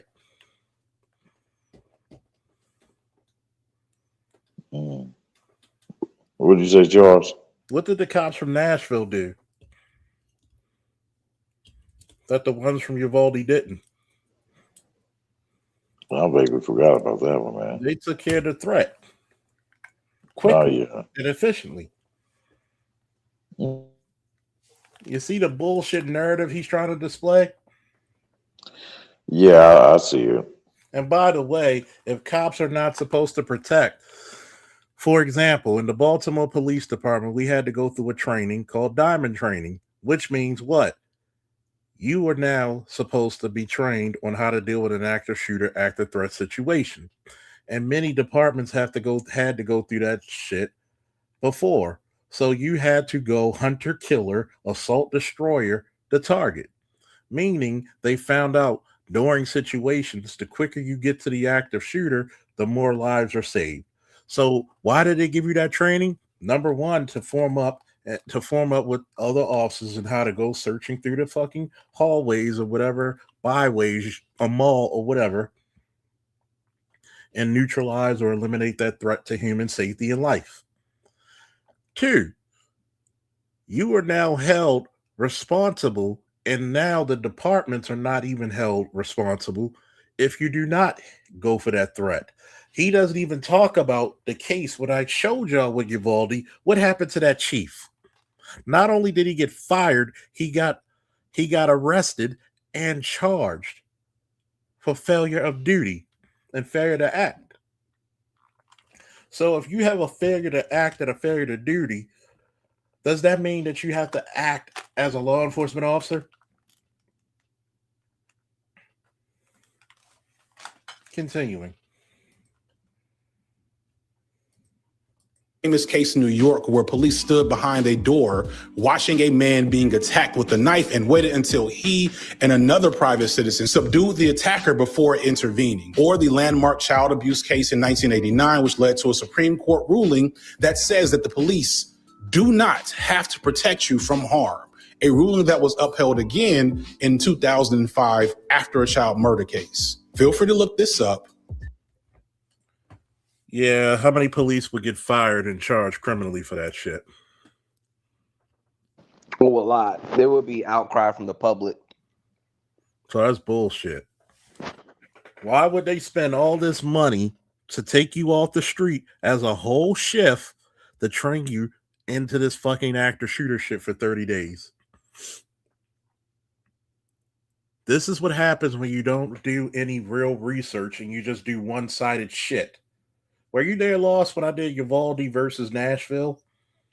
I was there for a little bit of. I wasn't there for the full breakdown. I think I was at work. Yep.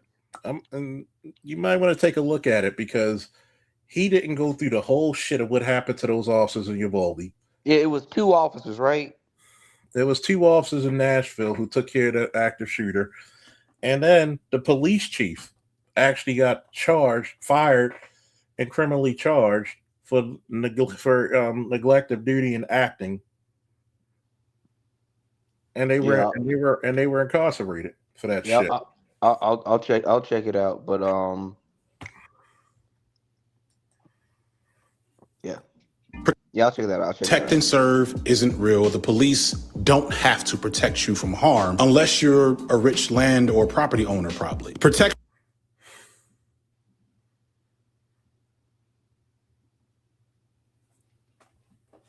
This dude is out of his fucking mind. I have heard that argument, Charles, like how police aren't there to protect the people, they're there to protect property. Could you break that down? Even the dispatcher will tell you. Shout out to Miss Angie. She might have retired by now. Greatest dispatcher on planet Earth. Let's say you're on a call for a stolen auto or a burglary that already occurred hours ago. You're taking the report. Guess what she'll tell you? Person over property. Person over property. What does that mean? Person over property. What takes priority? The person. Yes, life takes precedence over property. That's bullshit. Because there's many times I had to come to the aid of a person who was homeless being accosted, a drug addict who was being accosted, a prostitute being accosted, just as much as a person who owned a home. So that little stupid shit he just said is null and void. That's stupid. That is stupid. First of all, why would departments spend all that money to make sure for active threats to come to your duty? Person over property. You are to protect people over property. Did you notice this whole time he never had one cop, one real lawyer? That public defendant, how many real cases did she have? She's not having anybody who's a murder victim or a murder suspect. She never told you about how many cases she won. She never even gave you what type of cases she went through. For all I know, she could do nothing but traffic court. Petty crimes.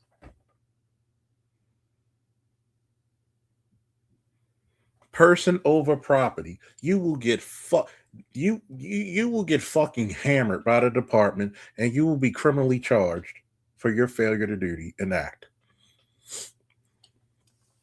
This is what happens when you got that liberal feminine mindset. Of land and property is probably the true origin of policing as we know it. They were slave catchers protecting the property of slave owners in the South, or what did we say when I debunked that? 1800s London, the Bobbies. Bonds bailsmen captured slaves. First and foremost, they had overseers. They had overseers who protected that shit. And bonds people. The bounty hunters. Modern policing started in 1829 in London. Sir Robert Peel. You know you can find this shit very easily off of Google, right? Now I see why he flunked out of his PhD program. It's an idiot. Easily debunked. Private businesses in the North. But at least for a time, these entities were often privately funded by the rich who, ironically or unironically, often hired criminals and thugs and miscreants as their police to secure their property. It's not until 1838 when we get our first ever publicly funded police force in Boston as rich shipping business owners. Actually, the oldest known police agency is in Virginia in the 1600s. Jamestown.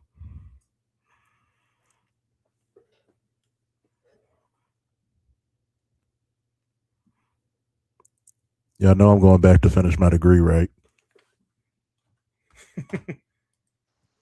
Look it up. Jamestown. I mean, shoot. If he has a bachelor's and a master's, if he can get one, you can get one. Go look up Jamestown. 1630, 1670, something like that. Jamestown has the oldest police department.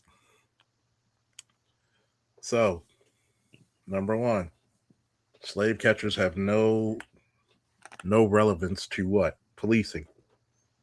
Modern policing started from Sir Robert Peel. Do you know what Sir Robert Peel figured out? That the police should come from who? Not the aristocrats, but the commoners.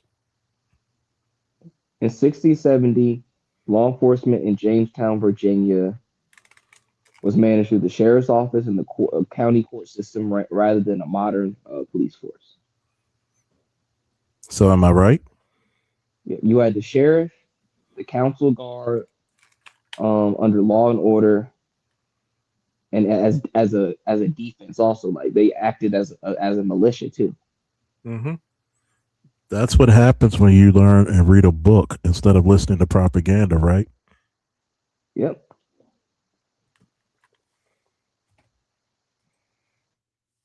Even civilians may fall under Good Samaritan laws for failing to help.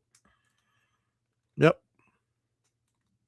As long as you don't go above your education, meaning if you know to do CPR, you're not gonna give somebody a tracheostomy, nothing like that. I know he has some other controversial shit he's been saying. He's not saying much. That's the sad part. Notice I've been debunking most of it. What was it, 1670? Yeah, 1670. What happened? So how knowledgeable about this shit do you think I am compared to him? It's like on the comparison level, it sounds like he hasn't even read a book about it. And I'm literally giving you textbook shit. I'm probably wowing a few people like, how the fuck does he know? Like, god damn, this guy got a master's? Shit. Education. He needs to go beat up his fucking professors if this is the best they could do. Finishing. Convinced the local municipality to take over the cost of their, at the time, private protection of their property as a public good. And suddenly, we have taxpayer-funded policing as we know it. However, for a long time, the sentiment of fuck the police was much more popular than you might think. For longer than not, in fact, the police were looked at by the general public as nuisances, losers, and snitches, or worse yet, themselves another gang of thugs who just happened to serve the economic or political elites. I know the police cause you trouble. They cause trouble everywhere. But why does he keep adding more white fucking people? Where's the blacks? when you die and go to heaven, you'll find no policeman there. After 60 plus years of publicly funded police and constant complaints from citizens, the Lexile Committee in New York did the first major probe of police activity in the United States. And after 10,000 pages of testimony from over 700 witnesses, the commission came to the following conclusions. It appears, therefore, that the police formed a separate and highly privileged class, armed with the authority and the machinery for oppression and punishment, but practically freed themselves from the operation of the criminal law. Many of the members of the force, and even superior officers, have abused the resources of physical power which have been provided for them, and their use only in the cases of necessity in the making of arrests and the restraint of disorder, to gratify personal spite and brutal instincts, and to reduce their victims to a condition of servility. This condition has grown to such an extent that even in the eyes of our foreign-born residents, our institutions have been degraded. And those who have fled from oppression abroad have come here to be doubly oppressed in a professedly free and liberal country. The harm thus done by engendering bitterness and hatred in the minds of multitudes of those people who look upon the police as the highest expression of governmental power. This sounds pretty familiar, doesn't it? It's basically what most black people and pretty much every left-leaning person in earshot has been saying about the police for at least the last 10 years and really longer. So you might be wondering, how did we go from that to where we are now? Why are the police so beloved and trusted now? It's not like they've gotten any better. Why, when we constantly see the abject failure of police? How would you know they got any better? Not one time did he tell you any stories about how his interaction with the police are. Did he? As a matter of fact, Not a single one. he told you how his sons were. They have good interactions. Notice I debunked his. You could tell he doesn't do research. He just listens to the stereotypes. Not one time did he mention Sir Robert Peel. Not one time did he mention the modern policing. He didn't even get the oldest fucking police department. He didn't even get that fucking right. Charles, this is how irrelevant FD is. My own university, our alma mater doesn't even honor him. They don't even mention him.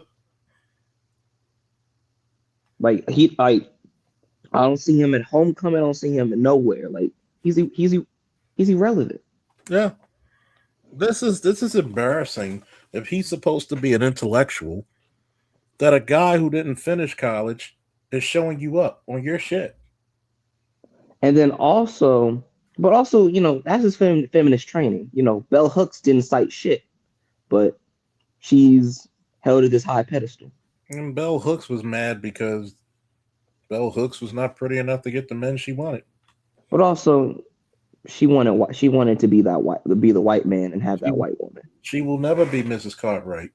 No, Charles. Judge Joe Brown, he talked about it like she was more into the white women than anything. You could talk. You could tell. Why do you think most lesbians are what? Man haters. They hate because you could pleasure a woman in ways she can't. Doesn't that make sense? Yeah.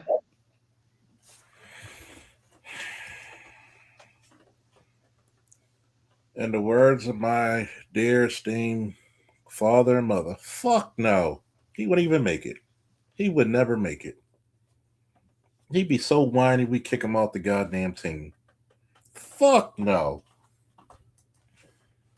And this is shameful because this intellectual motherfucker couldn't even give you a daddest point. Do people look at those instances of failure as anomalies and not an By the way, let's talk about all the yes, there is some corruption that happened, especially in early policing, like many organizations before, similar to it. Let's also look at the cities of Boston. Boston was full of what? Irish gangs that still carry on today in Boston, right? One of the most racist cities in America, last time I checked, right?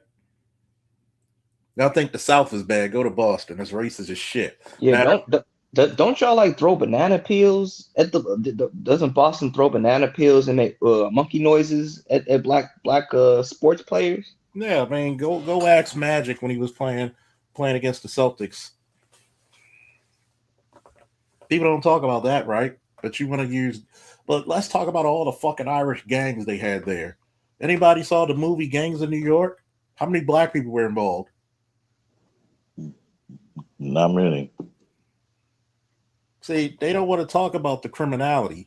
Who had the police department? Remember that. Who was given the reparations of police? The Irish. Who had the gangs in Boston? The Irish. So they was double dipping. They was double dipping pretty much. They were double fucking dipping. Fun fact about racism in Boston. Red Auerbach, who was the coach of the Boston Celtics in the old days with Bill Russell and the owner, then he stepped aside from coaching. Bill Russell became the head coach. Mm-hmm. And Bill Russell started getting a bunch of hate mail and things like that. N-word this, N-word that, or whatever. So Red Auerbach put out a statement and said, I own this team, not the city of Boston. I'll have whatever head coach I want. And he took Boston off of the jersey and put Celtics on the jersey. So that's why the Celtics today are called the Celtics. If you can remember later on, look it up. Look at the old Boston Celtics jersey. It don't say Boston. It just got the nickname Celtics on the jersey. Yep. Red Auerbach did that because of Yes, all I the seen racist fans. Yep. So when you look at I noticed that. when you look at the history of Boston, it's not but racism. And here's the fucked up part. You had the police who were also relatives to the fucking gangs of the New York. And let's say you did have people who were on the up and up. A few good cops, how could they overpower the bad ones? Now you have the reverse. Guess what? The 2 to 3% is who says, "Why don't y'all arrest the bad cops?" Yeah, point them out. But guess what? Oh, you don't snitch. Yeah, that one channel I sent in the chat, they the Real News Network, they have some videos of them talking about a corrupt police chief in Boston. Yeah, they got quite a few videos about Boston. Boston's been corrupt since the fucking it was established. Shoot, Boston's probably more corrupt than Chicago. Yeah, but yet he's not going to talk about this because he doesn't know what the fuck he's talking about. Continuing. Of the reality of policing. The answer to this is multifaceted. There's an inherent investment in the authority that permeates American society. A lot of the support for police, especially now, is essentially just a to-seat endorsement of racism and anti-blackness. That's why you have people yelling all lives matter to people saying Black Lives Matter because you know exactly what they're trying to say. The thin blue line flag saw a huge surge in popularity when Black people started marching against police brutality. I don't think that's a coincidence. But what I really want... Do you know what that thin blue line means? The thin blue line means that little part of the blue protects the rest of the flag, the rest of the people. Just like you have a thin red line for firefighters and EMTs and paramedics. And Black Lives Matter, obviously, but do all lives matter? For the most part, yeah. So you show that you need to be eliminated. Meaning that if you're trying to commit mass murder or, touch children inappropriately, you probably sure. But yeah, here's my thing. I never needed a slogan to say my life mattered as a Black person. Here's the craziness part. When they talk about, police brutality, guess what? It's more dangerous for me to interact with another Black person than the police. Statistically. Even during the Freddie Gray shit. Black Lives Matter, but you still got a fucking homicide when the city shut down, has a curfew at 8 o'clock. Guess what? So all the homicides happen in the morning. Nobody talks about that. You sound very phony when you want to talk about Black Lives Matter. You would think that'd be a chance when Black lives actually dictated and say, you know what, we're going to stop all this hate and anguish against each other and actually try to build something and get some totality of our freedom and have some decorum with each other. We're going to invest in each other. But what's the first fucking thing Black people want? You don't want reality. You don't want freedom. You just want to suffer your oppression just a little bit nicer.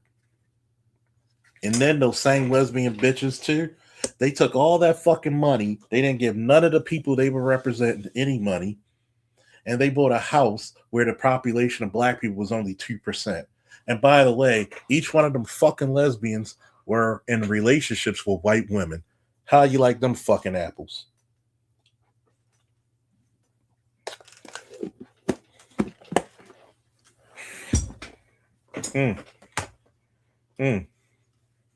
Go ahead.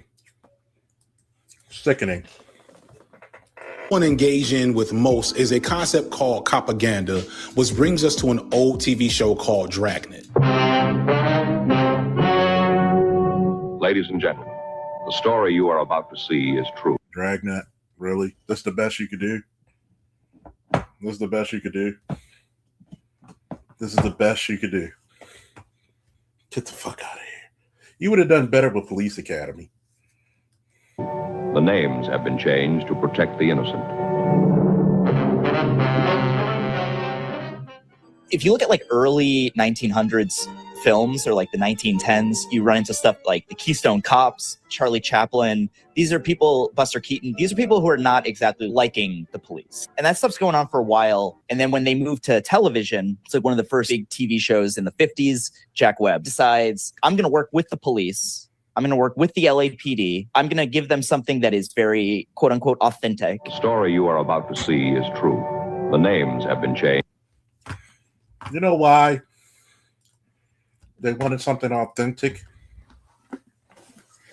When you saw a Charlie Chaplin movie, what type of genre was he in? It was a comedy. So what is he going to make the police look? Bumbling. Dumb. What are most police like? Very stoic, right? Very serious. So you had a realism from Dragnet. This is the funniest part. All the people who would never take these jobs are the biggest critics of them. You didn't have one cop. You didn't have one person. You had the most effeminate men and the most lunatic female that you could ever have. Tell me what type of shit, even for the female public defender, tell me what type of cases you handled. Because you could be a public defender about small crime like common assault, petty theft. What did you really handle? You didn't hear her say that, did you?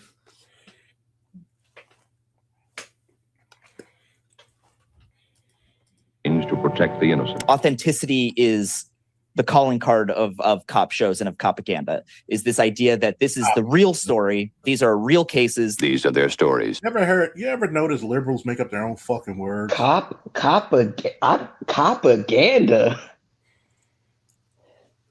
That's the first time I've ever heard a word like that.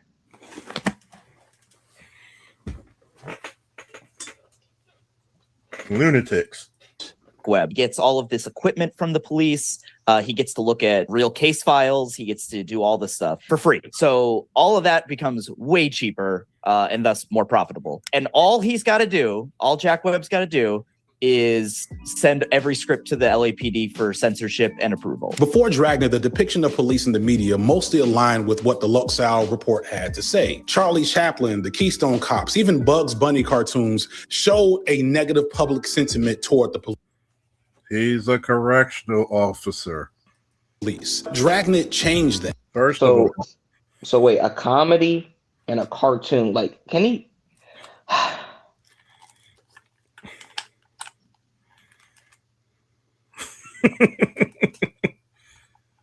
That's your thesis statement right there, right? Like, if I was on his board looking over, I said, bro, like, what is this? The fuck you doing? That'd be one of those times. The fuck you doing?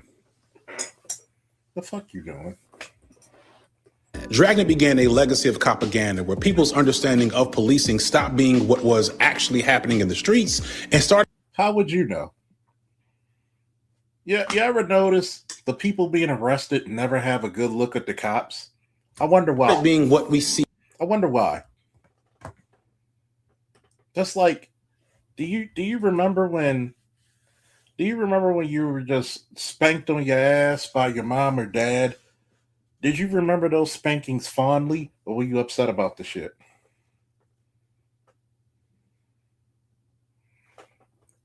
That's the equivalent of what the fuck he's trying to say. Stupid. Jackass stupid. Of course you're going to hear, it's like, yo, that's like insert your favorite NFL team. Whoever your rivals are, you're not going to talk about them pleasantly. Stupid. On TV right now. And since most people don't regularly interact with the police, as we said earlier, and when they most people do interact with the police, high and by.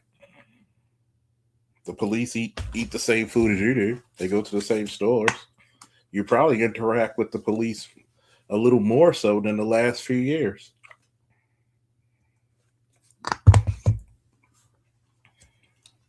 Remember those same Irish thieving motherfuckers back in the day, starting gangs and shit. Do you think Al Capone has a good look at the police? Would you think he would have something nice to say about them? No.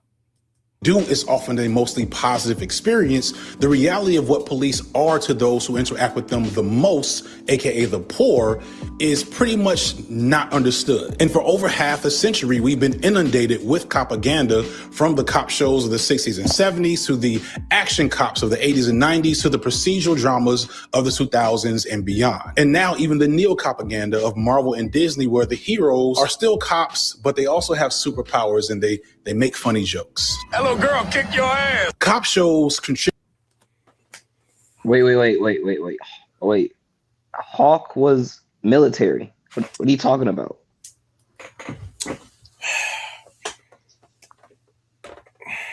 The Falcon, now Captain America.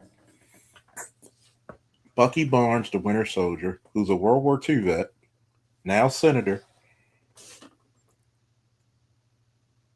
The Falcon, now Captain America.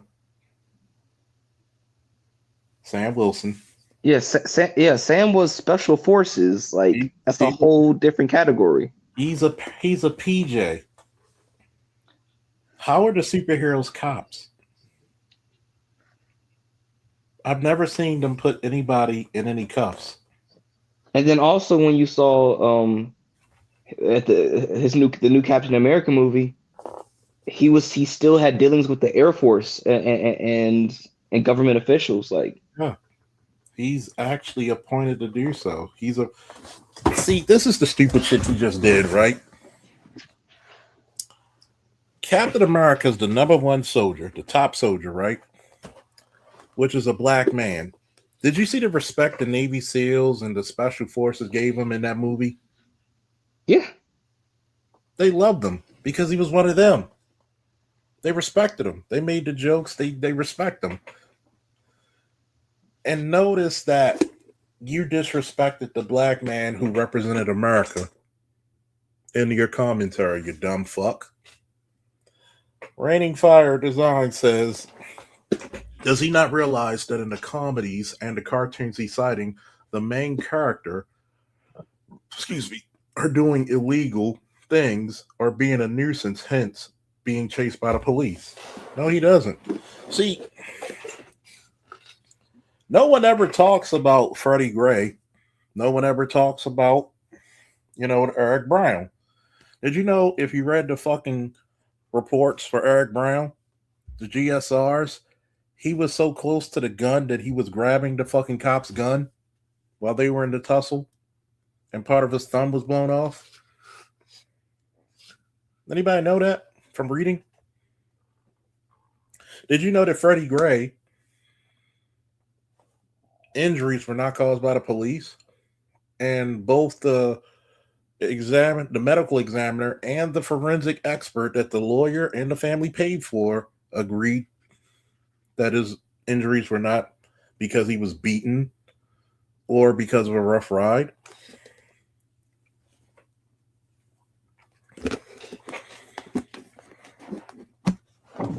And Charles, explain to the people what a rough ride is. They may not know. A rough ride is when you're arrested and you're in the wagon, that big ass van, and they're riding either super, super fast, which you're not being seatbelted, and you're taking every bump, every hill, every boom, boom, boom inside the wagon. So there are many of times I put individuals in a wagon, and there are many of times those individuals unbuckle their belts just to cause, I'm injured. And when you read the forensic reports, his injuries were from a past incident when he was in a car accident. And what did he do? The same thing I had another white guy that I arrested do. Bang his head and neck in that metal contraption called the wagon. So much so, because a lot of these guys are not big. They got a neck like a stack of dimes, unfortunately. Yeah, like Freddie Gray looked like he weighed $150. If that. And guess what?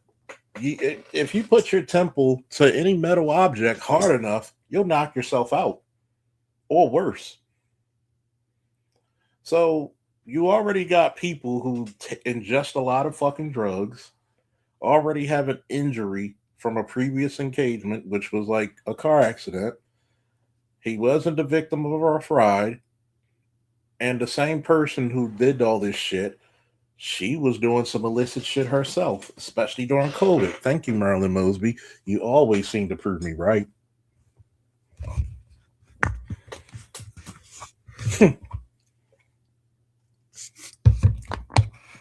Thought you could build your career off of that one, huh, lady? But guess what? The right hand should know what the left hand's doing. Didn't she get convicted also? Yes. Yes. So currently she's in prison. I forgot what deal they made out. Oh, they did. Okay, of course they did a deal. So she might have got some time. No, she didn't get any time. She got house arrest, I believe. Yeah. Okay. But she left in disgrace. Think about it. Hell, we had 3 female mayors in a row, and all 3 of them left in disgrace. And for some reason, Brandon Scott is trying to be the 4th. Like, shoot, old buddy that did crack was way better than this. Marion Barry, he's the reason why DC is the way it is today. That a good thing or a bad thing? Well, it's a good thing because it's a lot more upscale than it was 20 years ago. A lot more upscale. Like DC, Baltimore used to be the upscale party town. That was DC. DC was hell. He earned himself a little bit of crack. DC was hell. 70s, 80s, and 90s. God was hell on earth. It was one of the worst fucking cities you could go to in this country. I mean, the absolute worst. Nasty, disgusting, and they would kill you quick. Mm-hmm. If it wasn't for Marion Barry, DC wouldn't be what it is now. Marion Barry actually fought for black people in DC. After the scandal. Yeah, because Marion Barry got people jobs. Yeah. You talk to any old head from DC, they'll tell you that. Mm-hmm. That's why when he got busted with that rock, they didn't give a fuck. Yeah, they reelected him. Yeah.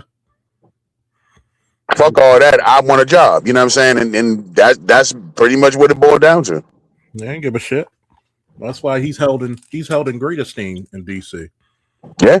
Even at this passing, he's still held to this day. To this day, yeah. But that's the problem. Notice every time a black man does something for his people, guess what they're ready to do? Defame him. Ready to defame him. That's all it is. Contribute to the myth of the thin blue line, which is that aforementioned idea that police are the only protection good law-abiding citizens have from a world of depraved criminals who want nothing but to harm them. Joe Friday. I bet you this motherfucker's anti-gun too. Friday is the main character, and he is just perfect. Like, he never shoots his gun. I actually when believe he it's is. one shot. He never misses. He's very clinical. He's very cold. You said he never shoots his gun, but he never misses. Pick. Oh my God! I bet you he wore his mother's pumps.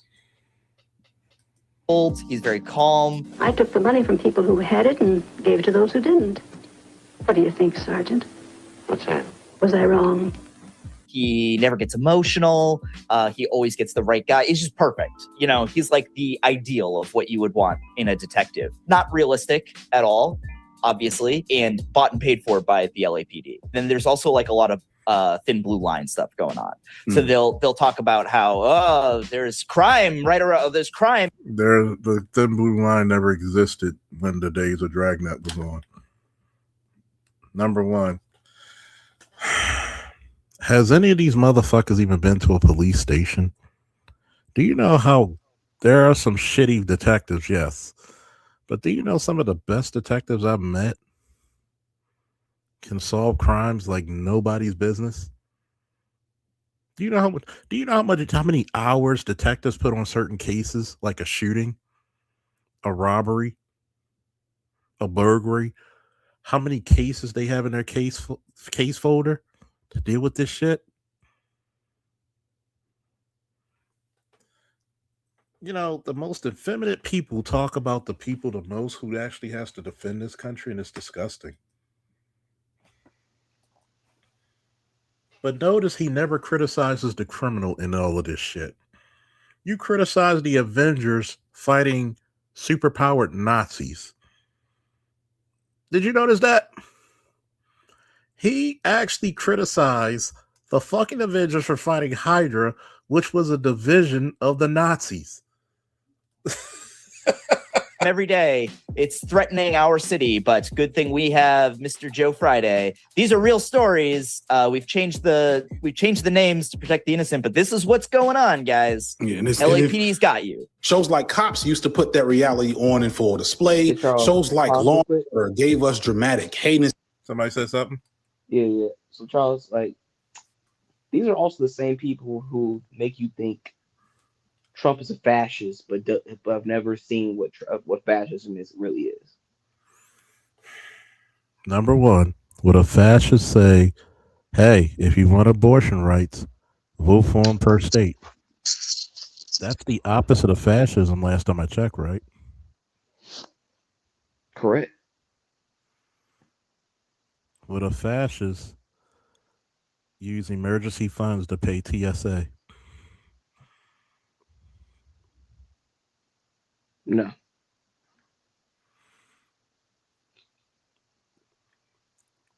Now, do I agree with everything with fucking Iran? Yes and no. But guess what? These are the same motherfuckers that have been saying death to America for 50 years. You think we should have done something about them earlier before they got so powerful in the world when it came to oil?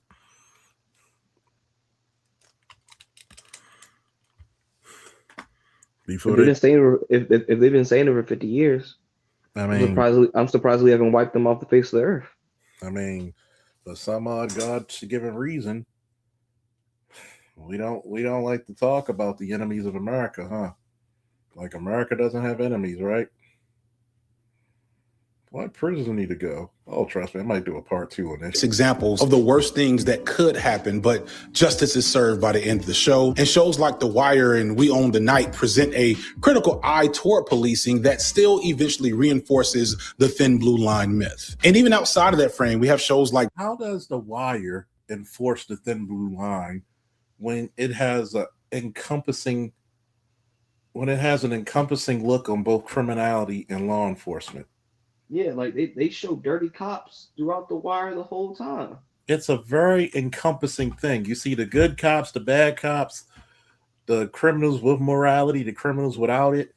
And then you see the drug kingpins, you see the runners, you see the local street dealer, you see the fiends. Like it shows the whole hierarchy. And it also shows you the bureaucracy. Yeah. That keeps That's what people never talk about The Wire. Mm-hmm. How frustrated the cops used to be because they couldn't do their fucking jobs. Yeah. Because the red tape. And also, again, Well, Brooklyn Nine-Nine. during while people was hyped to watching that, bringing comedies I was watching 24. When you're trying to talk about a serious issue. Come closer to the mic. Can you hear me? We can hear you. Just come a little closer. Wait just a minute.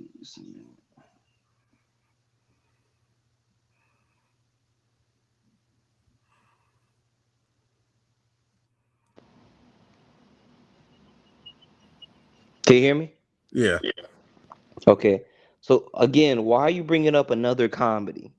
That Brooklyn Nine-Nine is a comedy. It's actually a show that's kind of like a satire, play around about being in a police station. Yeah. And it's not meant to be taken seriously. So he's fighting his own. When he brought up The Wire, The Wire is not about the thin blue line.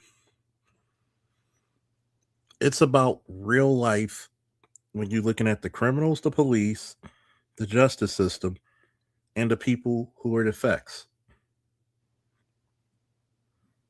it's a encompassing view of the whole situation. It's not geared to make the police look good, the criminals look good. It's just what it is. It's very black pill. You know what I'm Yeah, saying? when you get to the end of the series, you just come your summary come back like everybody's dirty. And Yeah. Everybody's got shit with everybody. And the ones who are clean. Yeah. So Go ahead. this dude is all over the place. Brooklyn Nine-Nine and Reno 911 that make cops funny. Tell me why ain't nothing but a heartache. Tell me why ain't nothing. And shows like Paw Patrol that hide the gross reality of what police dogs tend to do in real life and their historical connection to slavery. Yeah, while I was watching those cop shows, I was watching 24. it's a child's cartoon. Hey, yo, this nigga gonna stop attacking Paw Patrol, bro.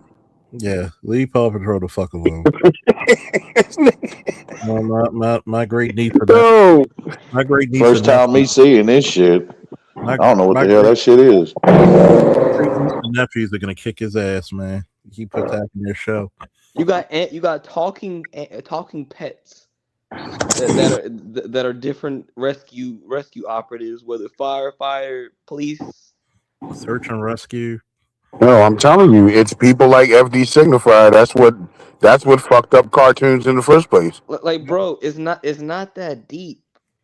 Like, Charles, I sent you that article about that video game about you got feminists raving and pissed off about a video game character who acts as a father figure to a young female, and they're lambasting the men that like, oh, this is predatory behavior because you're obsessive about a older man taking a younger girl under his wing.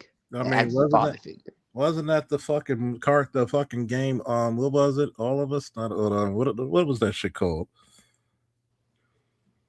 They made a fucking show out of it. The first game was a classic. The second game was some Euro ethnocentristic fucking feminist bullshit. Oh, The Last of Us? The Last of Us was that basis. Yeah. They even had that shit in the video game too. So you're telling me, right? Damn the Teenage Mutant Ninja Turtles. One of the greatest father figures in television history is Master Splinter. Damn the Fresh Prince of Bel-Air with Uncle Phil. Because Will wasn't his son, that's his nephew. And actually his nephew by marriage. Yeah. Well, Charles, I think but even though he still project that masculine energy, you know what I mean, that he still displayed those principles. And you know what? I think they were projecting about it being a little girl though. Not about the father figure, but they was kind of trying to demonize the men playing games where the father figure is over a little girl. And they were calling that predatory behavior pretty much. But yet, majority of the time in schools, the predators tend to be female teachers. Oops. Here's my thing. Have you ever noticed why he really hates police? It's because police is one of the few last vestiges of masculine jobs or occupations. Let me put it to you this way. Did I not debunk the fucking law enforcement and slavery, right? So, Paw Patrol, if you see search and rescues, they're finding lost kids or lost items and so forth. When I grew up, we had He-Man. Who was He-Man's father figures? King Grandor, Man-at-Arms. Guess what? If you tell some of these feminists, if they look at Thundercats, oh my God, Jaga was creepy. He's a ghost trying to look at the Lino in his private moments. I tell you, man, whoever fucked these women up, man, they really fucked these people up, man. Paw Patrol, that's the best. I mean, these women, dude, are fucked up, man, from damn near all age ranges now. Like Paw Patrol, though. Paw Patrol. These crazy ass Karens, they're like every bit of like 50 and 60. I mean, Paw Patrol is the best thing you could say is get the fuck out of here. Is a show that is very like pro police, obviously. Like the main character is a cop dog. His name is Chase. That's kind of crazy. Let's not leave that unsaid. They keep giving him like gadgets. Like he's got like a drone. He's got like spy gear. He's got all this other stuff. There's like mass surveillance. They know where everything is all the time. Research that I did for the Paw Patrol video, I've done a lot of. My nigga, you look like you starred on it. You did research on Paw a Patrol. kids show? On Paw Patrol. I bet you if he saw He-Man, he would be offended. And they were hitting each other, and he said, "By the power of Grayskull." And Tila's skirt was too short. Sexist. And I wanted to wear it. Hold on, I need a masculinity moment. Excuse me for a minute. By the power of Grayskull.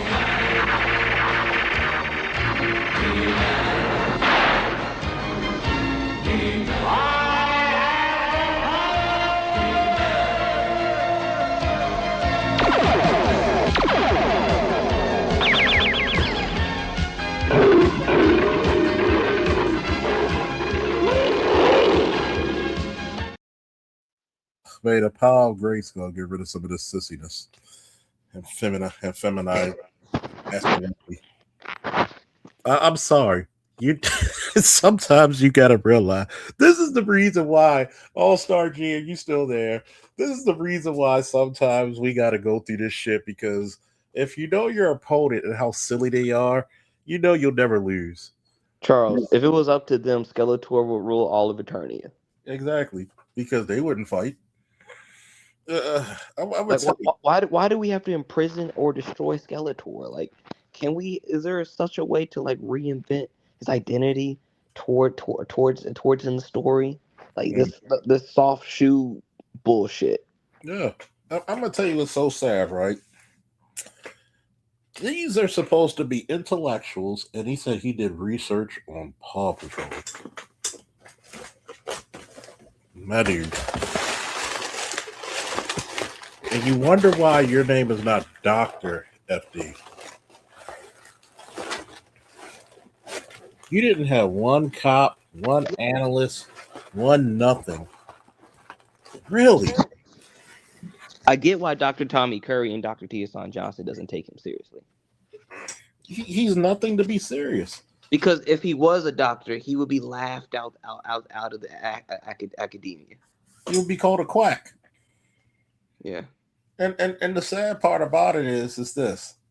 He said he'd be called a quack. Called a quack. This is the sad thing. Just a regular, normal Baltimore Negro with a little bit of knowledge of something just debunked so many of your shit. So much so that Dr. Tiason Johnson had to grace us. But our boy Rob from Comics Explained says, "Shit, ain't it? You know that he knows what he's talking about. That he knows his stuff."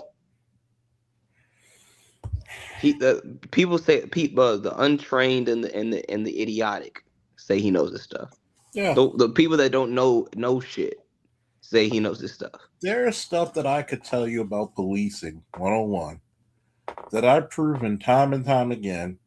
When I told you about the Tory Lanez case, when I told you about the start of modern policing, I even gave you where the historical foundation of why they wear shields on their chests. So if this motherfucker could not tell me any of this shit, then he's not to be listened to seriously. I'm doing it because I could tag your name in it. I know I'm going to get more viewership. Why not use the strategy they used? If he's going to tag Kevin Samuels to get viewership, then why can't I? I mean, they love to have the black manosphere and the manosphere's dick in their mouth. So, pause. No Diddy. I mean, trust me. Don't give him ideas, boy. You're making him drool. Making him drool. Stop it. He's drooling. Yeah. Continue into this stupid shit. I got to hear this shit. Let's go back to that one real quick. I'm just... This nigga said he did research. How you going to hate on Paw Patrol God damn you liberals. Of what police dogs tend to do in real life and their historical connection to slavery. It is a show that is very like pro police, obviously. Like the main character is a cop dog.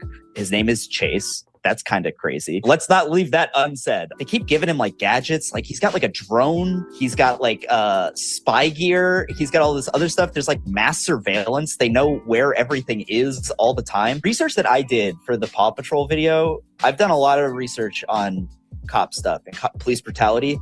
That is some of the most horrific shit I've ever read. There were like jugulars broken. People lost their testicles. Like just crazy golf-sized bites being taken out of people's legs for often like not a real, like just in the arrest. Like they're not convicted. There's nothing going on here. Like they might not even be guilty of anything.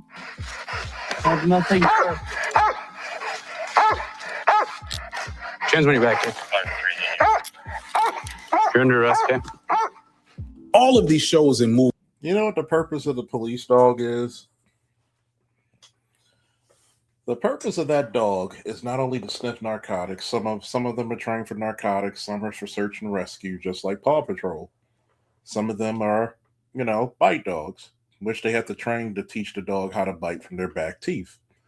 Number one, the dog is what? What's the number one step of the force continuum, folks? Deterrent. When you see a fucking canine, which is the proper title, do you really want to act slick? When you hear that barking, okay, y'all ready for a funny story? I should say some of this material for Patreon, but some of y'all probably half sleep. Let me tell you how insane I was with this police shit. We had a vacant house and some squatters were there, right?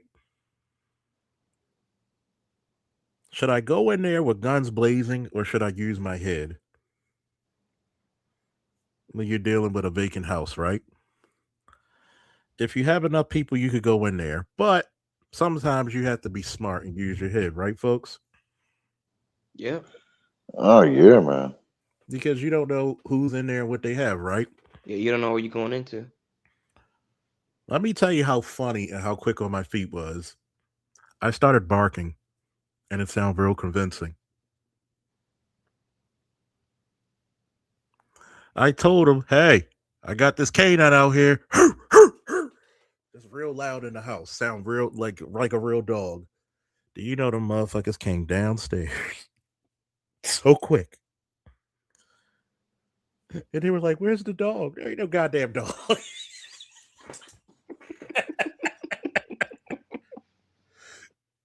You're Yeah, wrong, thank Charles. you. You're wrong. Motherfuckers made it easier for us. So when you think about that, right? Was that pretty smart and ingenious? Yeah. Funny as fuck, though, but smart. Yeah, it was. But you're like, how the fuck? I was like high-fiving myself mentally, like, this shit actually work. Hey, all award, no risk. Hey, the first thing, how to win a war, deception. Raining Fire said, I have heard out of his generation's mouth, there shouldn't be no need for anyone to protect themselves if men weren't toxic. So, of course, he wouldn't believe in the need of military police. Yes, he would, because he ain't going to fight it. Those same sad, sorry sons of bitches would always make it look like somebody else's problem. Charles, how's he going to do any fighting when he's fighting to get his sports bra on? I mean, shit, fighting cholesterol, too. But here's the funniest part. You know what the one beautiful thing about Paw Patrol teaches little boys and girls? How to be brave, how to help people out, how to work together, right? If you actually watch Paw Patrol, do they not do that? Yeah, literally every episode's about them going on an adventure to save somebody. Like, but see, what's the most masculine and heroic thing you could do? Even the Bible talks about it. Courage. There's no greater love than a man lay down his life for his friends. Does the Bible not say that? Yes. Yeah. So why is it every time in every generation, even though it's less and less, why is it the most masculine shows always talk about courage? Why is courage still a trait within masculinity? It's one of the core male virtues. Why is it right now? What was one of the most courageous things Kermit the Frog had to do against the desperado when he was a sheriff? Even though he was shaking in his boots, literally, did he stand up to the desperados? Yes. What mattered more, his fear or his bravery? His bravery. And did his bravery inspire the people to fight back? Yes. So, guess what? Police don't save anybody. Do you know how many police officers, when a car was overturned on 295, coming from my ex-girlfriend's house years ago from PG? Something about me and PG girls, I guess. And I was going to work. There was Anne Arundel County officers coming from work and two correctional officers who got out there. We were still in uniform. Of course, I'm in uniform. They were still in theirs. So we had to pry. It was overturned. Her daughter, this lady and her daughter were trapped in a car. I had to put down whatever jacket or coat or whatever blanket I had and cut her seatbelt and pull her out from the door. Guess what? Was that bravery? Hell fucking yeah. And they were pulling the daughter out. Guess what? What if the car was catching on fire? Would I still do it? Fuck yeah. Nobody ever talks about how many times that male or female cop, because you know he's a feminist, so you're saying there's no need for female cops. But that female cop bravely fought over a girl I dated, fought over a guy who was committing robberies. When he grabbed her gun, she twisted and put 3 or 5 in his ass. Wait a minute. So you're saying a personal friend of mine who was doing a traffic incident on 83 and she got knocked over 83 and her recovery was so slow, was she brave because she could have died any time during the process of her recovery?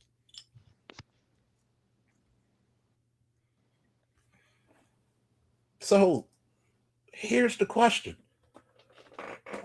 Do you really hate police, or do you really hate police because it's something you can never become? And that's called brave, courageous.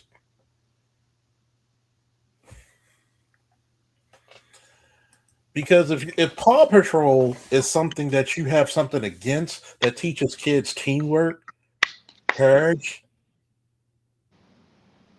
thinking about others before yourself, sharing, caring, all that other good stuff that we think that traits that human beings should actually have, I look at you very seriously with a side eye and wonder why that feminine voice that you have. And if you notice one thing about femininity, it's very selfish. I mean, shoot, if Paw Patrol was bad, I can only imagine what they would say about G.I. Joe. Wonder what he would say about RoboCop. Think about it. What was RoboCop's big thing? He wanted to be called Murphy. He wanted to remember himself as he was and what he am. He fought hard not to lose his identity. They'll probably complain about, he executed the criminals on the spot. The video game was pretty cool too. Not all the time. That RoboCop was my shit back then when I was little. Matter of fact, the first RoboCop, did he fight corporate corruption? Yep. Like, wait a minute. Let's talk about Miami Vice. You're gonna say they glorified? No, they told you real about how it was in Miami at that time. And a lot of them episodes was actually real cases. NCIS, the original with Gibbs.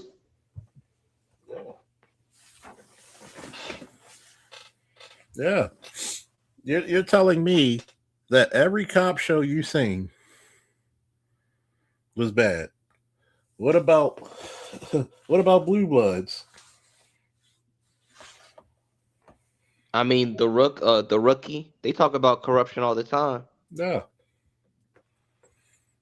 What's the show that Angela Bassett's on? 911. Yeah. Does she play a decent cop? Yeah. So sometimes bends the rules a little bit, but yeah. But you got to think about it, right? Not all cop shows or cops are bad. Majority are pretty decent people. It's the 2 to 3%, man. And they show you the 2 to 3%. Yeah, because the 2 to 3%. Let's think about it. How many black people in these bike clubs love that bike show? What is it called? Sons of Anarchy. Sons of Anarchy. Yeah. Every fucking biker think they're in Sons of Anarchy for some god reason. They would have and these are black bikers. Think everybody you're basically a bunch of nurses, doctors, police officers, garbage men, fucking truck drivers. Y'all just bikers, man. Yeah, this ain't no criminal organization. It's the Rough Riders. Yeah, this is just a fucking clubhouse that rides bikes. Get the fuck out of here. Get the fuck out of here. Yeah, that was a whole criminal enterprise. But guess Says what? Anarchy. Motherfuckers still celebrate fucking Sons of Anarchy. Get the fuck out of here. Yeah, and he committed suicide at the end of it. Exactly. Like, what the fuck? Motherfuckers can't talk about black degeneracy and all that shit. They celebrate that shit. But they celebrate that. Y'all know what I'm talking about because I know some of these people. They're if you really want to know what real cops about, I wish I was still in there so I could send people on a ride and be like, "You smoking a cigar?" Yep. I wish people would have done a ride along and just saw what the fuck we seen. You're right. They don't believe in sacrificing themselves for the larger group. They're selfish. I had a whole conversation about this. We grew up being taught bravery and sacrifice for the community. Why do you think, Rainy Design? Look at this. Does this look like sacrifice? Now for a lesson. You may have heard these words before, but I'll teach you what they really mean. Go beyond! Plus!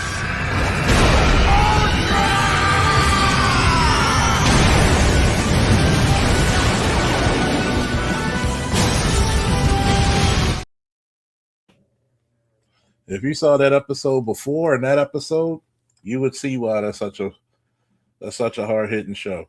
I remember when that chapter released for the manga. It was wonderful.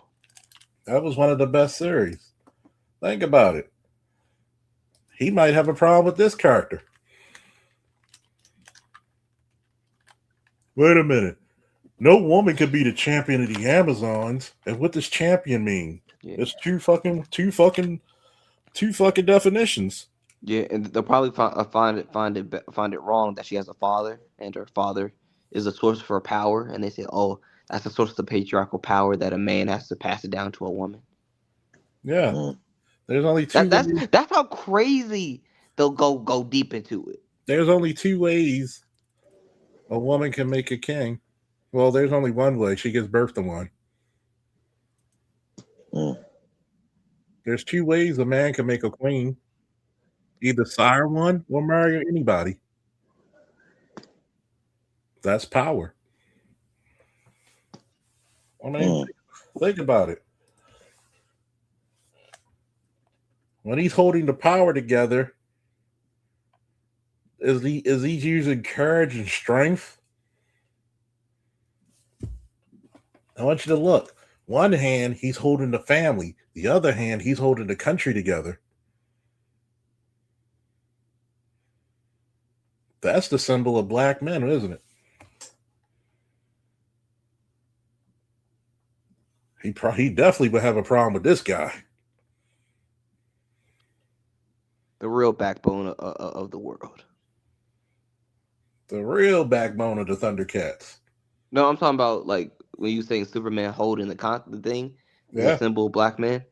Yeah. Shoot, if black women want to be the so-called backbone of the community, black men are the backbone of the world. Yeah, because if they are the backbone of the community got scoliosis really badly. I mean, really. Oh, he's got to. Oh, this scene right here would piss him off. Black women bowing to him. And the crazy thing is, they're not even the full display of the Dora Milaje in the comics because they were fully submissive to him in the comics. Those are his ceremonial wives. Oh yeah, they weren't going to show that on film. Oh yeah, very submissive. Let's go back to Paw Patrol. I got to keep hearing this shit. This is calming.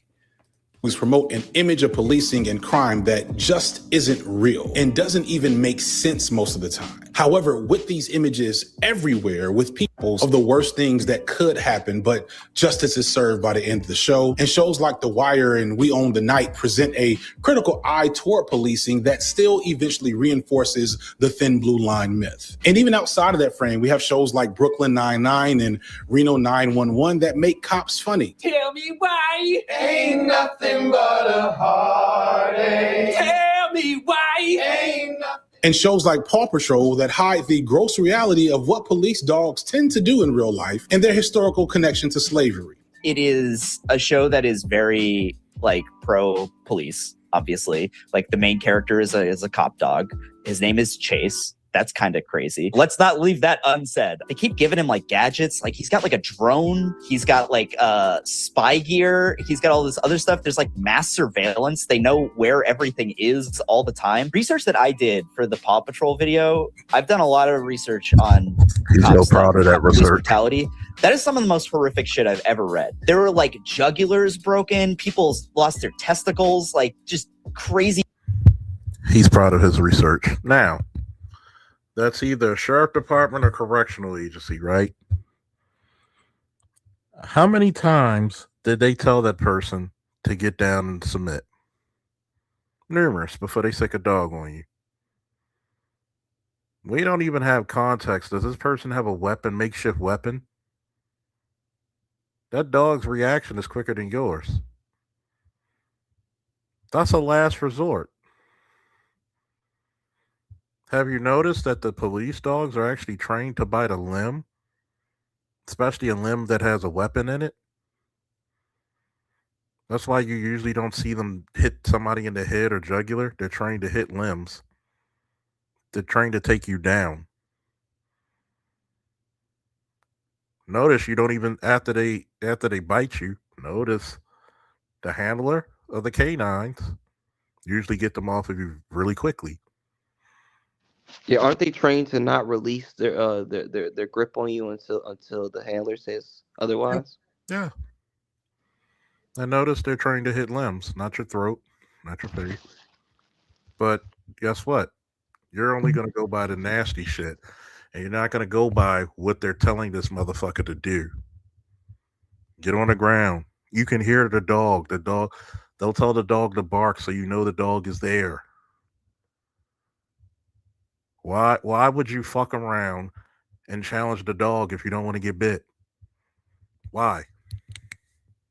Continuing. Golf-sized bites being taken out of people's legs for often like not a real, like just in the arrest. Like they're not convicted. There's nothing going on here. Like they might not. How do you know? How do you know? Because if they're searching for somebody and you're not complying, get down on the ground. That is not my time to challenge a goddamn German Shepherd, okay? That is not my time to challenge a German Shepherd. Let's be serious. Even be guilty of anything. Have nothing. Transmit back here. You're under arrest, okay? All of these shows and movies promote an image of policing and crime that just isn't real and doesn't even make sense most of the time. However, you're judging comedies and cartoons, you fucking idiot. with these images everywhere, with people engaging with the police through TV more than real life, the fiction becomes reality. And we think this is how policing works, and it definitely is not. As I said earlier, the police don't solve many crimes, and they don't have a legal obligation to protect. I'm offended by that. Do you know how many crimes I've solved? When I made arrests, did I solve the crime? Wait a minute. I'm offended by that.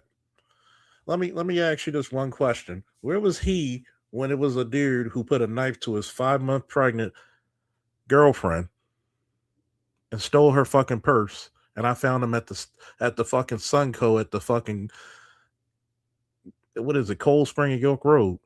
And I had to put my gun out and said, dude, get on the ground. Well, I said, if you put a fucking knife to a pregnant woman's neck, you'll stab me. So I will shoot you. Get down. Rainfire said, this is an adult trying to psychoanalyze a cartoon for small children. And, it's not realistic. You're going to do a deep dive into realism of Santa Claus and Easter. These nutcases are willing to do this. This is the reason why I'm going to just dedicate the month of May for FD. And I'm going to psychoanalyze his stupidity.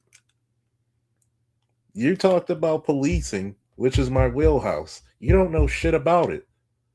I solved the crime against a person who accosted his own girlfriend. Where the fuck were you? That's insulting.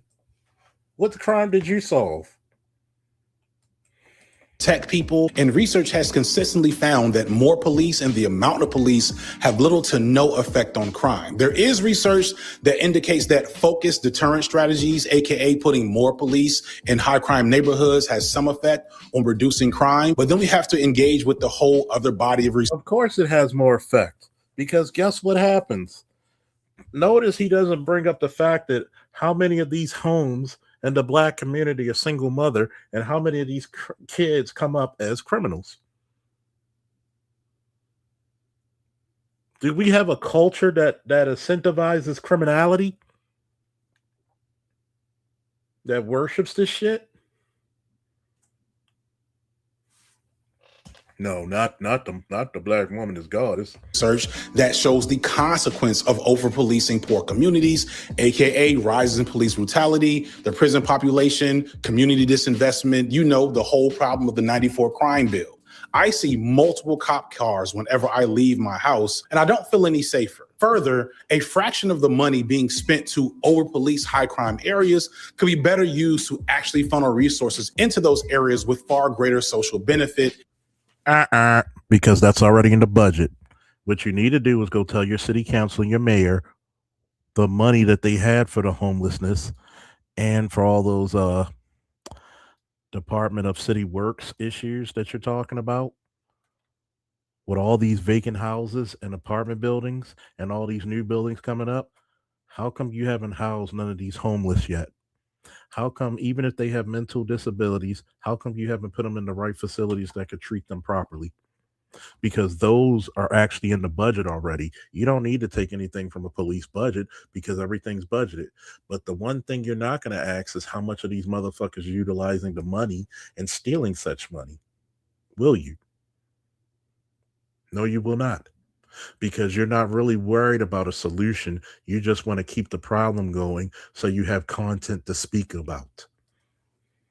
At a cheaper price. But the reality is these systems aren't meant to benefit society. They're meant to control it. And the thing is, this is not some like left-wing nonsense. This is not some, critical theory extrapolation. This is well understood, constantly reproduced research. The Department of Justice just released a report on the Minneapolis Police Department where George Floyd and many other innocent unarmed people have been murdered. And it showed a clear pattern of repeated abuses and violations that they've known about for decades. But that's not unique. Pretty much anywhere where the DOJ or anyone has investigated the police, they found the exact same things.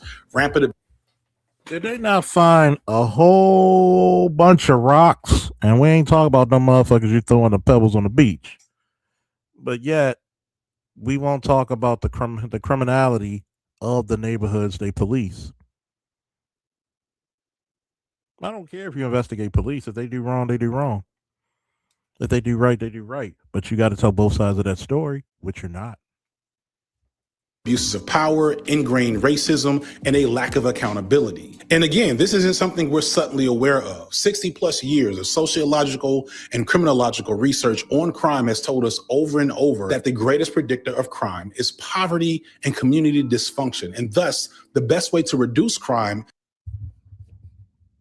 Y'all still there, right? Yeah. Yeah, I'm What did listening. he say? Poverty and community dysfunction. Did you know that if you're brought up in a single mother home, statistically, that's going to increase your rate of poverty, right? Statistically, in a single mother ran home, that's going to increase your rate of dysfunctionality, correct? So, Correct. so why don't we actually bring families together and encourage and incentivize? If you're not going to be married, at least stay in the same household, correct? Correct. So it's not the police fault your child's a fucking wayward lunatic. It's your fault. It's not the police. It's the police job to stop chaos. Not they're not the creators of it. If your father wasn't shit and your mother's not shit, then guess what? You're gonna develop shit in your household. It takes a strong individual to break family curses. Am I lying? So if you're looking at statistics, and this is what I say about if you really give a fuck about the community, if black men are the best fathers in America, which has been statistically proven, who's the only entities that get in the way of proper discipline, love, and cultivation? It's the women and it's the government. Because last time I checked, when you can actually discipline your kids, remember, discipline without love is abuse. And when you actually can talk to your sons and daughters as a father with authority, you didn't have these problems with crime, did you? So when this dysfunction actually occurs, notice he keeps out the thing in the statistics of single mothers. This is the shamefulness of his display of anti-copness. You don't have to love the police, but to tell black people who gotta live in these shitty neighborhoods and these shitty conditions that you don't need the police is an asinine thing to say to anybody, especially when you're in the seat of privilege.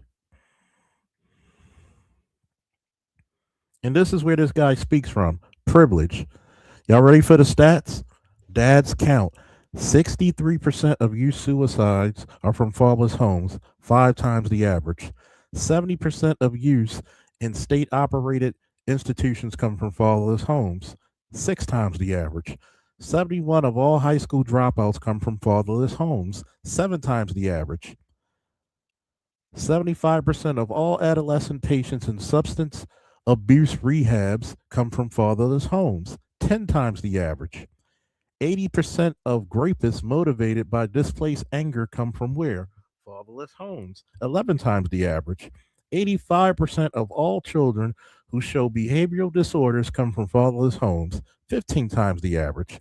85% of all youths in prison come from fatherless homes, 15 times the average. 90% of homeless and runaway children are from fatherless homes, 24 times the average. Dads are more than just a paycheck to a child. They represent safety, protection, guidance, friendship, and someone to look up to. FD, as a father, you of all people should know that a father is a boy's first superhero and a girl's first love. So, if you're not preaching that fathers will curb the fucking issue that you see before you, remember 90% of those children and those runaways and those teens come from fatherless homes.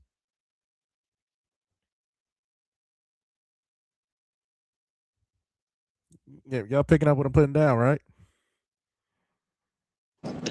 Yes, sir. Did y'all got them stats right? But this is an educated man. This is an educated man. That's an educated man. That alone will get rid of. Did you know that you would get rid of most of those fucking issues right there if fathers were put back in the home and given authority once again? If you incentivize men to get their authority back and stay the fuck out of their business, as long as they're not abusing the child, let them raise their child. But when you gave that all to the women, guess what? Hell broke loose. Well, you got to give man too protection against false accusations. Exactly. Hell broke loose. Now you're trying to put toothpaste back in the tube, and last time I checked, you can't unscramble eggs.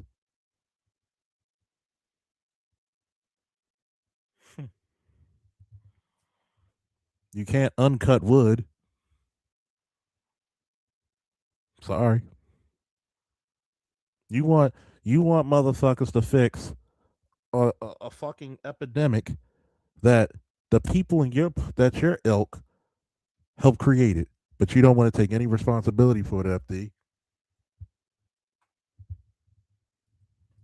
Is to increase the quality of life in high crime areas.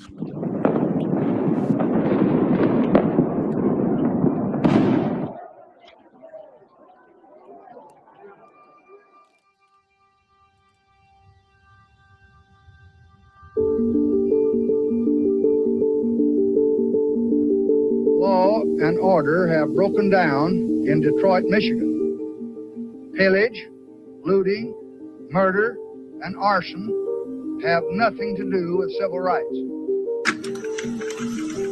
John. Hello, Mr. President. How are you? I'm fine, thank you, sir. John, you know what I think of you, don't you? I certainly do, Mr. President, and vice versa. I've got to ask you now to act like the good American I believe you to be. I'm going to seriously consider appointing a small group of 7 or 9 tonight to look into the cause of these disorders. I want nothing but competence, and I want nothing but compassion, and I want nothing but patriotism. The commission will investigate the origins of the disorders in our cities. It will make recommendations to me, to the Congress, to the state governors, to the mayors for measures to prevent or contain such disasters. The President's Advisory Commission on Civil Disorder warned that race hatred threatened to tear this country apart. What white Americans have never fully understood, but what they can never forget, is that white society is deeply impacted in the ghetto. White institutions created it. White institutions maintain it. And white society condones it. By the way, what type of word is ghetto?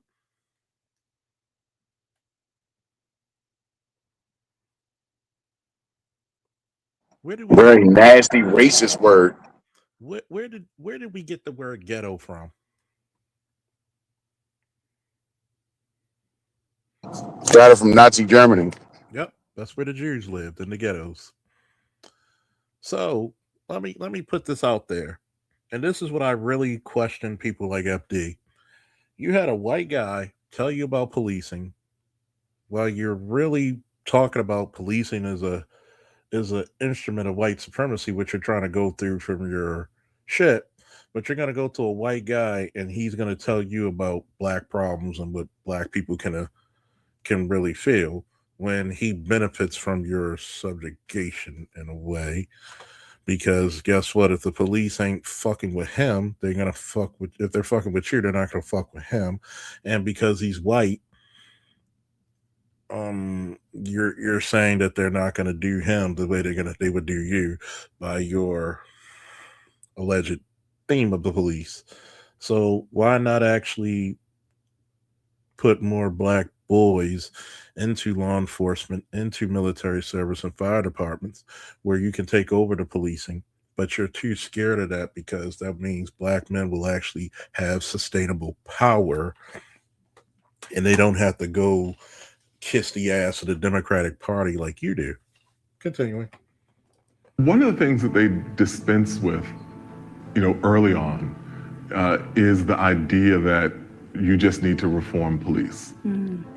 And they said, like, look, no, this is about housing, this is about education, this is about healthcare, this is about media, this is about employment and unemployment, all of the institutions that really relate to life outcomes.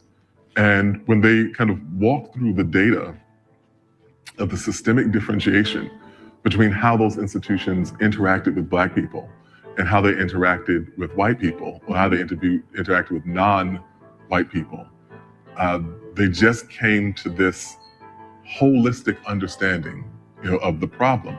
And they were saying, well, you can't really talk about policing without also talking about unemployment. And you can't talk about unemployment without talking about education. You can't talk about education without talking about housing.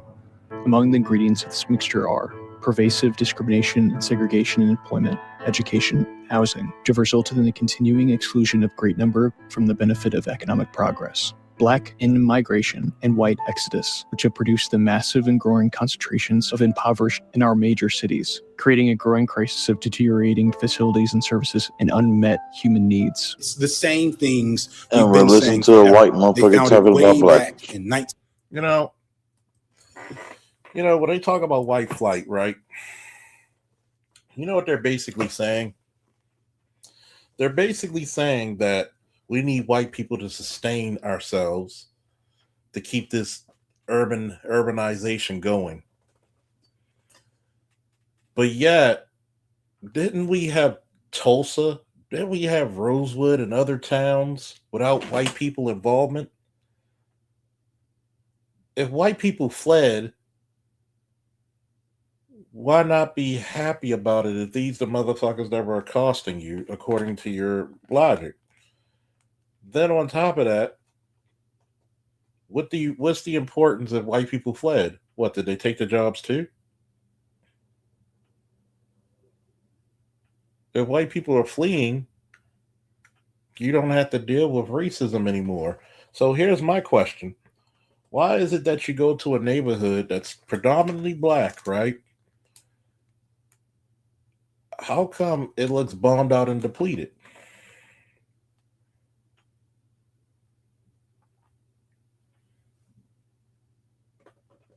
Especially if you're in a Section 8 where the landlord and the government has to fix it.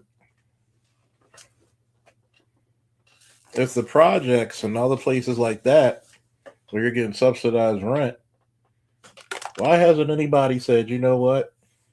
I'm going to make a flower bed here. We're going to paint. We're going to paint. We're going to put pictures up. Why do so many people get the idea of selling drugs into projects? Or any low-income housing or any low rent? Like, why? Why is the women dating drug dealers, having babies by them? Isn't that something that brings up criminality, poverty? You've given the women all the education, but guess who they still date? What did you give the men? You gave them your ass to kiss, and now you need them back. And this is a police issue? No. You're upset with the plumber trying to fix the issue. Don't say huh. Don't say huh. You're upset with the plumber trying to fix the leaky pipe.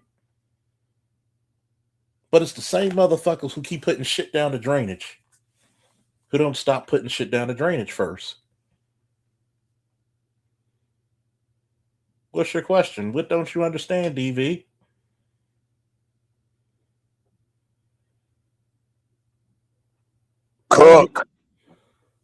Huh? Cook.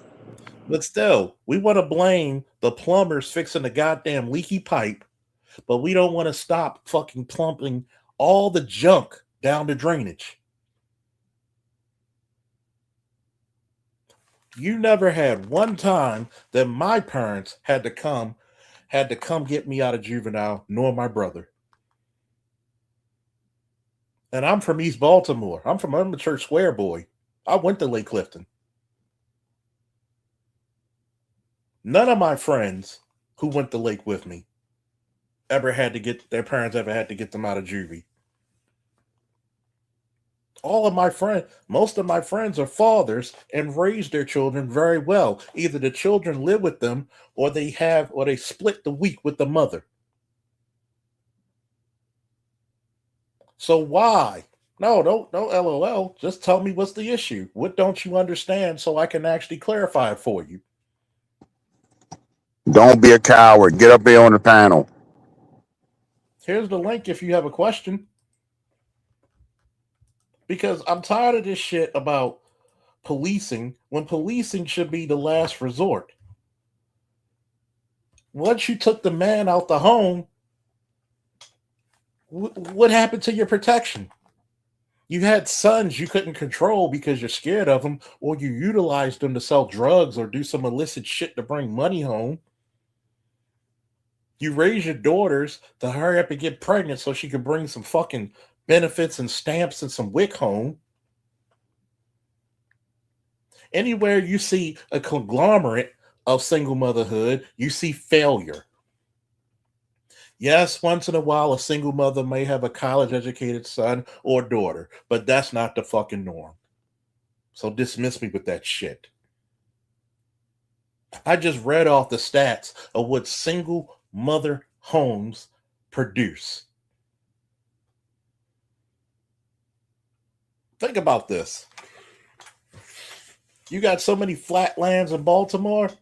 Why aren't you teaching the kids how to fucking garden?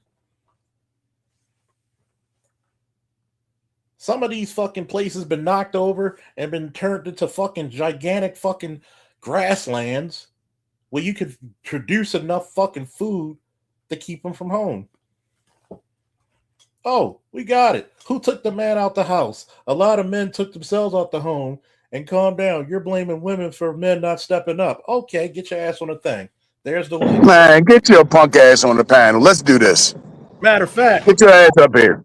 I'll tell you very easily who kicked the man out the home. It was the women who chose government benefits over their men. Man, get on up here. Get on up here. Ain't nobody with all this typing bullshit. No. Y'all kill me with this shit. This cowardly bullshit. It was y'all black feminists who took away the fucking jobs and you gave them to white women. Get on up here, prove them wrong. Let's go. Let's do this. What about DEI? Only 3% helped black people. And it sure as hell didn't help black men. Who kicked the men out the home? Let's tell the fucking real narrative about who kicked the men out the home. And when are we going to let this old ass narrative from the 1990s go? You're blaming the women for men not stepping up. Who told you to go have sex with that loser? Yeah. Who told you to go have sex with that gangbanger that was on his way to doing 20 years in prison? Guess what? Who told you to go get pregnant by some random dude so you can hurry up and get on that housing list? Any man will do. You love. Come on, man. I mean, no, we not carrying this shit into 2027. Oh no. This bullshit got to stop. Get your ass up here, all Well, let them know they ain't gonna be jumped. So yeah, because I'm staying out of it. Get your ass up here. You got 5 minutes. No, Charles gonna take care of it. I'm just sit back. But I hate when people want to do all this typing bullshit instead of coming up here. Let's have the damn debate. Tell me who left the home. Well, I can tell you who left the home. The same damn women. It's you women saying marriage is slavery. You don't see men saying that shit. Let me ask you this one, DV. How come there's 2 million more black women, but black men have almost 1 million more marriages than you? As a black male, a sorry excuse for one, we can't allow women to be our accountability. Guess what? We didn't say anything about be our accountability. Talk about their accountability. Hey Doug, you talking in circles, man. Get your ass up here. Click the link. The fuck you talking about? Click the link. First of all, as a black man, your woman gave up on you. Your woman looks down upon you. Your woman fails the community. We can't allow women to be our accountability. What the fuck does that mean? Because let me ask you this question. We're theirs. Let me ask you this question. Do you think black men are the leaders of the community? See, here we go again. Here we go again with the disingenuous conversations. Black men supposed to lead. Okay, great. That sounds nice. Try to tell a black woman something, though. Let's see what happens. But guess what? I'm going to ask you this question. As a leader, can you administer punishment and reward to your subordinates? Well, why don't your black women marry you? Let's start there. Here's the question. Why don't black women chase those motherfuckers up? No. I've been a man. I fought for this country many of times. Stop comparing what women do. You goddamn right we will start comparing because it's our responsibility to manage the communities. Okay, so then why do they get the welfare? So wait a minute. Who's the leaders of the community? Get your ass up here. So then why do they get the welfare, dude? So then why do the children go with the mothers when it comes time for divorce? So first of all, let's look at it this way. If you get the kids and you get the government support, that means you're the leader. And if they said they're boss bitches, right? Then guess what? That bitch could take the accountability. If she could take the money and she could take the kids, then she could take the accountability. They're gonna say, well, man, because man can't be trusted. But men can be trusted to fucking build that fucking See, this is why I say the same old talking points from 1992 gotta go. You niggas are still living in 92, man. This shit don't fly no more, bro. They don't work. And everybody is always quick to tell black men we need to be accountable. When do you motherfuckers ever tell black women to be accountable? It's always somebody else's fault when it's black women. It's black men, it's white supremacy, it's colorism, it's all these things when it's black women doing the complaining. And y'all sit your asses there and do nothing but clap like fucking seals. Just clap your fucking hands and nod your head at everything they fucking say. You never challenge them. You never push back on shit they say. Welfare is not power or influence. You're a dumb. If you're a single mother and your son grows up to be a murderous gangbanger, isn't that your fucking fault at the end of the day? You're the parent that's there. But we want to blame the parent who's there 0 part of the time, as you say. Welfare is not power and influence. You could have fooled me. Bullshit. Guess what? You could have fooled me. Why is there more homeless? Okay, who makes up the number? Who's the number one demographic of homeless people in this country? Black men. Mm-hmm. Who's the number one incarcerated in this country? Black men. Who's the number one killed by street violence in this country? Black men. So you're telling me, right? The dangers you face on the street is because you're subject to the elements and environment, right? Welfare keeps you from being homeless, correct? Welfare keeps you from being hungry, correct? So anybody who feeds you has authority and power over you, correct? Anybody that pays you and feeds you has influence over you. When have you ever heard a black mother on welfare tell her children, I don't have any authority over y'all? So you're telling me that welfare is your God. It's your source of subsistence.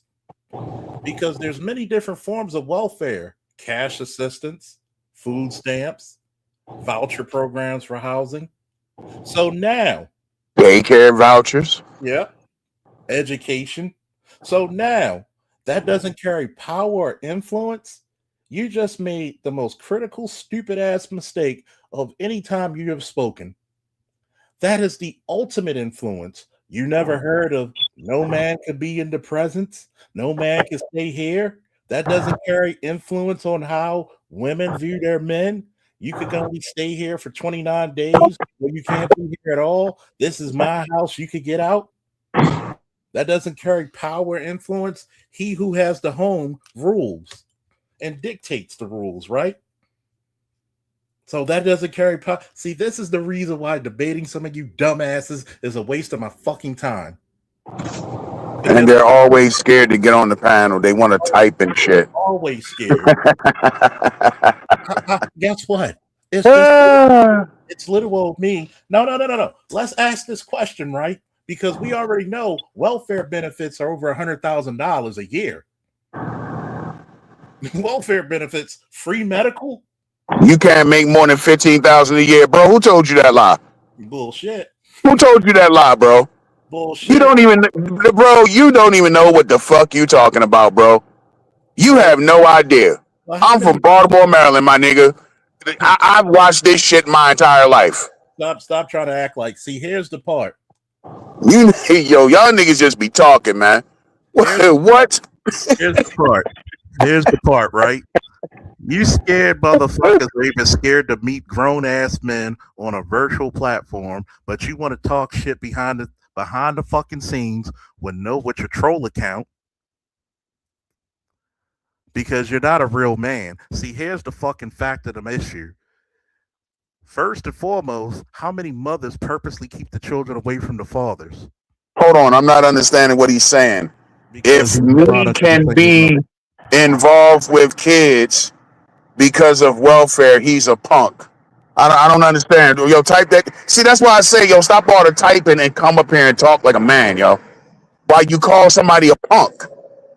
You can't even get on the fucking debate stage. You see, this is the reason why this single mother shit needs to stop. Nobody's scared of three stuffy nose dudes bitching about women. See, we could bitch about women because we get women. We're not. Oh, is he shaming and insulting? No, this sounds like shame and insult. Retype your damn statement. Stop shaming me like a bitch because that's a bitch move. Bitches only shame and try to insult.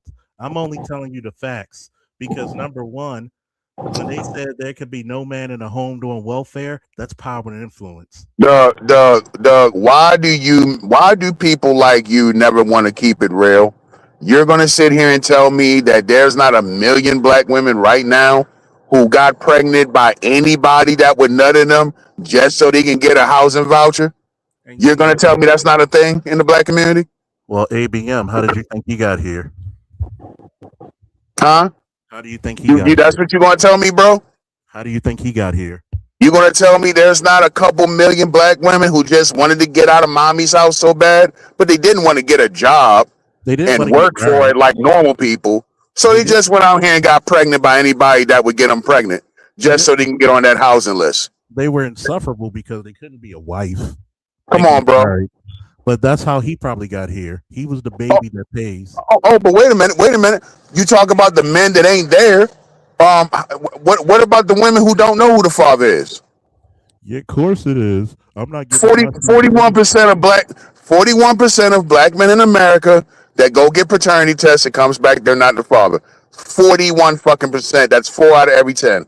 And by the way, 56% of men in the black community are fatherless and unmarried. Put that back up there again. I missed what he said. What'd he say?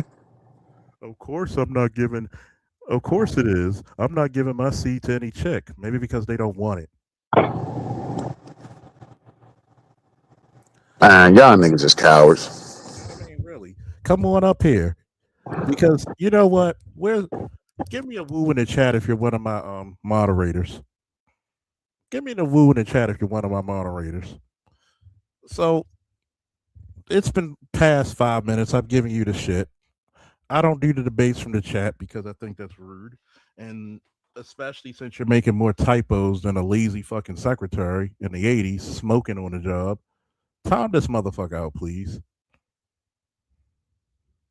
Because first of all, you know goddamn well, like this is some revisionist history bullshit. Because you know goddamn well if you lived in the same black community as I did, in the black community, especially in a chocolate city like Baltimore, where I'm from, nah, you don't get to speak. If you don't press that fucking thing, I don't want to hear shit else about you. I don't want to hear shit from you. I'm tired of you weak ass motherfuckers scared to get on a panel but want to debate safely in the chat. See, the accountability, y'all never speak on the accountability of women who fucked up this system. How the fuck you go from being more married than white women, then you're not even gonna, then only what? Less than 25% of you will ever be married? You sorry sacks of shit.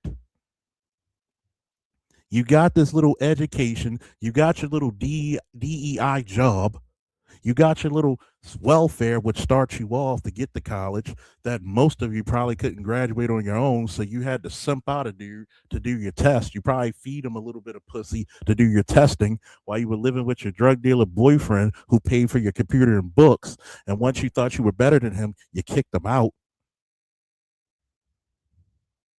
And guess what? He wasn't even the father of your children.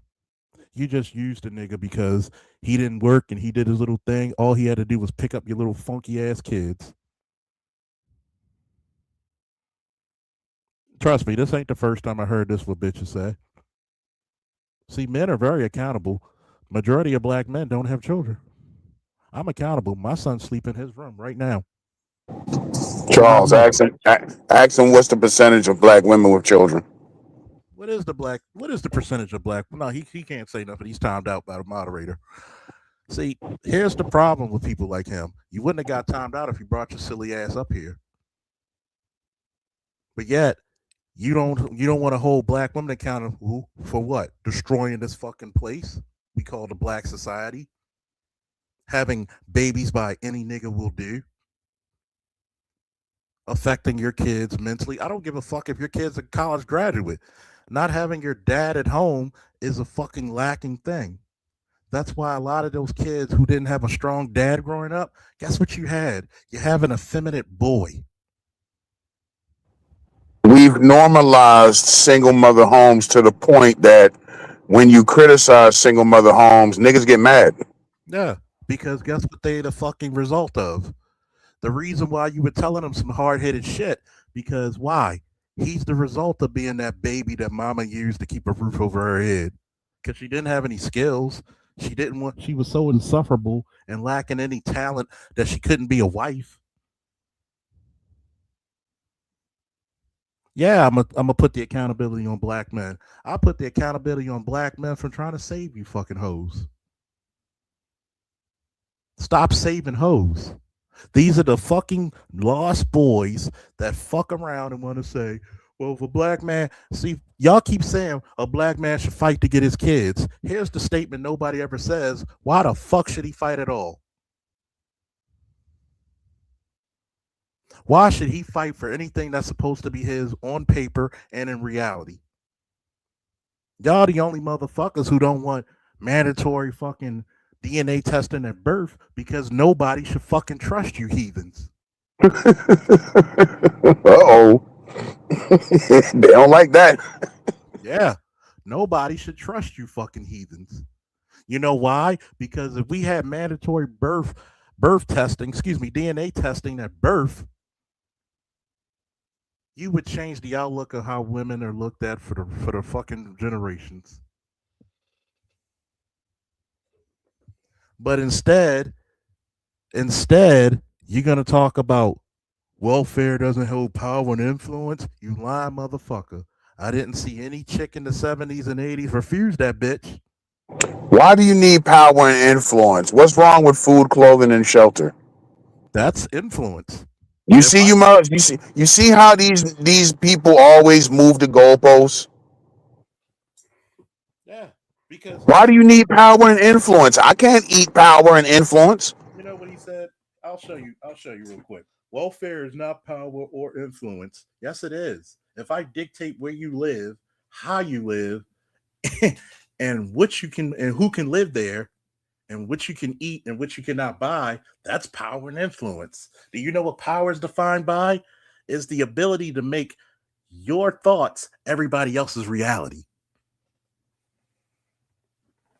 So if they said no man can stay here, guess what that meant? But here's the point. Welfare can't be a problem because so many of them choose welfare. You choose welfare over your man. Guess what? During the Trail of Tears, did the fucking Native American women follow their man? Did the Asian women follow their men when they were put in concentration camps? The Irish?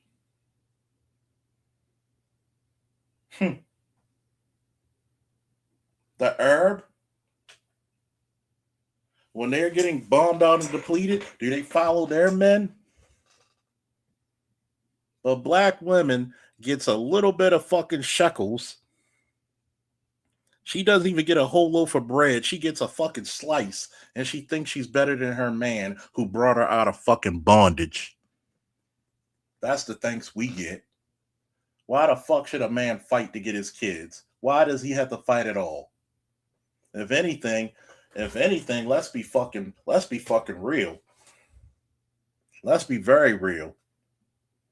You have the greatest man God ever laid eyes on, and you too stupid to even realize it. You have the most egalitarian man on planet Earth. Every other woman will steal your men from you, and you're the only bitter bitches that's gonna forever be alone. All we make in this community are forever cat ladies and super simps. That's all we produce. Fuck trophies. And then bastards. And then bastards. A bunch of bastard children who wavered. Chaos goblins. That's what they shall be. And then you'll tell somebody like me I should mentor them. Yeah, right. It's always somebody else's fucking job, ain't it? But you can't do. But guess what? Why do you make the man you fuck to have him do it? I remember talking to a female friend of mine. She has a baby by a dude who's sitting in prison now. Her first daughter, her father has been in jail since she was 2 or 3. He doesn't get out till she's 18 and she's 15. Well, how do you raise a child? You planned on having a baby by a loser. See, y'all don't chase down men who are proven fucking results of raising children. Any nigga will do. Any nigga will do. Guess what? Trauma builds men and destroys women. That's why her past does matter and a man's future matters. Because you can't outrank your baby daddy. You can't. Because that's a fucking physical picture that says to everybody, I believe this man's genetic code deserves to be in the next generation. And it shows how much of a fail. I don't care how educated and how much money you make. It shows how much of a fucking failure in life choices you make. You rather cost your fucking child a father than to actually hold up, wait a minute, and decide to get a man who was worth shit. All you bitches do the same damn thing in the black community. Fuck the same dudes. That's why all your kids, you lucky your kids not fucking their half siblings. There's a lot of kids in the black community that are born because mommy wanted welfare and she wanted to loan your social security number out to a cousin or a fucking aunt. And they split the tax money come April. Mm-hmm. I don't know why you niggas don't like telling the truth. And then here's the fucked up part. You wonder why you can't get shit in your name when you become 18 is because your mama had your fucking electric bill. See, and shout out to Edward Anderson. I'm sorry for cutting you off. Shout out to Ed. He said this yesterday. Black people are not fucking serious about fixing the problems. No. Dudes like him, it's just yet another example of Black people are just stuck in mediocrity. You don't want to even have a real conversation about the problems, let alone fix the problems. You motherfuckers sit up here and have these conversations every day, and it's always the same. Black men are supposed to just find a magic wand and just wish this shit away. Yep. And Booker T. Washington fucking said it damn near 200 years ago. He fucking said black women got a role to play in this shit too. yeah, and here's the fucked up part about it, right? I spent over 2 hours filming and disproving this idiot. And there are some of you motherfuckers who see this shit and you want to fucking talk about what? I'm not giving no chick my seed. Nobody wants your raggedy ass seed, dude. If a man can't be involved, no, that's the problem with you and your dad, not mine. My father's the shit. I'm the shit as a father as well. So is ABM. So are other guys in this space. We're not the problem. We're actually the gift. You know, we're not the prize. We're the gift. You know, and that's the shit that pissed me off when you say that. You know, all my life I heard black men ain't shit. Black men don't take care of their kids. I made sure to go marry a black woman, raise my fucking children, try to do everything the right fucking way. I made my mistakes here and there. And nobody in black society ever wants to give a black man a pat on the fucking back. Not even shit. But women will get all the goddamn praise.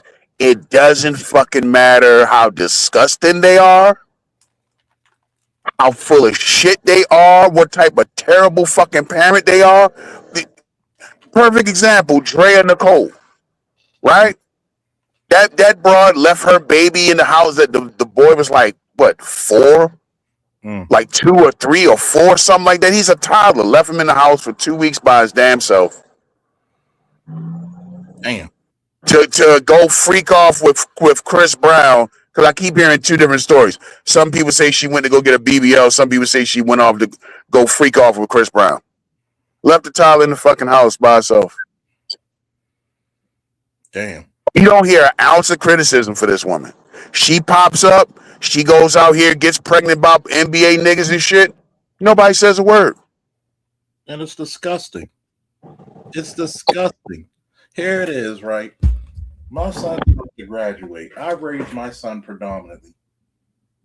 He sleep in his room right here in my house.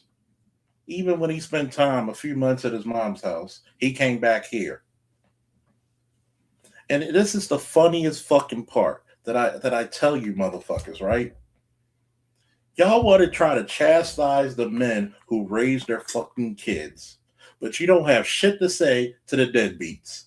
You don't even have shit to say to the deadbeat mom. What do y'all say to the mothers who keep their children away from the father for no apparent good reason? Do y'all have spoke for them?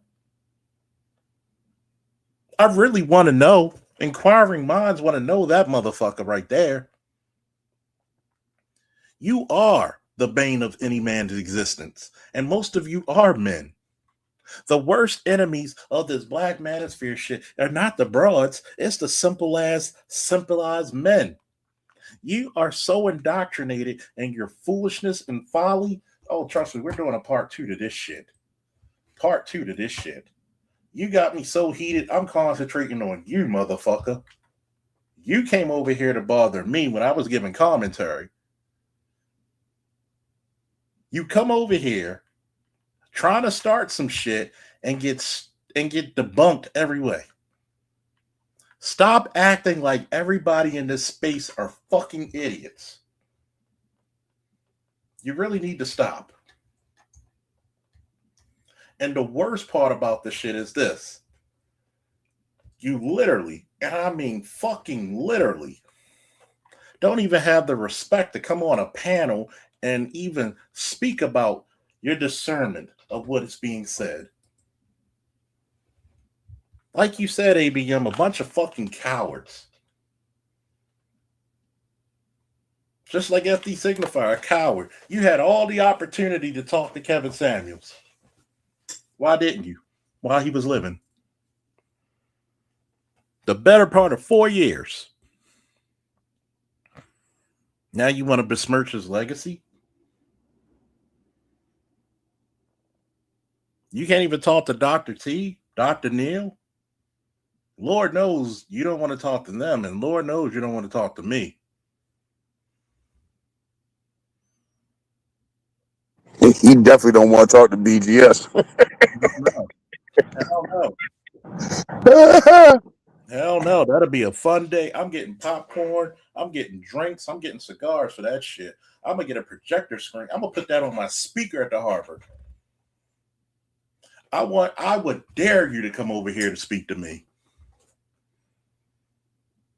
Don't talk to me about some law enforcement shit because obviously you don't know. Half the shit I'm telling motherfuckers, most people didn't even know. All the little intricacies you're speaking of, and you're going to get some gay white guy to tell you about straight black males and what they go through. That's the funny thing about a lot of you fucking gay black men, too, by the way. You some of the most seditious traitors ever. And I'm going to speak on that very openly. Y'all think that you could be feminine and nobody's going to treat you like a black man? Guess what? You're going to be treated like any other Negro, whether straight or indifferent. But this worship of black women, when you see the fuck shit they on, you see black women mistreat their children, mistreat their man, and you stand there quiet like a fucking coward that you are. But guess what? You really want to be that bitch's competition. You really want to be that bitch competition. That's what it is. You don't want to talk about that part. Some of you gay black men have nieces and nephews by your sisters. You see how they treat those kids, and you say nothing because you want to be accepted in the flock. You say absolutely nothing. A lot of times you could be the rescuer of your niece and nephews. And you cowardly stay there because you know if you say something about her, you're not going to be invited on the girls' nights. Even though you weren't a girl in the first place. How about that? How about that? And you know who's just as bad as you? The straight black men who worship these bitches. That's the sad part. Oh, but you're supposed to be the leaders. What good is the leader if the bitches don't listen? The first rule of protection is obedience. How can I protect what does not listen? Second rule is it costs. You think protection's supposed to be free, and no, mon frere. Au contraire, mon frere. No, it does not. It costs a lot. And what happened when black men actually got some confidence and grabbed their nuts to say, you're not worth the squeeze? It wasn't us that made the decision. We actually cried about that decision. Y'all made it easy. You left your man. You listened to that white chick say, you don't need a man. But guess what? She's cooking for her fucking family and man. She's fetching that man's slippers. All she doing is taking the jobs that you're supposed to be for your man, who's supposed to take care of you and your kids, and she finagled you out of that. She hustled you out of that shit.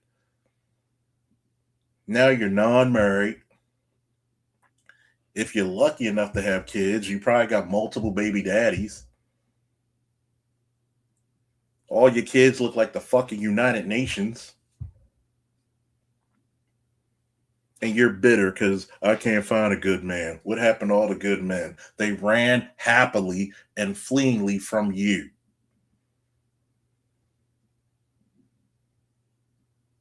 Well, the black men need to come back and mentor. Yeah, their kids, not yours.